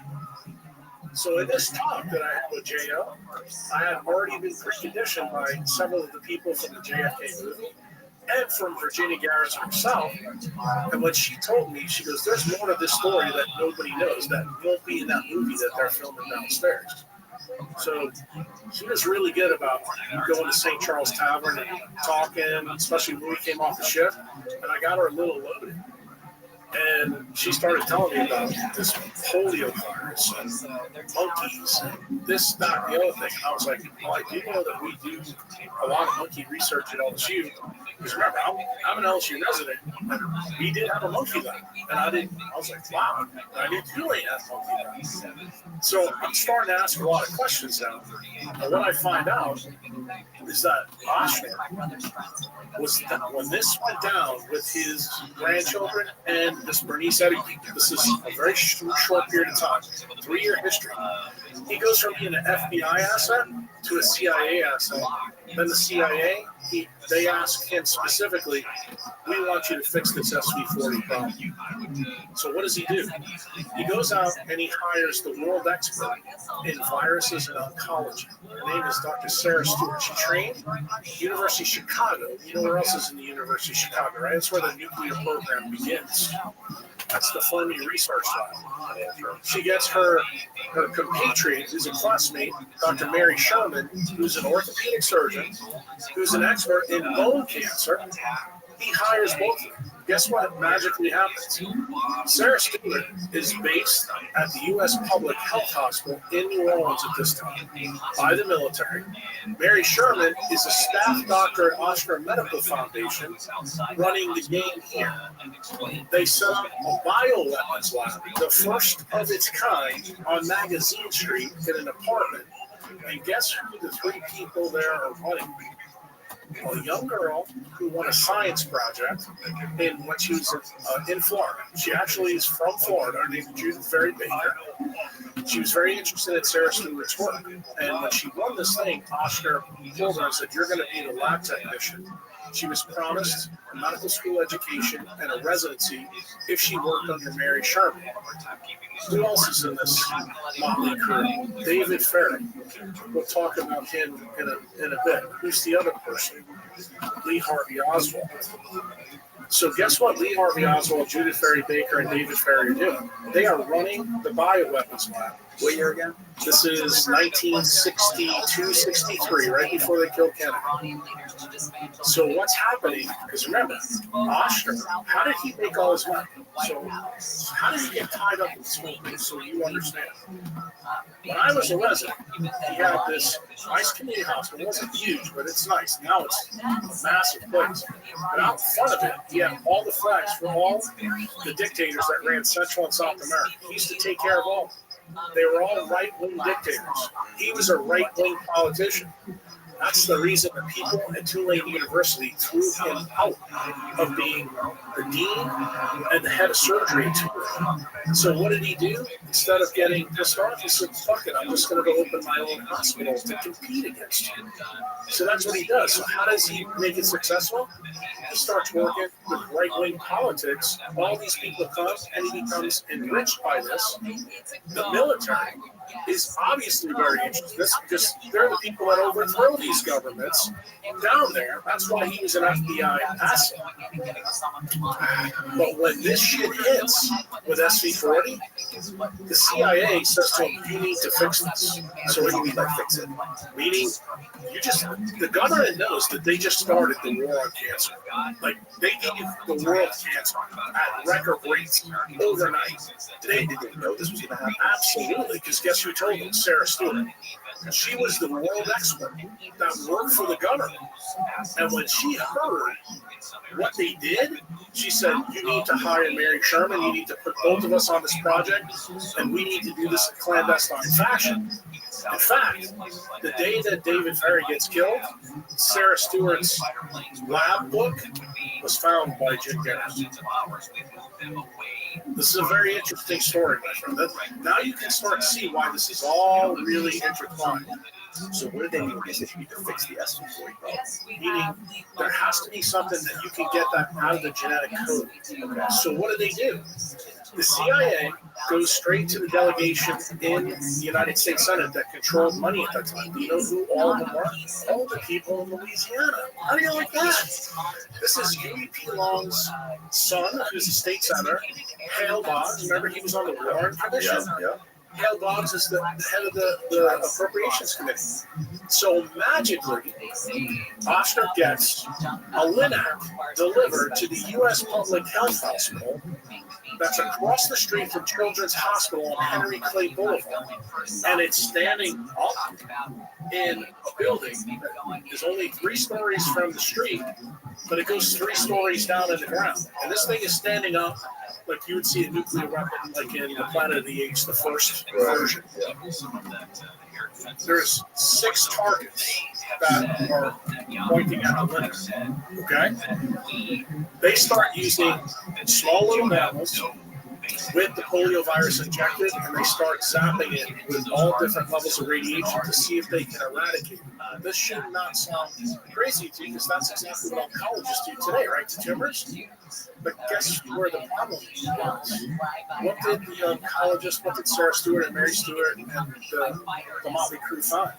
The more they irradiated, the more lethal the SV40 became. In other words, it caused unbelievable cancer, and it happened like that. So these tests kept going on. And then what happens? Castro comes.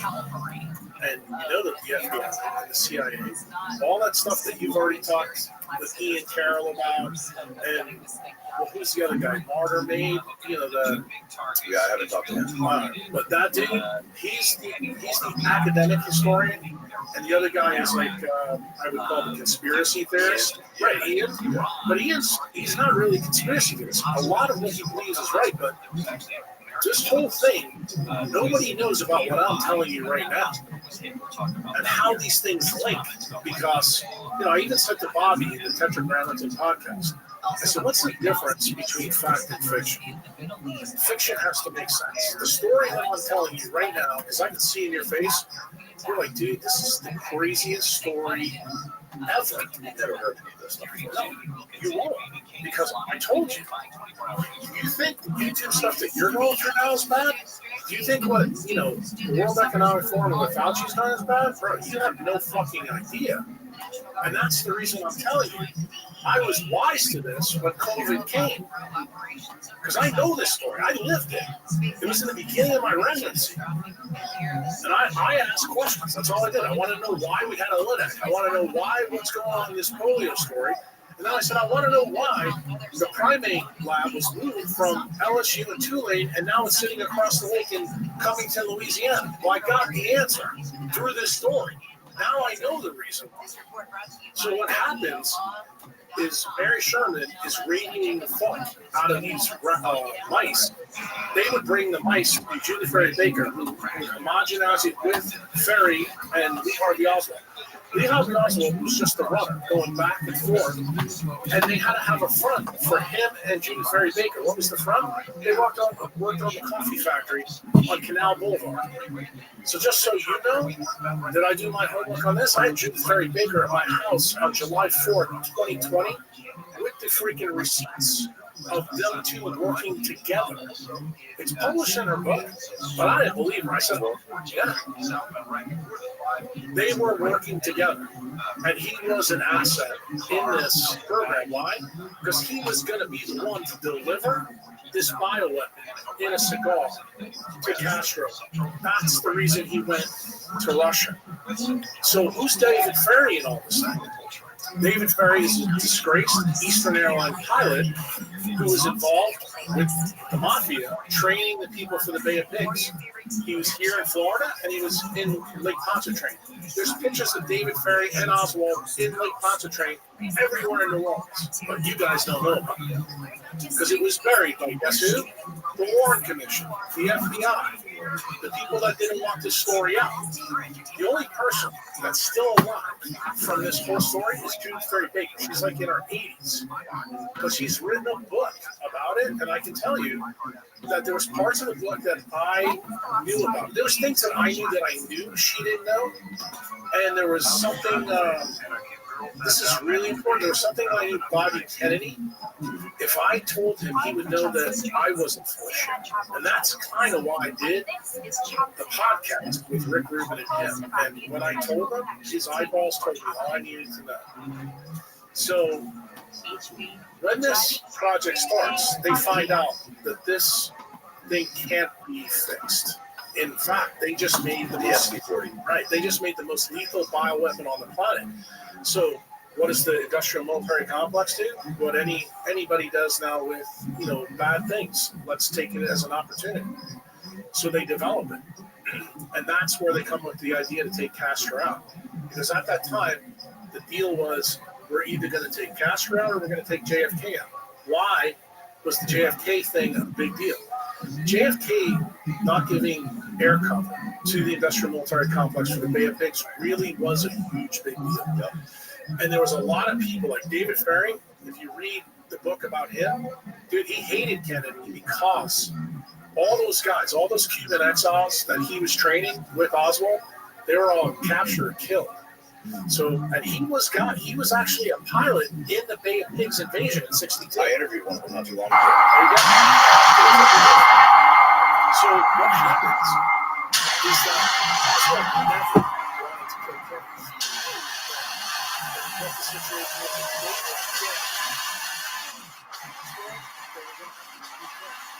which leads to the beginning of this podcast. Do you know the reason why Castro always stayed a step ahead of the CIA and FBI? Alpha Copy is a double agent. And guess how? So this is where the story of the mob that very few people have put together. So, Phil recruited me to sell these cards, and now I am just told you that. Who's this guy again? Don't worry about Phil. He drives Corvette. It's fine. Bo Dallas is kicking ass. Calling cards are Vegas. Waves of the future. These things The sell Chicago themselves. bosses. You know what? That's a nice attitude. He's helping you Sam invest in your begins future. with a C. Sounds good. Get rich quick. His nickname used to be Mo. Thank you. You will get rich quick. We all will. Steve Sand. It's a lot of money on that other Chicago. Yeah. Well, You know what, Toby? When the son of the deposed king of Nigeria emails you directly asking for help, you help. His father ran the freaking country, okay? All right, so raise your hand if you want to get rich. All right, so how is this not a pyramid scheme? And I start throwing trucks from Florida. Guess what? The Italian mob finds out that this is me and another guy. Now we are getting 3 people each. The more people that get involved, the more people who are investing, the more money we're going to make. It's not a pyramid scheme. It's not even a scheme per se. It's in Florida. So that's where the mob gets involved with drugs. Nobody in the CIA, FBI knows really why this is going on. So Castro was never able to be killed. I think the CIA is on record saying they tried to kill him 7 times. They were always unsuccessful because of the work I just told you. So what happens next? They go, and this is the best part of the story. This is the funniest part of the story.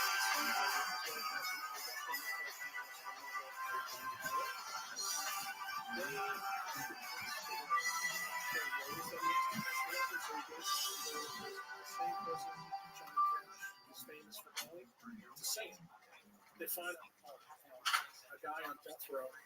They tell him they're going to inject him. Happy birthday, But they Mike. tell him they're going to die anyway. I said happy birthday. Thank you.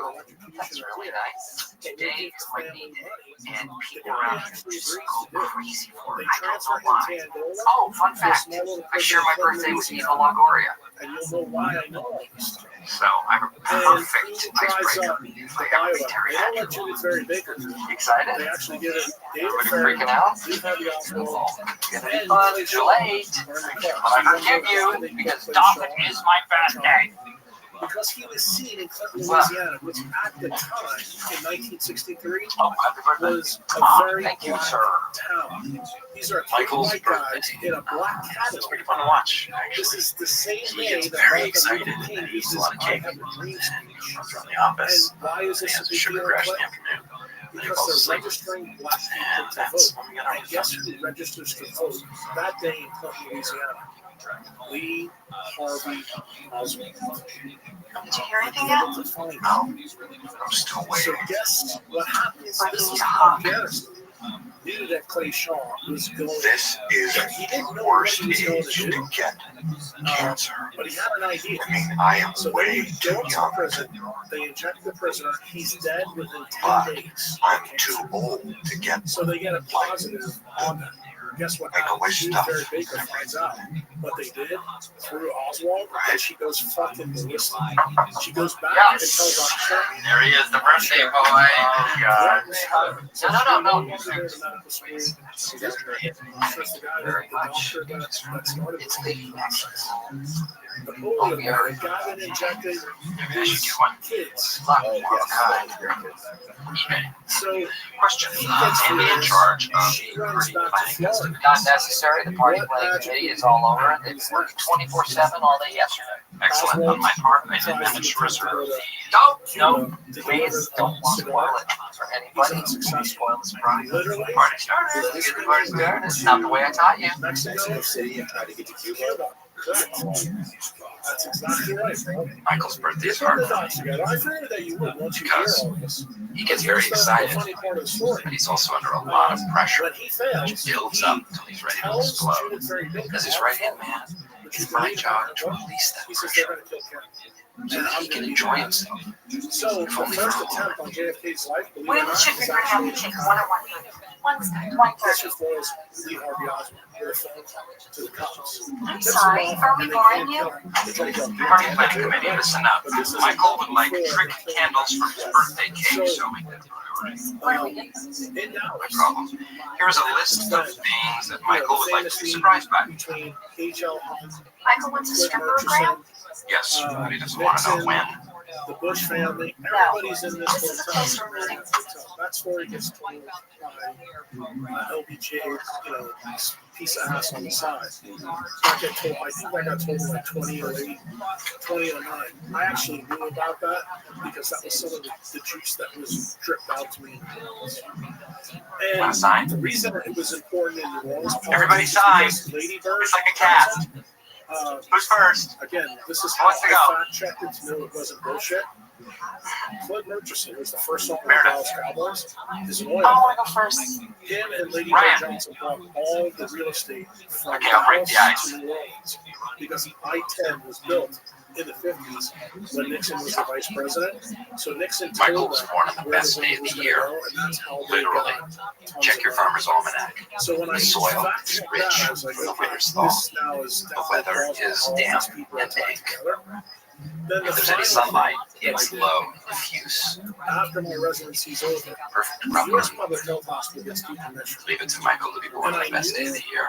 That when all this shit was going on with COVID, I said, I need to go back down there and check the public health hospital.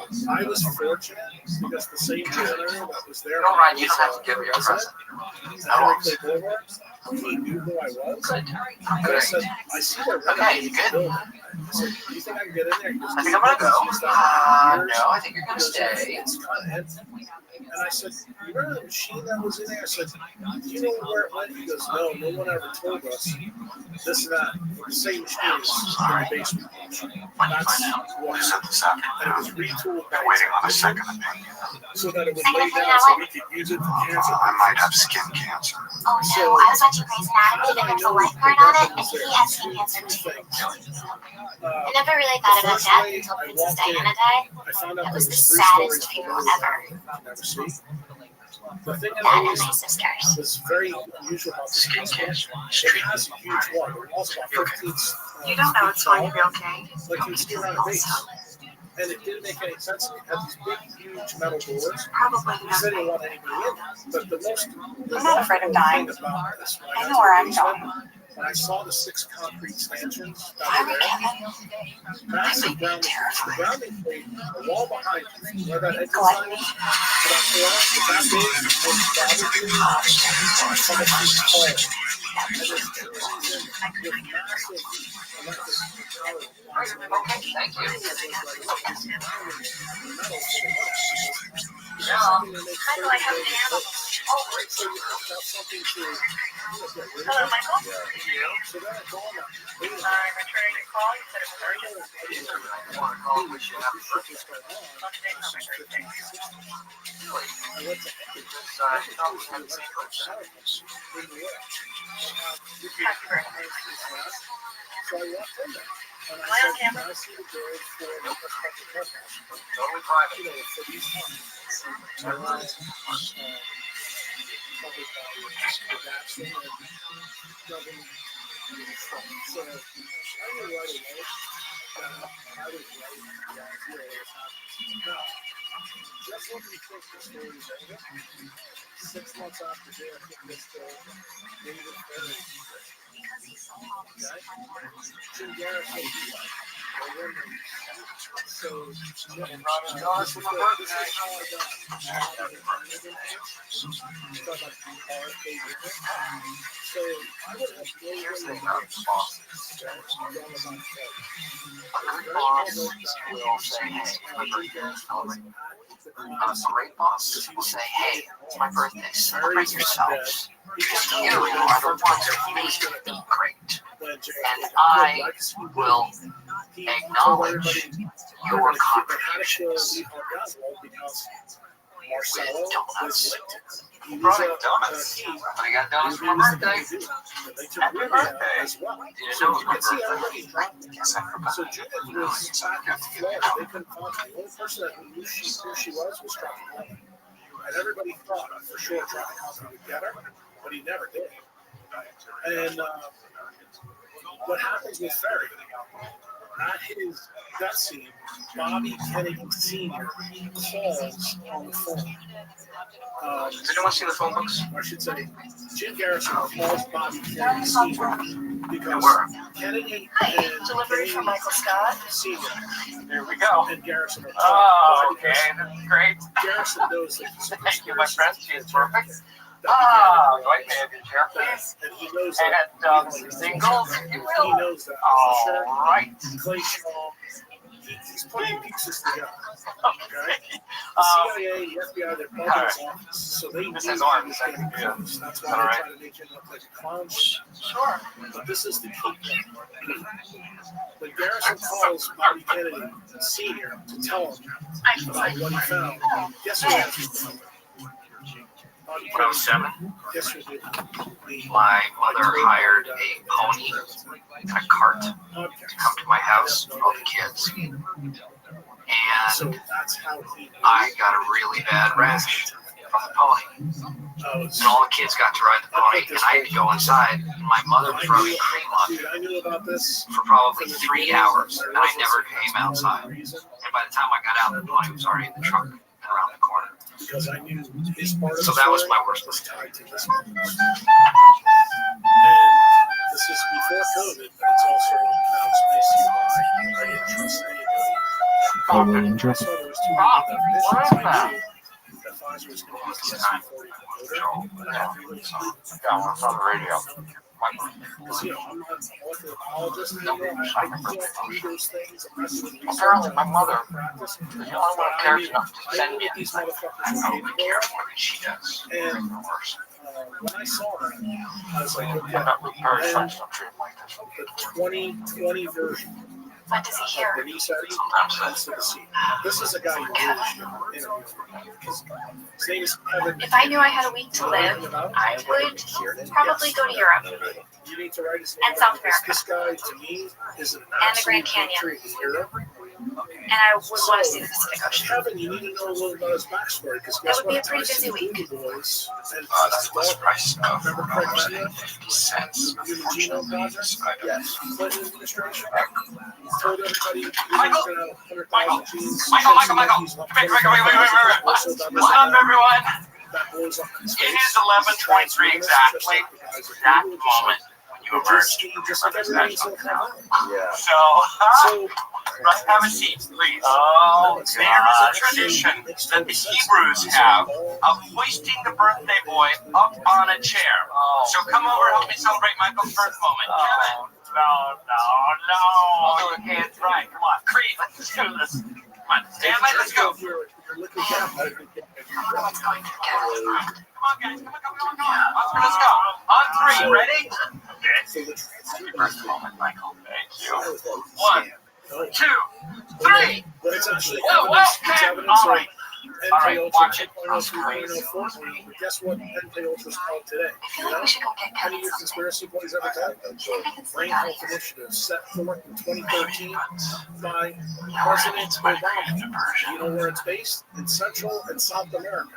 Isn't it funny that it's in the same places where you can't find it? And do you know where it's hidden in? Places called centers of excellence. How do you know that I'm right? Do you remember the story I told you about Sidney Gottlieb before? In MK Ultra 1 when he took LSD and pushed it down on St. Louis? You know who sponsored that experiment? Washington University and the U.S. Navy. That's also discovered. Do you know where Washington University is? St. Louis. It's a major medical school in St. Louis.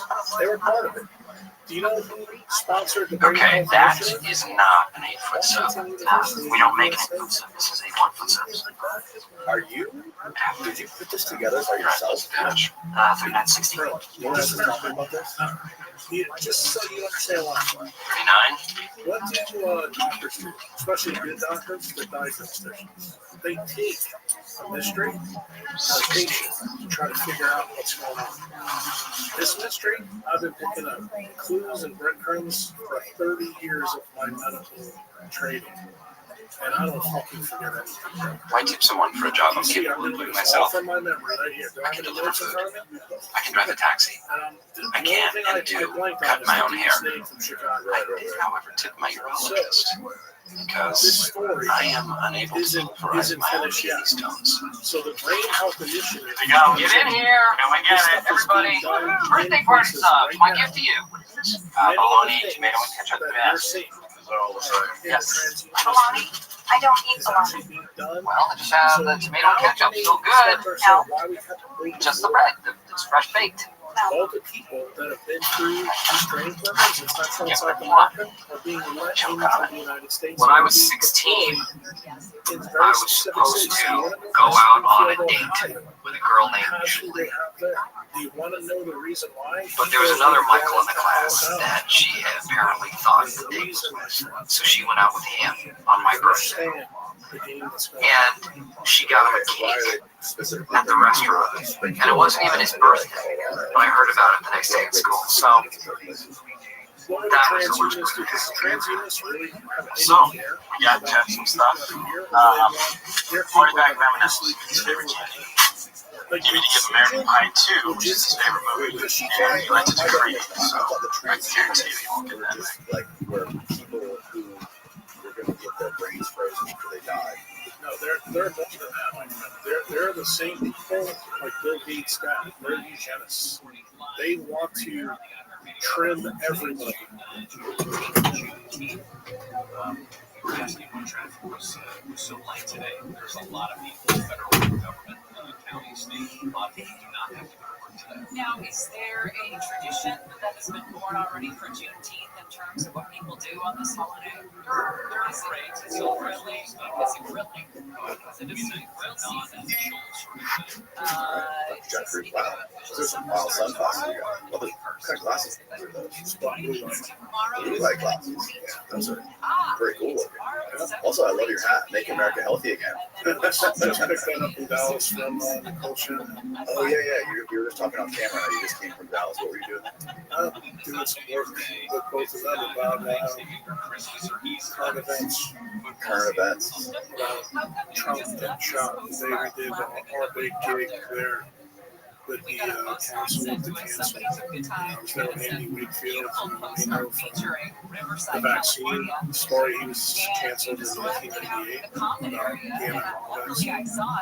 And I was there with Mary Bowden, who was an ENT surgeon that was just canceled by the state of Texas. She lost her ability to practice, and she fought the FDA. And then me, because I've been renegade for pretty much 20 years.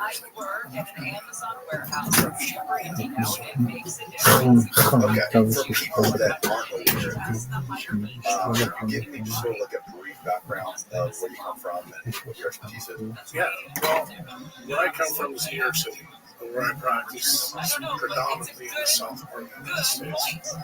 When I was 40 years old, 20 years ago, I had an awakening that everything that we're doing in centralized medicine is wrong, and something happened to me where it kind of woke me up, and I was getting taught, I guess, a daily basis, and I needed help to get into the building because I'm and one of the orthopedic surgeons wisely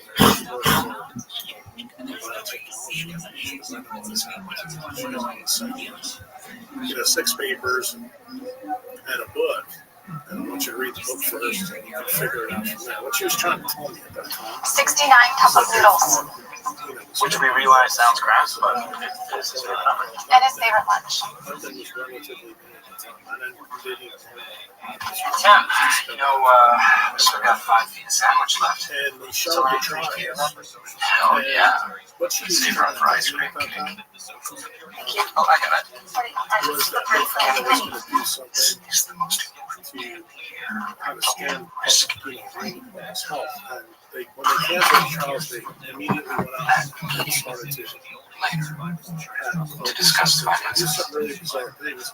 And she knew there was something nefarious going on, and she said, "Look, my husband says you're a pretty smart guy. You have to figure it out." And that was actually the story that she wanted me to figure out, but I went a totally different way. The book she gave me is kind of interesting. It's a famous called the Locus of the Frog. And in that book, Locus of the Ferrari. Locus of the Ferrari. It's a good book. It's a fable. It's not a true story. But she wanted me to read that because the story in there was important for the people. She said it's about a guy named Julian Bell, a Jewish man in New York. Happy birthday, dear Michael. Happy birthday to you. Sells his floor, he goes up to the top of the Himalayan mountains, comes back a year later, tan, thin, Respect the birthday, please. and actually filled with wisdom, actually a nice guy. And he comes back, you know, to his old world, Are you this and done? that. And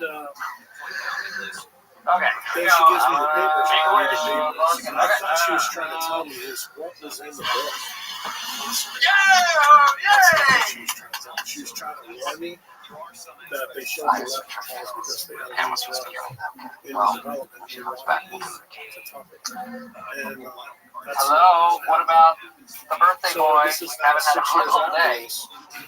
After I No one figured cares out about your birthday. that everything Kevin's I waiting to learned hear in if he school has is not true, it's really based on quantum mechanics. The physics of organisms are the key. Circadian biology is the key. We are decentral. There's no central control.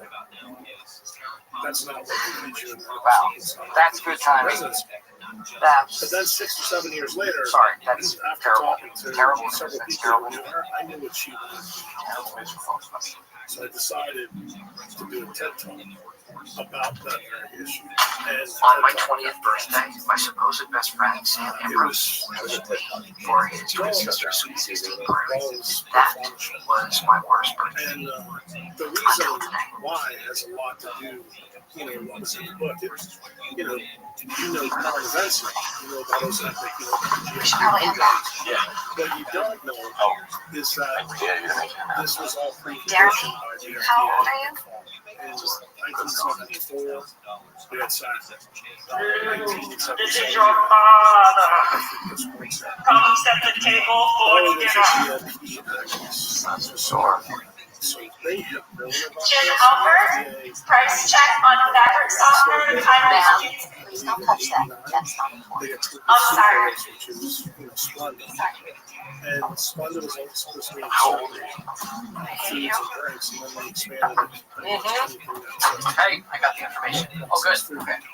Don't tell me, tell them. Processed food is really bad for you because it's got Survival rate for localized melanoma is 98%. Oh my god. I guess the best way to into existence, which we are.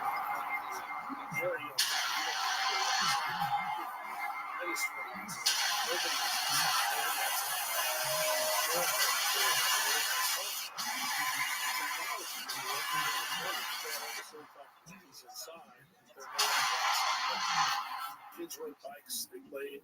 When you grew up, you were playing video games. That's a piece of cake. We didn't have no video games. And it turns out that Oh, 2%. That's good. There were 7,800 deaths from melanoma in 2005 out of like 18 billion Americans. was the story of life. So I decided. Localized melanoma, the 5-year survival rate is 98%. Survival rates for regional hospitalization is diagnosed. Anybody with this knows it. The skin is the largest organ of the body. Is this Not the true. guy who worked for Dark Heart. Hunt? You stretch the heart out. I heard, because I read the quote from this lady who was president, Annie Jacobs, and she wrote the part of the Pentagon brain, who wrote this deep story on the history of DARPA and the scientists that work there. And she talks about this limb regeneration guy who was trying to figure out limb regeneration for soldiers. Yeah, he figured it out. Please stop staring at me. When he figured it out, he actually figured out that whole lot more. And why he got That man's skin could turn on him. It's brilliant. Because you never expect his story is tied to DARPA, but it's also tied to the assassination. It's tied to Makes me rethink having skin at all. Becker is in the generation right after this. And the way this story initially starts, that's where it starts in 1944. Really, 42. That's the Manhattan Project with General Groves and FDR. And General Groves got the idea. Let me finish doing this. Honestly, it's right. So anyway, the GLP-1 drugs. There you are. Good news. It's research. It turns out 98% of first cancers are fully conditioning. Still scary. Yeah, but it's not brain cancer. And it shouldn't stop us from having fun. People will say, you know what they say the best medicine is? The doctor said a combination of interferon and dacarbazine. Is laughter. Also, what the issue was with obesity is nowhere where it is now. Why are you To here? realize that I didn't these even things invite you to my actually birthday. have to Fauci gets in. All right. Well, you know what? You told me to speak for everybody, and I am your boss. I think you just go home and take the rest of the afternoon off. if I go home now, I'll just drive myself crazy. Well, you're pretty much driving everybody else crazy. And the chick that just died from turbo cancer with YouTube. Crazy. Her name's Susan. Oh, Susan, the former CEO? Yeah, she's one of the founders of Google. And you have to realize that Nicole knows all these people. That she was married to Sergey Brin. So many of the things that, I'm here literally 2 days after talking to them about all this, they were stunned. And the story with the TED Talk is I basically got there to tell people that this weapon was exactly what the FDA and Big Pharma was. And then eventually, because when this talk was canceled, it's 2010. Excuse me, everyone. This is 5 or 6 years after I had this Jesus movie at the Now, wow. So I decided I'm going to, Right? drop I this. know that we were all shocked by the tragedy that has befallen Thunderbird. And And I thought that in honor of Kevin, we should take a second out of our busy day and observe a minute of silence. The TED Talk was both almost 10 All right, years. 1 minute of silence starts to be wrong. And remember, you didn't know anything about GLP. This, no, I wear this all the time. Nobody did. All right, a minute of silence starting now. Isn't that for people that have already died? I think it's what Kevin would have wanted. I was canceled Could we just stop talking, please? because Okay, of this change issue. plans. And if you don't think this is a big issue, To get your just look mind at the, off your horrible illness, 13K from we're going to take you to a very special place. A place that will make you happy, so and a place that is when far, you far realize away that from light evil water signs. magnetism, those are the three things This that trip in any way related to your uses, birthday? you know, to How try dare and you, find sir. life on the You're planet. gross. Those are the things that are tied. That should not be there because someone will take it down. No, it's all right. It's all right. Yeah, just leave it. What's that? Come on. Let's get off. Stay off. System that they're working with destroys. Apparently, Michael threw himself a surprise party.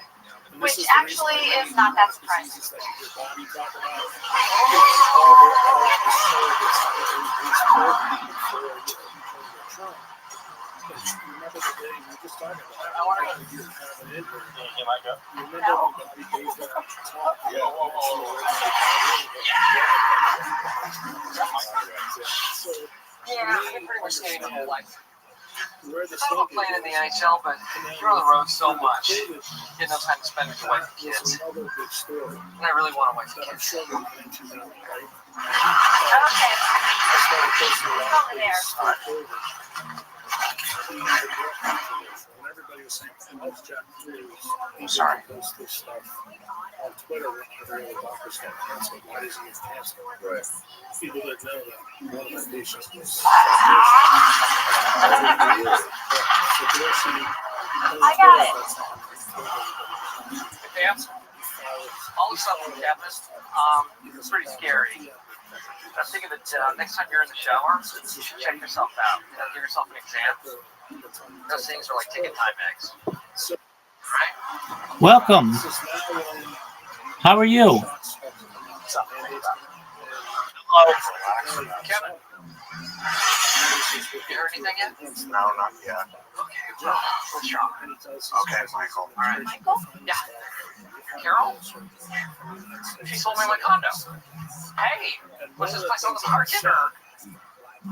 No, I don't just sell real estate. My daughter has a skateboard. Oh, do you sell your kids? No, just the front too. Oh, hey guys, what's up? You want to go for a ride? Is that okay? Sure. Cool. All right, Grandma. Here we go. Ready? Hang on tight. All right. We are moving. There's two legal definitions, one for as a job and the other for so there's only one reason to do that, it's for race. The reason I believe is they were going to use one to get to the political process, but then the other one is going to be looking at I had a inkling at the time that the problem is going to be related to SB4. The reason for that ties back to the story that I was telling you before. Nice. Is the cutter Bush? Good, that's great. You got it. So, when I happened to know about it, Hello? yeah, Yeah, okay. did my residency at LSU. All right. Did medical school and nursing. Okay, I will. Thanks. And if you know anything about the cover event, Negative. the city of New Orleans was tied to this event from the Big Bang. And I just went to Dallas to tell, you know, Shanahan and We're going to beat this, okay? We're going to. the whole detailed story. Tommy and I did a podcast with Rick Rubin. Well, apparently in the medicine community, negative means good. It makes absolutely no sense. And the people that know about In the real world community, that would be chaos. I shared it with This the is awesome. attorney who's in this here. Thanks, you guys. And they called me back. Okay, who is this from? Several people. Wow. Wait, look at that. Jersey. Cool. Oh, So that's the reason. great. From Dwight. Thanks. Wait, that's great. Thanks. Yeah. This is from all of us. Oh, we didn't need to do that. You know, he's done things for the environment and all that. Nice. What I did, the law that I gave, this is a Really funny amazing. story. Thank you. I I love gave it. the law to Aaron to look Michael's at. birthday was actually pretty cool. It was a good day. I don't know. It was a good day. Because it's that airtight, it covers everything. And I had a dream that I died once. when They put me in a coffin, and the coffin had fluorescent lights and a fax I'm machine. going to start this run for I president. woke up screaming. I would like to do, a podcast with you. Who's the person that sets this up? Turns out it's Nicole Shannon. This is before she is actually announced as the vice president. Why did she contact me? Because of her daughter, Emily. She's got a daughter with Sergey Brin that's got autism. And she contacted me and she goes, I've noticed that you have a totally different take on autism in terms of the vaccines and light. And you're probably now beginning to start to see that Becker's world and the vaccine world collide together. And when I say collide together, you are preconditioned by the light in your germline, and then the vaccines are that cause the you have to realize, since I consider Dr. Mike, because he was the guy who was immediately tested before me.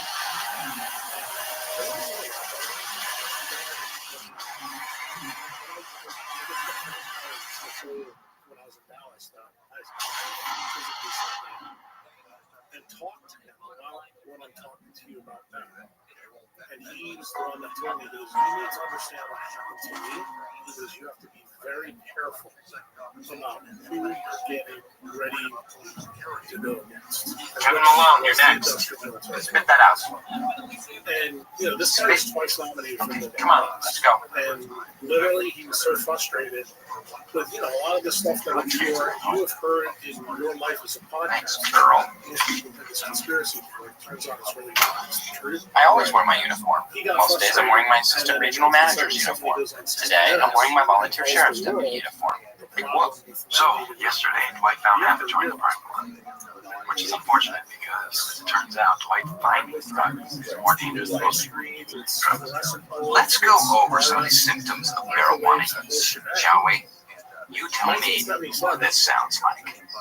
Slow moving, inattentive, dull, constantly snacking, shows a lack of motivation. Wisconsin, what was the purpose of the Lieutenant 73?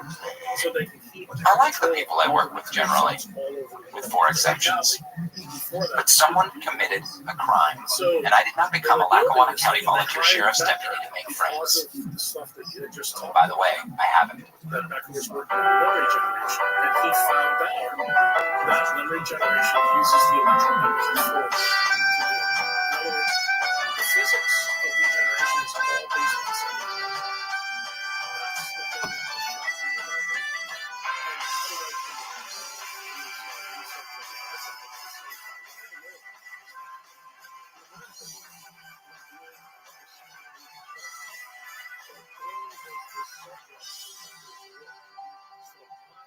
That's the thing that was shocking about it. I enjoy the tangy seal of marijuana whip. Jim does the best impression. Sometimes he'll look up at me from his desk and he'll just be someone else. Like he'll go, Most people still don't believe that that's how it happens, but I want you to present it to the residents. So that meant I had to go read all his papers. I can't do this. Most people who listen to this podcast, what I'm about to say, don't believe this, but it's mathematically true. Do someone else. Heal a bone. Angela. Bone regenerates. Eyebrow. Yeah. Oh, sure, I can definitely help you with that. Okay, please hold. And you go have surgery. Kelly Kapoor. And the orthopedic surgeon opens it up and looks for your previous break. Let's go. There's no scar. Conference room, pronto. It's one of the few tissues in man where that's the case. Most people know about it with the liver. You can cut half the liver out. And the guys are saying, chug, chug, chug. But I'm so small, and all I eat that day was one of those Antian pretzels for the food court. So I said, is it okay if I sip it? And they said, no, why it's either way. To figure out. This is not Kelly Kapoor's story, huh? Turns out. Illegal drugs were consumed on company property. Okay? Your ass is on the line, mister. Your ass is on the line. Now I'm gonna ask you again. What time did you go home last night? 6. the fraction and completely regenerates it so that there's no scar. So of course he writes all this stuff up. I didn't know that you were at a party on Saturday How night. this goes, like I go collagen and to a lot of parties. Okay, I'm gonna need to search your car. Give me your keys. I am not. experiments that show Don't make me do this the hard way. just like What's the hard way? diode. I go down to the police station on my lunch break. I tell a police officer, I know several, what I suspect you may have in your car. He requests a hearing from a judge and obtains a search warrant. Once he has said warrant, he will drive over here and make you give him the keys to your car, and you will have to obey him. Right. Is he bugging you? Like, dude, you gotta take the chill pill, man. It was one joint in the parking lot. You know, you're totally harshing the office mellow. I can't stop this investigation. It is my job. I volunteered for this job. It is my duty to investigate the crime scene. I have 6 more interviews to go, and then I will reveal what I know. You're attempting to compliment me, then you have done a very good job. I wasn't attempting to compliment you. You have being an artist, one of the hardest jobs that you can have, and I am very proud of being an artist. Call it, Dwight, please. God. Dude, where's my office? I totally lost it. Because I was half baked, smoking doobies. Doobie Brothers, I was smoking doobies with my brothers. Peace out, Seacrest. Originally from New York City. Well, your office is fine. At the same time, we have the governor in New York.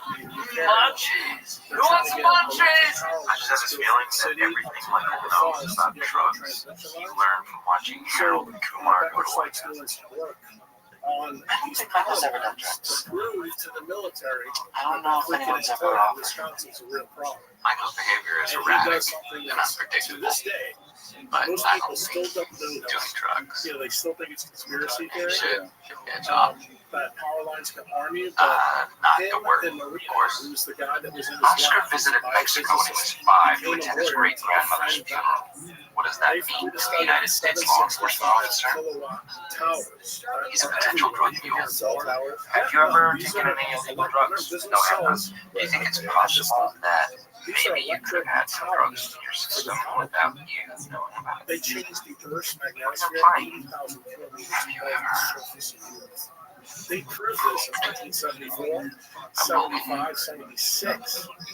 And not only did they break the military, not only did they give this information to you, Carrie, they gave it to all the electric power companies. And everybody was just like stunned. I don't want to blow this. This is what all good law enforcement officers dream of. Choice to solve Joe actual crime. Montana of There's a lot of work in front of me. There's a lot of clues to gather. Oh, I have all the tools at my beck and call. Anything I need is there for me. Whether it be measuring tape, pylons, anything I need, I have. There's a lot of obstacles, just like there are in any law enforcement investigation. But your typical episode of CSI Law and Order doesn't always go smoothly. But you know what? Like a tiger, I'm ready to pounce. I might be coiled, but at any moment, I can spring on my adversary. Do you know what this is? And DARPA was involved in that. How do you know that? DARPA and the military factor in. They're fueling and tuning until the truth comes out. What does he do? 1977, he's so frustrated, he gets on 60 Minutes and he tells them the truth. Said no. He tells them exactly what I just told you. When I said it to you, your eyeballs got, really Your turn, big, Stanley. because a lot of people, even now, 50 years later, don't realize what he's really found is that all of this shit has biologic effects. I don't care what it is. Like, you put those apple. Angela, you're up. Dude, that's the stupidest thing you could ever do. Now you're innocent. You can't look like I'm treating you differently. I understand. You're still getting junk production into you. Where were you yesterday after work? Which will bring you to my work is the next level. That Northern Lights, cannabis. He would have looked for the source of the DC election. We found it. It's marijuana. I'm not only hoping to find the culprit who committed this heinous crime, I am praying to find this heinous culprit. And I will pray to Thor himself. That's what it takes. Her mother is named Esther. Esther is known as the grandmother. So all the kids were tied to her. That's what I said. You need to really understand the metrics that we're talking about. And the reason why He this used is marijuana very to escape. interesting is because I'm entangled. Jim does not have a girlfriend. His sales method brag about it. And he does not belong to any organized clubs. So if that were my life, I'd when we do started drugs. talking about this, I'm just saying that you can't be sure that it wasn't obviously you. when she That's has a ridiculous. kid Of course it with wasn't me. autism, Marijuana she's is a memory loss drug. I just and I tell don't her remember. How could you have just erased your memory? That's not how it works. How do you know how it works? Knock it off. Okay, I'm interviewing you. You said that I'd be conducting the interview when I walked in here. Now, exactly how much pot did you smoke? She offered me at that time Last $100 million to build a decentralized research facility with Detroit down in Don't lie. I won't. And I told her, I said, It's just that hold my last deal. night is I'm really not hard doing for this, me right? Because I don't trust you. I know who you were married to. I know things about Google. I know things about what Brent's all about. Should I mess like I that? know the story, how it's tied to DARPA, the internet, how you got the information, and I know that I you shouldn't and be your with husband are the reason why blue light But I was in the parking exists lot on every screen in this at the country, and quick that's and what's easy. getting And I took a bong hit from my bong water really sick. That's with my really pimp. where the chronic disease epidemics begin. That makes it way worse. And when I told her a little bit of the story, I said, do you really Stanley know impression. I'd love to hear it. DARPA, the CIA, and everybody got this information? Why do you keep CCing me on things that have nothing to do with me? That's from the Jewish mafia. Okay? That's supposed to be In the Oh, hey, Sam. 1940s, 1950s, the names that you know, Bugsy, which they made a movie about. He does everyone about Dallas, who's the guy that started Vegas, and the big guy. You're right here in town, so you should know a little bit about Meyer Lansing. That is James, buy me a Coke. No talking. It's really important because of all this ties to JFK. Jim is not allowed to talk until after he buys me a Coke. Those are the rules of Jinx, and they are unflinchingly rigid. At that time, because I know you know probably a lot of the story. Cuban Revolution happens in 59. Cuba comes in.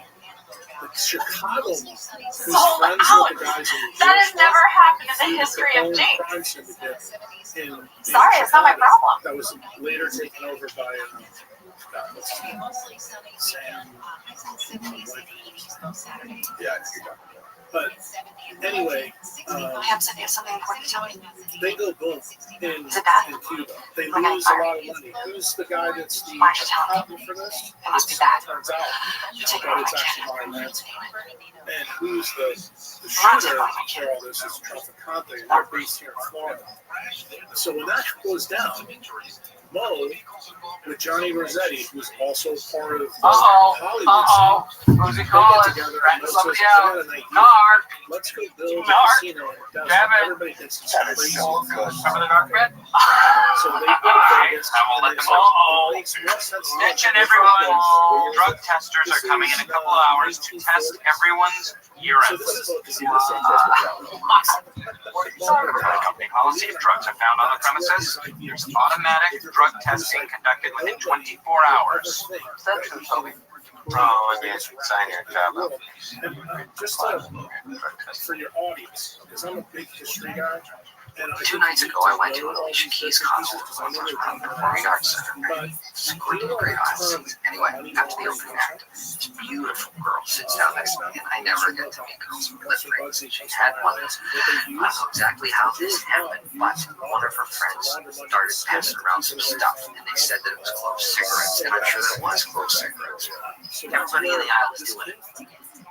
Okay, attention, everyone. Drug testing has been canceled. Instead, I will be going around to each of you and doing a visual inspection. No, you can't do that. I can't do that. It is my office. No, you cannot. It has to be official, and it has to be urine. And they're like accountants. They really care more about the money in the business being sustainable over a long time. Well, they become very, very successful in the 1940s. So successful that something else is happening in the world that you probably know about. Albert Einstein. Kevin, what prescription drugs are you taking aside from project me? is successful. 1945. So in 1948, I don't take any prescription drugs. Jewish state that was still not made yet offered Albert Einstein to be the first president. And it turns out their military arm, which is known as the Mossad, So the first time we went out to dinner, it was like, whatever, fine. But I was so nervous. So this time, I wanted to be special. So I bought a new dress. One of those kinds that's kind of look cut up top and said something, but not everything. They were Not everything. here in the United That's not the States. case. So what do they do? Oh, we're just having the best They go to conversation. Vegas and they Oh, realize okay. Well, Michael wants to see everyone in the there's no conference room. regulations. It's the Wild West. But you know what? They build it We from have a few the minutes, ground so up. you guys should definitely finish up your Everybody in conversation. Chicago and the Italian fans are making fun of these Jewish guys doing this because So they're not I bringing was in the looking bank so like these guys are bringing hot. in. I mean, I even impressed myself. And I could tell that Ryan thought I looked hot too. Because there was something different about him, you know? Because usually he's like a little bit shy. But this time, it was just like a new guy, you know? So you know they hate Castro. I could just tell that if I kept dressing like that and I just continued to do that for a little while, just totally into it, and I wouldn't even have to work that hard anymore. But it's so hard to read, guys. I mean, you would know better than me, probably. Wouldn't you, Jim? I would like for all cell phones and pagers to be shut How off. does he do it? Does he shoot anybody out or do anything like It that? has come to my attention No. First thing he did is that he some put people one here arm in think and that the all the use machines of drugs every is something to laugh about. You don't feel that way. No, not at all. We're the ones joking around all the time. No, It seemed like that was a test. I was testing you. So then And what's the you second all thing he does in failed. like 1952, 53? He When starts I said all the life windows in was the dark, casino they would black. react.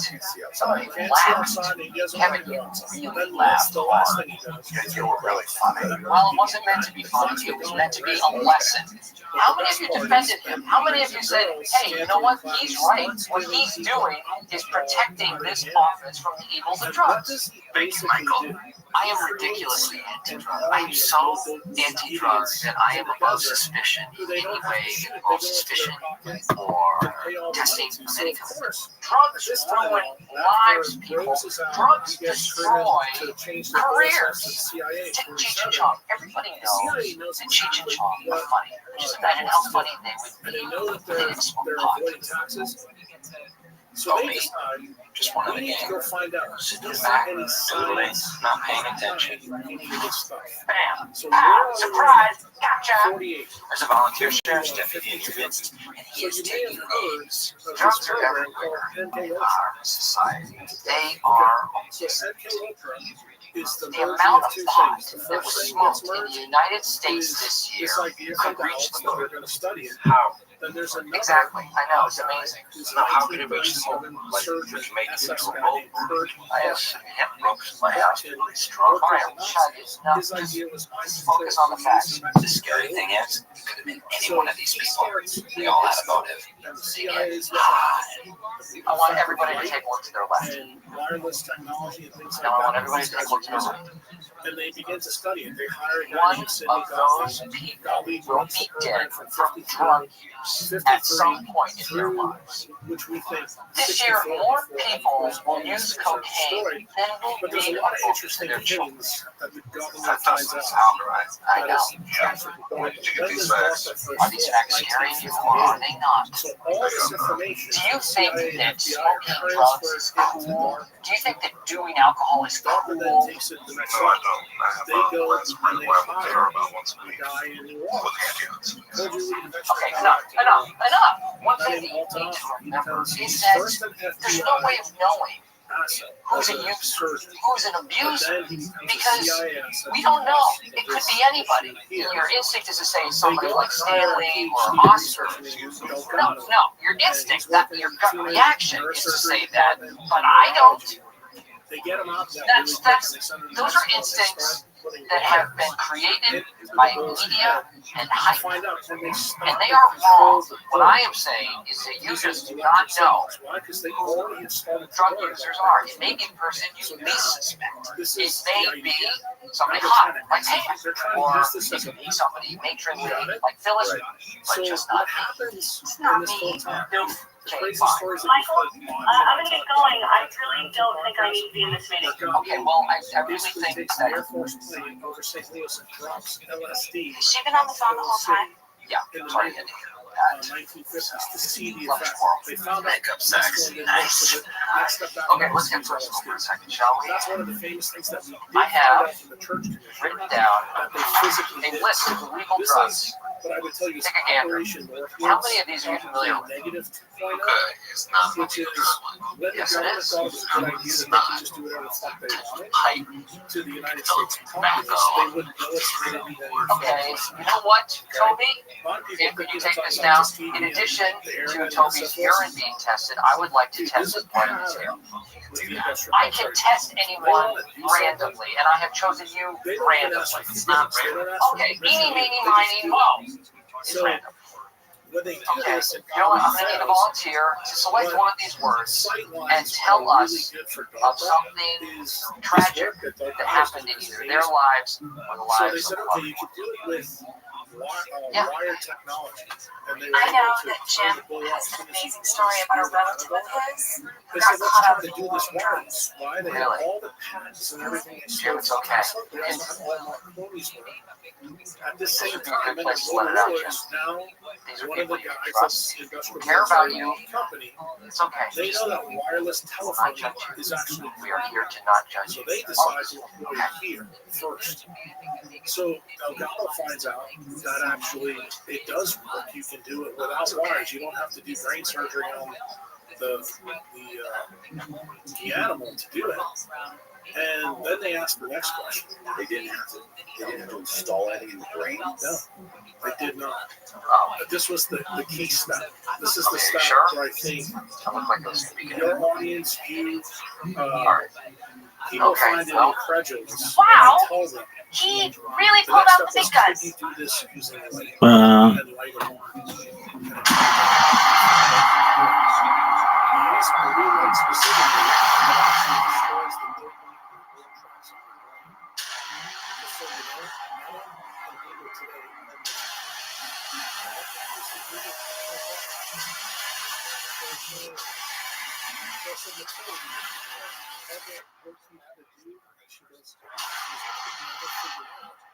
what all this was about. Well, you need to know a little bit about Google's history. Fake crime. Google was formed in 1985 when DARPA gave the search algorithm The point to I'm trying to make with all of these people is that I hate drugs. I hate them. And based upon what I have seen, you all don't quite hate them as much as I do. So you are going to have a drug test, and I am not. No, you will be. Yes, I will not be. Will be. That is the law according to the rules. Okay, well, Dwight, just know that I've been very busy today, and I've got a lot of work to do, and I wasn't planning on going to the bathroom, and I don't even know if any of this is going to come out. Okay? So, here are some flyers to peruse at your leisure in case any of you are tempted. Turns out, Drink a lot of water. You have to relax the muscles around the I bladder. was working on liquid crystal displays. And I remember, this is in the 50s and 60s. Now, sometimes I You wish as we a just young man didn't never have saw the those confidence. TVs until the 90s. Okay? And then we wouldn't have any He meat. got a boost from who? Obama. Made I don't analog to digital transition so that you'd have to use what? Oh my god. LCD Oh my god. Oh my god. screens. And Hello? then what else did he do? Yes, We're I gonna am ban so incandescent bulbs. sorry. Why? Because incandescent Yeah, bulbs actually, not I only don't fake have that blue information light, just but yet. they also have purple and red, Listen, which is do you what you mind need if I put as you on a the brief hold? antidote to blue. Okay. They were Look, the first ban was from Obama saying we're going to get rid of these under the guise that are not energy efficient because they burst and shit. You probably remember when you were a little kid, you touched the incandescent bulb, it's hot as shit. yeah. Well, the proxy that they're using to you is, oh, well, they burn Drugs. too much energy because Let's they not have UV say light we and did. red light in. And that makes Michael so was therefore high. we should get rid of that. Dude, Blue, but you have no idea that DARPA and the government already want Blue I'm in that everywhere so they White can Church, control assistant you regional manager. with it. That's the You might remember testing my urine a few years back when I was applying to be a volunteer sheriff's what deputy. happens then? We test the How water. they control us Mine was green. by making our worlds are surrounded by these screens and How are you? I'm all these better. phone screens. So I need to do some work on the CDF account. Control showing us Finally done. Control your dopamine and cortex. In Get other it. words, they're That dumbing you goes down. directly to the tester. What's their precondition? Which brings us to we the other person. are dopamine slaves for the most part now. Most people. Oh, you're the guy that said with Zins right next to you. Zins are good. Yeah, I can't go without my Zins. I'm telling you, it's a problem. But that's the reason why it's all starting to make sense. I'm trying to bring the picture together for you so you understand. So the chick you just asked me Dude, about, that's starting fucking random, Google right? found it. But you may not know about it. You ever get the marshmallow experiment that was done at Stanford? She was a child. Remember, she just died. She's 56. Okay? So she's a little bit younger than me. Her mother puts her into this program, which is part of the MK Ultra program, to precondition her mind. Every single tech CEO has been in this program, just so you know that. So she goes through it, and she actually performs better than anyone else. In other words, she will follow the rules and be very compliant. So they go through, so it's like, so the marshmallow experiment, it was the second generation of the milligram experiment, which you can actually look at. And what I'm trying to explain to you, there's MK Ultra 1.0 that we all found out about when I was a young man. You weren't even born. That's through the church commission. Right. Two things we found out there. Not only that MK Ultra exists, but some of the things we're doing. But we also found out that the CIA had 400 people in the media that Dan Rather and Walter Cronkite, right? Dan Rather and Cronkite being the key players there. So when you begin to start to see the timeline and all these stories come together, Wojcicki gets the YouTube gig. What is YouTube? I used to get a runner's YouTube high. is a screen where you Which is develop why now I videos. swim. You know you're addicted to it right now. That's what addiction is all about. But guess what? The other question I want you to ask yourself is, a young guy that's supposed to be smart, have you ever asked yourself why it is You're not going to get my permission on this. comes out blue? They don't have red. You actually have to put software to change it. You can. No, you're testing all over your head. Cool. Yeah, that does work. Hey, are you guys hiring? You want to work at your analysis lab? Is that a special app? Yeah. So you can we'll talk about it after. Why would I be we worried? finish this, I'm not a drug but, user. I want to make I would never abuse my body first like thing you that. need to ask yourself, Never why tell you is that far. every tech company has movement screens? My body is 100% drug free. That's it. They want you to be very addicted to the technology, so it's sticky.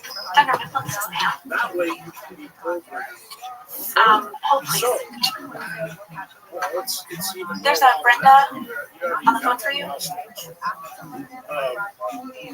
So what happens with this lady? She winds Just 1 up second, I'll being transfer. compliant, just like she was with YouTube. You want to know why all these people get censored? She did whatever DARPA, whatever the industrial military complex wanted. That's the reason why people were having their shit removed. If you want to know the reason why Bitcoin content gets removed, it's because DARPA is not interested in Bitcoin. Because their energy to fuel the whole process is cheap. Bitcoin is actually a nuclear weapon. Right. Because you can't print money to do all the covert shit they're doing.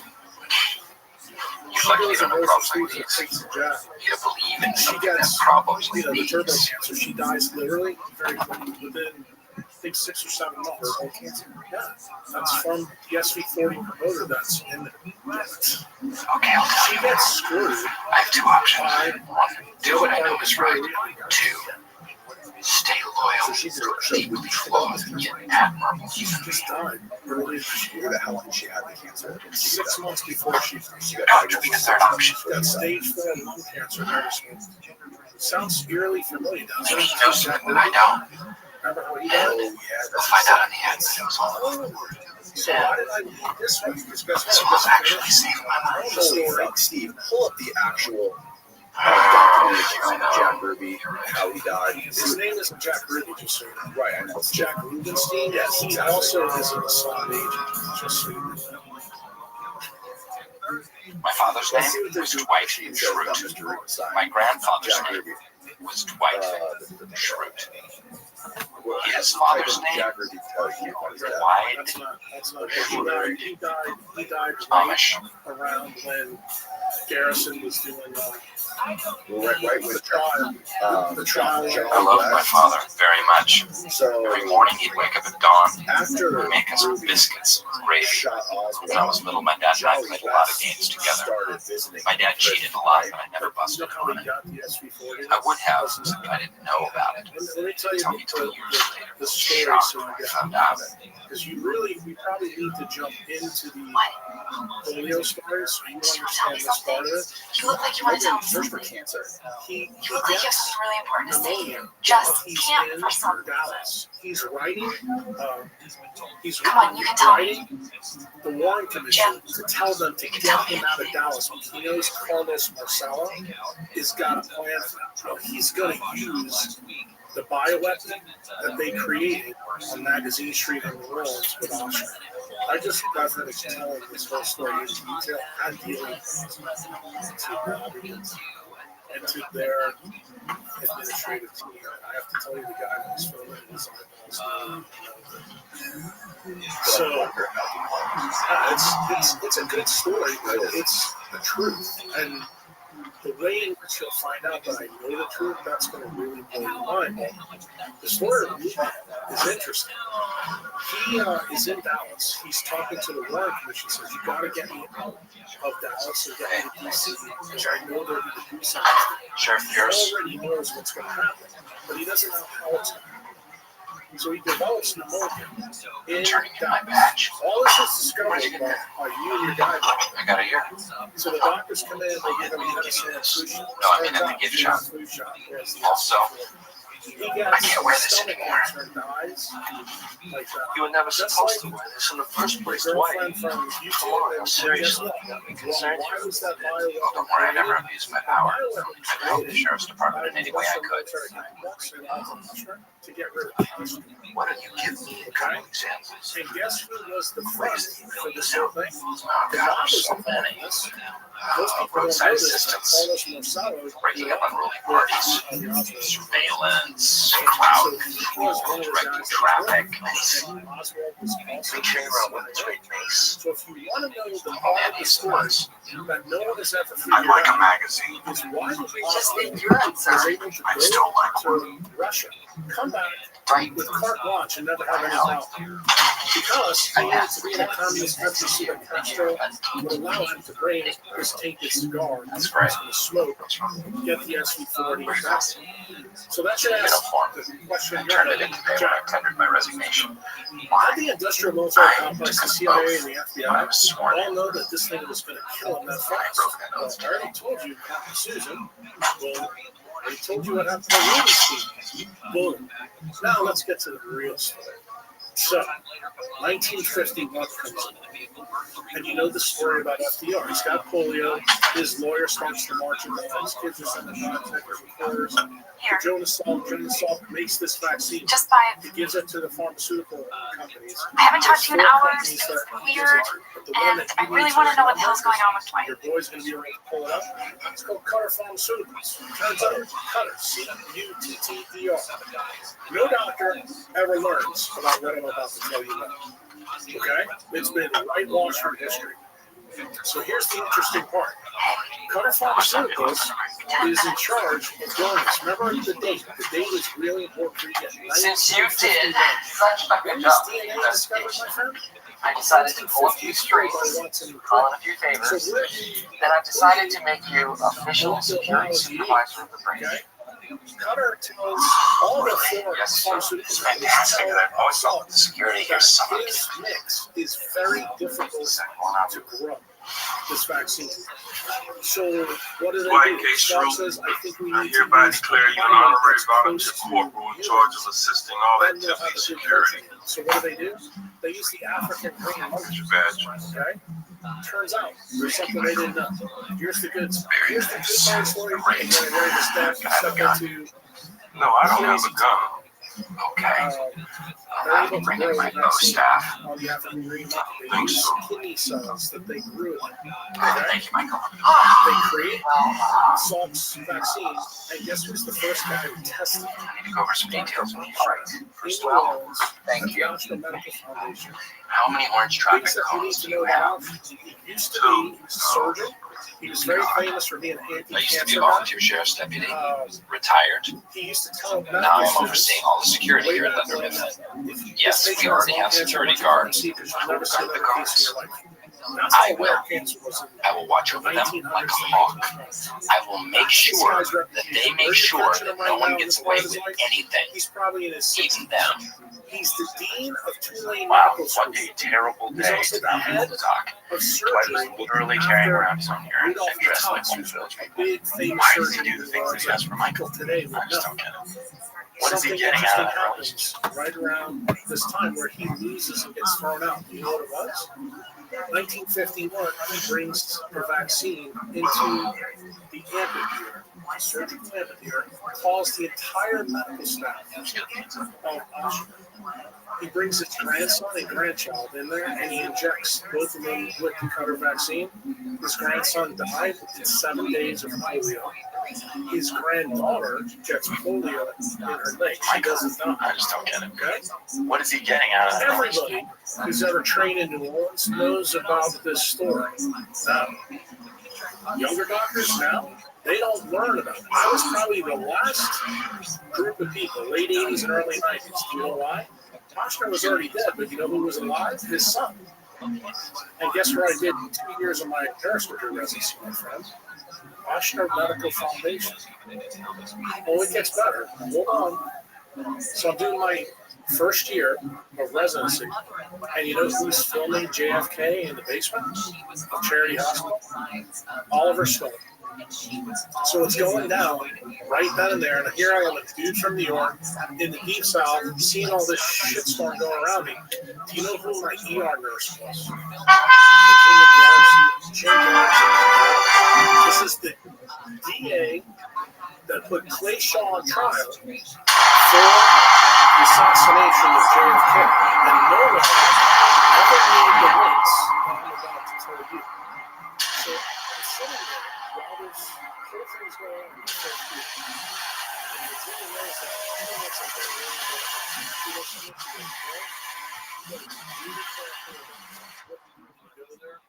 She goes, this guy is one of the most nefarious people who left me. And I'm like, well, what are you talking about? And she starts telling me some stories about what her dad really knew, because the guy that he wanted to put on trial was Alton Oshner. But they put Clay Shaw on trial. You have to realize something. In this day, putting Alton Oshner in New Orleans on trial would be like putting Fauci on trial in Washington, D.C. right now. What is this? What happened here? Of telling the story that I'm about to tell. So remember, did anyone see what happened around my desk area this morning? So he's the anti-cancer doctor.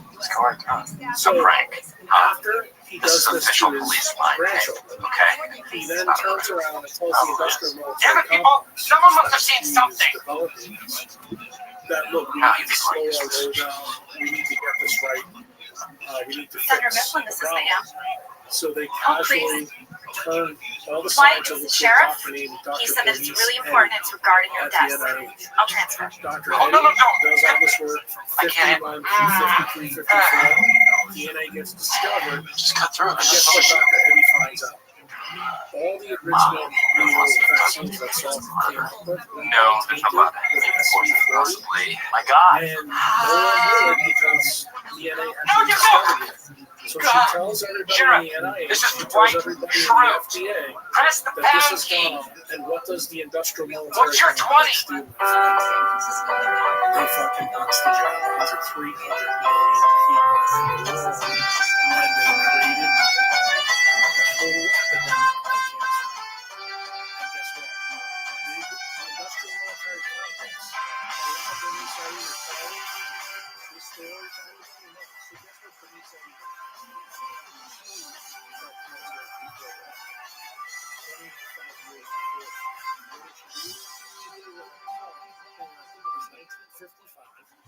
At the New York Academy of Sciences, and at the end of the talk, So, have you found a band yet to a wedding? Because I'm in a band. We really rock.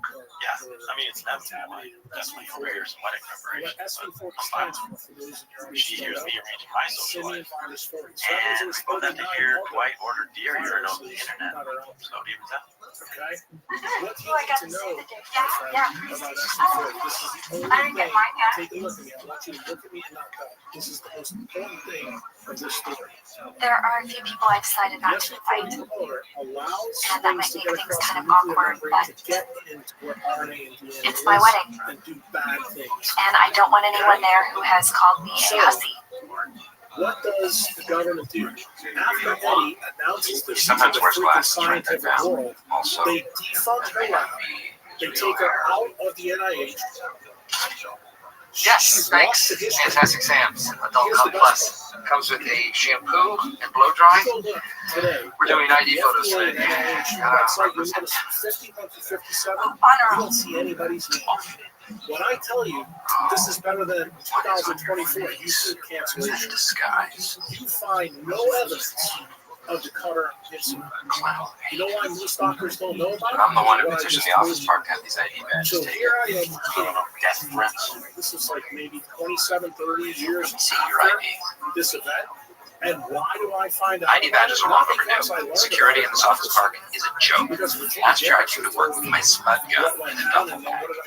I set up my desk all day, installed light bulbs, chips, potatoes, and 60 pounds of solar inch. Can you imagine if I was deranged? Cardiothoracic surgeon who happens to do surgery with us. Well, they used to clip Andrew. Thank you. We used to clip Andrew. We'd open the head, Let's go ahead for a photo. the clip. That's how long ago I've been neurosurgeon. We don't do it like that anymore. So in one of those cases, it was a Basel aneurysm. J.O.'s opening the chest with one of his other doctors, named Keith Van Meter. And J.O.'s sitting there, and I just casually saw my neurosurgeon there at the time. I said, I'm going to ask him about this. What's the problem? And he goes, I don't know if you really want to go there. But now, Since Christmas. So what? You're having a little spat? I forget. Are you guys dating? Oh my God. so I said, J.O., I said, is it true what happened with your niece and nephew, the polio vaccine? This is the crazy. This guy's a real chatty guy. I thought he would shut me down. Bro, he started talking to me for almost an hour and a half. You are the laziest person I've ever met. Conflict is serious. I have a packet on this recording. It can affect morale. And I'm in the morale business, not the paper business. Although we do primarily sell paper. So, you know what? I am supposed to be doing conflict resolution. So, just take what? Yeah, technically, but well, it's really charged. Of course. You know what? What do you know about? Your answer to everything is face-to-face. Okay. Okay, that's right. Well, it's not going to fly you in this office. That's the most part. Assuming that we don't get downsized. Offhand. Would you get Angela and me to some comments from please? That is an I hate it when people don't tell each other why they're angry. My dad was like that. I would say, what's wrong, Dad? What's wrong, Dad? What's wrong, Dad? What's wrong, Dad? What's wrong, Dad? What's wrong, Dad? Over and over. And he would just look at me like I was an idiot. A mediator's tool chest. Okay, well, before we get started, There are 5 different styles of conflict. My shouting Hitler style defeats your monkey style. I have a lot of work to do. So in this talk that I have Okay, with JO, first style is what's the next one? Just people from the JFK movie and from Okay. Virginia Garrison You herself. lose. And when she Neither. told me, she goes, there's more of this story that nobody knows. That won't be in that movie that they're filming downstairs. So she was really good about going to St. Charles Tavern and talking, especially when we came off the ship. And I got her a little loaded. Can we just skip to whatever number 5 is, win-win or whatever? Win-win is number 4. And number 5 is win-win-win. The important difference here is with win-win-win, we all win. Me too. I win for having successfully mediated a conflict at work. There is this So old I'm story starting to where ask a lot of women questions. just think they are the mother of this baby and they can't decide. So they bring the baby to the wise man. When this It's went like a down manager. with these And the wise man says, and I will this adopt he this said, baby this is and raise a it short as a period of time, Hindu. 3-year history. thing.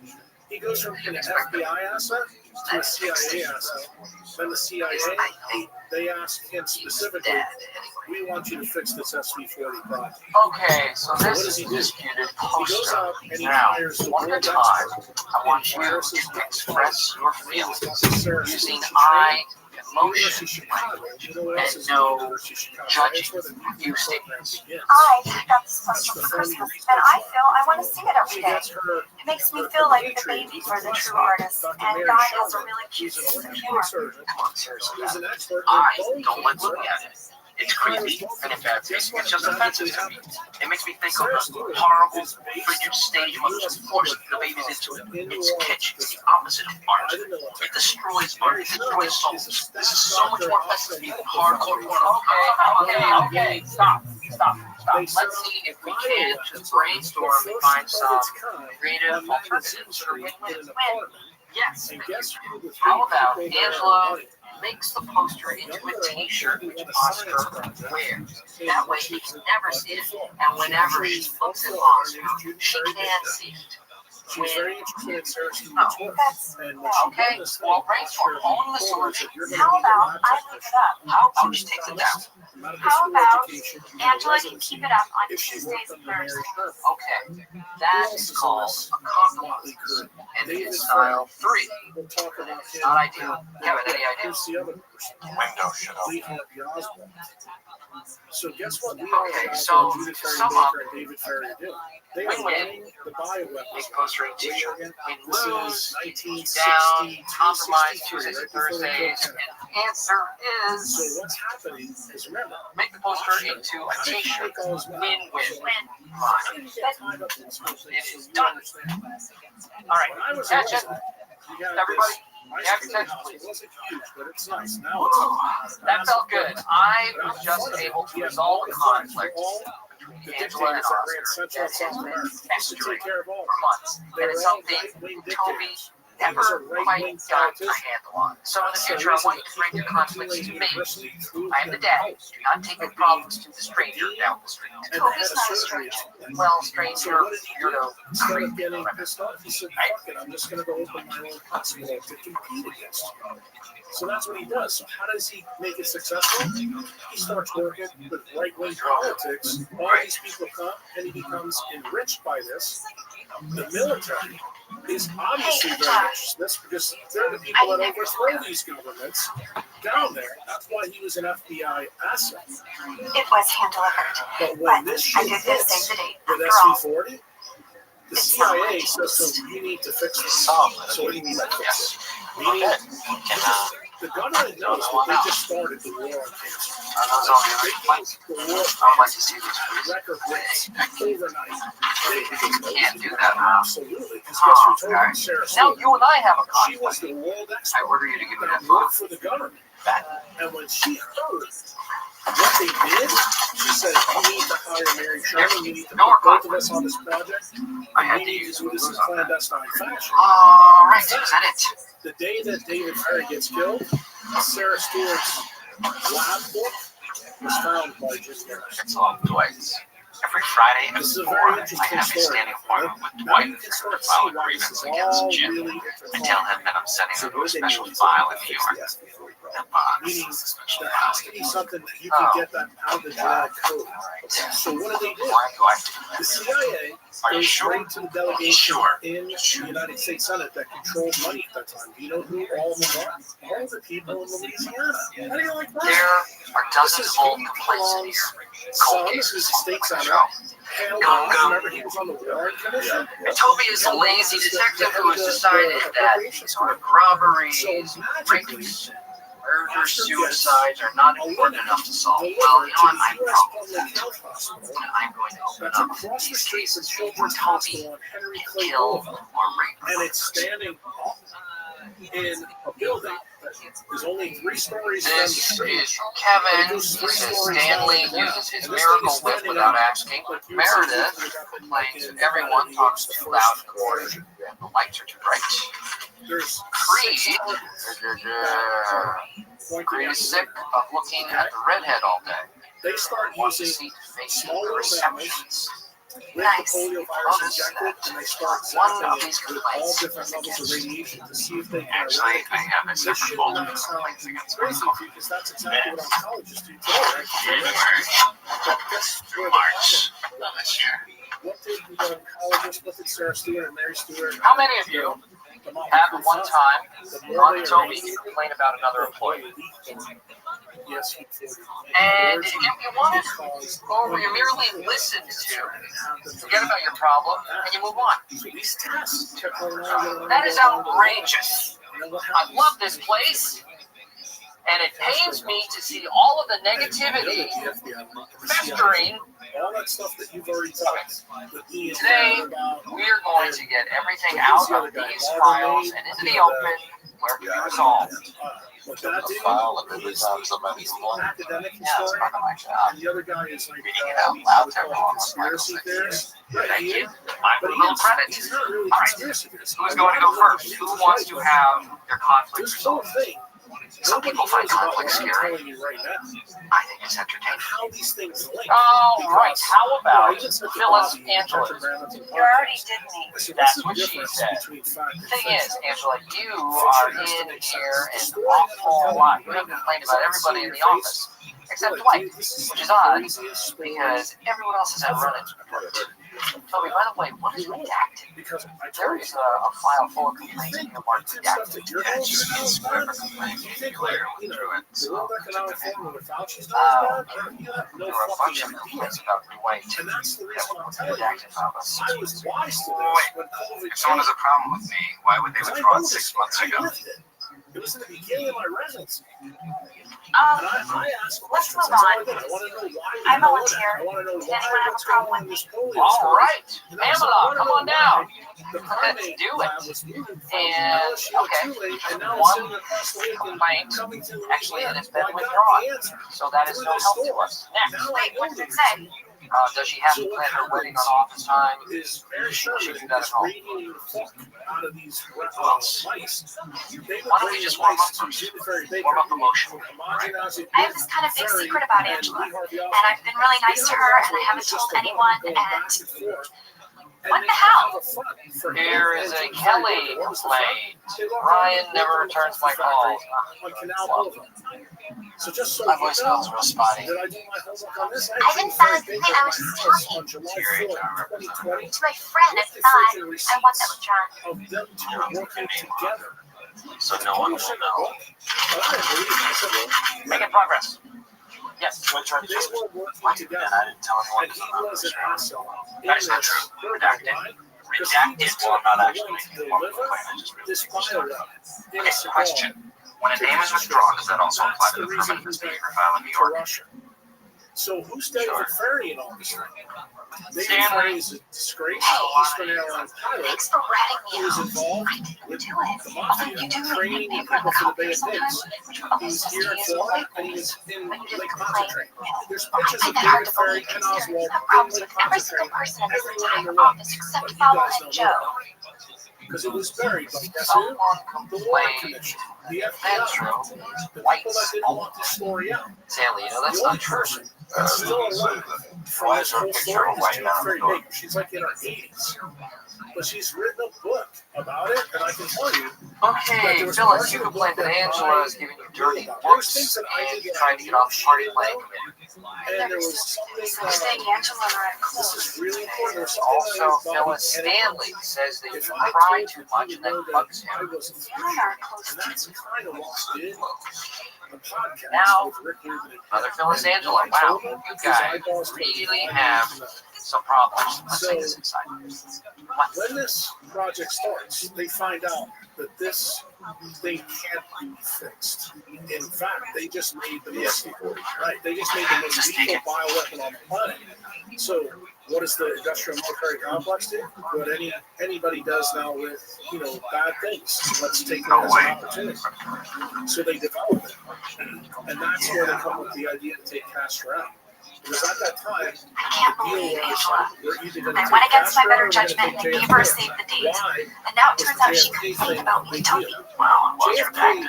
Not giving Look, if she wants to to, the but industrial she's military just trying complex to for the Bay of Pigs really Don't was take her side.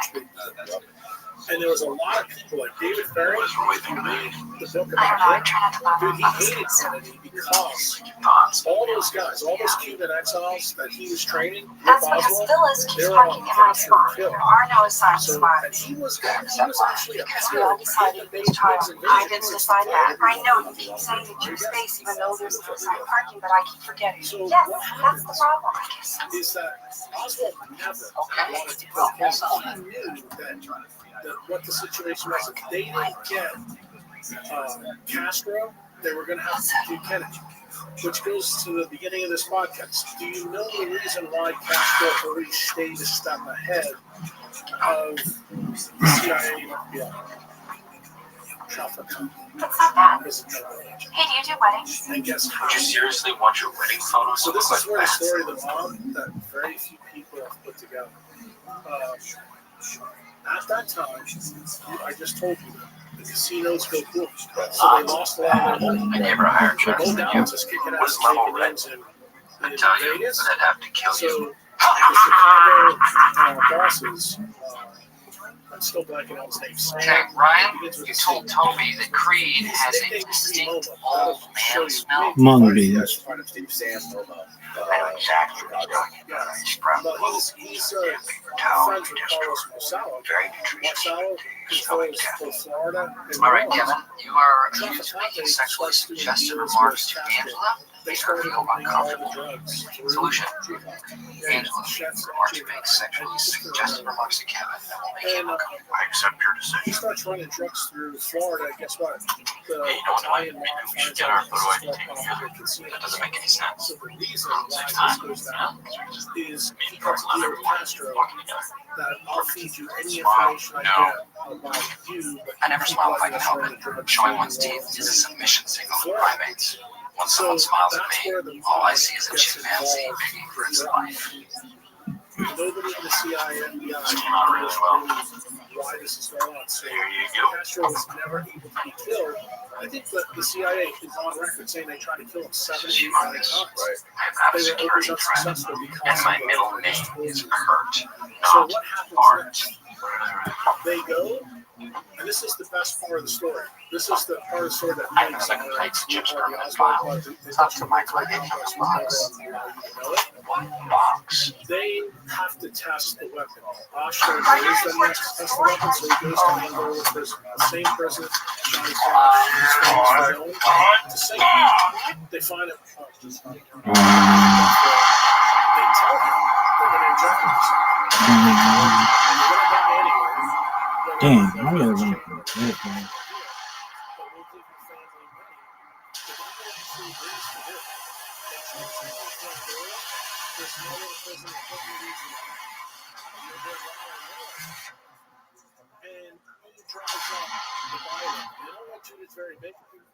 They actually give it David Ferry, Lee Harvey Oswald, 4 years, now seasons and reports. Okay, Sam, calm down. No, you calm down. Who sent you me on? Who sent you? I cannot work with Jim anymore. Okay, Steve goes right. You too, son. One of us is out here at the end of today. These are 3 white guys in a black Cadillac. This is the same day that Martin Luther King gives his I Have a Dream speech. And why is I never thought Dwight would go postal. Because it's always the person you least expect. And I always thought Dwight would go postal. That day in Clinton, Louisiana, Lee Harvey. I am not bluffing. Okay? Yes. Do the right thing here, Michael. Okay, I have served you loyally for years. I deserve this. You know I knew that Clay Shaw was going your ideas as you were security. That's what he was going to do. But he had an idea. So they go up to the prison, they inject the prisoner. I think it's actually healthy to get it off your chest. I'm done talking. I'm a shrew. We don't back down. Guess what happens? Judith Very Baker finds out what they did through Oswald, and she goes fucking ballistic. She goes back and tells Oscar, Maybe they're a little inflexible. Maybe they like toys or laugh too loud or think babies with saxophones are cute. Is this a reason to come after them with pitchforks and torches? Oh, look, Jim. There's a sales manager position open in Stanford. He gets furious. I'm going to call Jan and tell her you're interested. Maybe put in a good word for you, because I'll still be working here. Oswald tries to attack everybody. Transfer. Okay, you two in the conference room with me. Nobody leaves until we work this out. Cage matches? Yeah, they work. How can they not work? If they didn't work, everybody would still be in the cage. I don't know if it was in the package because I barely read any of it. So you're asking if I stole their ID? The answer is no. So Toby made up a special form just for you. Be serious. Misbehavior report. Note, this information will go into the employee's permanent file at corporate headquarters. Each infraction will result in severe and escalating penalties of the severest nature. Not the time, Jim, please. Okay, so Dwight, in your own words, someone replaced all my pens and pencils with crayons. I suspect Jim Halpert. Everyone has called me Dwayne all day. I think Jim Halpert paid them to. Yes. $5 each, and it was totally worth it. 2 days ago, I came to work and someone had put a sign on my parking space that said assistant regional manager. Yesterday it said assistant to the regional manager. This morning it said assistant to the assistant regional manager. He was frantic. This morning I found a bloody glove in my desk drawer, and Jim Halpert tried to convince me I committed murder. I think he may be the real murderer. Jim Halpert said there was an abandoned infant in the women's room. When I went to save the child, I saw Meredith on the can. This morning, I knocked myself in the head with the phone. That actually took a while. I had to put one more nickels in his handset until I got used to the weight, and then I just took them on. Every time I typed my name, it said diapers. This now is definitely plausible. Just a simple macro. Then the final thing. These actually don't sound that funny one after another. It does deserve it though. By the end of the day, my desk was about 2 feet closer to the copier. That when I just all this shit was moved it an inch every time we went to the bathroom. I said, I need to go back down there. That's how I spent my entire day. And check the public health hospital. I was fortunate because the same janitor that was there when I was a resident. You must have misdialed. This is Phyllis. I was. And I said, I see No, the renovated I'm not sure what his building. extension You is. think I can get in there? He goes, dude, nobody's used that in years. He goes, it's kind of empty. And I said, you remember the machine that was in there? I said, you know where it went? He goes, no one ever told us this and that. The same machine is in the basement. That's what happened. And it was retooled by a technician so that it would lay down so we could use it for cancer patients. So how did I know the weapon was there? Two things. The first way I walked in, I found out there was 3 stories below the ground that you can never see. The Japanese have this thing called shiatsu massage, and they dig into your body very hard, and it is very painful, and apparently some people throw up. The next day they feel great. I've never had one. But the most remarkable thing about this, when I got to the basement, when I saw the 6 concrete stanchions that were there, that's the grounding plate. The wall behind you, from where that exit sign is to that corner, was that big and probably 5 feet taller. And there's 2 of these in there with massive electric power lines going in there. I knew what it was right away. It was grounding metal thing. You have something that makes 40 million volts. So you have something to, so that's all that's doing. I know another way that I can prove what this shit was going on in the 50s and 60s. I went to Entergy. Entergy is the electric power company in New Orleans. So I went in there. And I said, can I see the bills for U.S. public health? I was like in a dark space, and the UFC marketing team was like, hey, we have this thing that flows some remote information. How about a group I can't find like a reimbursement. I knew right away I was right. Just when you think the story is 6 months after JFK gets killed. Everybody, come on, photo for the newsletter. Now I still run down. I remember. Come on, let's go. Great. This is the 1, 2, 3, smile. Find a smile. There's a lot today, everybody. Happy thoughts. So I'm just going to take that time with a smile on one side. very public. Okay, all right. One more. There'll be another 20. What?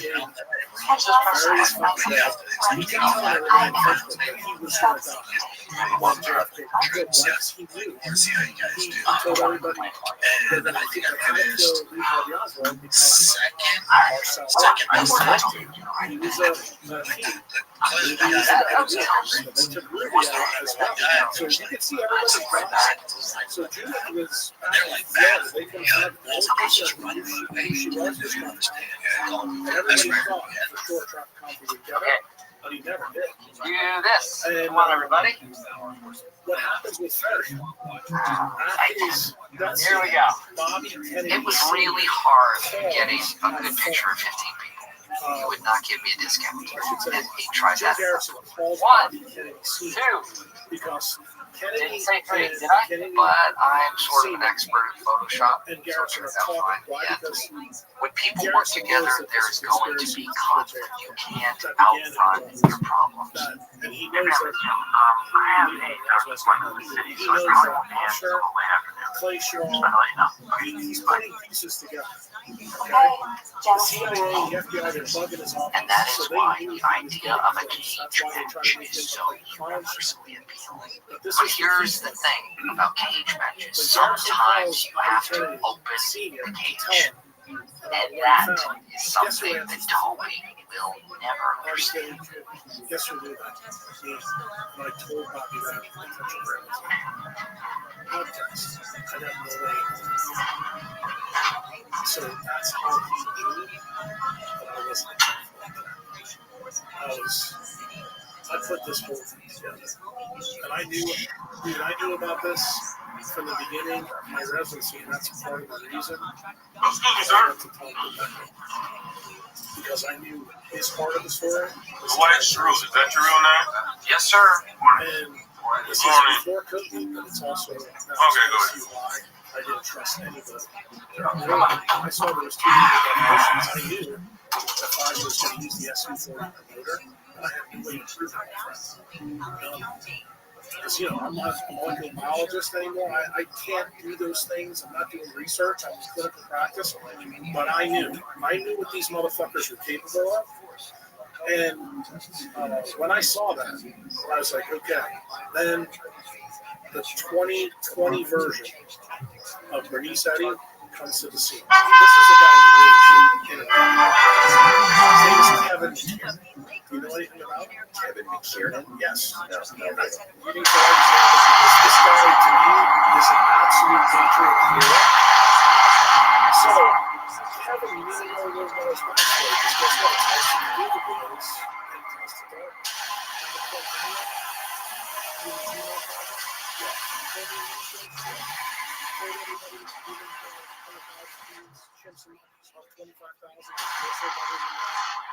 that blows up in his face. He's a transhumanist, just like the guys in Google, just like everybody in Silicon Valley. Yeah. So, no, it actually makes total sense, dude. These are all people who've been through the marshmallow. Everybody, in the conference room now, please. Thank you. Thomas one. Do you need anything? No. Take a drink over Drink of water. No. Come on, let's go. See. So, what's going on, Michael? I want somebody to give me the name of one of our biggest competitors. Steve-O. There's actually evidence. It's evidence of All right. MK Now Ultra I 2.0, need 3.0, 4.0. plural. Guess what MK Ultra is called today? You know? Apparently, Michael has come up with a Dunder Mifflin Mad Lib, and he's making us play it with him. We are so happy. Do you know where it's based? In Central and South America. I'd like to Isn't it choose funny that it's in the different same places How where about you can't location? find it? And do you know where Planet it's hidden Capricorn. in? Where the hell is that? Places Master called Class. Centers of Excellence. Going back to my How do you desk. No, not to give me an adjective. Annoying. We already have that. Frustrating. No, Toby, damn it, come on. We already have that. I need something fun, something like fat or smelly or pukey. Washington University of the U.S. Navy. That's also Pukey. studied. You know Now, where Washington noun. University is? Yeah. Same race. Good. Thank you. Major That medical was school, hard. same race. All right, here we go. Do you know who Office sponsored the Great Depot Health is Initiative? an annoying store. Washington University One day, USA. Creed went there to buy paper, and he ran into irritating Cylons. Yeah, one of them was named Michael Scott, and he was an. What do doctors do? Especially good doctors that diagnose. Okay, we're starting They over. take a history of a patient to try to figure out what's going on. This history, I've been picking up clues and breadcrumbs for 30 years of the you see, I'm going to solve in my mind.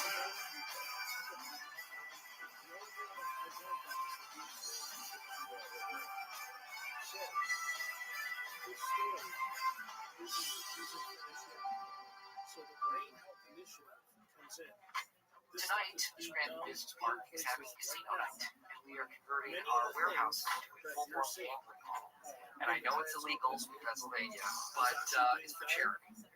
And I consider myself grateful for every part. It's nice to know, at the end of the day, I can look in the mirror and say, Michael, because of you, some little kid in the Congo has $1 million rice this year. In very specific cities. So you want to know why Springfield, Ohio has who they have there? Do you want to know the reason why people are being brought into Alabama? There's a reason, my friend. Excuse me. How long is the wait for a deal with you? I would never serve you. Not in a million years. It's a nice touch. I know. Belongs to my grandfather. He was buried in it, so family heirloom. They're people that are easily controlled. So what's the deal? Drinks? Come on, it'll be fun. And besides, I'm a roulette expert. Impossible. Roulette is not a game of skill. It is a game of chance. Boxing is a supplement to the other sport. Like Bill Gates, they want to trim everybody. Are you serious? They're not interested. Like if you sat down and talked to Nicole, she will tell you stories. I don't want to continue. There's just little things, you know, like I can shake or I can make a marble ball down. It's ridiculous. You know what? Why don't you move that cup back? Excuse me, everyone. Attention in the office, please. Jim is about to prove his telekinetic powers. He needs absolute silence. Every single one of them. I'll try. And there's a reason they follow the rules of the industrial military complex. Because they're designed to do that. Okay? And guess what? They get that training at the universities that they went. Stanford, Harvard. Just remember where all these people come from, my friend. It's a supplement. Name any of them. Just why you moved out of the country. Pretty much. And look, I've been saying this for 30 years. And I don't believe that Jim moved that cup back. that if November 5th goes the wrong way, Great that power, where Venezuela, great we are where responsibility. Venezuela was in 2005, 2006. Chavez comes in and they take But I don't think it's true, though. Kamala's already said she wants the guns. My problem, She changed it in the right, still, you know, but here's my problem. 55% of the United States population has been empty. I try not to think of it as lagging behind. It's more of a David and Goliath thing. The fact of the matter is that your brand is currently number 4 of the 5 brands that I oversee. Top 80%. Michael, you know that I'm very serious. I promise I will say number 9. Emerald. Oh, actually, while I have you tonight, I have you before I've ever had you. But we're having our casino night tonight.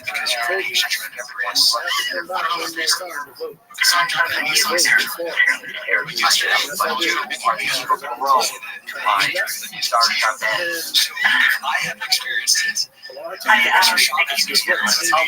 Come on. It'd be fun. I can hear it in your voice. It's great. Okay, so let's say driving 183 minutes, traffic's moving at 80 miles an hour. Get on Get on the road. Let's say sort of a tournament is being run. Okay, that's a great answer. Continue now. Let's say, like, there's a car. Okay, everybody. Tonight's event benefits the Boy Scouts of America. We do it every year. Well, they need our money. They don't have cookies like Girl Scouts. It'd be nice to do something for people who are actually suffering. Well, Oscar, if you don't like it, then you should concentrate on winning. Because the person at the end of the evening with the highest chip count will receive $500 to donate to a charity of their choice. And they will get a mini fridge, complimentary refrigeration. So, get your charities into Pam. I, for example, am playing for comedy. That doesn't exist. Comedy is very much alive. That's our homeless people. No, they stopped me on that show. Well, and they need our money more than ever. You have to pick an approved nonprofit organization. There's a great soup kitchen in downtown Scranton. Delicious pea soup on Thursdays. Our property. Something with animals. Or vehicles. Kobe Bryant has a foundation. He is so hot. And he and his wife, the biggest diamond ring. I know he is. All these things. So parts of the story that we plans. My charity is the Farm Defense Fund. It's one of the best organizations that fights in this issue of the beet army worm. So my charity is the Lackawanna County Volunteer Sheriff's Department because Dwight's volunteer sheriff. So I thought this was a perfect opportunity to support Spanish market. We are giving money that has been gambled. Why don't we just deal drugs or prostitute ourselves and donate that money to charity? Oh, and another fun thing. We, at the end of the night, are going to give the check to an actual group of Boy Scouts, right, Toby? Actually, I think it was appropriate to invite children since it's gambling and alcohol. It's our Nature's Warehouse. It's a small right into the United States.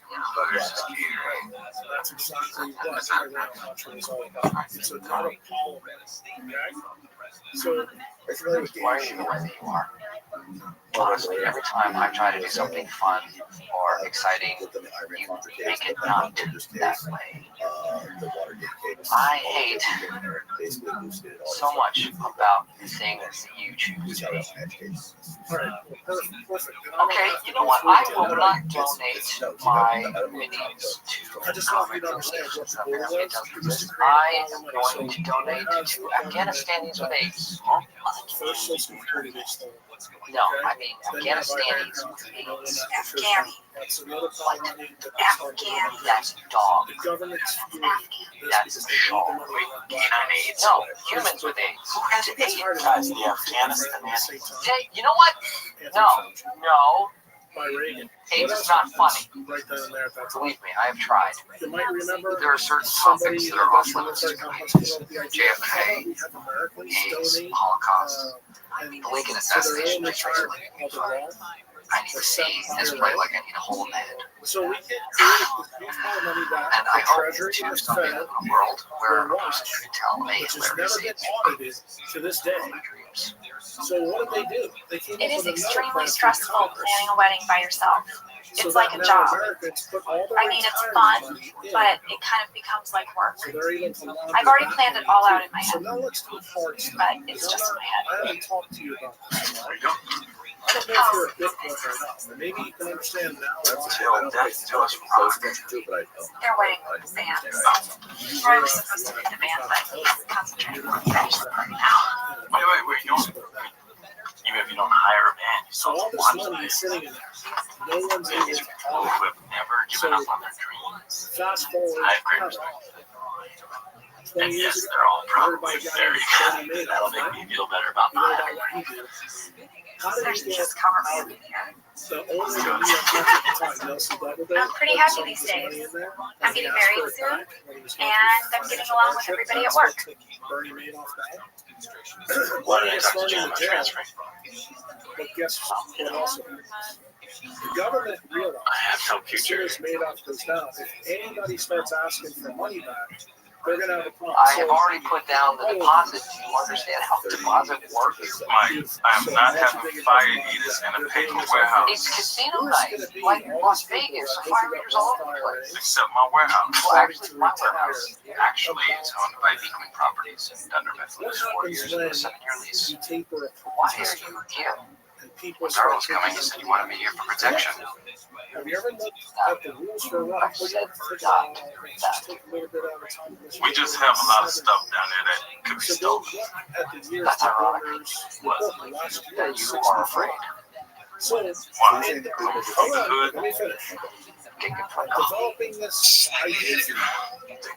So in Bitcoin, So, Mike, we have guys like Max Price, we have to help with this generational conversation. Lawrence Lepard. You know, You stuff cannot like piece it taper a out. Ponzi scheme. Why? Go Because with when people get their money Mach 5, back, they it can causes flicker. the house of cards to collapse. You know, things What if I as told you that Negroes. the industrial military complex figured out If how to anything taper a goes missing, Ponzi scheme? we will reimburse. Yeah, can Thunder Mifflin afford that? That paper making paper. You're I slowly need taking money. people out who would apply. Paper money. So you don't have to pay Yeah. them back, bro. Because companies are And fine. guess what?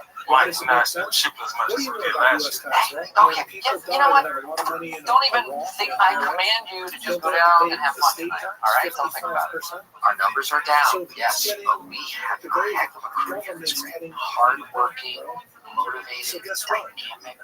Do you understand now why They you follow started my this lead as we podcast set the with tone. Caesar and the turbo cans?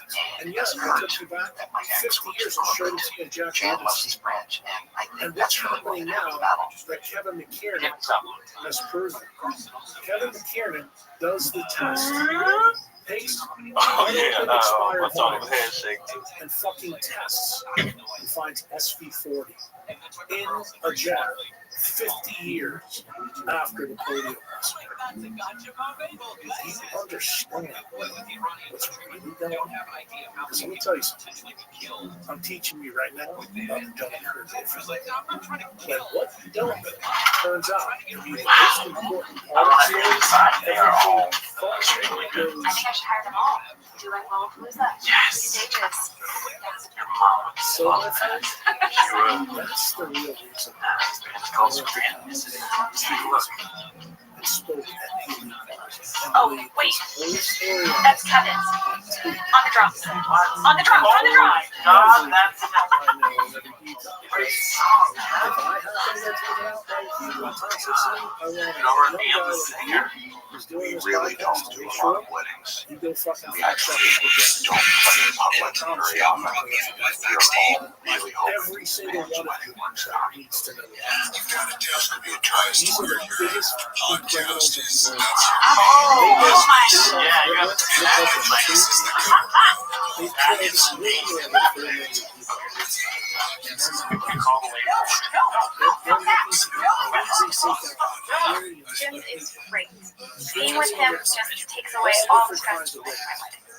So, don't think it's over. Yes. Michael Carroll's down. and divide Carol, and Do I know a Carol still? your realtor. Oh, yeah, we're through. Hey, Carol, how goes the real estate biz? Feel good? Tell me, sometimes I don't put Michael through until he's already said something. Got it? I look at it as a Understand practice where run. we're going now, bro? He usually does better on the second attempt. Carol, you're on with Michael. Hello, Michael. Hi, Carol, how you doing? I'm great. I just needed one last signature for your mortgage insurance. Oh, hey, no problemo. Incidentally, I love the place. Oh, great. It has a little bit of a weird smell. It's okay. At Christmas, the tree helped. Oh, good. I'm glad. Can I drop that over later? Actually, I'm sort of hosting this charity thing, our warehouse casino night. Oh, great. Yeah. You know what? Why don't you come by, bring the papers, I'll sign them, and then you can stay and have a drink. Yeah, it'll be fun. What do you? Oh, I'm sorry. Can you hold on? Yes. Okay, put us through. Jan Livingston, I presume. Still me. Jan, here's Michael. Michael? Hey, Jan, how you doing? You know, I thought about it, and you are right. I already told you we're going to be in Tuscany. Remember the black guy was on death row in Flint, Louisiana? Now it's all people with brown skin that are in Central and South America. That's what the Brain Health Initiative is all about.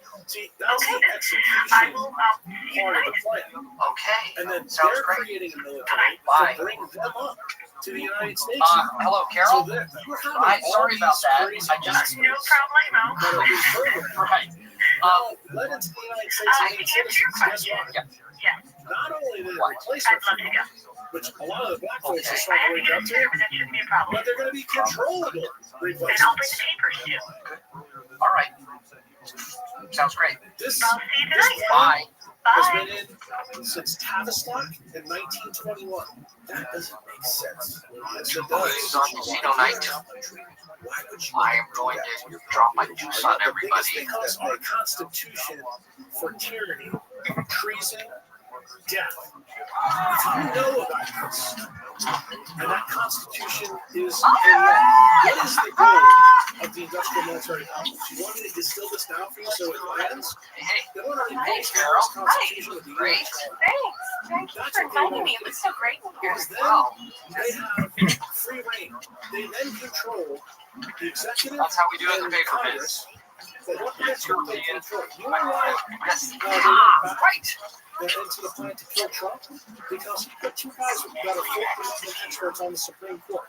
You know why you can't get a CBDC through? I'm Michael's wingman. I've got his back. 2 dates. That's the He's got 2 reason, bro. dates That's why tonight. they hate Trump. My job is to keep That's Jan the away from number Carol, one. It's and not vice the versa. only Trump did his first Michael term said that I'm happy he about. wants to deceive them, Everything so else, as not to hurt them. he basically is a That fucking way, idiot that let all we these honor people them. around him. I mean, just to explain this to I you, get truth right. how pissed off I am about this. Rude is He rude. could Steve Mnuchin from Goldman Sachs as Treasury Secretary. Right then and there told me, you're a moron. Meredith, Because he's right? letting a barbarian in the game. Then what's he I have this problem all the time. all the documents for I never remember people in But it. think about Jeff Your Sessions. bed. It took him 2 days to turn. Right. And we had Think sex in about the portal. Dude, every single person around him. So when you probably can tell I'm not really a Trump fan, but I told you I'm voting for him. Oh, Why? I still think so. all the time. Because It's just something I Bobby do. is not part of the I team. stopped drinking Bobby a long time knows ago. that You should Trump see how wants he to bring his supplies stuff. and take You know it Bobby from knows he knows where to drink. Obviously, I love That's Steve. what we need. Because let me just tell you I'm something. gonna have a drink. Everybody in the joint Oh, fine, chiefs, thanks. everybody in the industrial military complex, everybody in Congress. Really, There's people, your nurse there's is hot. people that are sitting in Congress right now that Your need nurse to be became your girlfriend. for treason. She was never my nurse. I met her at They Chili's. allowed She was this my to waitress. happen. And we the people, let me just tell you something. Thomas Jefferson and James Madison wrote in the Federalist Papers why the fucking Second Amendment is what the Second Welcome, Amendment man. is. You gotta remember, it wasn't for her. Bienvenue and welcome to It was to Monte protect us from Carlo. the Right. And guess what, bro? We're I here. am no longer We your are boss. here. They Lady actually Fortune is your boss. The story that you Will Lady Fortune be your mistress? Only time will tell, my friend. Leave all your preconceived notions about casinos at the door. Old friends, new lovers, and the disabled, welcome all. Great, okay. Shuffle up and deal. Let's get it started. Black-eyed crows. No limit Texas Hold'em. Good luck, everybody. That's actually a fun story they want you to read. That's not true. That's what we said before red chips to you. Guys who are influencers that have big muscles and young like you, because they all comply. That's who's getting taken out. The normal is getting taken out. The COVID wasn't the problem. It's actually the and they know.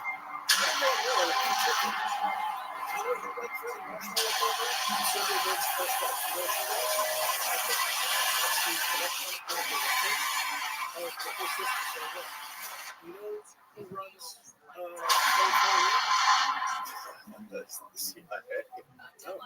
Sergey Brent's Excellent. This is bluffing is a key part of poker, which is too bad because I'm not very good at bluffing.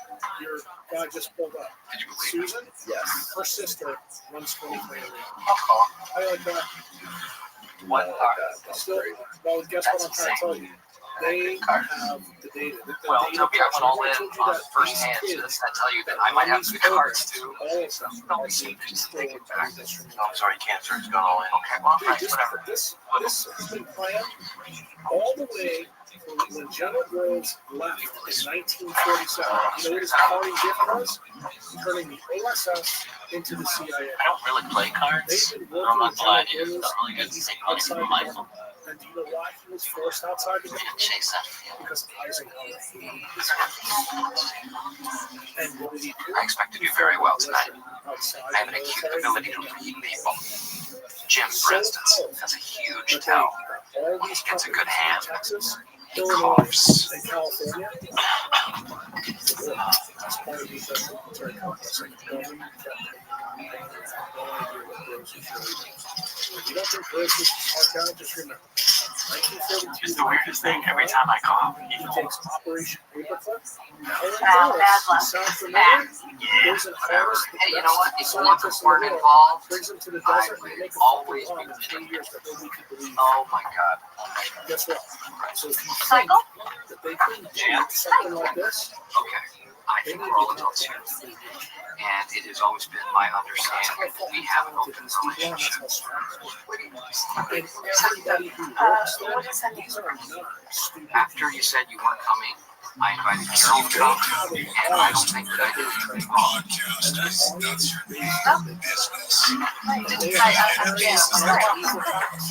Does anyone want a drink?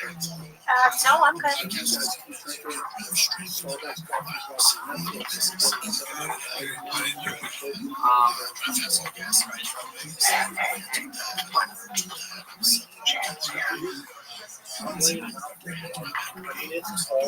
I don't know. I think Michael is attractive. Why does everybody keep asking me that?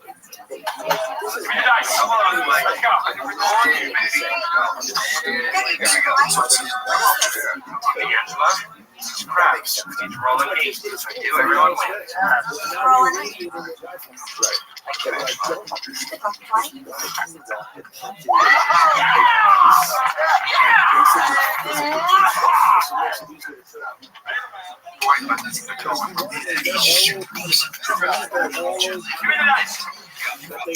Backstage. That's what he does. Yeah, he's awesome.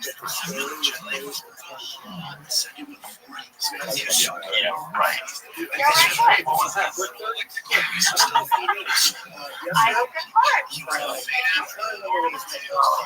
Wow. Yes, sir. We got 35 big podcasts. If we were to pay that $1 million every second, it would take 4,000. Yeah, I think you should sell it. So let me ask you a question. When you see Straight. and you think about it, Thank you very much. It's fun. No, it makes sense what you're saying. I totally get it. Well, I know it makes sense, dude. I'm a brainstormer. I'm a dumbass. But what I'm telling you, So, hours, that's a long job. It's part of the job. Keep an eye on things. so many different ways. Why not? You're like a three-man shark on this web. And you keep biting. You keep bringing all these people in here. You know the good business. So how long have you and Michael been? I'm giving you the final touches. Well, actually, I guess this would be our first date. Casino night in the warehouse. Sport. Oh, me too. The media's gone. The media's gone because of General Gross. Let me tell you exactly what their plan was. They decided to One beer, big 1, 7, and 7 with maple cherries and sugar on the rim blended. To start doing advertising. So that's still going on. So what did they do? They made them all employees. You know how they All right. Come on, shooter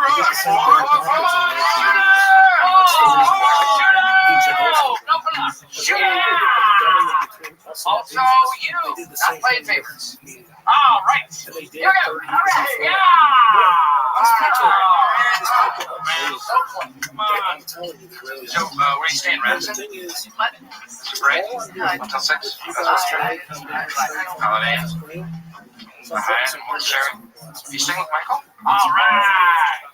And I want you to understand really what your world is all about, because you said you got kids. I won the 2002 $2,500 no limit deuce to 7 draw tournament at the World Series of Poker in Vegas. So, yeah. Like, I was telling you, half truth always needs to go full up. Like, all the people that you've had in here, they didn't know bits and pieces of stories. You know why? Thank you, Robbie, but it doesn't have And let you know all this stuff. Nice. I'm an ace. That's a flush. Oh, man. I'm a flush. I got all the clovers. You want to play again? I suck. I got news for you, bro. These people Took down, huh? like really Want to talk about it. and Yeah. until Saw your people tape. wake up, Bands, Yes. Like, And rock. Yeah. Don't you Guys, guys you guys want to clear a wedding? and the Shannon, who's The probably the damn most thing was liberal okay. Democrat ever, Never fucking joining charge the the music. Dude, you won't find good song. Well, dude, for 18 months, I've been in their ear. In their ear. Why do you think I went on a podcast?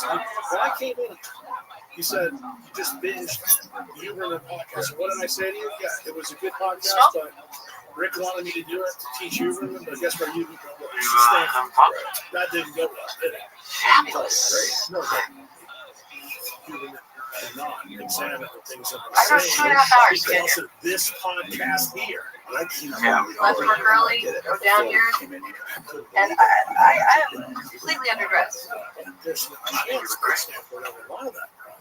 Plus, they know that I'm Why talking did I hook up with Michael? I mean, when I wrote, I always thought you yeah, when did you?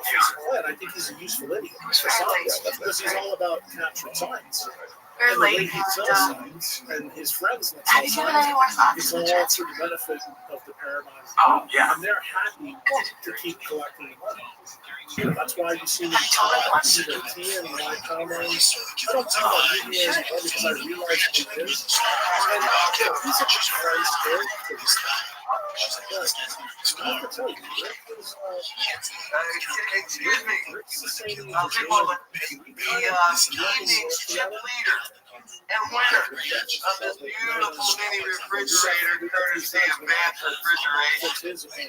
Treat Brad Southern Midwest. And where it turns out is Michael, the thing Rick is just doing the two, the second hard game. You know, that's what I like about you guys. He likes the conspiracy theories, but he tells you, when I started getting crazy attacks, it's actually really cool. And he goes, now I don't think any conspiracy. He goes, I just don't have enough of this. And he goes, the more I get, the more I begin to realize it's a big deal. Like, I told him this before. There's that right to clear. Before I sat down with Kennedy, About when you want to hear me or anybody joining that now? We can go inside. Feeling kind of That's like literally what the military industrial complex organizations like DARPA have been doing since the 50s, things that are really and they also and the things that are doing at the with these experiments with LSD my brain and like violence. I'm just like, where did you violence? We've done so much violence our whole entire life. Nothing does happen. I'm just like, one time I was like, oh, I'm gonna kill this dude. And my kids just haven't seen the idea of the fun. All that. They saw that side. This is the crazy part of life. Don't surrender.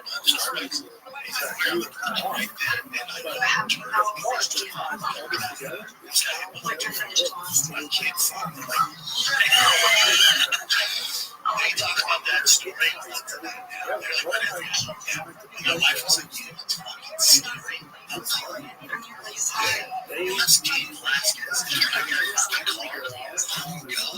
he's actually can't drive right now. The government's continuing on the violence. That's the reason CDC American money's failed. And they knew it was going to fail. When Nixon did the Nixon shot in South America, they removed, gold from the gold standard. Well, what did you hear, Danny, just literally 4 or 5 weeks ago? Bitcoin Nashville. I'm leaving. Okay, I just want to congratulate you on a fantastic evening. Company press. Thanks for inviting me. Right, I needed it. So, nice to meet you, and Okay. Talk to you one night. Good night. On Clubhouse. That's an app. The Bitcoin fans. I told a guy named Love triangle drama. Trump or All worked out in the end, though. The hero got the girl. Who saw that coming? I did. And James really happy for me. So actually, the hero got 2 girls. He got the girl that he works with, and he got the girl that he buys real estate from. So I've got my York girl, my local flavor. Life is good. Profit, but dude, that tells you that I'm over the top. I'm telling you something that you need to hear. I don't care if you don't believe me. But what I'm saying is, understand what I'm saying, research what I'm saying, look at all the pieces and parts, understand how they explain world current events right now. Yeah, he's great. How we can have what we just saw in the debate. Yeah, now that we know the 2 people on the debate, one of our sorority sisters are feeding her the information. This is exactly how it works. Who's paying for those 2 people's salary? Big Pharma. Put on a fucking station. I heard that the 2 people that are the biggest donors to Trump and to Kamala are Peter Thiel for Trump, his vice president, right, and Eric Schmidt. Yep. They're both close, right? And they're both the representatives of the U.S. in the Bilderberg Summit. Yes, and I'm also going to tell you, not only Bilderberg starts with Tavistock for 21, then the Trilateral Commission for the Rockefeller years, and the Committee of 300. Dude, you're banging on the right drum. Do you know what I want to teach you before I leave you? Do you know the synonym that you need to start using for Bilderberg and Rothschild? It's called colloidal money. Pull that up on the screen so you can see it. Colloidal money is money that has no security, meaning there's no title. You know who that starts with? That starts with the papacy, and it starts with the royal family. In other words, nothing can be taken from them. Do you know what people have? See, a royal title. So do you know what that means? There's only one other thing that's ever showed up in your 37 years on this planet. That's a loyalty. That's why they're coming after you. That's why they're coming after this money. I'm going to tell you right now. What do we say in Bitcoin?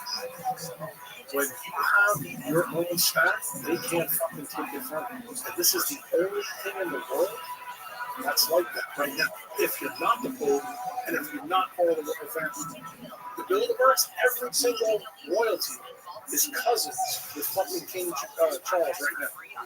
Every single royalty that's existing. Dude, this story The people that back the industrial military complex are those people. They're the real problem. But guess what? They're the ones that have propped up Gates. They're the ones that have propped up the WHO. They're the ones that propped up the World Economic Forum. Dude, these are the more layers they put between them and us, the better it is, because guess what? What did I say to you before? Fact or fiction. You understand why guys like me and you, we get branded with the hat and we're the conspiracy theorists? But here's the thing that they didn't plan for. I'm a fucking neurosurgeon. I've been doing this for 30 years. I'm a really good diagnostician. I'm so good that I haven't been sued once in my career. I'm good at what I did. And I've held this story until right now. Why? Because it's important right now. It's important for my kids. It's important for your kids. It's important for every single person that's out there listening to this. I don't want to leave this planet with this information so that we have to go back through the dark ages again for 500 years until we take these motherfuckers out again. The person who made the mistake, do you know how this all started? Queen Victoria. Queen Victoria decided to marry into all the royal families to stop a war because she knew her family is filled with a bunch of fucking idiots. And what did she wind up doing? She created World War I. It was a family squabble. And you know what set them off and how they lost their alloidial titles? The Bolshevik Revolution. And guess what? When they killed the Tsar, who was the cousin of King George at the time in England and Kaiser Wilhelm in Germany, neither royal family could believe that. You know, one of the most unprecedented things happened in the history of the 20th century that day when the Tsar was killed. The royal family, in case you don't know, their real name is Saxe-Coburg Gotha. They're German. They realized it wasn't popular to be on the wrong side of the war, given what happened with Romanov. So what they do, they took a new name off a castle in Europe that they were called Jerusalem. And that's how he saved his ass. And what did he have to do? He had to agree to a new part of Parliament called the House of Lords or Commons. So he had to give power up to the people. He lost a loading title. That's how it started. But he did it to save his ass. So let me tell you something. Britain has won 2 world wars, and both times they lost. The first one was the big one, where they lost a lot of their power. What did they lose in World War I? They lost 2 things. They lost the sea to the U.S. Navy. But what's the big one? The Treaty of Versailles was a huge hit to the war effort. Because the way it was settled by the Keynesian economics, it guaranteed a second war. Why did they want a second war? To get back what they really lost. They lost a loyal title, and they wanted it back.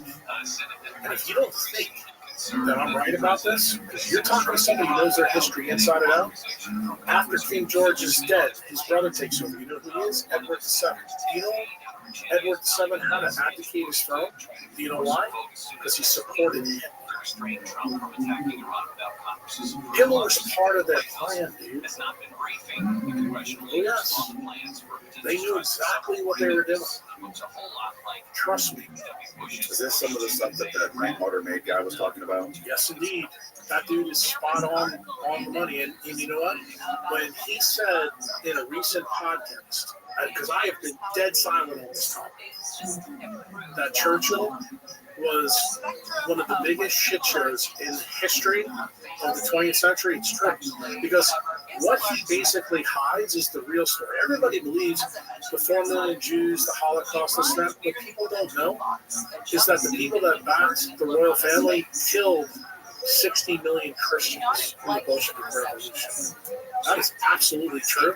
But guess what? It's very similar to the 1951 to 57 story where it was whitewashed from history. And every time that we have a period in history where something gets whitewashed, that's where I hope a guy like you, Danny Jones, in the future, as you age, when I'm dead, you remember the lesson I'm trying to teach you here. When you do podcasts, Go find people that really know history. Danny, you know, it's hard. Well, I know, but you know that as a young man, when you were growing up, you didn't learn any history from general girls all the way to right now. Do you understand why? Do you understand why they put your kids now for 8 to 10 hours a day? Because they are training their children young on. I am not kidding you, dude. And what else are they doing? No more books. They're irradiating. That's MK Ultra. It's fucking everywhere you look around. But you know what the problem is? What pissed me off the other day was they started the teachers feeding my 5-year-old people. Our teacher gave us for snack time today. I'm like, what did they give you? She's like, all week I've had Rice Krispies treats. She never let me have those at home. My wife was furious. She literally up there and talked to the teacher the same day. It was like, there can't. Well, you're going to be more furious when you find out that that's how Gates now plans to put more biotechnology in fleets. That's the reason behind it. It's also the reason why it's block the sun. Because guess what? What's the antidote to blue screen technology? UV red light. Why did Biden put the final damper on incandescent bulbs? It's going to be banned completely in 2028. You say they said it was energy, but it wasn't. Because they know it's the blue light. The blue light keeps the system going in perpetuity. And none of you realize it. None of you, because you know what? A, you're not smart enough to know the history. B, you're not a neurosurgeon. You don't know anything about the non-visual photoreceptor system in man. And here's the sad part. Most centralized doctors don't either. Like, there's so many bombs that I gave you in this podcast already that people's heads are going to explode. And I don't expect them to know this an hour, 2 or 3. Like, you'll probably go back and listen to this 10 years from now. When I'm dead, and you're going to go, bro, this guy is telling us the truth. And I'm going to say something. This may be hyperbolic, but this moment in your podcast, this is Paul Revere riding through Boston. And I can tell you that. You know what I expect? What should people do about it? I need you to put your pitchfork down and start growing all in the same direction. We have to protect we the people. Whatever you can do, Danny, whatever the cat behind the screen can do, Steve, sorry about that, Steve. We need to come together and we need to take our country back. These people, the barbarians, are inside the fucking game. The Trojan horse is inside. But it's just, I'm going to remind you, you may think I'm pessimistic. A bunch of people who are misfits from the UK, if you're crying, the pitchforks, got muscles, beat the best. Let me tell you something. There's 360 million of us, and we still have consent.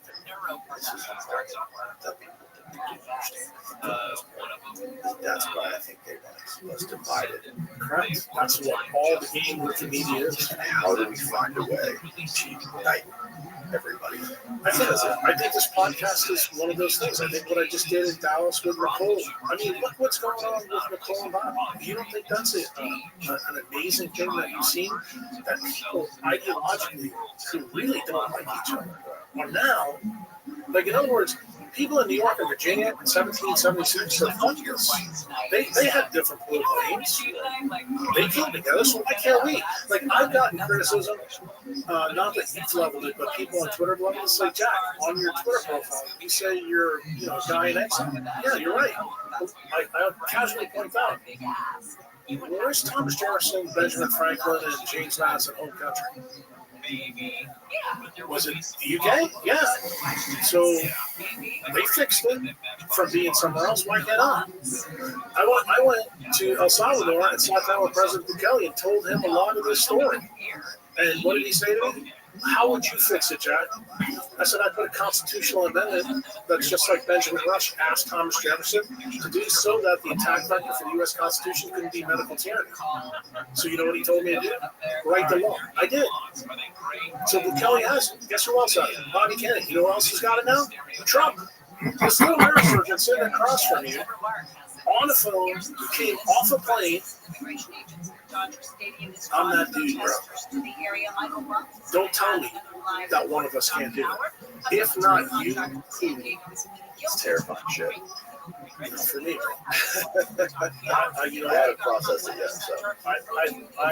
I've been thinking and living this for 30 years, and I know it's a lot for people to hear, but it's kind of like the way, the best thing I can try to educate you about this, you're like sitting across from me and you're a new person I just diagnosed with a glioblastoma.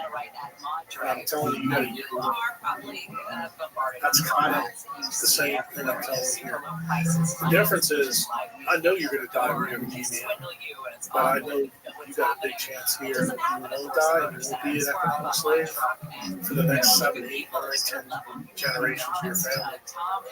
If you stop being apathetic and nihilistic and get off your ass, turn the fucking Netflix off, stop drinking the coffee, stop buying their products, and go take your country. That's all you got. There's a reason I came here. How do you know all this shit and still have time to be a brain surgeon? Let me ask you a question. If I'm madder than hell that my profession was stolen, we no longer, when I wrote my medical school application out, I had no idea that I was stepping in to basically an army that was programmed by the industrial military complex. And when I found that out in 2005, you'll hear this thing in many podcasts I do. I get when you ask me a question like that, I'm thinking about that 18 months when I realized now you know it just wasn't a story about leptin. It wasn't a story just about all the biology stuff that I teach. It was this story in the background that I knew about this in the beginning. It is very easy for me to question that. Like many doctors ask me, how did you fight that? You know, I just did the live Twitter exercise. I have to tell you that you're the first person I've talked to since I didn't even discuss this with Chantel. Mary, about the doctor that said next to the ENT doctor, she said, you know, they have this plan because doctors are very compliant. You know, you have to do that for medical school, this and that. And I looked at her and I said, should I just drop this bomb right here, right now? And I didn't. I didn't say the things right then and there because here we are on Twitter. There's millions of people going to look at it. And I said, this isn't the appropriate thing to drop this. Let me just tell you something. Thanks for destroying my podcast. I'm just fucking madder than hell about this. And I think every American should be infuriated that SB is And here's the crazy part. For Steve behind the curtain in here, I'd like to hear your guys' take. Now that I've given you the whole story, tell me what your first visceral thought is to know that the FDA still hasn't stopped the chat today, knowing everything that we know about the NFL. Well, I mean, it just, what the whole COVID pandemic really taught me, and I think a lot of people, is the revolving door working between the FDA and pharmaceutical industries. The FDA seems to be more just a propaganda for the pharmaceutical industry. Actually, I'm going to tell you, it's part of the program. This is all MK Ultra, dude. You're seeing it right now. Yeah. This is not MK Ultra. I have a pretty famous quote that was in my TED Talk that got banned. Ideation without execution leads to deletion of every good idea. Let me just tell you something. MK Ultra is a great idea that they originally stole from the Nazis, right? But they executed the Nazis. That's the truth. And when I remember when I wrote that quote, I had General Rosen. Dude, he's the biggest criminal in American history. And he has bred so many criminals. It started with Jimmy Byrne. Look, even the Manchurian candidate they set up, which was Harry Truman, because they got rid of the 3-term vice president, which is Henry Wallace. Dude, even when he realized he was hoodwinked, he couldn't fucking make him stop it. That's how these guys are. So, the only president that has been, how shall I say, above board they took out with acute blood Texas. That's JFK. In my opinion, the country doesn't heal until we know the truth about what happened with him. That's my opinion. And I'm telling you exactly what happened and why it happened and what all the collateral effects are of that decision. There's a reason. There's a reason. I'm not a political guy, but I put my chips behind Bobby and Nicole. He knows a lot of this story. He can't talk about it either, bro, because you know what will happen. But guess what? Have you ever found it unusual that everybody knows Trump used to be a Democrat? He was best friends with John F. Kennedy Jr. He said, when I get in, I'm going to tell people about what happened with JFK, but he didn't. Right. You know why? Because he found out just who was involved. Turns out some of his friends were involved. Trump's friends? Yeah, in the Mossad. Israel. Israel was involved. No question about it, dude. Let me just tell you something. Israel is knee-deep in this. Let me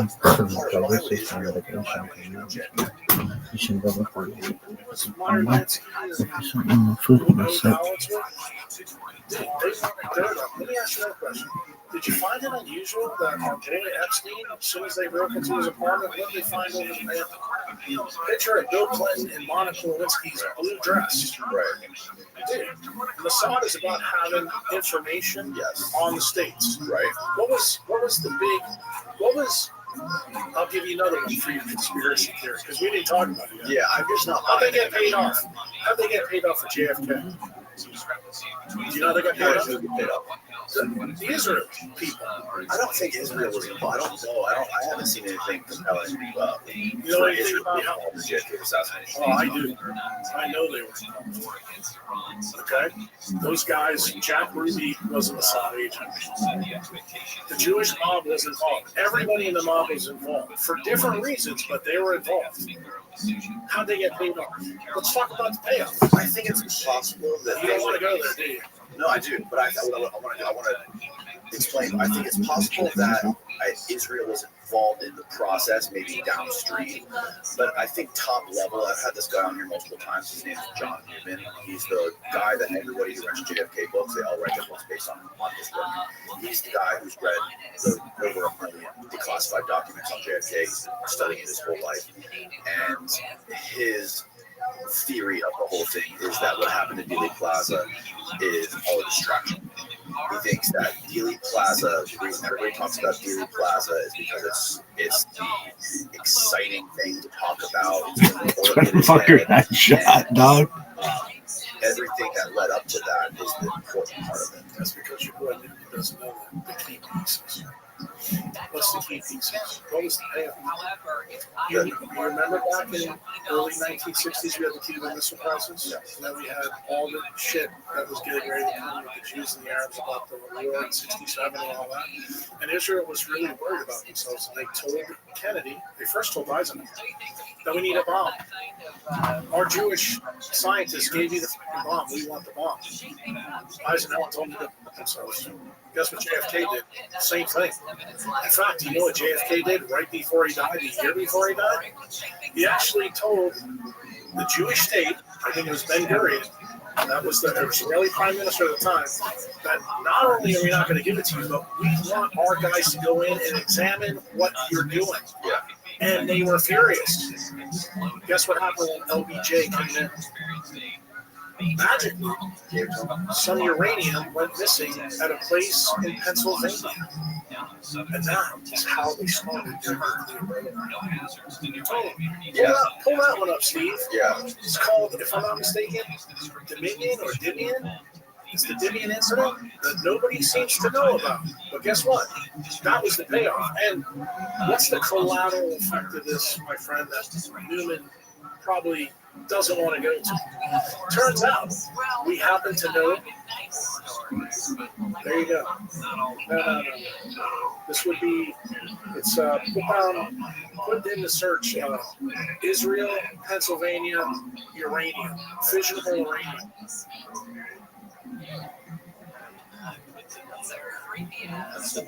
Pennsylvania. No, get rid of the Dominion. Yeah, uranium fission. Incident. You can leave incident there. Just get rid of the other thing. Uranium incident. There you go. There it is, the Apollo affair. 1965 incident in which the U.S. company in Pennsylvania lost a large amount of highly enriched uranium that was suspected to be sent to Israel's nuclear weapons. Oh, here we go. Yeah. Well, so hold on, I'm not done yet. You're gonna have to hold on for me now. Now I'm gonna run your podcast. This is your show. No, here's the second thing that happens: the collateral effect. I think the guy you had on told you a little bit about this. This is the Ian Carroll cat. That all the Jews showed up in New York before 9/11 happens, and they're all in the art. Oh, the art thing, yeah. Right? Yeah. You know why? Because the Mossad trained the 4 Arabs to take the planes over and run them in the building. Got it? And what was the point of that? What was the point of that? The point of that was one point. You can pull this up. Is the Patriot Act was walking around Washington, D.C. from 1999 all the way to 2000, and everybody said, there's no way you can get this in. And George Bush said, hold my beer. Yep. And changed. Brother, I'm just telling you. Yeah.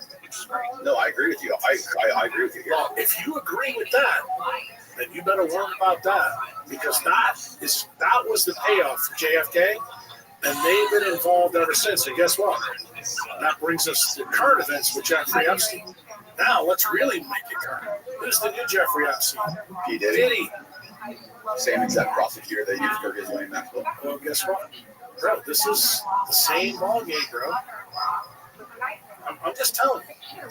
History doesn't repeat, but it rhymes awfully loud. And I'm telling you right now, everybody needs to know this story, every last piece of it is connected.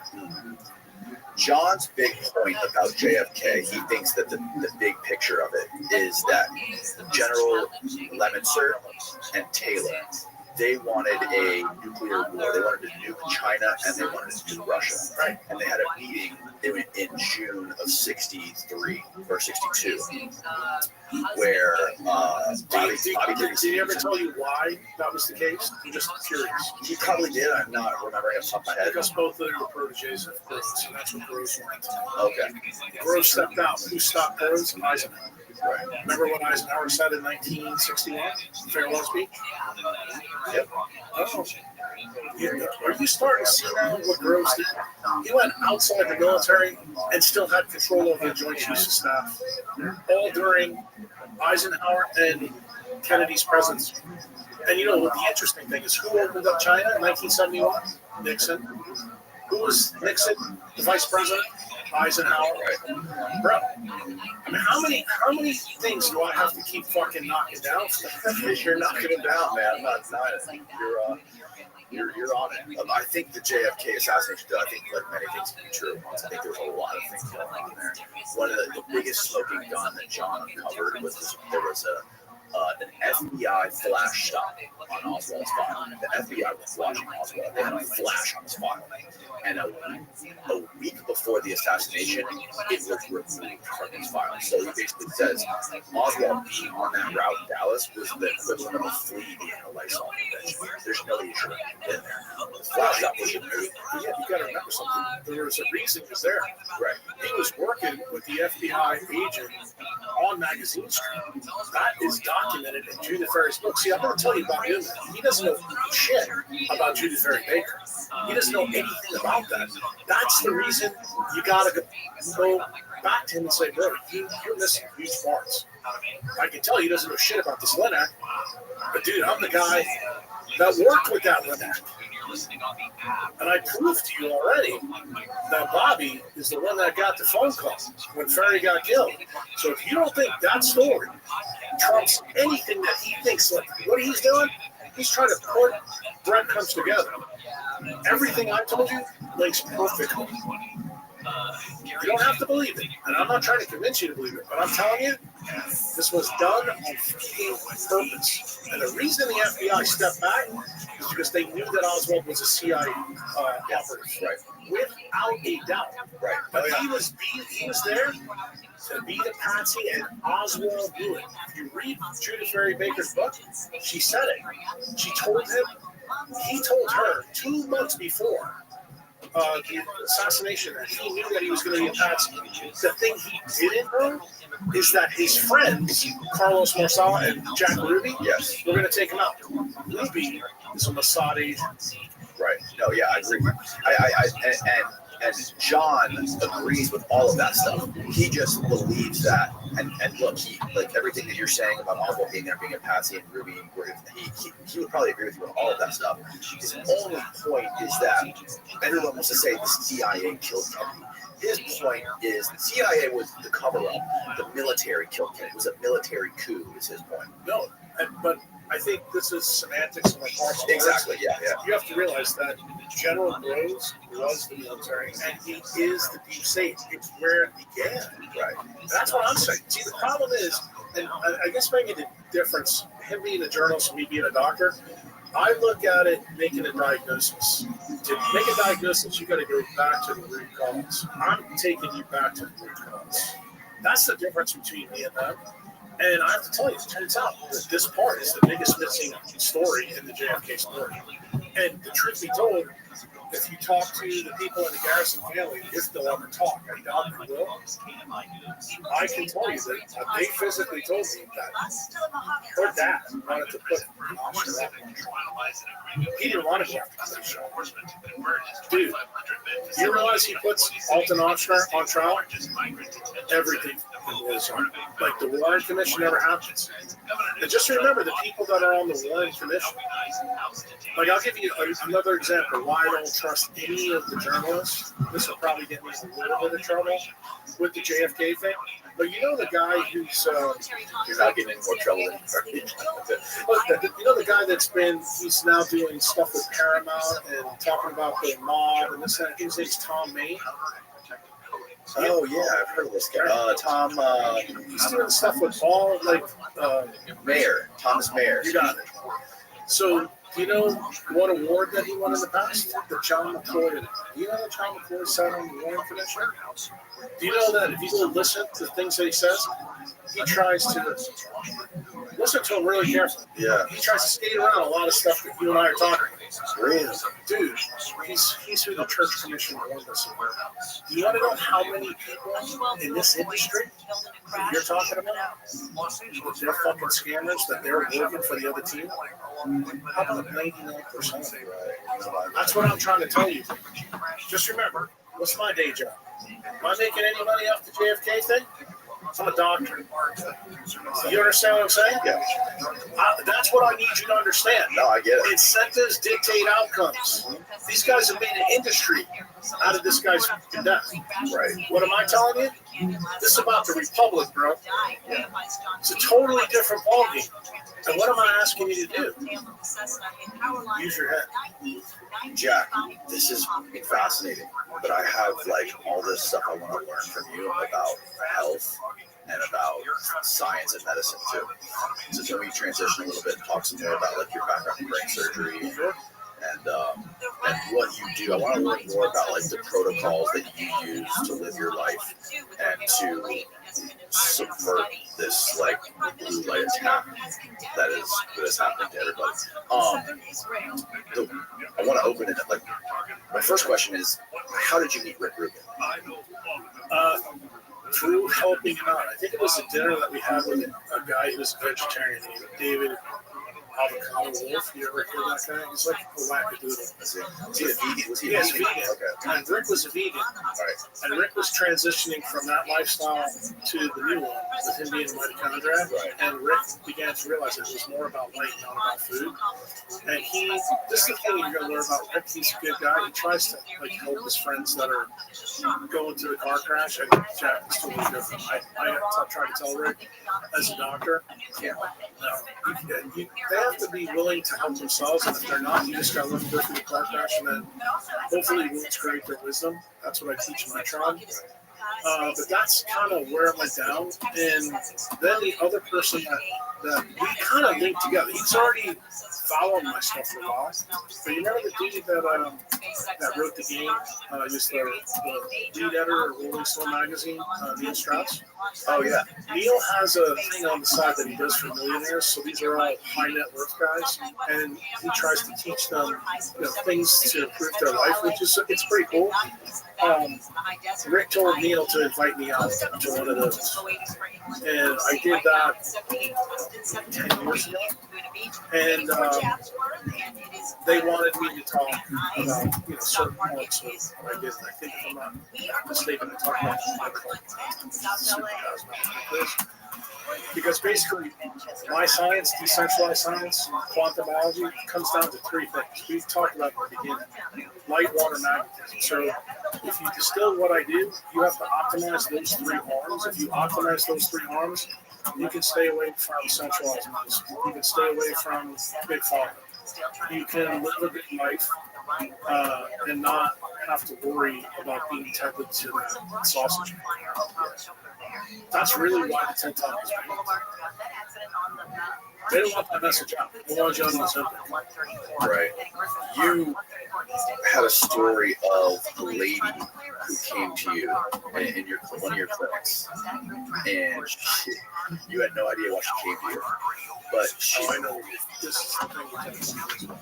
Yes. The lady who wanted French fries. Well, yeah. Well, there was another lady too. I want to hear both these stories. There's a couple of them, but the one you're talking about specifically, this is before I had my hemorrhages moment, meaning the whole quantum biology thing. It was very unusual. A lady tried to get in her office, the girls in my office, some kind of cop doctor. Sykes past Bugs Bunny. And she said, look, I don't have a neurosurgical problem, but Dr. Cruz was involved in my care in a very weird way. And she told the girl at the front desk that she had a heart transplant because she had, I think it was myocarditis, but from a virus. And she got a heart, and I was the neurosurgeon that got the family to donate this kid's heart. And she figured that out somehow through the paperwork that the hospital gave her. And it turned out she was right.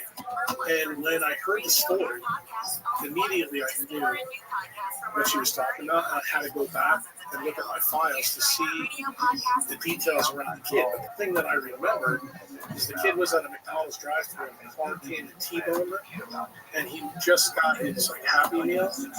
And the thing that they mentioned in the EMT report is that the kid had French fries all over his front seat.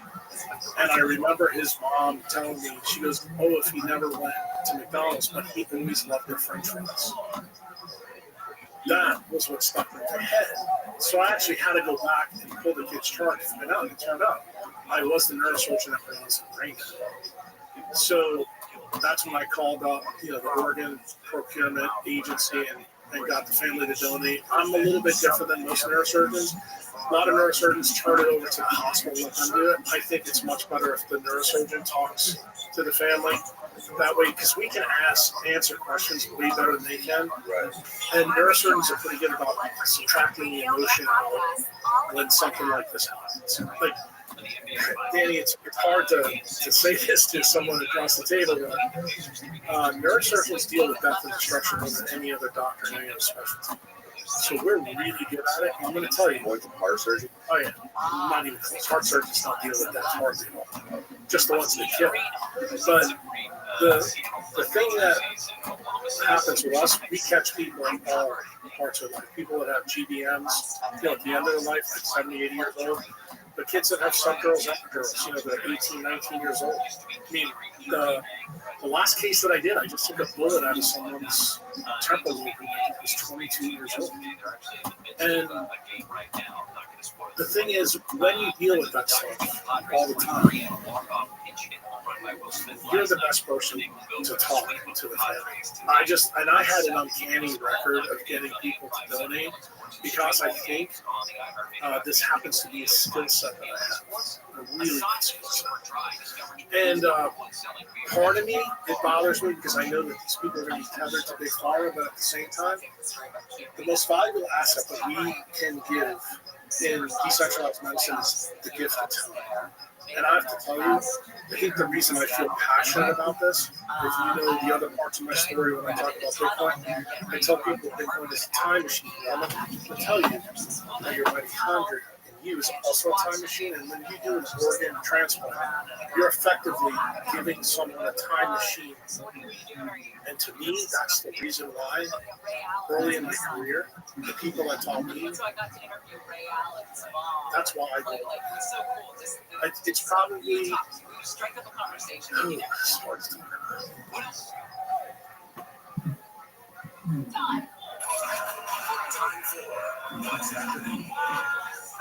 When other people are going through tragedy, you realize that you can give the time to somebody else. It's really trusted financial fiduciary. There's no surgery that I can do. And the crazy part, I'm not even doing surgery, so I've never told anyone. I have a famous term. I say it's this is the exact idea that I came up with, why I decided to be good at this, because I knew that I could give people that time if I was really good at doing that. The reason I said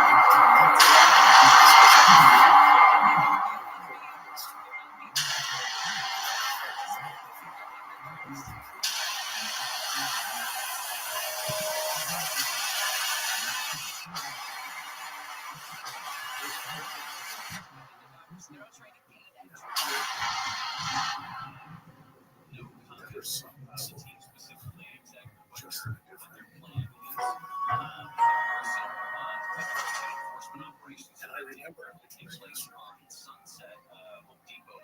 that lady walked in, and it was like reality. Yeah, I'm really sorry that I cut your art job. Okay. Is that all you heard? Because I said some other stuff. And I think it You know what's interesting? before I don't feel embarrassed at all. This was It just feels good.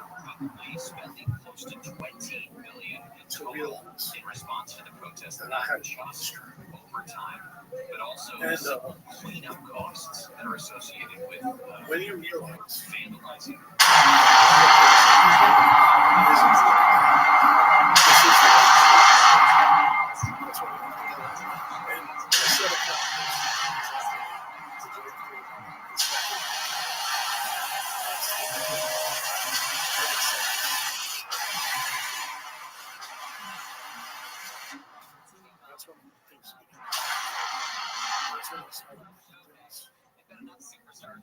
Wasting time.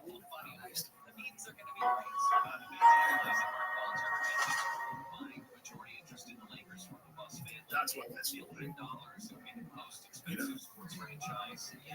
I don't like to think about it because for me, there's very few cases in your career where you know that you've been changed. Yeah, it's not a temp anymore. I got Jim's old job, which means at my 10-year high school reunion, it will not say Ryan Howard is a temp. It will say Ryan Howard is a junior sales associate at a mid-range campus supply firm. If I told you what I've seen just in the last 4 years, I told Chantal this. I'd go back and work with the trauma and I'd see at least 13 work plots and at least 5 or 6. And people have cancer, and there was no explanation. And I can tell you, I started doing some really. I think hospital systems would say it's fucked up, but this goes back to the story with the kid with the thing. I told the people I want to know how rich is Trump. I said, well, it's pretty simple. Go send your tissue to Philip Bucknotes in South Carolina and let him sample. If you got SV40 in it, I can tell you exactly. So anybody who listens to your podcast, the attorneys, now you have, the answer. And how do I know that I'm accurate about that? This is another point to the other story. But we're now talking about medicine. When I was going through the process of trying to figure out this SV40, in 1992, I became a PhD researcher who was I do not miss him. And he's up there in this very rare case. I can tell you my first time. Welcome. How are you? How are you, Lucy? I'm Rabbi Rothschild. Can you hear me? Lucy. How are you? Can you hear me? Did you find out about me from Blue Sky? You're muted if you're trying to speak. I hope you're doing well. How's your day going?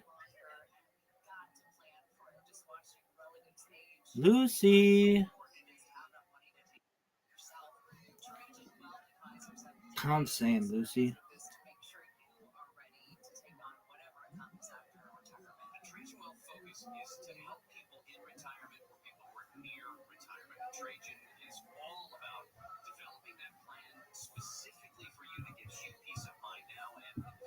Consultations are complimentary, so why not hear what they can plan for you to make you more comfortable?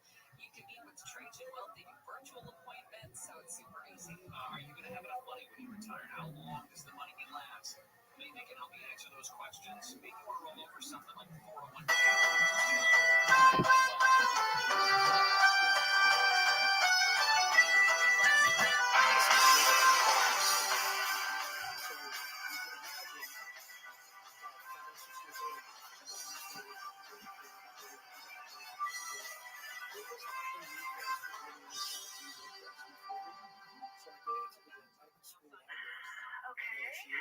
What is your goal for after lunch? I will do my job to the best of my abilities. Kind of famous. He's done more surgeries than anybody else. I will do my regional manager job to the best of my capabilities. Specifically, Jan, I will make at least 10 phone calls to clients. Yes, I have to begin every day by letting Jan know what I intend to accomplish. And then I have to call her at the end of the day to tell her what I'm going to accomplish. I can tell you. But it's not mandatory. It's something that I wanted to do. And so it's voluntary, really. That's just another data point for me. Makes me. I think she just wants to hear my voice. So, because we're no longer lovers. And she's here it is again. hurting. But things are going well with Carol. I've seen her 7 times in the last 3 months. And I'm growing very fond of her kids. Tommy, who I call Tomas. And I started telling everybody. So we got a turkey cancer. Go send your. Are you on the toilet, tell your Michael? pathologist to send your cancer to the University of South Carolina. Why? Because well, I know sometimes you are, and I'm sure some part that going to see some of this and he's going to realize wouldn't tell me. So I'm just going to assume that you are, and call me back when you're finished. So now, if he really wants to be a good PhD researcher, he will take these people who've been injured. No, that is the fun of this place. I call everybody faggy. Why would anyone find that offensive? Okay, I think that's what just like lame or something. That's what faggy means. No, not really. Oh, Rarely called faggy. Yeah. Or like the movie Shakespeare in Love wasn't an action movie. It wasn't just an action movie. It was Die Hard. Alright, Michael. Oscar's really gay. Exactly. Yeah, I know. He's attracted to other men. Okay, too far across the line. Today, so I'm telling you, Oscar is an actual homosexual. Those stories. I will tell you, there's There he is. How you living, pimp? Oh, only to the highest bidder. How you living, big dog? Kicking ass.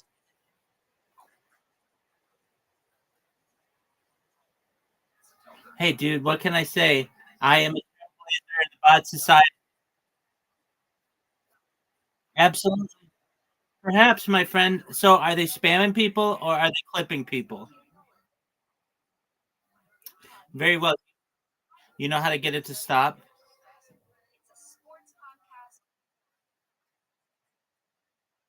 That'll do it.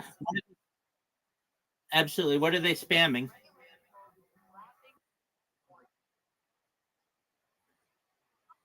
Oh, what a loser. I never did that. I never said anyone was late. I just said to join my Discord. There's a difference. How are things in your neck of the woods, Straight Savage? Kicking ass, taking names, causing all kinds of turmoil on Blue Sky. I've got people who complain about me all the time, and that makes me very happy. And it's just going to take one of those people to be pushed to their limit enough, and we go viral. And then all of us are happy. Yeah, it's grown out. Definitely. I'm looking like a member of ZZ Top. Definitely. Looking like a member of ZZ Top. I just need the guitar.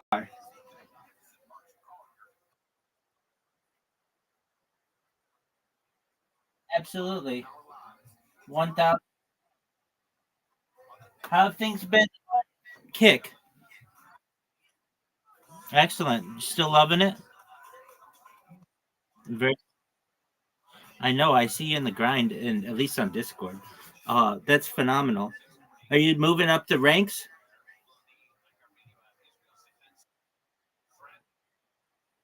Yeah, right, little guy. You're like a top 25 streamer on the platform. You and I both know that.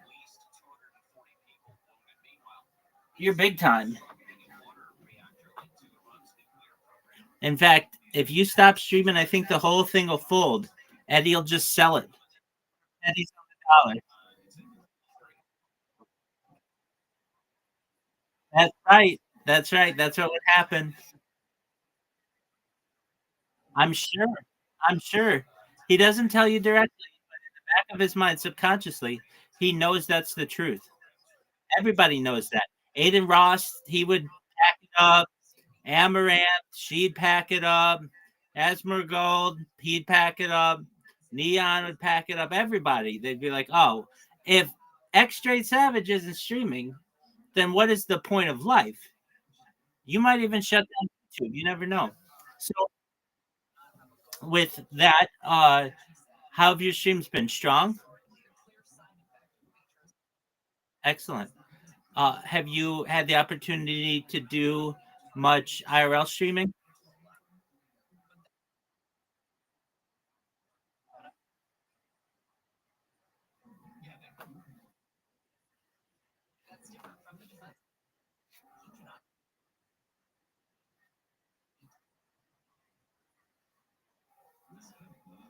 Baller. Excellent. Do you use Starlink or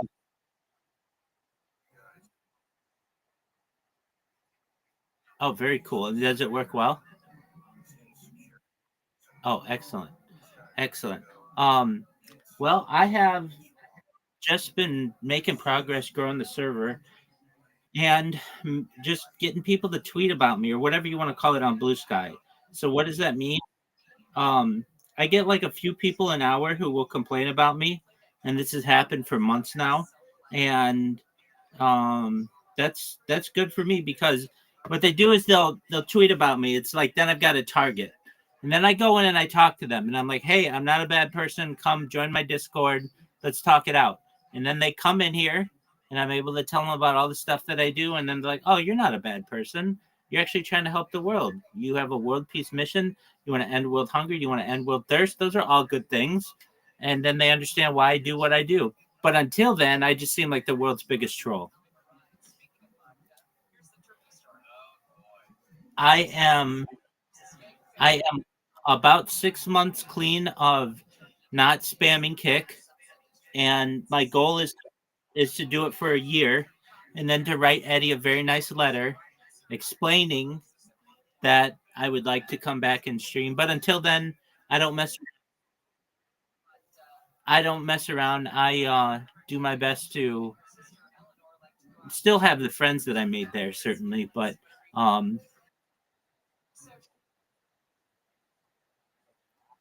it's a thought that I've had. It really has. It'll be 6 full months in 11 days. And I like even said like to myself, January 1st, I'm just going to stop. So yeah, I probably should. And, and just make him aware. And I mean, he and I are friends on Discord. I could just probably send him a message, but I would want his moderation team to understand as well. And I mean, I got to look at it from his perspective. Look, do I want the biggest troll that I've ever had on the?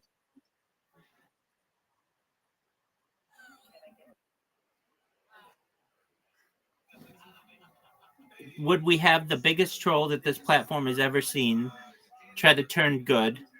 What kind of viewership are they going to get me? I'll get them like 2 or 3 people. It's nothing crazy, but and start the grind up that way. But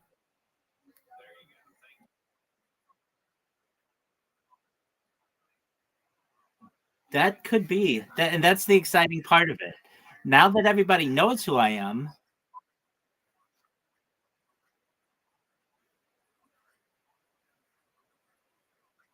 absolutely, absolutely. I do have friends of mine who just ask random streamers if they know who I am, and they're like 9 times out of 10 they just ban us right away. So I know that my effects still uh, basically echo into the community that is there. But I'd like to get back in. I mean, I've been live streaming in the Aiden Ross Discord now for more than a year, and yeah, I know. And then I just went away. But the reason why, well, but I did it with good intention. I mean, if I kept doing, yeah, if I kept doing it, exactly, exactly. So it's certainly a unique strategy. But yeah, I might send moderation at kick.com or support at kick.com a nicely worded email. And the thing is, I'd have to get ideally, I'd like to get my accounts back just at Rabbi Rothschild because I took everything. Rabbi Rothschild's a pimp. Rabbi Rothschild's a big dick. Rabbi Rothschild, owns Kick. All that, like I used all kinds of alternates. Now they may say, look, you had your opportunity and you blew it. And I get that too. But they seem to be understanding people and they give people second chances for all kinds of crazy things. So I never, maliciously harmed anybody. And I didn't I didn't do anything illegal. And so perhaps I think they might see it and recognize it's a good opportunity for them as well. And make it because I mean, they do have people who stream a lot, but they don't have that many people who do 24-hour streams, and certainly not for I'm going on 4 years now, and just someone who basically lives on their platform. I think that's a good opportunity. So, uh, you know, Savage. Well, the other thing too that that caused me issues was I like to multi-stream, and that means I want to have every device that I have to be connected to a different account, and they did not like that. They want you only to be under one account, and I get that because it's more on their servers and it's more competition for things. So I would just have to have one account, but you know, I think you've convinced me. I think I'm gonna write them an email and just explain what what and the worst they can say is no. And if that's the case, that's fine. Um, but I agree. I I agree. It's funny. I get people in here, especially from like other countries, and they'll be like, uh, I'll be like, "How'd you find out about me?" And they'll be like, "From Kick," and I'm like, "Oh, well, I haven't spammed on Kick in like months." What do you mean from Kick? And they'll be like, "We were looking through the clips of one of our streamers, and nobody ever clips them, but then all of a sudden we saw that you had clipped them 50 times like 8 months ago, and we got the link from there, and it's like hilarious to me that happens. And the thing is, I help a lot of people too who are just, I get a lot of people who come in here and they're like, look, how do I do what you do? Or how do I become a streamer? And I walk them through the process, which is directly starting a YouTube channel, starting a Twitch, starting a Rumble, starting a Kick, and multi-streaming. And so I do have people who I think would support me if I did stream on there. And yeah, I think I'm going to do it. So if anything, I might just start a new account as well. I mean, my other accounts didn't necessarily have anything. They weren't like that great. So do you do it primarily through OB Studio?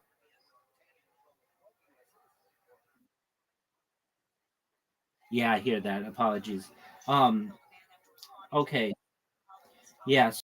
So probably, see, here's the thing. I use the big thing about chatting, streaming, is interacting with your chat. And that means I have to lose one of my computers for spamming. And that's an important aspect that I have. But I think I could use OBS because I am streaming on OBS. Use that and just chat with people using my phone, if that makes sense. So, like, basically, people would see that I am live streaming, but I just wouldn't chat with them using the computer. I would just chat with them using my phone, which is, I think, something that I probably could do. But yeah, I've got a ceiling cam, and I could run all kinds of stuff for Kick. You know, I think I'm going to do it. I think I might even start up perhaps later today. And if they ban me, that's fine. I mean, well, I kind of say this to myself with these platforms. You know, like if you do something illegal and you go to jail for it, after the amount of time you served your time, and whatever you did a year in jail, 5 years in jail, 10 years in jail, but very rarely is it a lifetime punishment unless you do something really, really badly. Yet on YouTube and even with Kick and Twitch and Rumble, if you do something, you get a lifetime ban. And if you try to create another account, it's considered ban evasion. And I kind of think that that's a little too strict. So I think that probably the people at Kick probably see that as well. So yeah, I think I'm gonna start back up on Kick. So that means I gotta get. I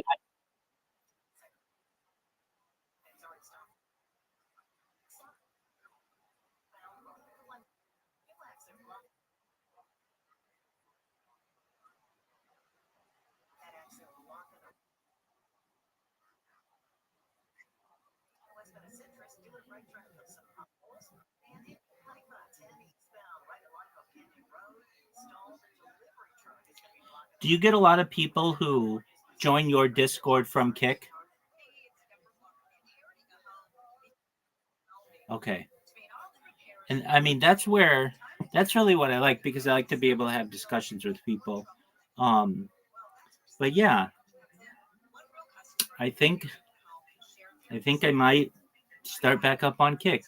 And there's a question, would I be able to my original account back? But that's fine. I might just create another one and see what happens. All right. So when people ask what brought you back, and I say it was Straight Savage, they're going to say, okay, that's the person we have to blame. So if you lose your account, you know why. I'm just kidding. They'll never get rid of you. You are the engine that keeps the platform going. That's right. No, not at all. I want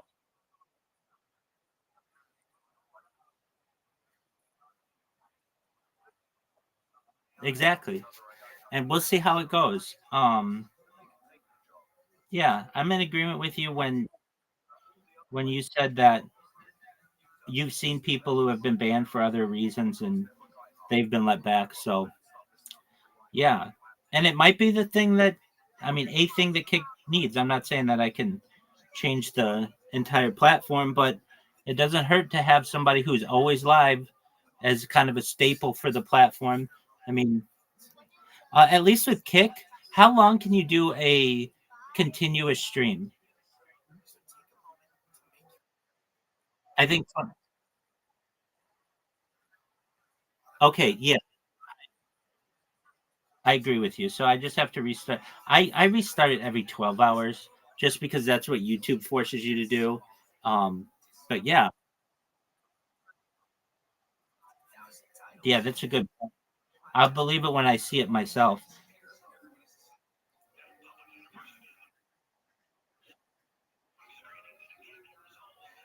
Uh, I know they've made a few changes. You know, the big thing was that Kick would talk about is offering an API. What did that do?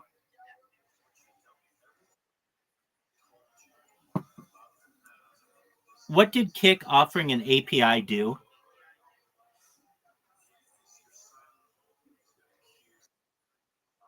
Straight Savage.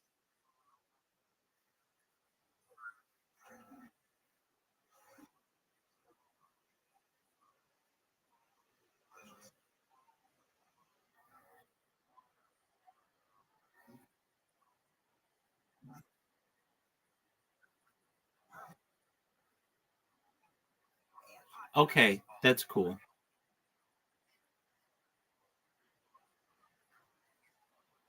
Right.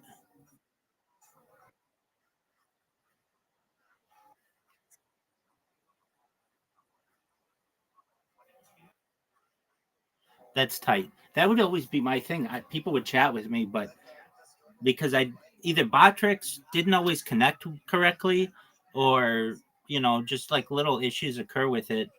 Um, I just wouldn't see that somebody had spoken to me. But yeah, so that means I got to start an account, which isn't hard, and then connect all my social media, which isn't too hard. Make a quick profile or a quick biography. Um, you know, didn't I think can Kick connect to or can you stream from a mobile device with Kick yet? So I mean, in their app,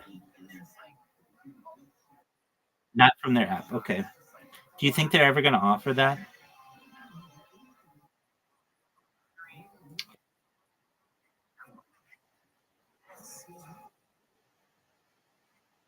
Right. Do you use Streamlabs? No. Okay. How do you do it when you're on a mobile device?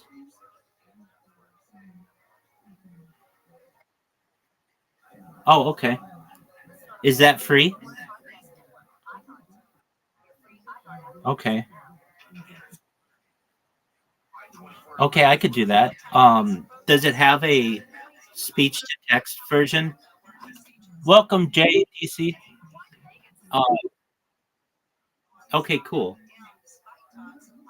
And OBS, how do you do your? Do you do TTS? Okay, and you do that through OBS?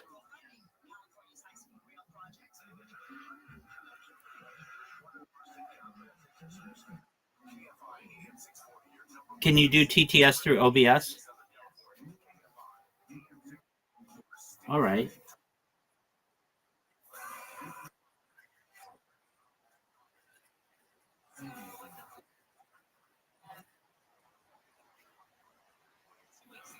Oh, okay. Okay, that makes sense. But on a computer, it'll just go through your speakers? Okay. Very well. All right. Well, I'll figure it out. Any other bots that you recommend?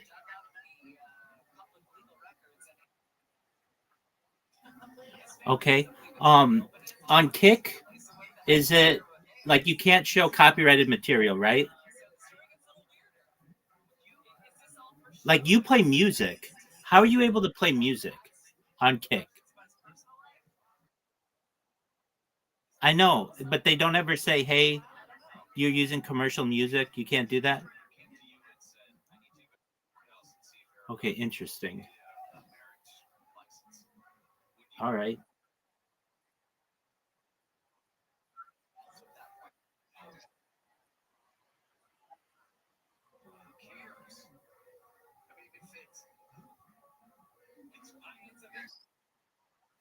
It's a weird story. The whole thing. He's gone off the deep end. He was living there. He's been living there for years. He's been living there. We had one more in-law one I wanted to play for before we get into stream side.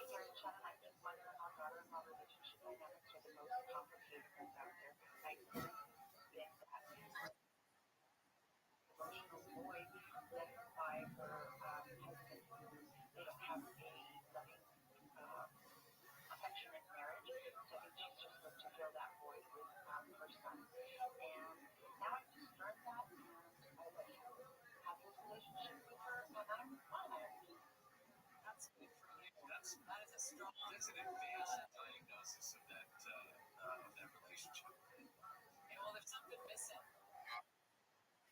They're like, not much, maybe. I don't know these people. It's time for. You should never say anything about mother. I'm doing that.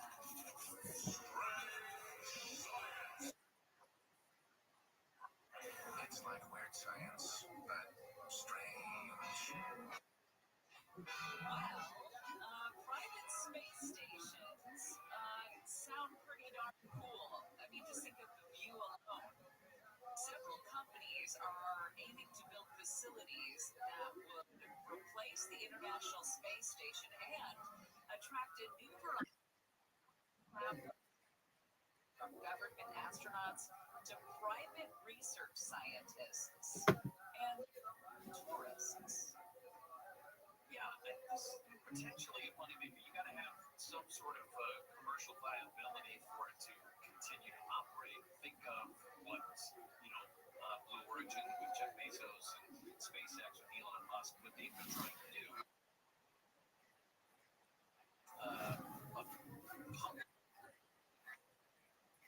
A private-facing company that can do public things. You got to make money doing it, though. The government is not necessarily the best way to make sure that you have continued funds coming in, although you can milk the government for a lot of money. So if you had a way to continue to profit off of this thing, but also be useful,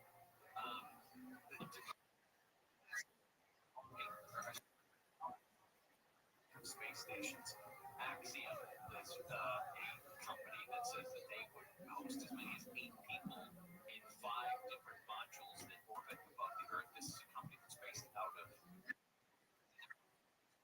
deal that allows them to stick onto the current International Space Station, and then the company plans to first connect the power module to the current one, later detach that device and link it to a habitat that they can build and send up.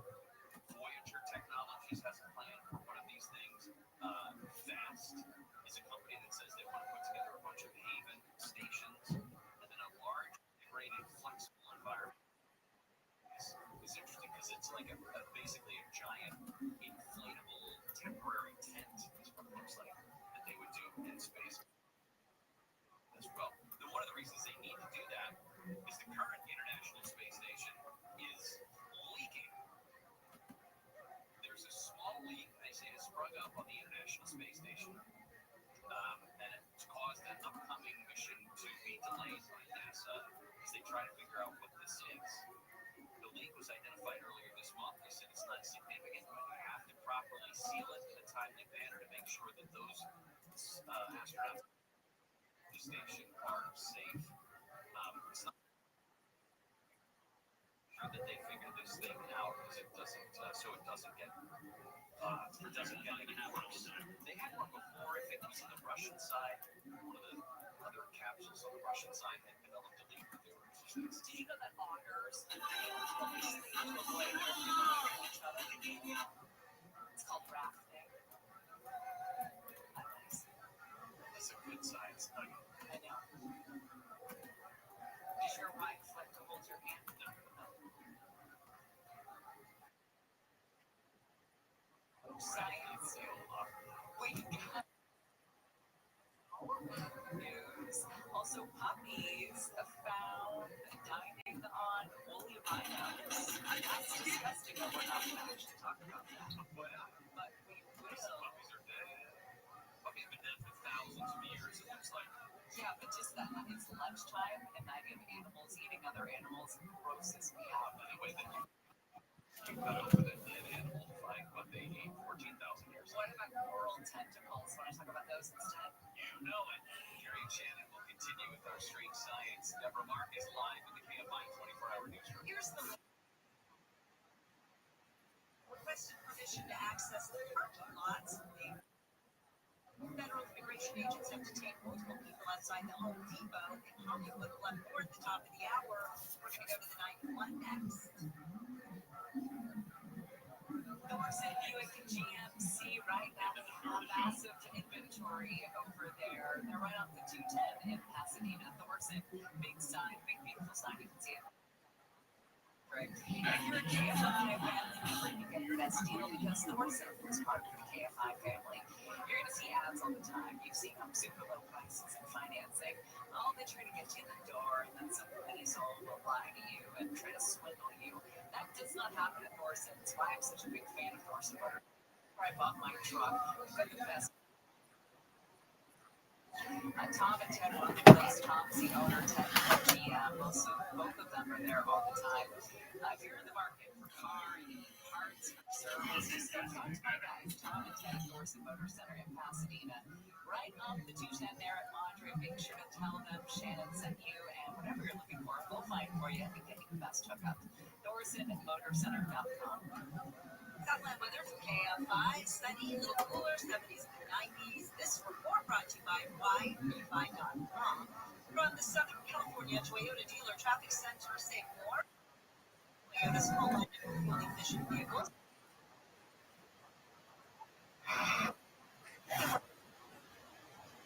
Accident clearing over to the shoulder, and once you're past that, it's going to stay slow because you've got Caltrans work with one lane closed from Market Boulevard workers. Costa Mesa, 401 south of 73, trying to clear right from the right lane there. Big Glendora, 210 west and Citrus. And DeVore, Morton, Caltrans work 215 northbound between Palm Avenue up to DeVore Road.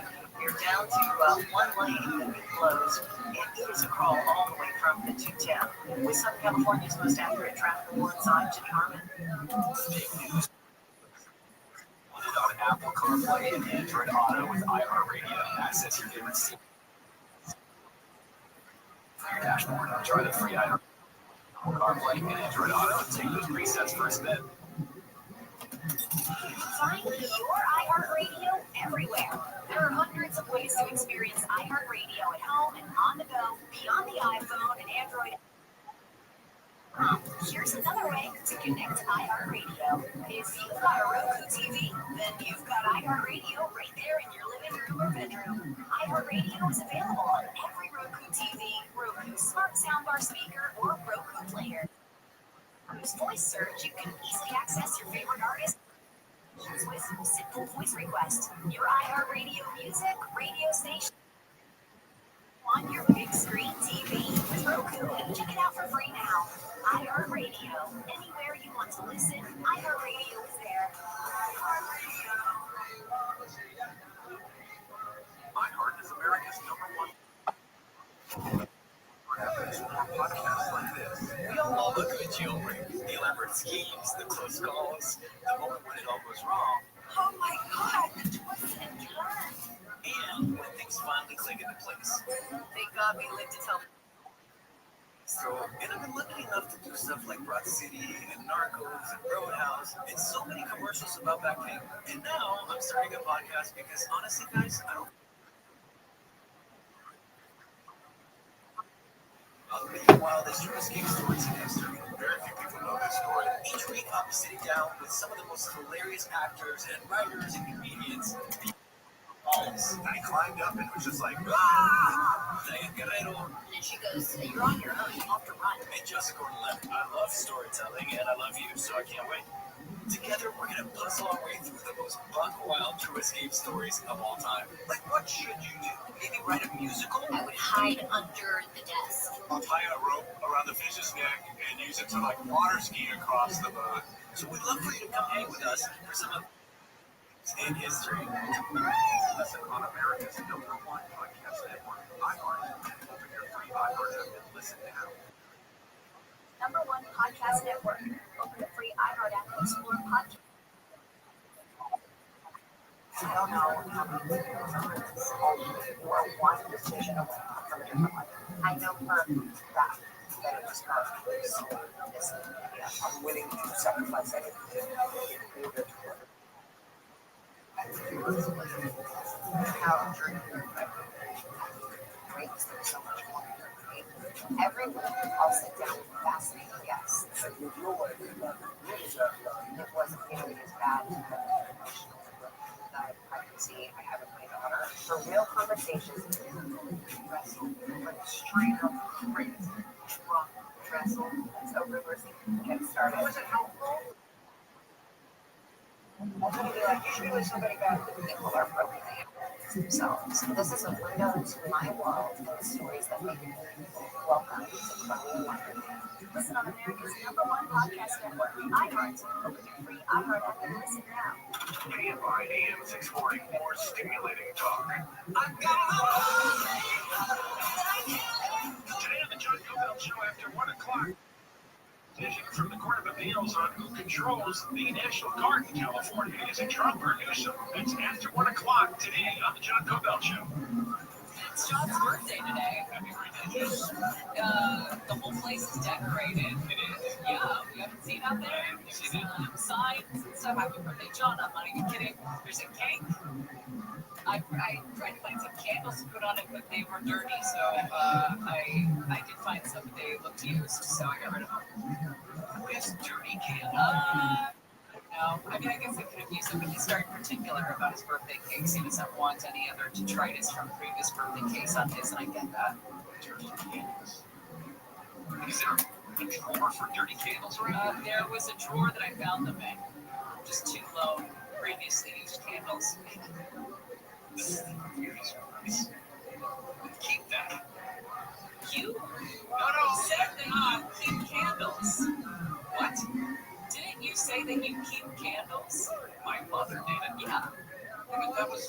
She was a child of the Depression. Well, I'm sure we've got them around here. I'm sure there are people that grew up poor that still keep candles. We are in the midst of straight science. Some of these stories that are just weird. Apparently, Lake Tahoe has an annual clarity report. It was released this week by the University of UC Davis researchers. Lake Tahoe known for its clarity. Right. They said the Tahoe Environmental Research Center there at UC Davis found the lake's average clarity last year was 62.3 feet, which is really deep, but that's 6 feet shallower than it was just a couple of years ago. The level of clarity was surpassed in cloudiness only in 2021. That was wildfire year, so wildfire smoke blanketed the area in 2017. They had very heavy storms, and that was marked by the runoff, that was caused by the runoff. Clarity is measured using what they say is a second disk. Researchers lower this white disk to determine the depth at which it disappears. And since the 1960s, scientists began monitoring the lake. Then they said average clarity declined by about 40 feet since the 1960s. Summer clarity continues to deteriorate. They do not know exactly why. We're trying to figure out what those particles are that would affect clarity. One theory is that it's microscopic plankton, too small to have been tracked in some of those earlier studies, but as technology gets better, they may be able to keep an eye on. Researchers have discovered an unusual spiky creature feeding on a jellyfish-like species called hydroid. In recent years, similar specimens have been reported in that area of the Yellow Sea, just off the east coast of China, but never identified. Researchers Researchers have confirmed all 10 creatures belong to a new species of sea slug. This is according. Have you got your peer-reviewed journal named Keys yet? No, I have not. It just came out yesterday, so it might not get here till Saturday. Well, with Juneteenth, you might not get it until Monday. That's a good point. It is called the Quickdow sea slug. It's about 1.5 inches long, which researchers call large for a sea slug looking. The body is translucent yellow to dark brown, with numerous scattered orange to brown spots and white blotches. It sounds like it's gonna get to enough nerve. Wide, pale pink foot and 4 or 5 oral tentacles, they call them. Oral tentacles? What are those? Sensory appendages. So are those like big tentacles like an octopus, like coming out of its mouth? Or around its mouth? Are they in the mouth? Where are they? Imagine the whiskers that we have. Yeah. Actually made of skin and not. Oh, interesting. And then they can push stuff into your mouth, so you have to use your hands. Oh my gosh. Like that woman that I saw at the theater, the way she's eating that popcorn, she could just use her oral tentacles. They said that this Quickdow sea slug is the first species in the pseudo-Ornella genus that's been discovered in almost 100 years. I think we can use that for Space Wars, like sure. The thing is, that's been done in other space Oh, ventures. yes. Yeah, have you ever seen Predator? Not one moment of the movie Predator. No. Or Predator 2. How would I see Predator 2? What about Predator versus Alien? No. So, what is the Predator? It's an alien. Then why is it Alien versus Predator? It's a different creature. What? Oh, so Predator and Predator 2 is different than Predator versus Alien. They're talking about a different type of Predator. No, the Predator's the same all the time. And it's also an alien. Well, did you ever see the movie Alien? Did you ever see the movie Aliens? I'm just trying the movie Alien. So I'm just trying to drill down on what the Predator is. And if you say the Predator is an alien, then why would they call the movie Predator versus Alien? Isn't that like Alien versus Alien? It's like a name. Yeah, no, that's E.T. versus the Gremlins. So what does the Predator look like? I'm not gonna. It has oral tentacles that. It does. Like claws and fangs and everything. Oh, fascinating. No, it's not. You're just saying words now. I'm Googling Predator. It looks like a man.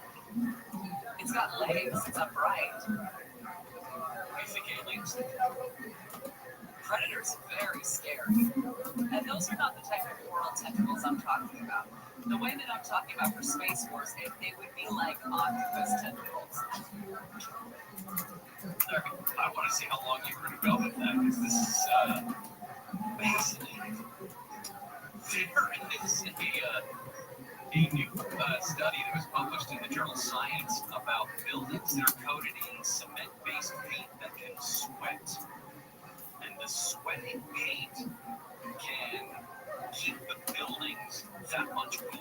Keeping cool when temperatures rise is often the largest cost of a building of any size. I mean, a building like this, I've got 6 floors in this building, a couple 100,000 square feet, probably tens of thousands of square feet, I'm assuming. And it costs a lot to keep this place cool, especially in the summer in the San Fernando Valley.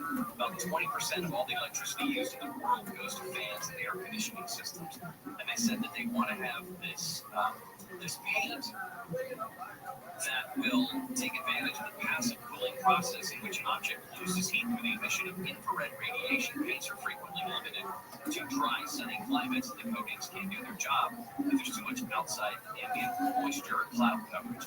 So on this, they're saying that they would actually be able to have a paint that sweat and release some of that energy, cooling down the building, making everything cooler and cheaper.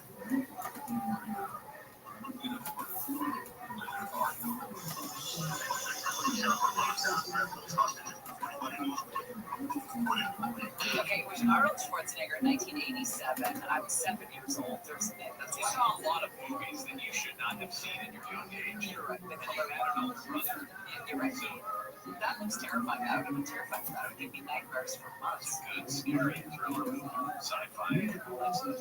Jesse the Body Ventura was in that too. Oh, well, then hell, cue it up. You got your day made. I don't know what else you're doing. Screw the Dallas Cowboys cheerleaders. I'm watching the Predator. Birthday boys up next. We'll see you tomorrow. Stay dry, everybody. Blessings.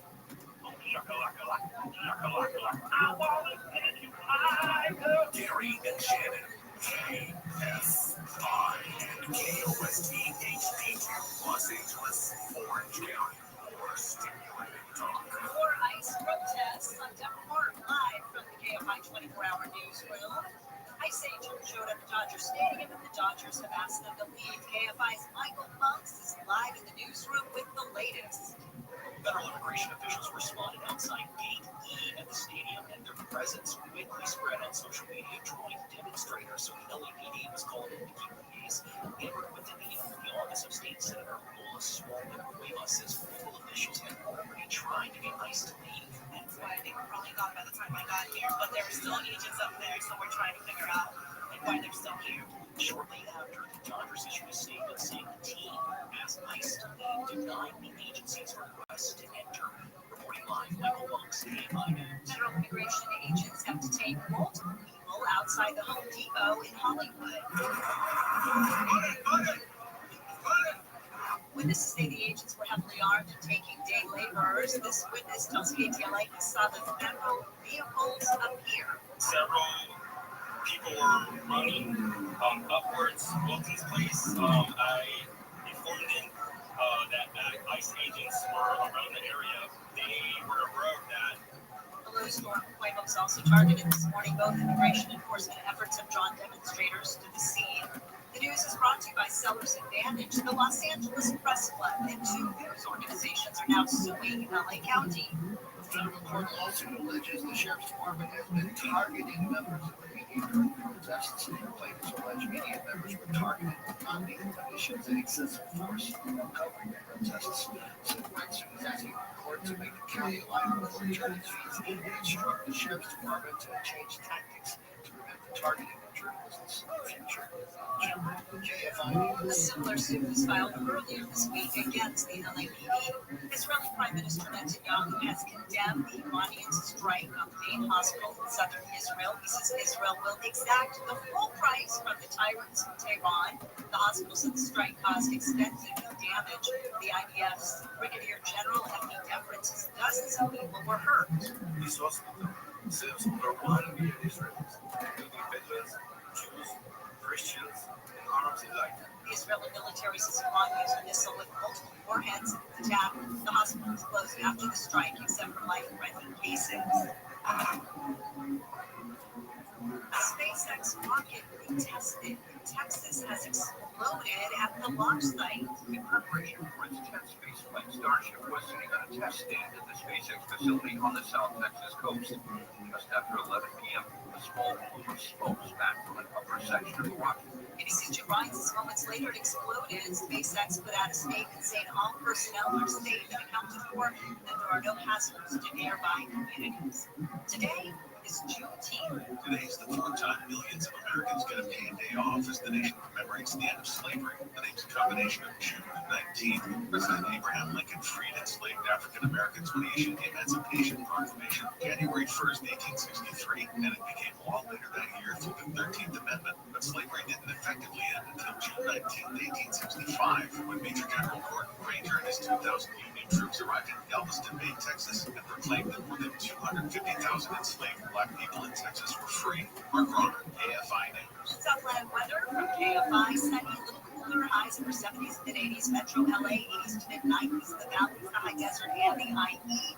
Windy in the high desert and the IE. Low 70s for the beaches, low 80s in the sea. Right now, 67 in Seal Beach, 76 in Buena Park, 80 in Agoura Hills, and 77 in Sherman Oaks. The stock market is closed today because of Juneteenth. We are going to a crash on the 210 in Pasadena.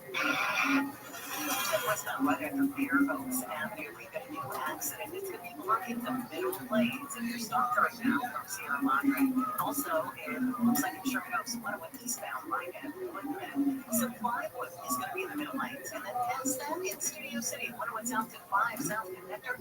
Some debris is going to be in the middle lanes there. In West Covina on the 10 eastbound at Villa Verde, got a stall in the middle lane. In Carson, 405 southbound at Alameda Street.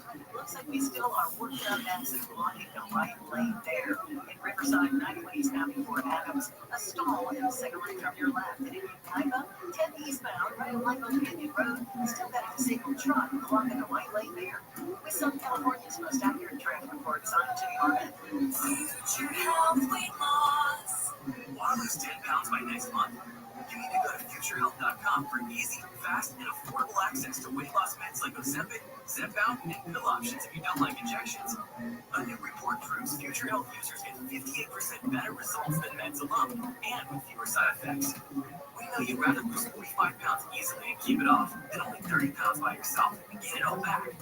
The meds eliminate hunger and cravings, while Future Health handles the rest. Easy. Plus, the best part, you don't need insurance. It's all done online with their licensed clinicians and fast pharmacy deliveries. Take the 3-minute quiz at futurehealth.com and improve and start losing weight this week. Visit futurehealth.com. That's futurehealth.com. Future without the E.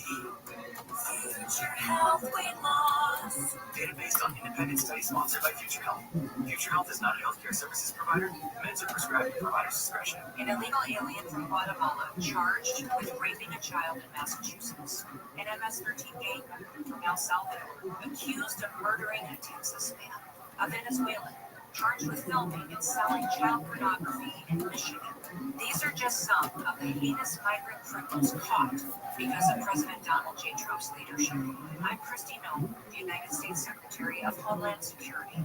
Under President Trump, attempted illegal border crossings are at the lowest levels ever recorded, and over 100,000 illegal aliens have been arrested.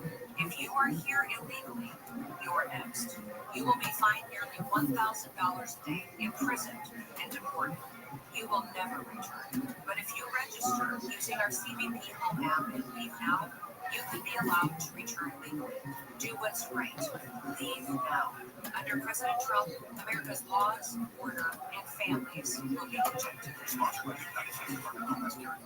Our iHeartRadio Music Festival Presented by Capital One. is coming back to Las Vegas. September 19th to 20th. Streaming live only on Hulu. And you can be there. For a weekend full of superstar performances, never before seen collaborations, and once-in-a-lifetime artist moments you'll have to see to believe. Tickets are on sale now at AXS.com. Get your tickets today at AXS.com. And we'll see you at our 2025 iHeartRadio Music Festival. Presented by Capital One. #1 on your car radio preset and the new and improved iHeartRadio app. Free, never sounded so good. KFI AM 640.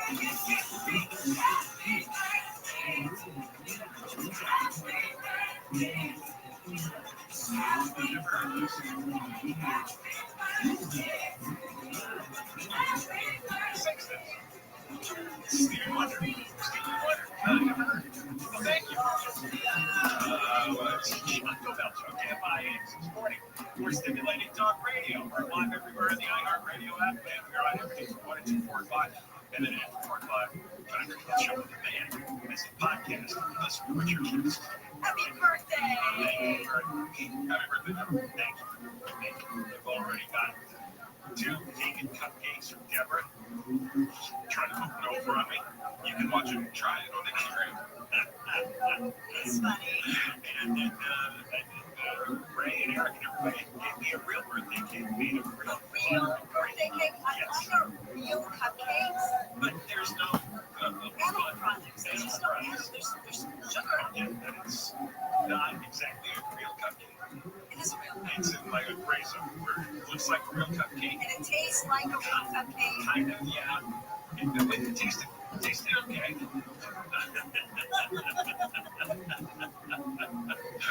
but I know to be suspicious whenever you serve me. I know. And look, I have not been doing anything vegan in a very long time. I know. And I explained why I didn't. I don't remember missing, but no, this is pretty good too. Thank you. Let's Jordana Miller. She's waiting. She's not waiting. Not long.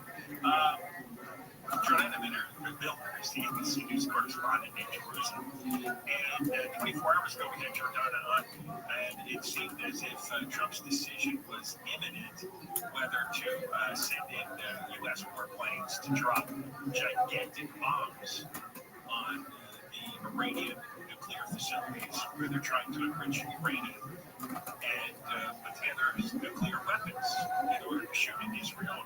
God knows who else. There was a map today on one of the cable channels showing the range of Israeli ballistic missiles, because obviously their primary focus is to obliterate Israel, so it doesn't exist anymore. But they can also hold other countries hostage. They can blackmail other countries trying to get their way. And I don't know what their agenda is beyond obliterating Israel. But they did show a map that their ballistic missiles can reach well into Europe, for example, as far as Italy. And they can attach a nuclear warhead to those missiles. And, I'm sure online they have this map so you can see just the circle of influence that Iran would have if it got a hold of nuclear weapons. Now, from what I heard, you need 60% enrichment, you need 90% enrichment to have a weapons-grade nuclear bomb, and they're only at 60% enrichment. There's different grades. There's like commercial grade uranium that you can use for, I guess, to create nuclear power. And then there's the weapons grade, which you have to get up to 90%. It's a very complicated process, and supposedly they're getting close. And so that's why Israel wants to just have that thing destroyed. They need our help, though. So we're going to talk to Jordana Miller in a moment. Harvey, where is she? Okay, she's calling in right now. Israel's defense minister, also in Israel Katz, threatened the Ayatollah because Iranian missiles were fired at Israel and hospitals, and also in residential buildings near Tel Aviv hospitals in southern Israel. 240 people wounded. And Trump is now saying he's going to give Iran 2 weeks, or he's going to wait 2 weeks to make a decision, and he'll accept whatever attack plan his advisors present. But he's still trying to control the Iranians negotiating deal. Is she ready?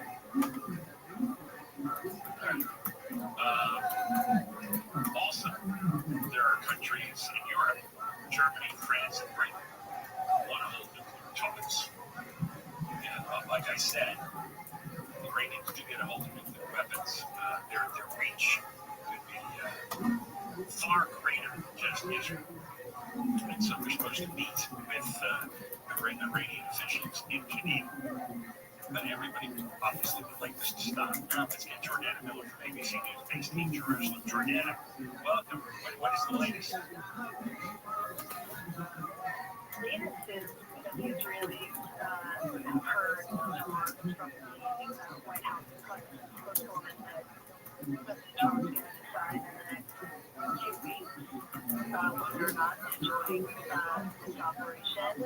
But in the meantime, it looks like the Israelis are going to continue to damage, attack Iran's nuclear and missile capabilities. We've seen them really since that opening salvo at Friday morning local time 3 a.m. Thursday night to 19. We've seen Israelis continually in the sky over Iran, carrying out strikes. And they've spent the last couple of days focusing, especially on the launcher site for ballistic missiles, right? You can have 2,000 ballistic missiles, but you have no way to fire them. They're pretty much useless, right? So we see the Israelis focusing and talking about those missile launchers. They say they've already destroyed a third of Iran's missile launchers across the country, and they're getting more and more, as well as the salaries for producing the ballistic missiles, as well as silos, weapon storage centers, and as well continuing to hit nuclear facilities, like they went after different parts of the Natanz facility today, which was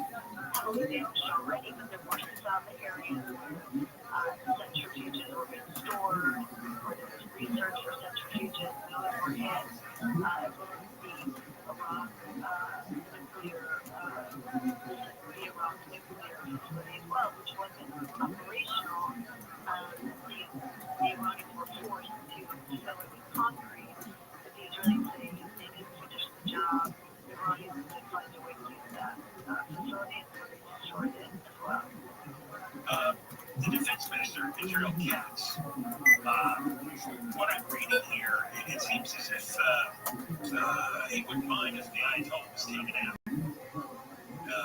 And soon.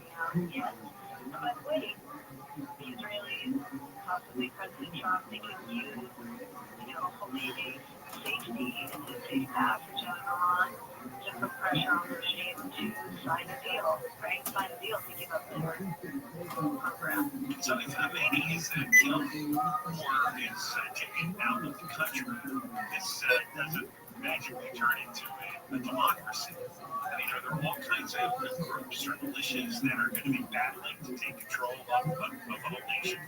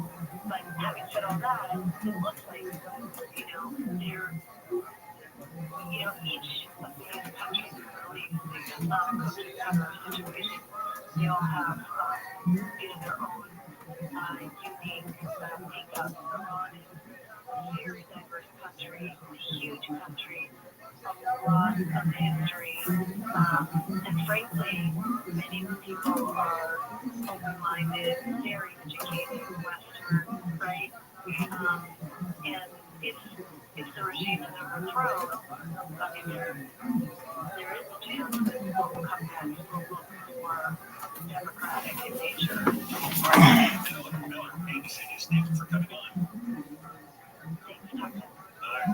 Reporting from Jerusalem, more coming up, never learn live. Can't find 24-hour newsroom. Here is the latest ICE agents showed up at Dodger Stadium. The Dodgers asked them to leave, and the White House says President Trump has a time frame on when he's going to make his decision about possible U.S. intervention. Yo, dog. Yo, is the sound work?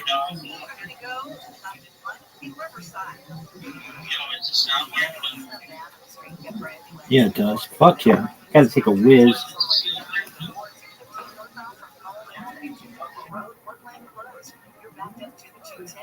Call retarded people retards. That takes you. There's another my residency, believe it or not, she tells them all. Yeah. Probably better for you if I interview her about it because it kind of teaches you a little bit about the type of guy I was a chief resident at Charity Hospital. And we had a little. You find yourself asking questions about technology and Restream? Join me for Rich Hudson Saturday at 11 with the latest and greatest, not so great, anything from home electronics to your mobile phone. The guy down there that she fought, Saturday morning at 11 on KFI. Anytime on the airway she fought. diabetes, The way he finally did, I don't think he ever got to she fought, but he fought for him. But he took her breast and smashed the socks in her and literally pushed in. I'm talking about like all these skull and everything.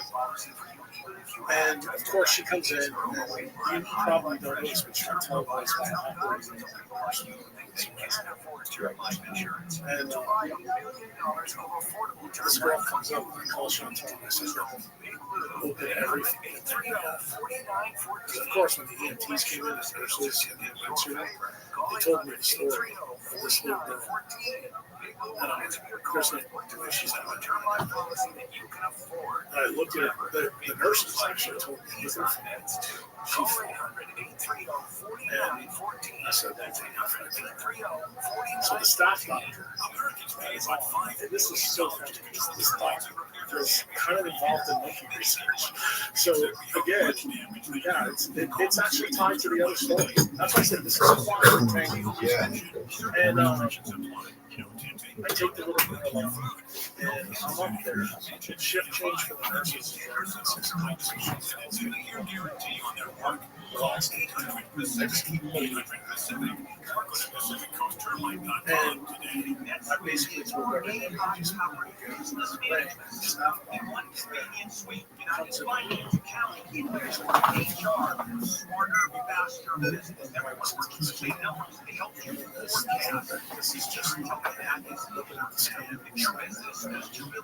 remember, I'm just the chief resident.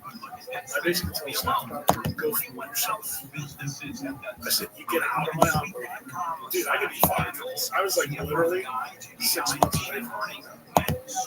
And I told them, just get them out of my room. And all the nurses, like, all the other residents, I told everybody else, I said, if you have a problem with this, leave. And guess what?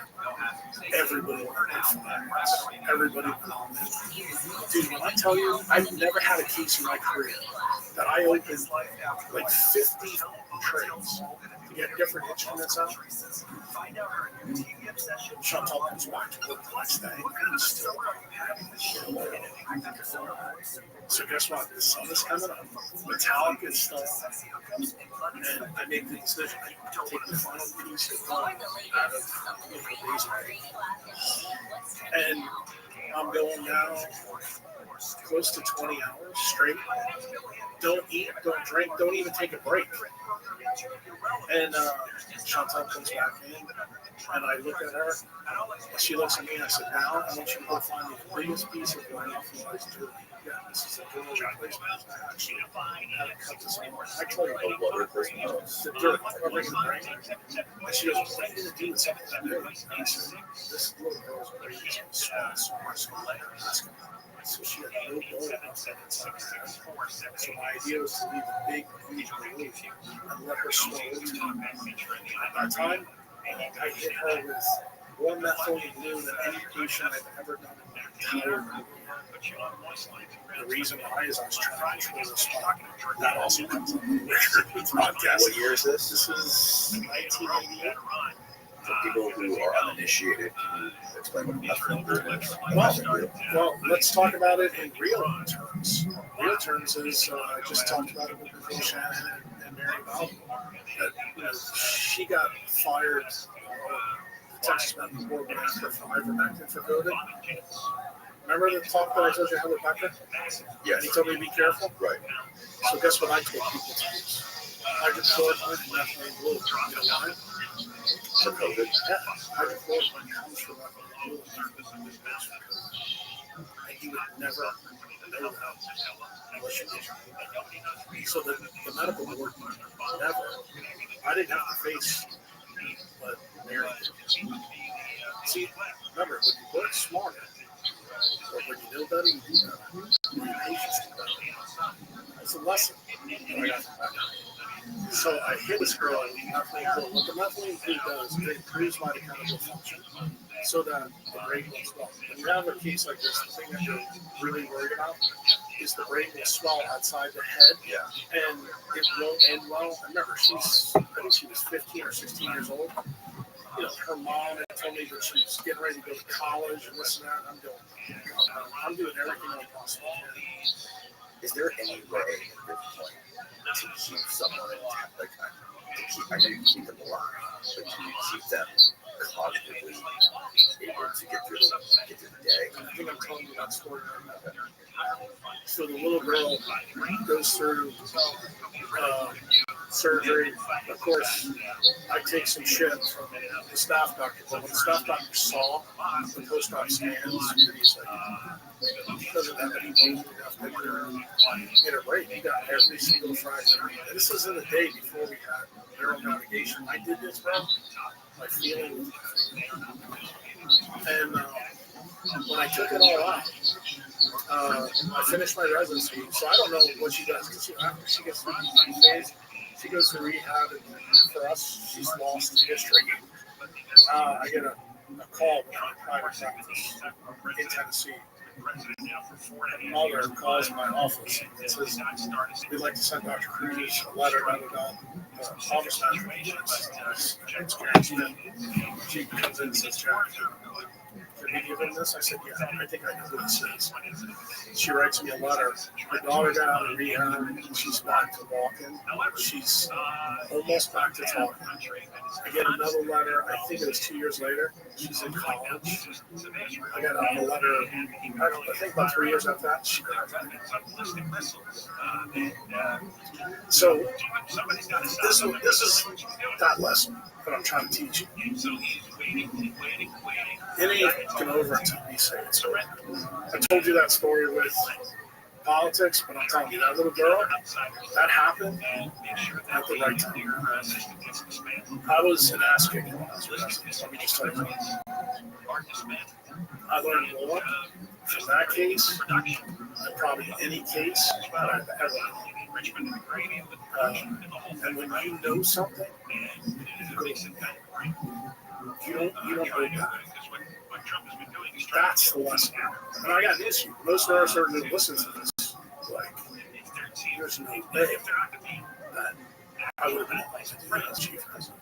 I don't think anybody would have been able to do that either, but they let me do it because they knew a lot about me. They knew who I was. I was a fucking rebel resident.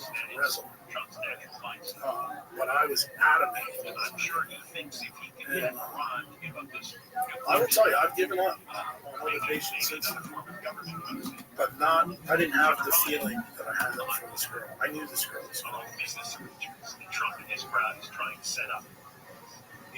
How many neurosurgeons, like the top neurosurgeons in the world that you talk to, how many of them are implementing the same things that you're talking about, like the methylene blue? And I think there was a case you talked about on a great podcast with when you doused some lady. Somebody came to you, wanted brain surgery, and you said, okay, if I can douse your brain in hydrogen peroxide and methylene blue. I actually learned that when I was in residency training from actually Dr. Klein. I mean, I remember this is old school neurosurgery, and he would tell me all the things that he did. Of course, I didn't believe anything he said, so I went and started reading about it. I said, well, this totally makes sense. Carbon dioxide is a free radical. We put it on the surface of the brain like mitochondria. We're creating hydrogen, oxygen, and more electrons. This makes total fucking sense. And the problem was none of the other residents really thought it worked because they thought, he's an old school guy and this is bullshit. And then the other thing that I started noticing when I did that, it was a great way to get blood out of the subarachnoid space. A lot of neurosurgeons know it from that aspect, like when we do aneurysm surgery, because we know if we leave any blood in that area, it causes vasospasm and people can develop strokes down the road. So you want to try to get as much blood out as you can. And we have treatments that we use for that, but the treatments are not really good. We have drugs that are designed for that. The drugs really aren't good. And when I came out of residency, probably 5-6 years later, the hydrogen peroxide story got changed, where I added UV light and infrared that I would put on the brain. Red light? Yeah. And guess what happened? The brain swelling, outcomes did well. Remember the story I told you that I didn't have any suits or anything else? I did high volume neurosurgery in my practice. I did a lot of cranial surgery. All these things that I started doing were part of the reason why I didn't get sued. I remember doing spine surgery on people who had open dura from me doing a lumbar fusion and putting UV light. Like, I guarantee there's people on my surgical team are going to listen to this. They're going to say, we thought he was fucking crazy. I wasn't crazy. Guess what? The science, it wasn't well known now, but now it's much better known. So I'm telling you, that 20 years after me starting to do this, like 5 to 10 years in my practice, I've become less crazy as I talk. Right. And that's the reason why I'm telling you that you have to be serious about your life. And I think the more serious you are about your craft, you understand what you're doing, it's important. And unfortunately, I trained at a time where doctors work for the patient. Today, most neurosurgeons, they're working for hospital systems. So that means there's a role for them. Doctors aren't working for the hospital. Right. And you need to understand that patients don't understand that. That's one of the biggest problems in centralized medicine. When it comes to the red light, the infrared red light, there's these panels you can buy online with various brands of them, and some of them have infrared light. Is this what you're specifically talking about when you're shining this on the brain? Yeah, in brain surgery, there's two things I want to do. I need to have a light that covers infrared A, which is 600 to 1,000 nanometer light, but the big switch is I have to have near infrared. Near infrared goes a little further because there's a photo switch that I learned about after I had my country's film. It's 1280 nanometer light. That photo switch is actually important with 380 nanometer light. That's actually the big control switch between anabolic and catabolic metabolism. And what does that effectively mean? When you use those specific frequencies of light, you can optimize metabolism while the patient's asleep. So if any of my anesthesiologists listens to this and they want to know why I was doing what I did, I never told anybody what I was doing because I was always afraid I'd wind up in front of the medical board. But I was guaranteeing that people would wake up from anesthesia like this because I knew that was one of the big risks, that we need to have people recover fast. And it turns out if you understand the two photo switches for metabolism, which is 380 nanometer light that controls the mTOR switch, 1280 light controls the free radical switch. And that's the decision between the use of ATP and free radicals. Most people don't realize that because they don't know mitochondrial medicine.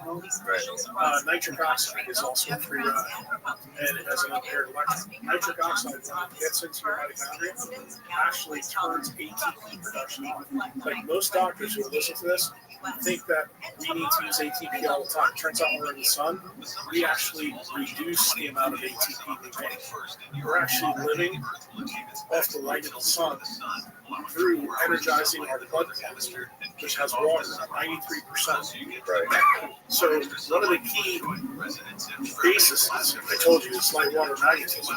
Turns out when you're able to carry warm light energy in water networks in the cell, patients do better. That's one of the key foundational principles that I'm telling you. How I learned all that? I learned it from the story of photosynthesis. Why? Because of chlorophyll and hemoglobin. They look exactly the same. And you said that you listened to the ViralRabbi podcast. I know there was a lot of science in there, but you might remember that I told you the two most important biological semiconductors before the KT event are hemoglobin and chlorophyll. Why? Because they have a nitride cage around them. Remember, what's the most dominant gas in the atmosphere? Turns out it's nitrogen. So before oxygen was available, these were the two key semiconductor proteins that we used to make electrons. So when I realized that, I started to think about what happened from the KT event to us. I said, there's got to be other pieces and parts of the story. What was the pieces and parts that I realized? That the semiconductor proteins were giving their light that Becker found in his work to the water networks. And that would actually turn water into a quantum mechanical battery. So this is in 2005. Now remember, none of this is published in a textbook at this time. But guess what? Everything I just told you today is now published in papers and textbooks. That's objective. That's decentralized medicine. There was also a point you guys were having a discussion, and I think Human corroborated this about the amount of information that's in the textbooks that you get in medical training. And you were having a conversation with somebody, and he was saying Eddie Chang, yeah, the guy from USC, USF. He said maybe 50% of it. So, look, I tell you, it's hard to comprehend. No, it's not. When you understand why. Yeah, but even for you, it's not. You just heard the JFK story. So, what can I tell you? Every single nutrition study, every single study that any PhD or doctor reads has no light controls. So we're making the assumption that how it really works, and you don't have light controls, and I just told you how important light is. I mean, is it that hard to believe what I said is probably true? And then here's the bigger part of the story. Our mitochondria makes a special kind of water. It's called deuterium depleted water. You don't get anything from deuterium depleted water coming out of your tap at all. So what happens if you ran all the experiments with that type of water? And it turns out that water has a high dielectric constant. What does that mean in English? It means it makes more electrons. What's the story of life? The more electrons you have, the better you do. What do electrons do? From Einstein, photoelectric effect. More electrons you have, the more light you can absorb. It's not that hard to get. When you see the magic, this is really a game of net negative charge and electrons, so you can absorb more light. The more light you put in the system, okay, the break shrinks down. So when you ask me the question, Jack, why did you use left lane blues? Because I knew it was a path to get me more electrons. If I get more electrons and shining light on the brain, that actually helps the brain. That makes me a better surgeon. And all the lights that you guys use during surgery, those big bright lights, the blue lights, right? Yeah, like xenon, and I told everybody to go to microscope, put it on their operating microscope, put it on their loops on their head, put it on the lights in the room, and then correlate that with how your patients do. Please check out the funny thing I also said that I remember I specifically changed where I did surgery into a hospital that didn't have the best equipment in the world, but you know what they had? They had Michael Jackson that I could bring my patients outside in the sun, and the anesthesiologist didn't with me, fight with me about doing it, and they were stunned. They were like, I can't believe this guy's patients just wake up and they do great when they should. But the other doctors, please check out ViralRabbi. They are amazing. They would be in the ICU for 2 or 3 days because they had sundown and everything else. And I would do my subtitles and bring the patient outside, and they're like, the guy's going out the next day. Michael Jackson has been banned. That is how powerful this is. But you know what the problem is? You never get to open this door and centralize medicine. We're listening to a lot of Michael Jackson too, man. It's not like what I did with you about all your other experiences. I gave you the part that you were missing. It turned out that part. Find out the wrong of these things. My girlfriend asked me if she could wear the shirt I was. I told her sure. Jack Dorsey and my patients, because they were like, they talked to me and they saw how serious I was about my craft. And they're like, I trust this thing. And that's what really happened. I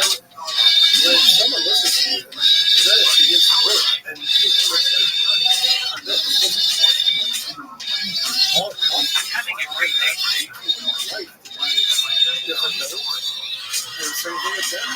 But he realized that what he was doing was protecting him. It was harming him, cognitively and mentally, and he changed that. Now both of them resent us. They've been doing my stuff for 15 years. So I guess the story, the way it unfolds, it kind of goes to what I'm trying to tell you about medicine. Do the right thing. Like, don't do the thing that benefits you. Do the thing that you know is the right thing to do. Because I really believe in karma. I think the universe pays us back. And I think you have to be authentic in how you do it. I'm pretty. You call your friends retards when they're acting retarded. And I consider Oscar a friend. I never think a nurse or listen. I'm so sorry. You sit down I have no idea. You'll find out I'm smart as Oh, it's fine. It's I fine. like telling motherfuckers how stupid I have been calling people faggy since I was such a high. I've never made this mistake. Straight savage. Yes. It is because I think so far from this way.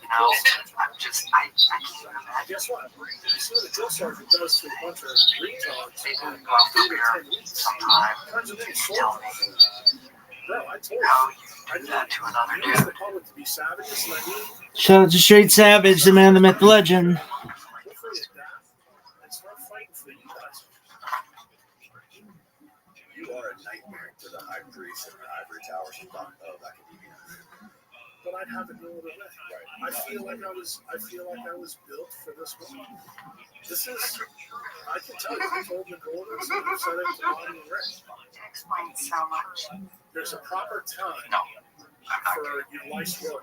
And I don't understand why This anyone would think that I'm gay. This is why I make the biggest decision. Can you explain how do we create light inside of our bodies? And why is that important? Yeah, It allows you to live at high levels. But if you think about it, I can't say whether or you not have to know a little science. So this is guy named Fritz I can assure you that He's it's a certainly not biophysicist. one. He was big in the 60s. Why did I and transfer to 70s. Stanford? When Becca was doing his work on bone. I think that's pretty So when obvious. Becca came out and did his I got promoted. seminal research, and he showed And you can't be that that bone has a P and N summit collagen and appetite, and that the bone is rectified. That told you, as a scientist, that means there's got to be a photorectified bone. So he brought a physicist in because he didn't know how to do it. This guy's name was Charlie Bowman. Charlie Bowman comes in and checks it and goes, look at this. When you check for the photoelectric effect both ways, with collagen and with appetite, it glows brown red. I ate a tuna sandwich on my first day, so Andy started calling me Big Tuna. Figured it out right away. So what is Fritz Pop doing? Well, if that's true, then that means that we should have a light signature. Big Tuna is a super delicious guy. You know, country throat to get ahead, that's good, but I mean, I'm not very funny. I went to Cornell. You ever heard of it? I graduated 4 years and never studied once. I was drunk the whole time, and I sang in the acapella group. Here Comes the Tremble. So what does he do? He takes leaves, he takes every single thing that's living, puts it in the phone multiplier, and guess what he finds out? He creates life. So when I learned about this, I'm going, okay, I know Becker's experiments, and I knew those experiments, just so you know, 88, 89, 90, we're talking a long time ago. And then I went back and I said, okay, somebody's got to be studying this right story. And it turns out now, there's a lot of things about Fritz Pop's story that's he shit the bed on. But the number one thing that he grew. So, end of day, we are going to have a little diversity policy. It became incumbent upon us to Small figure out problems what in the screen. was. And I have a list of business startups we have in the chamber. He has, I have no idea what it's called. Translating Russian journals. Jim's nice enough. Scientists. I don't know how well he's fitting in here. He's always found looking out at the camera like this. DNA actually creates life through the What is process of breaking electrons and protons down from food. And I kept reading it, and number one thing I remember from the paper, My grandfather still taught to me this as day, not communists. that you had to have oxygen, and you had to have electron chain transport working for this to happen. And I was just fascinated by this. And I said, okay, I need to delve into this more. So then I started learning physics. I started learning more physics. And it was like one thing led to another. Kind of like what you do on the podcast. When you get on a story, you go, okay, now we got to go here. Now we got to go here. Now we got to go. That's exactly what I do. That's what I'm telling you. I'm a diagnostician. And I'm the most curious person you'll ever have in these podcasts. If you put something in front of me that's a mystery, bro, I'm going to not stop until I figure it out. I really don't think so. That's what I did with this. And then, long story short, after I figured it out, I started using different things to make light in us or prove things. I realized immediately, as soon as I knew you made light in us, I had to look for the target of the light. And I found the target. It was palm seed. Palm seed is where melanin's made. Palm seed is a gene that only gets translated from UV light. And then I said, okay, this makes sense. For it's found that every single living cell emits ultra weak Gator, yes. No, I think they have it in sharp. As soon as I heard that, I'm like, okay, you know, I can check for you. Stop them all assholes. Because biology's making UV light. That means it's not toxic. It's sold out. It's being used for optical sorry about that. We don't know about. Okay?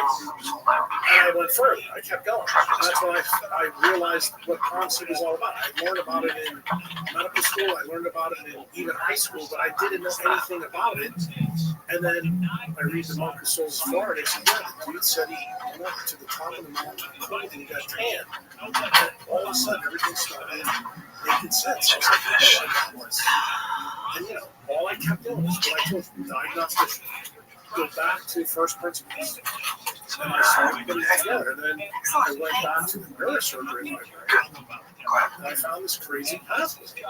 It's called the leptin melanocortin pathway. And I was like, this is bullshit.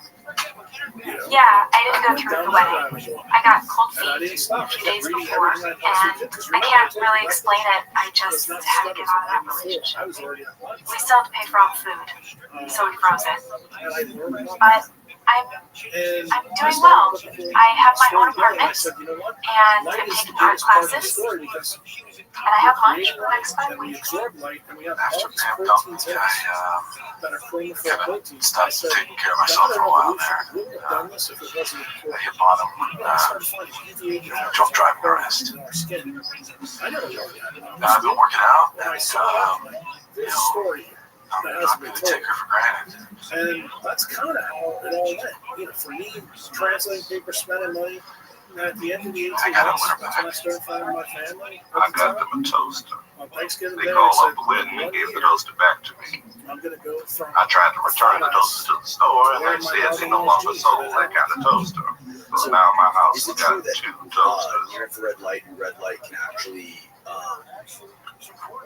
build new neurons. It's so cool that you're gay. Totally interesting. Did you talk to Chantal?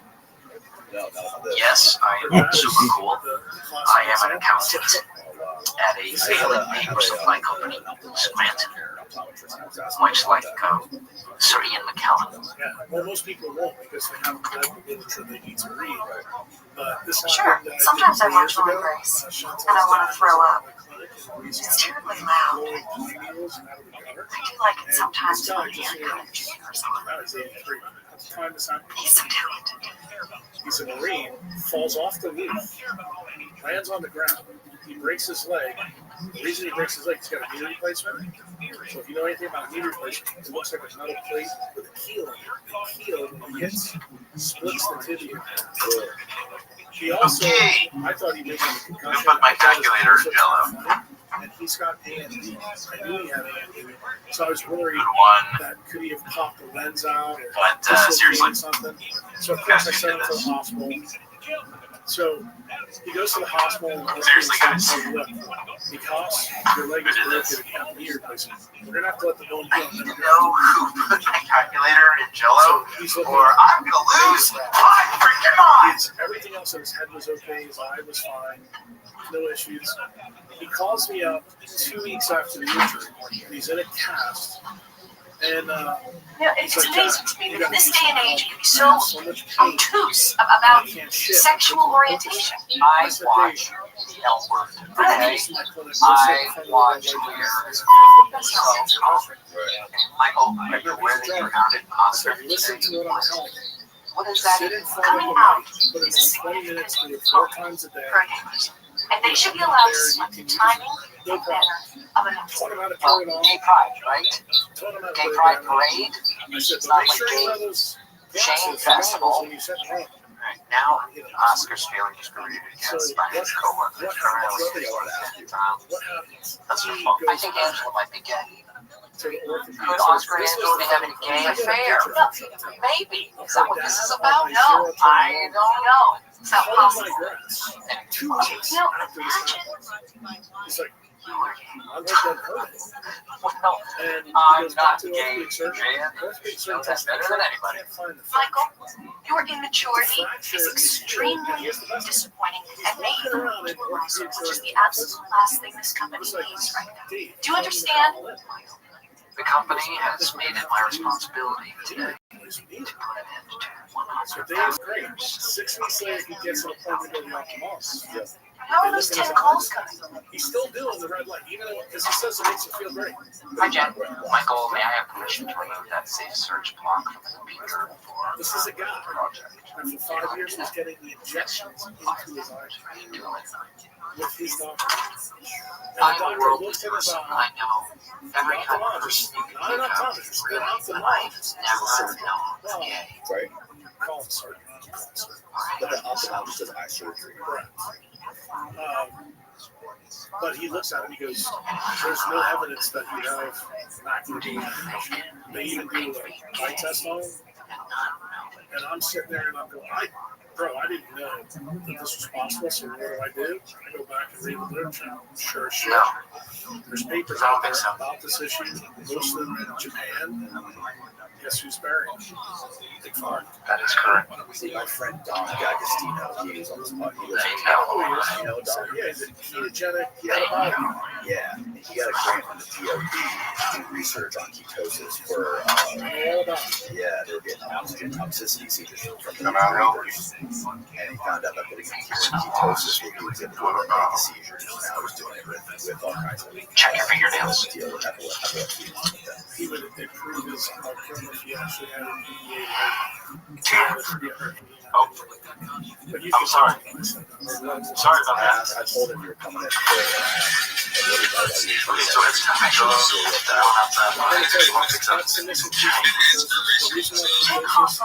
go down outside. No, maybe someone programmed in 90s. This answer is for him. Tell him that David Sabatini has lost his Nobel Prize because he doesn't know what I just said. Very nice. But Dom could potentially steal it now because of the studies. Because the lady that I just told you that we have all Dr. Alexis Jasmine, just so you know, she is like Dom, except here's the difference. She trained at the best metabolic rabbinics clinic. Rabbinics lab. She's like the last difference between her and the other PhD. Oh, good.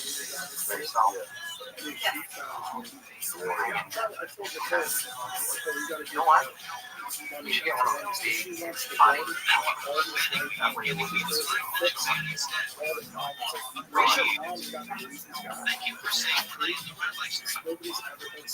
What do I think? I think everybody should just stay out of everybody's personal business.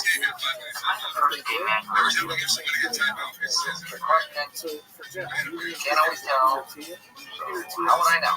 Really, he thinks the world is 17. He's not smart enough to figure out what Michael, can't give that.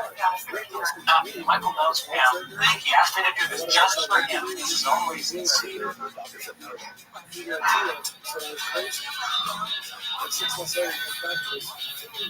Nothing wrong with this stuff at all. This is fine. You know what? Straightforward. It's out. I don't think we'll get into this. But, you know what? I totally see the merit. And actually, it is quite beautiful. I don't think we can prove this in the United States. Doing watching some of your friends. This is stupid. Don't touch me. Whoa! Stop it! All right, everybody, conference room. I don't care if you are gay or straight or a lesbian or overweight. Just get in here right now. Did you know that gay isn't happy? But I'm going to tell you that everybody When I was else growing up, it meant lame. And now, it means a man. for like a malpractice suit or a business suit. Yeah, well, mine is We're all homos. Always there because you're protecting Homo sapiens. Gays aren't necessarily when you weak. realize that, I mean, anybody can be gay. Businessmen, like antique dealers, or hairdressers, or Oscar, why don't you take this opportunity to officially come out to everybody? so fake light is never a cleaner to sunlight. Go ahead. So people always ask me, Jack, how I actually told Michael during my job interview that I was gay. And he laughed and laughed and laughed. He said I was the most hilarious person he ever met.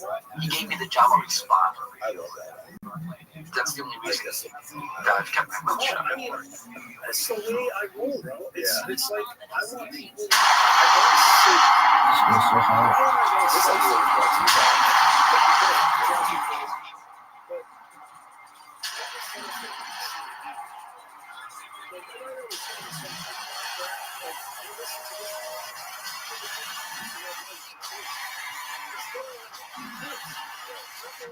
I wish they would.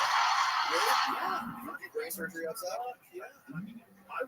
I'd like another way of searching and operating on me if I had to. Are you so confident in your ability to operate? And I didn't plan on sharing that part of my life with you today. If you had to So, operate my brain right now in this whatever. room with all the tools you have available, with some I'm not offended by homosexuals. that'll give us In the 60s, I made love to you be able to operate my brain in love to my daughters. The blood is rain. It's possible answered. Who should be the judges and juries of our society? Judges and juries. Yes, that's a good point. She's a good point. Because gay marriage currently is not legal. It's law. We've got a lot of straight men who set up plans now. So you can go out there and have some Tory unabashed monkey sex as much as they could. You know, sounds pretty good, right? So, dude, you ever seen stories of the Civil War? I think all the other office gays should identify themselves, or I will do it more.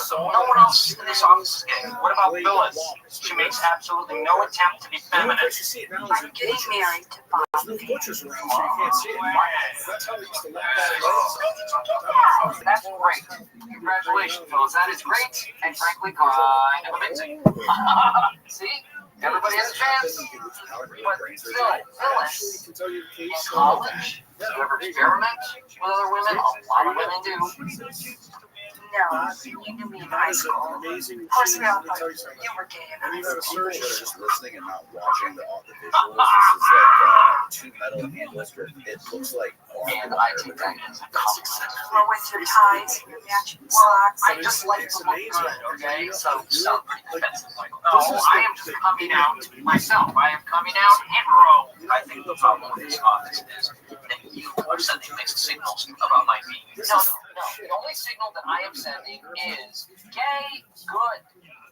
Look, if I was gay, I would be the most flamboyant gay you've ever seen. I would be leading the parade covered in feathers.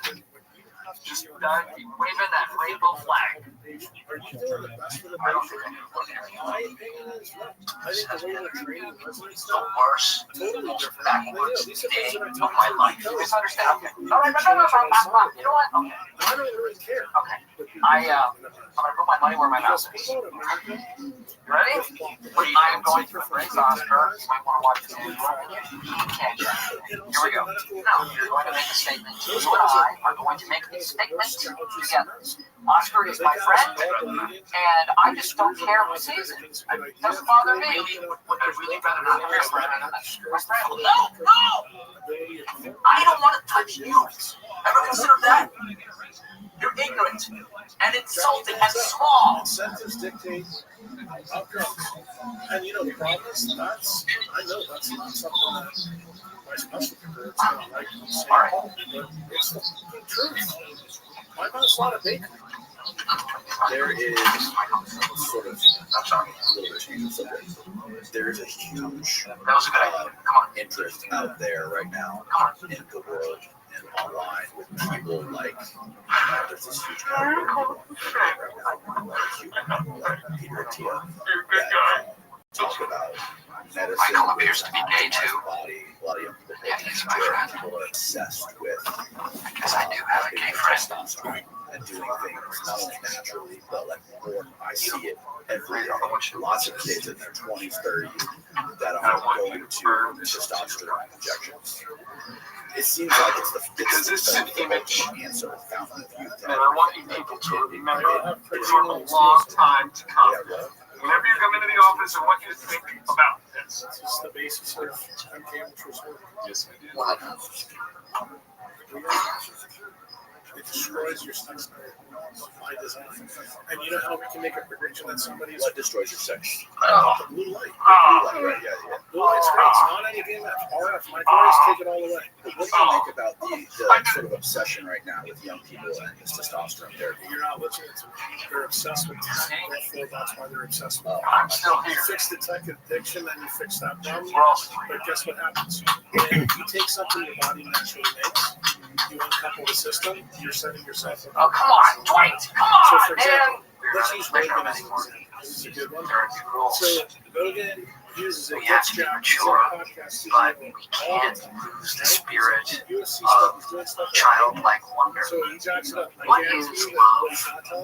Anyway, maybe it's supposed to break all the rules.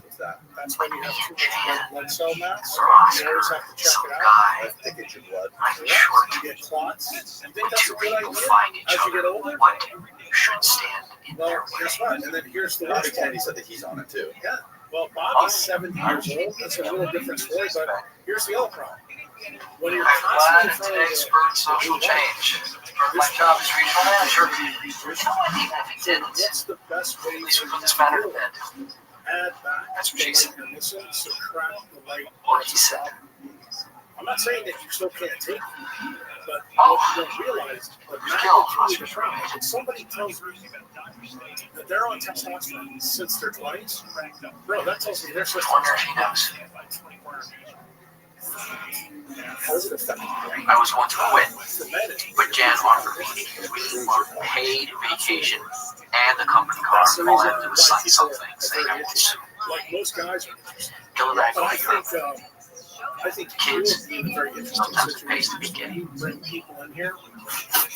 You should ask every single guy that's in here if they're taking testosterone or not. And then when you do the podcast with them, what's your gut feeling about this person able to think and they put things together? Like, I'm going to tell you something. In the world that Rogan's in, these guys use this. I'm going to tell you, we don't bury our mitochondria. We bury it here and here. These are the two things that also kill us. According to your brain and your heart. Those are the two things that kill us, too. More than anything else. Yeah, absolutely. So you'll be very shocked to know many of these guys that use testosterone, they don't live as long as they should. You think about all the NFL players, they die. You know, all the guys in wrestling, they die. They all look jacked, right? But it turns out, if you go to the super centenarians that are in Albert Einstein, taken care of by Near Barzal, you'll find out they're all little short Jewish guys that have belly fat, and their leptin levels are up. But guess what? People forget this key point. You said you're a dad. When that baby came out of your wife's vagina, it couldn't talk, it couldn't walk. All right, that's it. But what? Yeah, it's terrible. Absolutely terrible. That's another part. So little, she would I don't think she would survive. There's so much we can talk about there. Her placenta determines that. Believe it or not, the cannabinoid system, you know, weed that's in you, that's actually what makes the decision whether the baby fits out or not. That's the story for another day. But here's the cool part. Here's the cool part of the story. The baby is qualified. But what is side effects? Subcutaneous fat is a real problem. What does the baby do with that fat? It winds the fat, forms a grain. The grain doesn't fully form until it's 28 years old. Remember, you don't myelinate your frontal lobes until you're 28. That's why you can't run a car or hotel until you're 25. Did you see Oprah yesterday? No, I didn't. Yeah, I did know that. I'm going to be a father. So the point I'm trying to make to you, think about the obesity What was Oprah crisis about? now. The way Angelina Jolie was on, and she adopted a why do baby. we have this? We And have she people said that getting it changed her fatter, life, things and like that we talked about. really inspired me.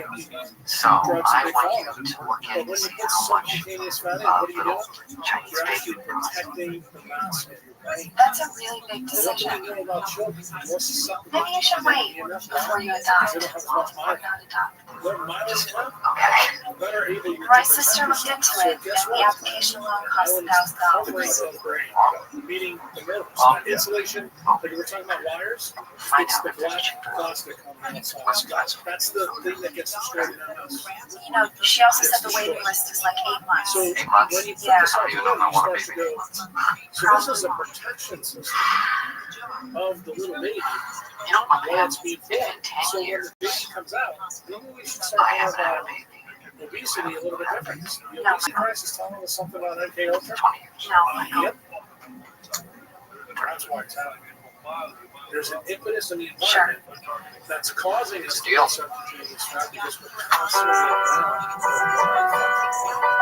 and guess what happens? The setback in the US, that's exactly what the money does. Think about the emergencies for I know the first 19 weeks, she only had no food.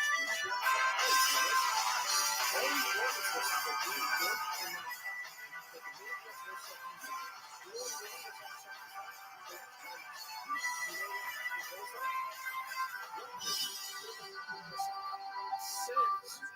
All right, you guys pants. To the baby. Because the sun. Back to the it's fat in the baby so that it can heal its brain after it comes out of the vagina. Because guess what? Guess where I am going. I will give you a hint. It is a booze-fueled sex room where anything goes. You are correct, sir. I'm headed to Philadelphia for the annual Northeastern Mid-Market Office Supply Convention. And Jim Halbert is going to be coming this weekend. Little guy started working under Josh. Poor man's Michael Scott. Right. As he's out the condo. Trying to. What percentage? 90%, 10% for food. Like you're gonna have calories.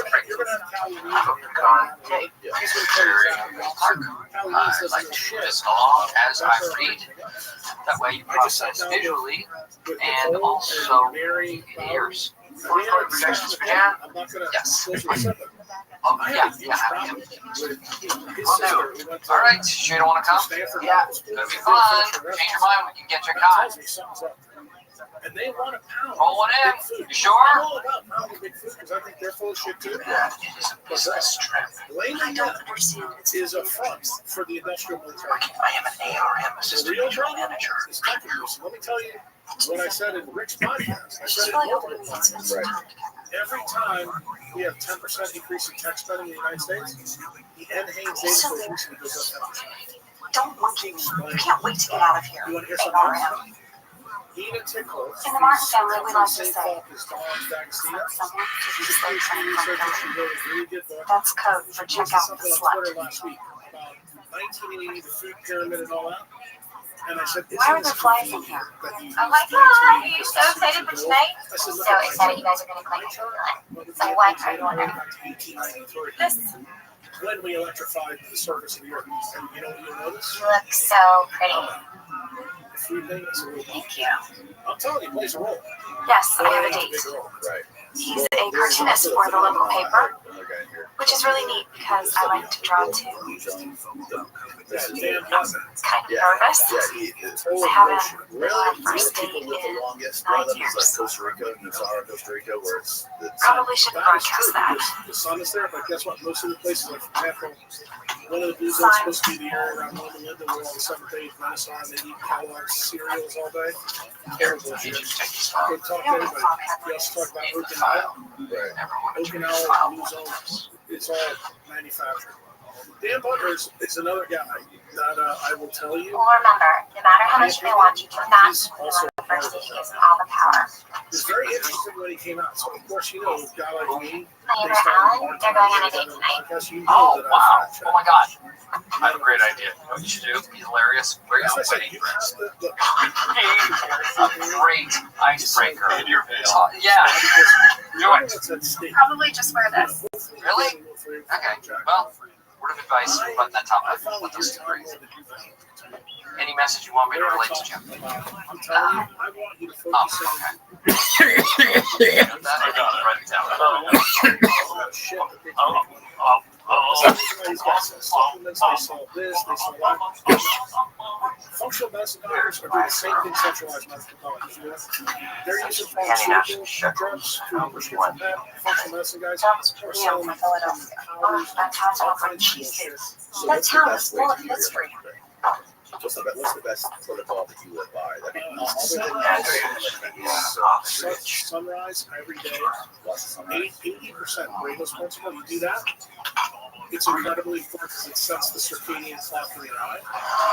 Second most important thing is make sure you eat a diet that's based on the circadian clock. I have my neck pillow back. Here in Tampa, if it grows in Tampa, you eat it. If it doesn't grow in Tampa, you eat it.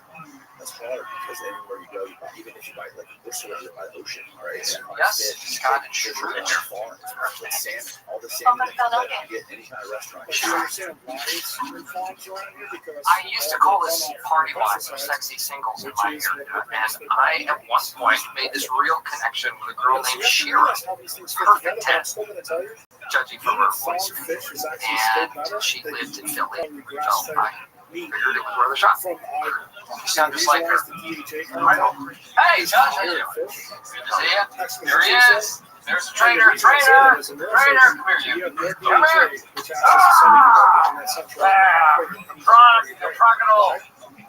My son returned. I was shocked when he told me he was ready to stand for it. It's like with firemen. You don't leave your brothers behind. Even if you find out that there is a better fire in Connecticut. Yeah. Wow. I didn't expect that. Good to see you too. Oh, hey, how's it going up there? Sales good. Yeah, it's all about 40,000. Shut up, that's impossible. No, it's not. Well, I did it too. You know, when I saw Dwight, I realized how stupid and petty all those pranks I pulled on him were. And then he spoke. I wonder how hard it would be to get out of this. Pam's back on the market again. She's going to create light inside the body. If I weren't engaged, I would so weight or credibility into like these cold plunges people are doing, cold water. So what kind of commissions you get up there? Oh, Dwight, it's just so much. Just make sure. Listen, Michael, you are a great salesman. And I just want to let you know that if our branch absorbs your branch, I'm going to look for a place for you to stand. Hey, we all checked in? Yes. Great. Let's dump our stuff and meet back down in half an hour. Jen, look, I think we need to set some ground rules. 800-pound gorilla in the room. Carol, I'm still dating her, so nothing can happen between us. My protocol is very simple. It's been on my website from the beginning. Thank you. Just realized, when centralized plastic surgery got on the cold game, their patent, their first patent, is in 2008. Alan's so cute, so funny, right? And they're like so smart. I don't even know what they're reading at the time. How did I figure out the cold story? Every mammal has an mammalian die reflex. Yes. That's actually how it works. And we explain that to people who don't know. Yeah, when a baby comes out of its mother, we are designed to be born in water. So the best way to think about it is the Nirvana album cover. This party is gonna be awesome. That is specifically why I chose to go across an elevator or foot traffic. That is crooked. That side. Wow. Hey! That is a lot of liquor. Yeah. Dartboard. Well, that's how we do it, Scram. Where did you get? Hey, no pause like trend. Stop.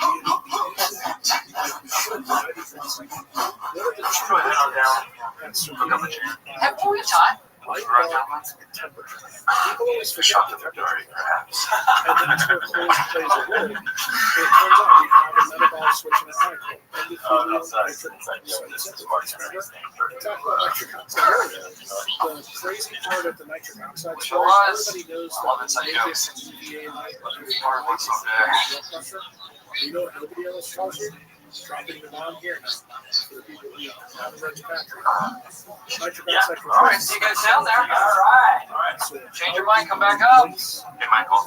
Yeah. Remember when we were checking together the tags? Okay, A, that is not interesting. B, that is memory. That's inside you. That's not fun. Good shot, Michael. Yeah. And what do you need to do it? You need 380 nanometer light, 1280. Swag! Stuff we all get. I basically decorated my condo for free with all of my swag. Excuse me, is that free? I missed that. That is amazing. Michael, yes.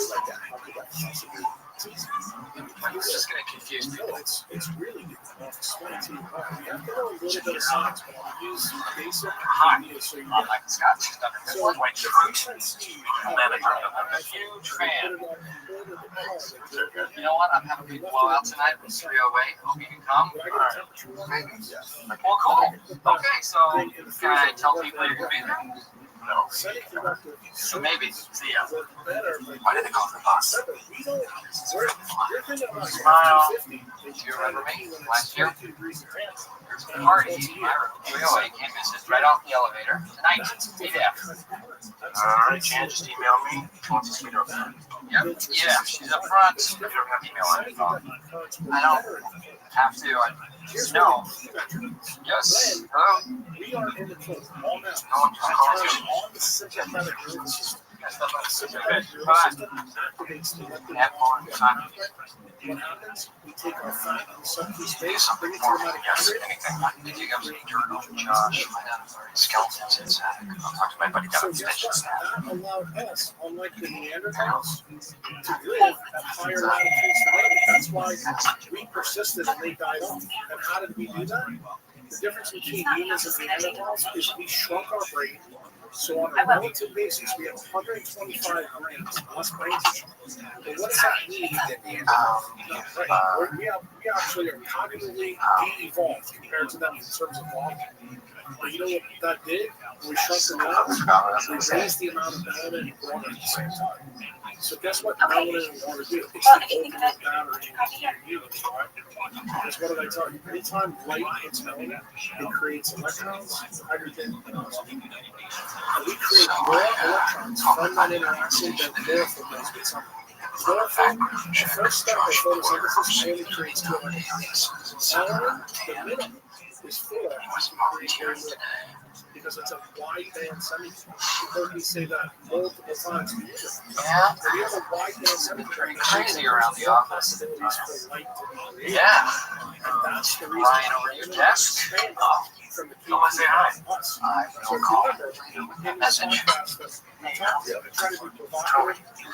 Toby. It's amazing. Why you left? Oh, Their brain and everything in there. What do they do with their Blah, blah. No, Jim, those are just words. Taking into account other factors, vis-a-vis bosses. Is Josh funnier than I am? Does he even have a girlfriend? Because I have 2.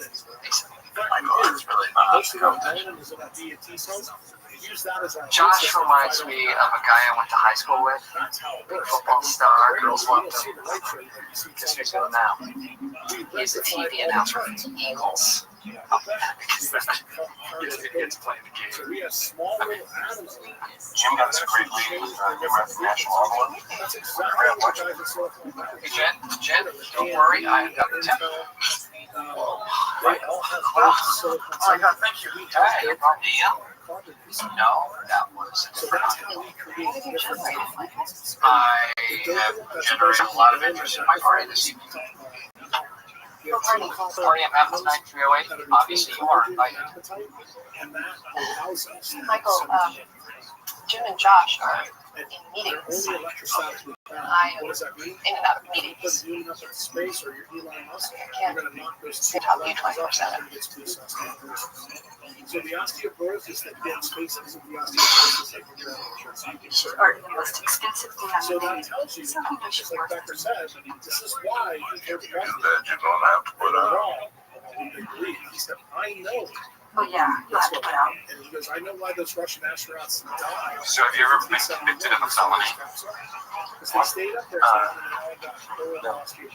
Right. I want you to make sure you call Karen and get her fax that vendor list over. Oh, I already did. Misdemeanor. When I was in the Coast Guard, a couple of us broke into women's barracks and we got arrested for trespassing the Coast Guard.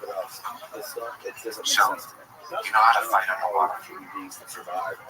Is there a key for Jane Doe? They're going to be there, but they're going to be sick as shit. They're never coming back. They're going to die.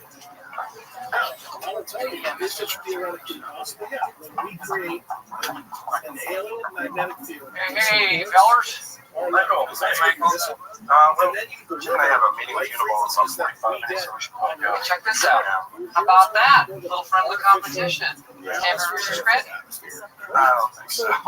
Oh, Jim. Looks like you picked a bad time to defect, my friend. This is fine. All right. Okay, excellent.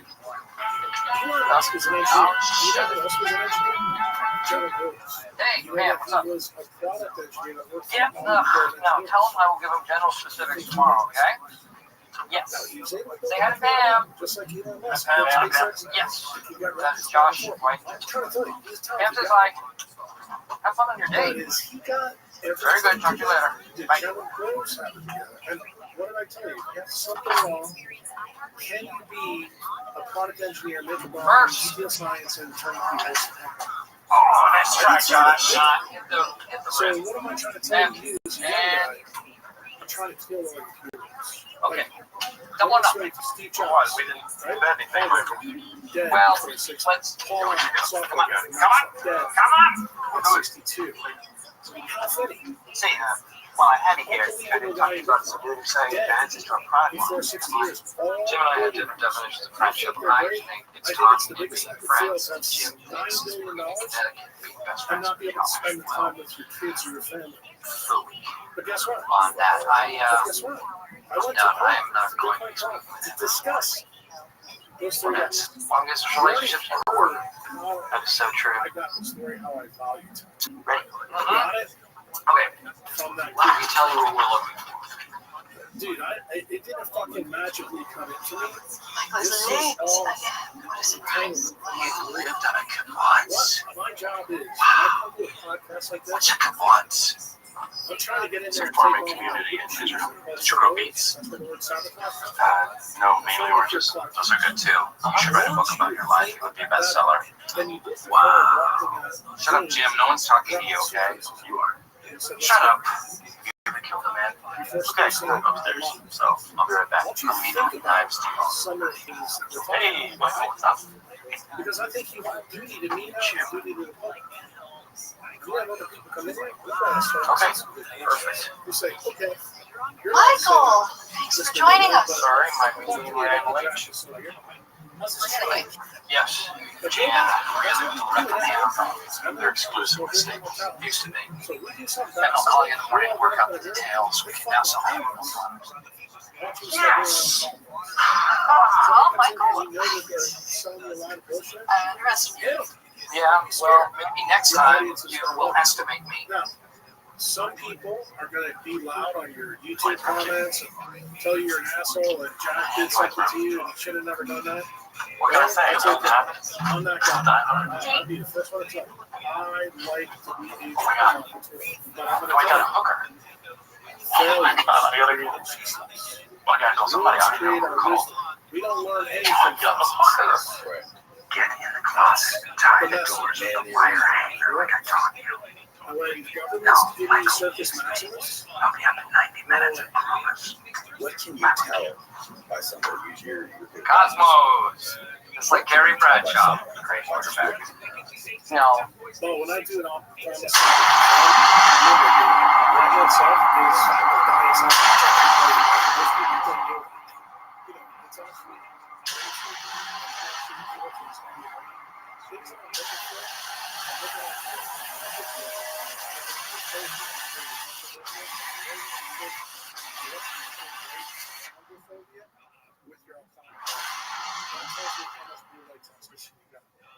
your pupil are So Alan, him is obsessed with your cartoons. He reads them every day.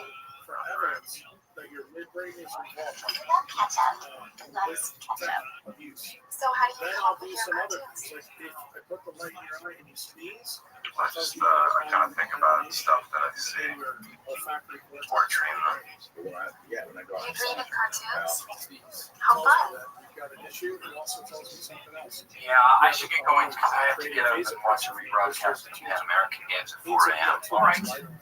Well, if you see any other cool people in the hallway, let them know about the party, all right? These are all things that centralized doctors, they don't know. And they don't check. And I will tell you, I didn't check any of these things until 20 years ago. 20 years ago is when I realized that there was a lot of power that we have to teach. And that's kind of what I do with my doctor members. I teach them how to deal with Patreon clubs all the time. And if you follow my Twitter. Hey, first guest, you are going to have some tequila, my friend. I thought there was a party. This is the party. This is room 308. Party Central. So what can I do you for? All right. There was an interesting this one is thing great that was also brought up because you're trying to work on a couple of them. You said you're trying to heal people, fix their brains, fix people's ailments. Freedom Prize. You're often taking away certain gifts they have. And that reminds me, especially in Jackson Holland, there was a book I read about neuroplasticity. Weasel and I forget the guy. One of the guys named something Weasel. These two scientists that figured out neuroplasticity figured out that it goes way past, like, conventional theory is that neuroplasticity ends in your early teens, so where that may be true. But it goes way past that. It was really nice meeting you. Yeah, next time bring some of your illustrations, I'll let you pick my brain. More Freedom Prize. Yeah. That's great. Okay. I went on a date. It wasn't a love connection. I think when I like someone again, I'll just kind of know. Really big into why we got cool plants, and also his original research that clued us into this is on the median nerve. I told you. Girls Gone Wild. He's the world expert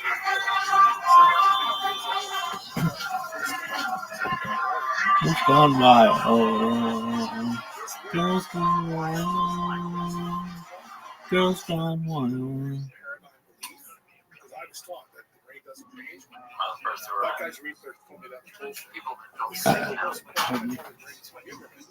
is that there's no more plastic part. Melanin is plastic light. And everybody should know that. Remember, you heard the same time. So yeah, leave Costa Rica, go to Malibu, and lose my tan. And then I talked to reverse that. Black said, that's what they like. Yes. I get it. No, I totally get it. I need a better member. Stanford is better at sales. Things that are in it way more I gotta be had some fun. It's flaps. Transfer. And that was the time for me to back. You're a great boss. The source of all regeneration. The DC electric current takes red blood cells and turns it into the cell. The key is you have to have the right light I transfer because of to get the right cell. And it doesn't matter what cell it is. I've already told you the interesting thing. We do this with red blood cells and nerve. No, I believe is that we're using stem cells to do it. it's just I kind of put it If all you don't on. create the right light, you don't get the right nerve, then you don't get the sensation. That's what we see with people that say have quiescence or who have senescence. Those are people that can't make any more stem cells from their body. And they get and that's what most of the people No, that's okay. Yeah, that's all right. Oh well, I'll talk to her. You should at least talk to Roy. He knows exactly how you're feeling. And that's an unfortunate situation. The reason why that's important to understand is the more that we're early? Hey, no, people's been filtering in and out. So that means you can't live Evan, this is Jim. Oh, yeah. Michael, even the guys that are running the stem cell things, you guys are taking your baby. No. Because I'm taking your baby. I'm okay with that. That's right. Because they don't know they're asking their help. Some people, because and no, friends, like every to say, hey, look at me, I'm popular. I'm very picky. I need 3, maybe 2. When you meet that someone special, you just know. Because a real relationship, you can't force. It just come about effortless. They keep McDonald's hamburgers for 14 years. How would you do with the pleasure of hitting the lights, sir? I believe lights how you do it. People are listening to this podcast say that's crazy. You may not know this. Your wife, she was We're listening. Blood urine or seal. Right. Within 4 or 5 weeks of her being and she's kept all those eggs up until she has the last period. For how long? Guess what hormone picks the eggs? It's the leptin. As I said, when you see it, you know that Nicole is big into human fertility, especially female fertility.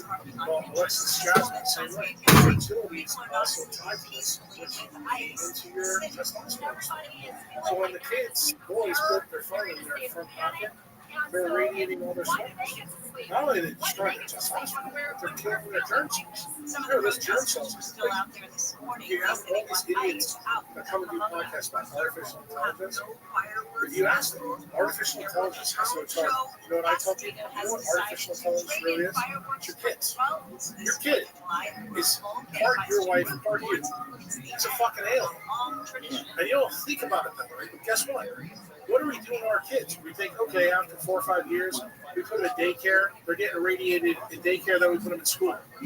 They're irradiated there. Are we really taking care of our stem cells or our artificial intelligence when we do that?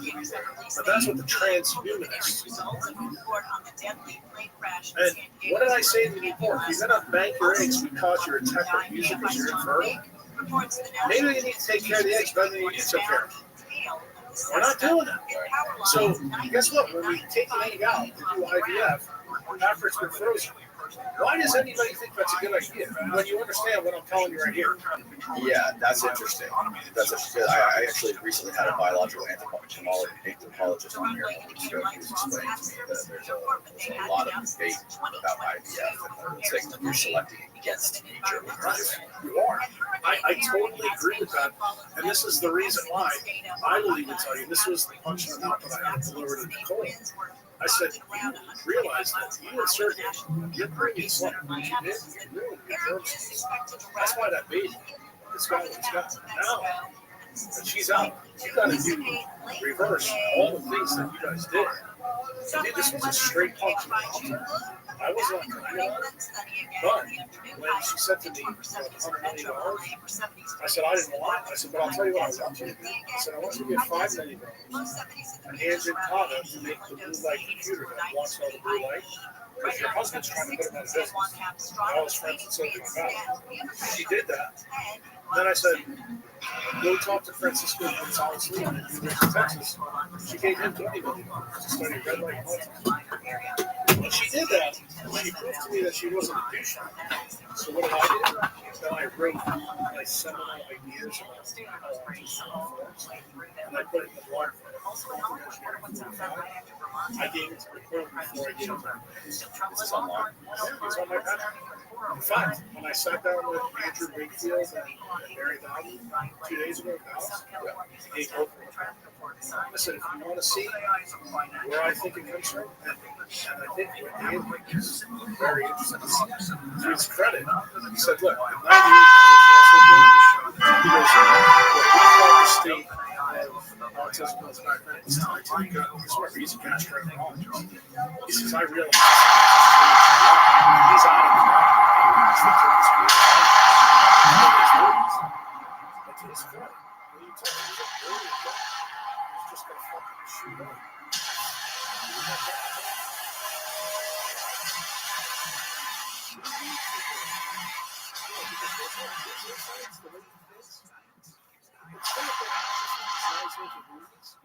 Because the movies that he's making is actually telling the story. Like he just came out with a movie called Protocol 7, which suggests everyone watches it. And we just need to teach people instead of vilifying people, even if you don't agree with us, it's the marketing educated mind to take something you don't fully Movie Monday! Only cute. I know. Monday Blues is Varsity Blues. Let's go. Sit down there. Everybody here? Yes. Yeah. Popcorn, anyone? Get you before we wrap it up. Thank you. 4 hours. Anyone else? The book I was telling you I was reading about neuroplasticity, it was... Movie Monday started with training videos, about but those we two went through guys those who wrote pretty that fast. paper. Then we watched a medical video. Yeah, you know what I'm talking about. Anyways, Since then, it's been half-hour installments of various movies, of the past, with the exception of an episode of Entourage, which Michael made us watch 6 times. Their brains affected how good they were at creating art. Alcoholic, obviously,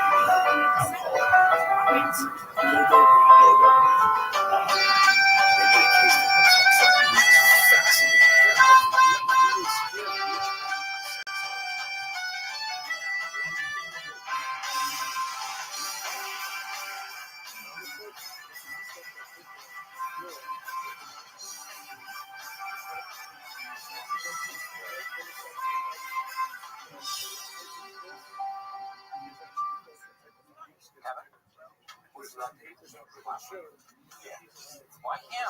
Don't want him. Previously, Billy Bob got a headache treatment. So your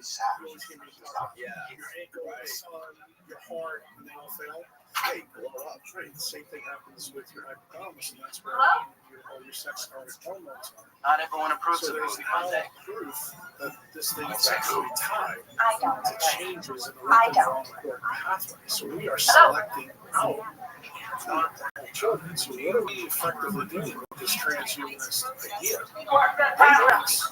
That's the reason we're big supporters. Talk to Nicole. Nicole said something to me during dinner the other night. I hope she says it in more podcasts. She said, Michael, how on earth would it do that? What happened to Echo? We'll work faster after. Like after she was born. And that's such a transhumanist idea that the target of so baby girl. Nicole's whole left-wing liberal personality changed because of this baby. That was her punching him. You sat back and let me do that dumb face, and now the was peeved off and we're all. But that's what the transhumanists that's involved in tech. That's really what the basis of the martial law is all about. Ever since Michael dumped Jan and Carol, Jan's been bitching out on him. Reject a woman and she will never let it go. And they're not going to change. Also weak arms. The only way they change is if they have something in their life, kind of like what happened with Nicole. And Nicole now is doing everything different. I mean, I wish I could have Don't tell my mom. She doesn't want me running. She says it makes my legs look too muscular. Danny, you have an opportunity. Chantel, listen to that phone call, because I had it on speaker. It's not up to my call.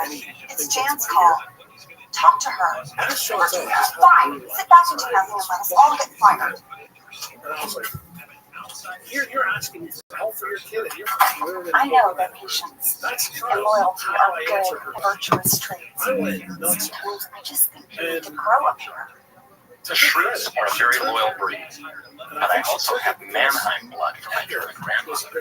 And the Mannheims knew when to cut and run, unless it's going down to a losing regime. Clearly, there's something But the going on, Shrew and blood, she was really motivated to it's find out amazing. about it, and And so when these two motivated bloods that she mixed, left. the whole thing The would liberal explode. ideology, and look what she's doing At the now. Stanford branch, Now she's they all actually played talking this to World War II Trump. video game called Call of Duty. 4 years ago, They're she all was really donating into it. millions of Until dollars. it started as a The team other building way. exercise. Like, crazy. Unfortunately, I really said You know, that. everybody in the DNC thinks she's fucking My crazy. first day, I But remember I'm them through telling you, Stalingrad and getting motion that's actually what happened to me 20 years throwing ago up when my I waist. had come to Jesus with. I'm like, I spend 7 hours a day not murdering my coworkers with World War II era bazookas.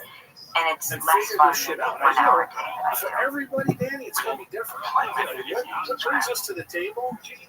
Who knows? There may be some things that we said in this podcast. Pam and I would sometimes hum the same high-pitched note and try to drink away to make some money.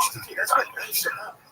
Life is about constant search of discovery, being curious, and never thinking you have it all together. Hey, Kelly, my stuff just got here. Every day I learn something.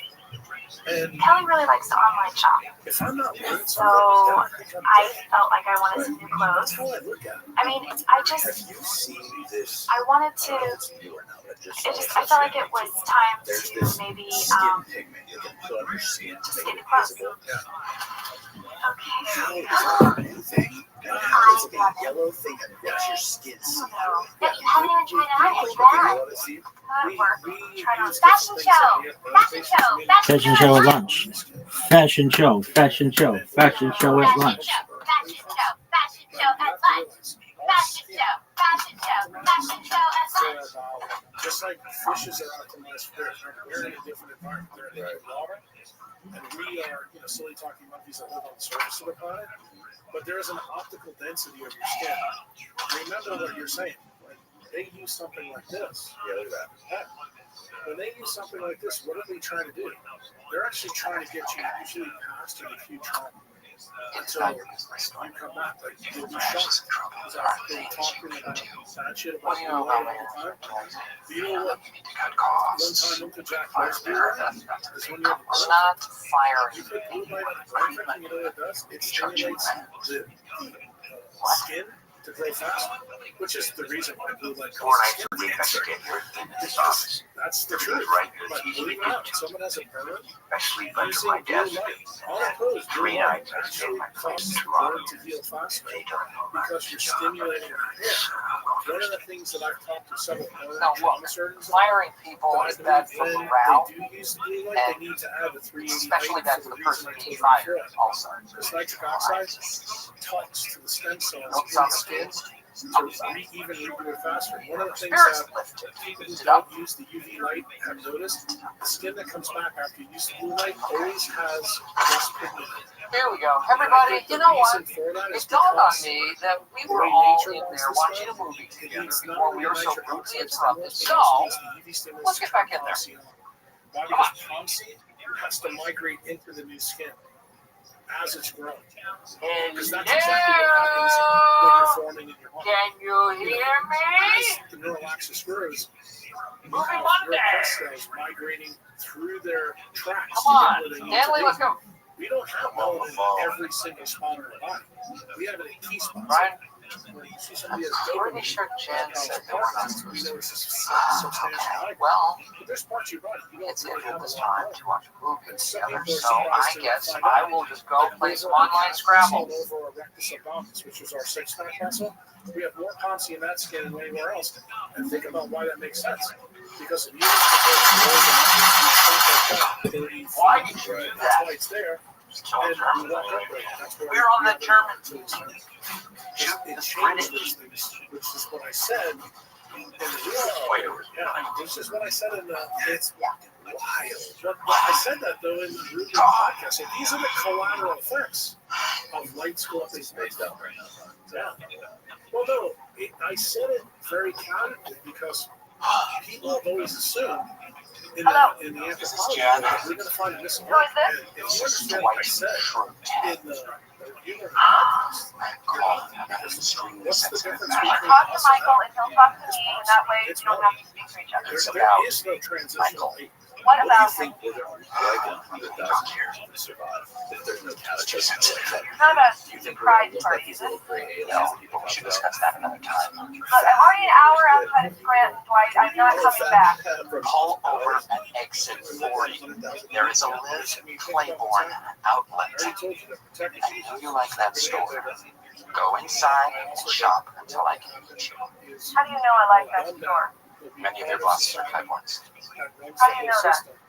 And we're going to use No, AI it's not. technology. It's officially not.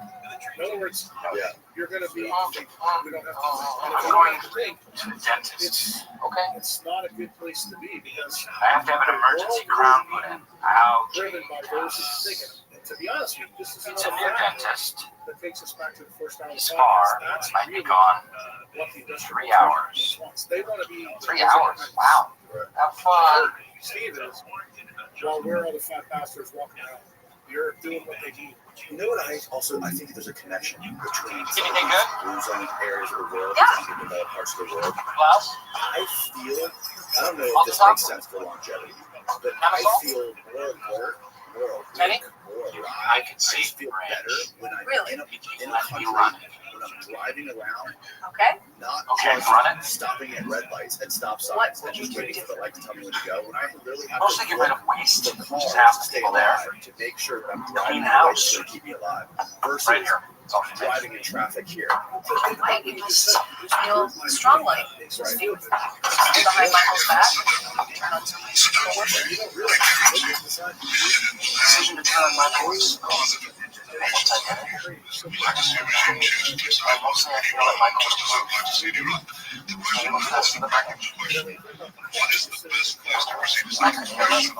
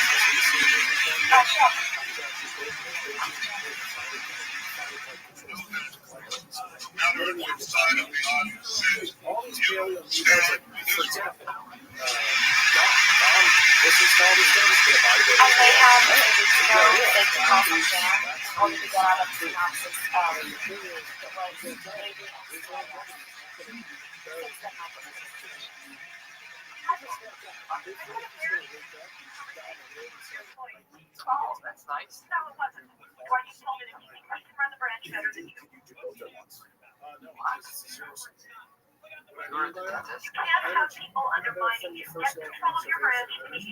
What was I thinking? That he could turn Jan against me? Because what you're doing, It's lover. put it where it's not supposed to be. You're stealing from where it's supposed to be. Wow, it's so sexy. You look so hot. It's really something. It's too much. What? I'm gonna return it. No, you have to do it today. Just see how you I feel. always warn them when he's doing the things he's doing. I'm like, Charles, Hey. he's even so I'm told he's going to get taken off. Your family members do. Isn't that like your third soda today? Bro, he argued with me on the ground. Yeah, I never used to tell Kevin actually. She asked. And once at our city hall. Yeah, you think that was your company. So, Okay. I'm trying to make to me. I'm trying to make it to several critics. Yeah. I did it with Dr.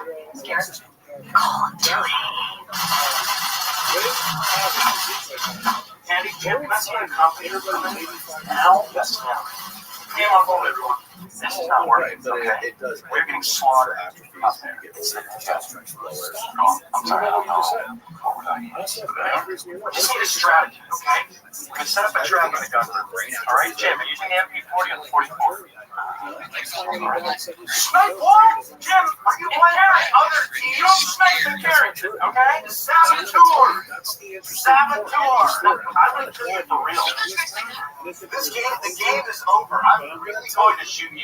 You need to really understand that the body plan of mountains, you know the whole category of mountains. You go to the Museum of Natural History in New York, you see tons of them. And they look all different.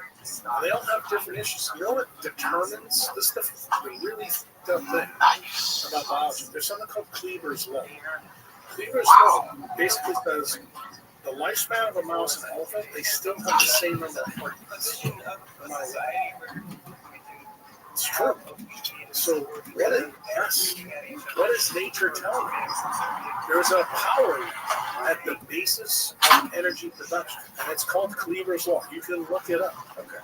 And there's a line. See the line right there? Doesn't matter where you are on the evolutionary path, you're always going to slip it out. So what does that tell you? You're in a zero-sum game. And I remember when I learned about Cleaver's Law, that's when I realized that having really big muscles when you're a human is a disadvantage. And the point that I try to make to guys like Dom, gorillas and chimps, what's the difference, the real difference between us and them? They have more intestine, they have more muscle. They don't have muscle. Hey, so they've made I thought you weren't supposed to eat anything for a couple hours after you do it had the other way, and our longevity is 20 to 30 years greater than theirs. So what is nature telling you? Where you bury your mitochondrial density is the key. So you said something to me interesting about 10 minutes ago. Chad, what do you see the future? The future is if we keep using technology that's stealing from us, it's causing a much less steal. But what's going to go first? Our brains are parts. Now, that doesn't mean the first 30 or 40 years of our life that we can't do something amazing. To be honest with you, that's what worries me about the transhumanists. I think that's really what they care. They don't really care what sees them.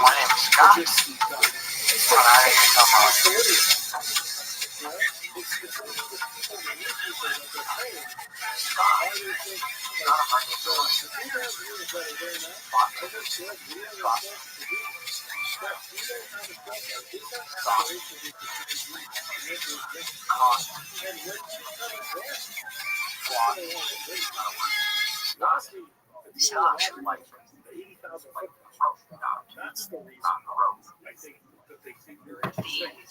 And I've discussed this with girl and boyfriend, and they actually agree with drought. Why? Because we used to hang out with more of those assholes than anybody else. I don't let any of those people around. To me, they're my boy. Like I would sit down with probably Adolf Hitler before I'd sit down with Sergei. That's the truth. That's wild shit, man. Hopefully have a little flavor of Uncle Jack's chili. I had a nice taste of Uncle Jack's chili, man. And I have a feeling, and I hope you'll be back for more one day in the future. This was a fascinating conversation, man. Thank you so much. Business is like a jungle, and I am like where can you tell people to visit your Patreon, your website, everything like that? It's Dr. Jack Cruz everywhere, like every social media place. The Patreon is patreon.com/Dr. Does the tiger my website is transfer the monkey to another branch? The forms are free. It'll take you literally 10 years. There is no way of knowing what goes on inside. You got to register for the form. Unfortunately, you guys aren't registered. But if you go on there, that is like the walking library of Alexandria for nothing. Right, can I talk to you for a It'll second? take you 10 or 15 years to get through there.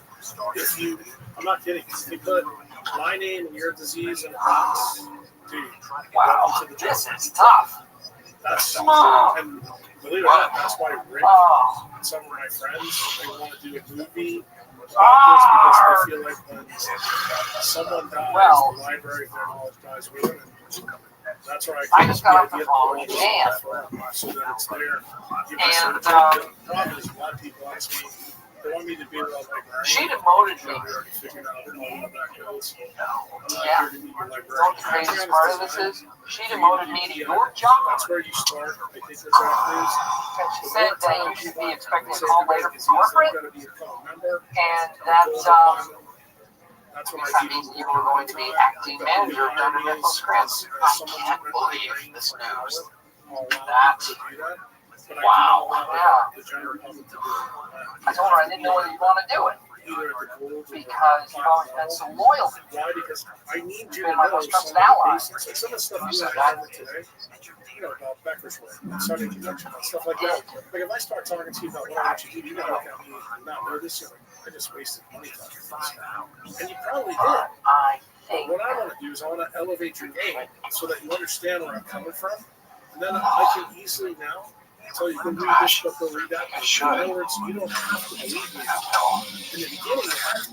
Now there's books out that tell you I'm here. Perfect. Well, we're cutting. All right. Well, then you are now acting as transference, and I am assistant. Thank you, Michael. Staying on it.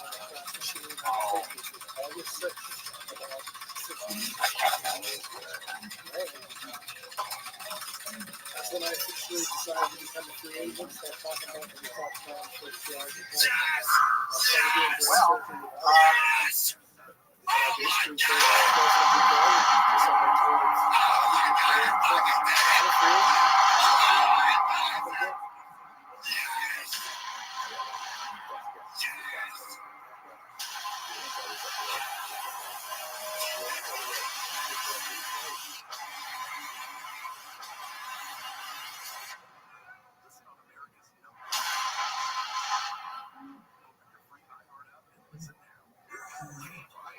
Tell the truth. Let's do it. I don't get mad at people for things. For the past few days, I have a calm, running nose, and I introduced Hey, hi, hello, everybody. I have some good news and I have some bad news. I am being replaced as your leader by Dwight. Shut people down for just like giving their thoughts. I just don't, Congratulations, Dwight. Thank you, we're about to discuss is like Because American Dwight never lies. philosophy, or what the founding fathers' philosophy. Like, what is it all come from? Is it Judeo-Christian? Okay, Dwight, would you like to say a few words to everybody about loyalty? Thank you, Michael. I just want to say a few of you yes, that I intend to lead you into the black ferocity. Crucible, Andrew Wilson. And he was like convinced that this was supposed to be a Christian nationalist nation. I won't. Christian I have this little vacuum cleaner that's all broken. the evidence goes against If Dwight doesn't work out, maybe that could be that management. any of the founding fathers, even if they were Christian, which some of them were, point out something earlier, they did not intend America to be a Christian national Christian nationalist country. Like, for example, Holy Roman Empire, which was before Germany, modern day Germany. I am being replaced as your leader by Dwight. Church of England,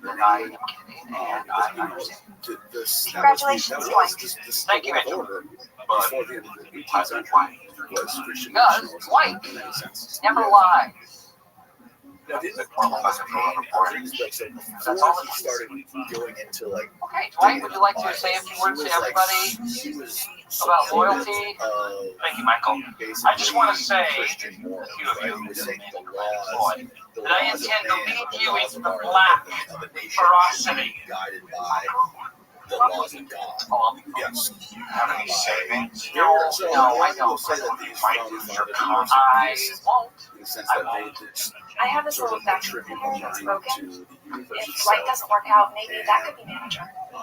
just kind of go out there and have reason before the reason is a guiding light. A lot of the founding fathers, Thomas Jefferson was one. Thomas Paine too. Even though Thomas Paine was so critical of Christianity, age of reason, he's just trying to dunk the Bible up and right. But then he'll say things like, "But the real Jesus probably thought this.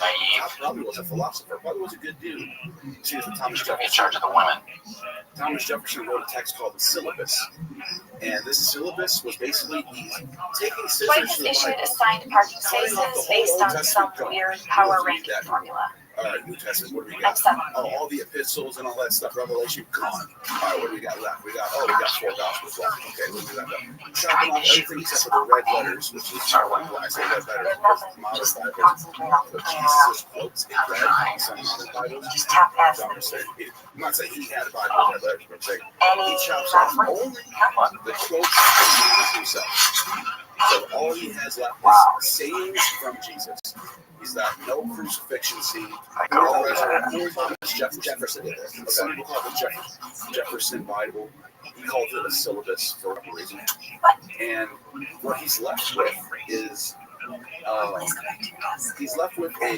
basically a list of sayings of Jesus and his works. And, I remember when I dressed the way I do at Jesus work, himself was but I'm going to keep the clothes. someone to follow. I mean, it'll just be cool to have after work clothes or pajamas. Someone who thought with reason. And in many ways, he's right.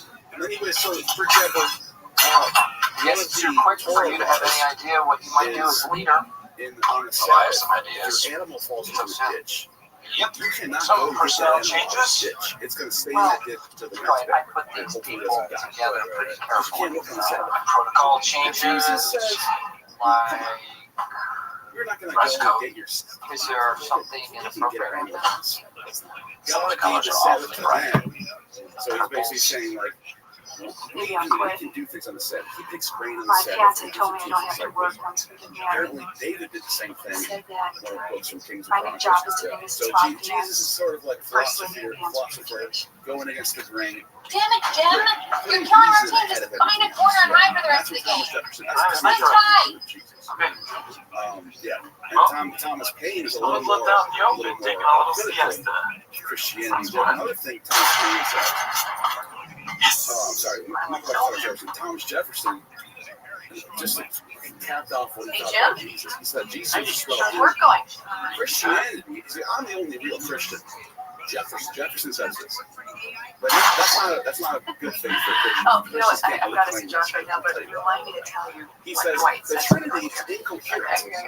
He says how can one be the same as another, and then the same as another? That's three. That's polytheism. That's nonsense. He says the church is Platonism. He says the church is just pure Platonism. Here, let me pull up a letter from him.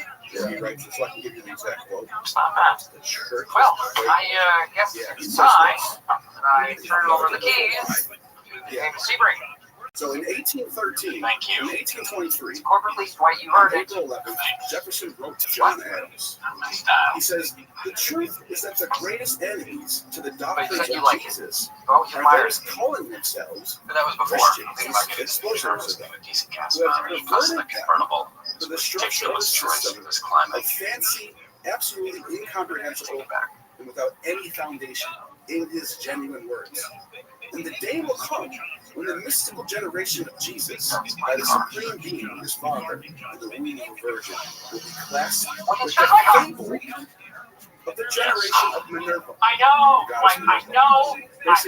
The day will come, people will realize that the stories about Jesus and the Son of God will be a fable. Just like we talk about the fable of Minerva. I made the whole thing up.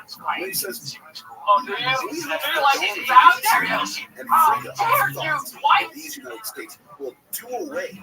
Give me one good reason why you're violent. Good enough. I'm doing anything. I'll be alone for a month. So you say the historical Jesus is someone that's great, people get the reason about the Bible and the myths about Jesus are garbage. They're fake. Don't believe them. So it's very distinct. It's not modern day Christianity. He's like a Gnostic heretic. He's a heretic. There's no way around that. There's not a single Christian or Catholic or Orthodox that would claim that and say, I believe that. No, it's just heresy. One more thing I want to point out. He says, about the Plagueism thing. Yeah, one of the things that really stuck out to me about Thomas Paine's Age of Reason, he was talking about Christianity being a highest law. And he said the thing about it is it gets lost in translation from the first Christian preachers who started talking about it to the second generation of preachers that started talking about it all the way down to the third generation of Christian preachers that were talking about it until eventually get so far down the line they forget that it was fraud in the first place, right? Especially when you have people making livelihood by preaching. Yeah, and then by the 4th century, the Council of Nicaea comes along, and they're holding these ecumenical councils and to say, we believe this, and this is doctrine. Well, why didn't Jesus say that? Why didn't Jesus say that I am part of a Trinity, and if you don't believe in this Trinity, you're not a Christian? He never says that. In fact, he tells people to get to heaven, be good, treat your neighbors good. That's all he says. He doesn't say believe in. He doesn't even say believe I resurrected. When did the Council of Nicaea have 325? 325. Yeah. So was the purpose? So we're talking 300 years after Jesus is dead. Right. It's the purpose was to say that to be in order to be a member of the Church of Christianity, the Orthodox Catholic Church, you have to believe in the Trinity, that the God and the Father and the Holy Spirit are all. And I'm making him do my laundry. So before that wasn't exactly doctrine. So Jesus himself didn't really preach that. Thomas Jefferson's pointing this out, that this church has been corrupted by Platonism, which is what Nietzsche also agreed with.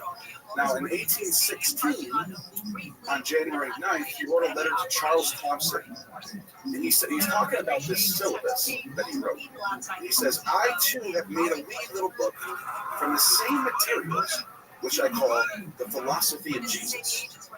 It is a paradigm of his doctrines, made by cutting the text out of the book and arranging them on pages of a blank book in order of more beautiful and precious gifts of ethics I have ever seen. It is a doctrine and proof that I am a real Christian, that is to say, a disciple of the doctrine of Jesus, very different from the Platonists who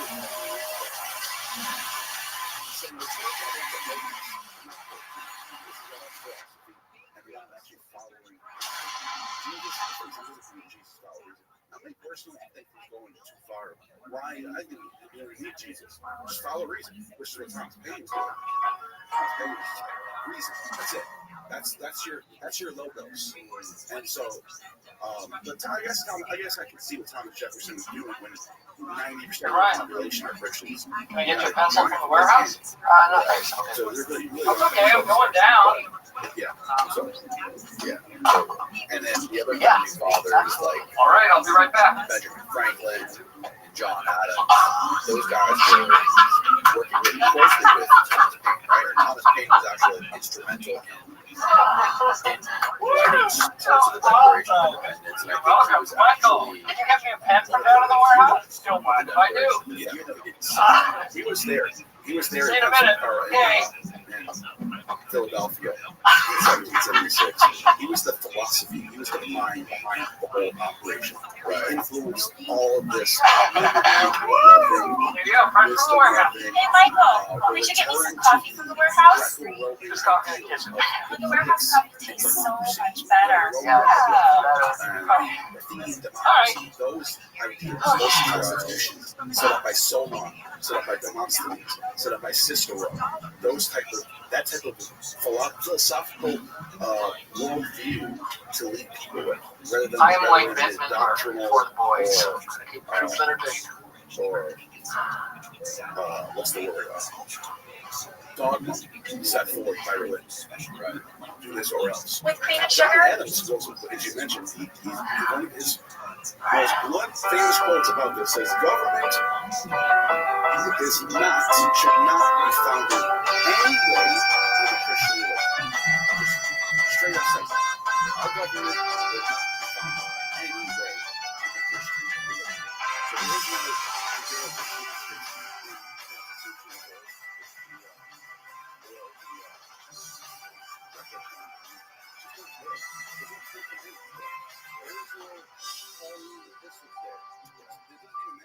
So I wanted to let you know that we lost Ed Trump. Okay. Let me see if I have the cell. Is the only reason you were calling Jan? Or did somebody? Michael, Ed died over the weekend. Jordan Peterson, Russell Brand, all these people Yeah. were like such. And I know he was your boss, so I thought you I should think they're know. on a team. Does his family know? I think they're playing for a Yes, team. they know, Michael. And I almost want to say, But I'm the first sometimes in the for some office. people it's a grift. I guess. For other people Yeah. that believe in that side so I think it would much. be appropriate for you to make an announcement to your team that they want to pay their respect. Okay. Yes. Sure. I will do that. Next time, first find out. Nobody else knows. Believing so much My that responsibility is to everyone tell is them. Christian. So Good. you How do you all want me to come over? become part of this. So they're gonna. I think people like that sort of convince themselves that it's Attention, true. everybody. And they don't look for evidence of the contrary. They're not News looking they at. felt They're not I should reading know about first. They're not looking at. My old Like, boss, is Ed this Trump. really true? They're finding out how can Oh I my make this god, true? that's such terrible Sort of news. convincing It must feel themselves so that. sad. And then you get people who want to convince themselves that the founding fathers somehow set up this country full of Christians. And as we pointed out, all these quotes from the letters. That's right. The founders, they're saying the opposite. But I mean, getting back to I'll be that. in my office. If I had $1 for every podcaster I've seen make videos of themselves getting baptized on their Instagram, yeah, I think it's a grip. I do. I mean, not everybody, maybe. Like I mentioned, some of them really probably like convince themselves that they actually believe it after a while because they want it to be true. That's the team around. But I think it's identity politics. They don't call it identity politics. Everyone else is doing identity politics. Oh, the trans movement, the Black Lives Matter movement is all identity politics, except for them. Even though identity politics could be Christians. As a Christian, I believe this. Because the Bible says so. Even if I don't actually believe it, I have to believe it. That's identity politics. It's the same thing. Yeah. And Trump died. It's just crazy. Yeah. And it blows. They say that with great time makes it worse. It's just bad for me. And that's one of the things Matt Bale was talking about. So I had more time to listen. Hey, Brian. Oh, Matt Bell. I'm going to need you. You get me up some comfort food. Okay, I'm in sales now. I don't really get that. My friend died. People are driven by identity these days. I don't care what kind of side of the political spectrum you're on. It seems to me everyone's being sucked into some sort of identity where nobody can actually live as themselves, and they're sucked into some sort of like group thing. I can't think about anything at a time like this either. Maybe because I just read this. I'm willing to bet that your stomach opens up for eating around lunchtime. Attention, everyone. As you know, and Trump is dead. If you have any contact information, a Rolodex files, or a Microsoft Outlook, remove it now. Also, if you have any photographs, and we'll make our shredder available during lunch. Or the internet sort of. What's going on with Fairfield County Schools? Karen, did you generate that for us? The people that are the craziest ones that get retweets or the most views on any kind of YouTube, and people see that. Thank you, everyone. It's so inflammatory, gets the most attention. People think, oh, this must be normal. Yeah. Or that must be normal. This is just the way the world is now. What's up? Yeah. Meanwhile, like nothing. I'm just out of hers. What you see on Twitter is not but don't worry about it. My staff people behind keyboards trying to get attention. That's where you're wrong. There's this. I talked about project supervisor today. There's this thing called the. I just decided that we're not doing it. There's this theory called the Wawa. Which you see how the world really is. Just go to Wawa. You see people online fighting, talking about how there's going to be a civil war. The right and the left are going to kill each other at the end of the world. But then you go to Wawa and you see the girl with the green hair holding the door for the Vietnam veteran. It's not really what you see online. You're right. The internet does amplify things a little bit. And I know some other people who I know in person who are normally kind of chill. They have their accounts or whatever. They don't really get crazy. You see them online, they are like going crazy. But Trump takes the win. Or the world's going to end. Or there's Trump wins, the world's going to end. That's just not the way it's done. I'm sorry. Alone out of the blue. That's all. I have his own head to comfort him. So, I'm not exactly sure how to say this. Ed was decapitated. Yeah, it's a fake personality. Especially when you put an avatar driving on the road and you say whatever, go to anonymous mode, and you get double the oh yeah, you can say whatever. That's I think a lot of that is going on. I think that guy I just had on talking about the civil war stuff. I think what about this? By the time this video comes out, I've already debated him. Yeah, that's fine. So I just released that podcast this morning. When I die, I want to be frozen. Yeah, that's my thing. So like that. Like I will wake up stronger than ever. I don't know using about his lifestyle. Figure out exactly why I died. Studies a lot of What history. moves I could have used to defend myself better now that I know what hold he had me in. Everything you read in books and everything you see online, like what just said, is not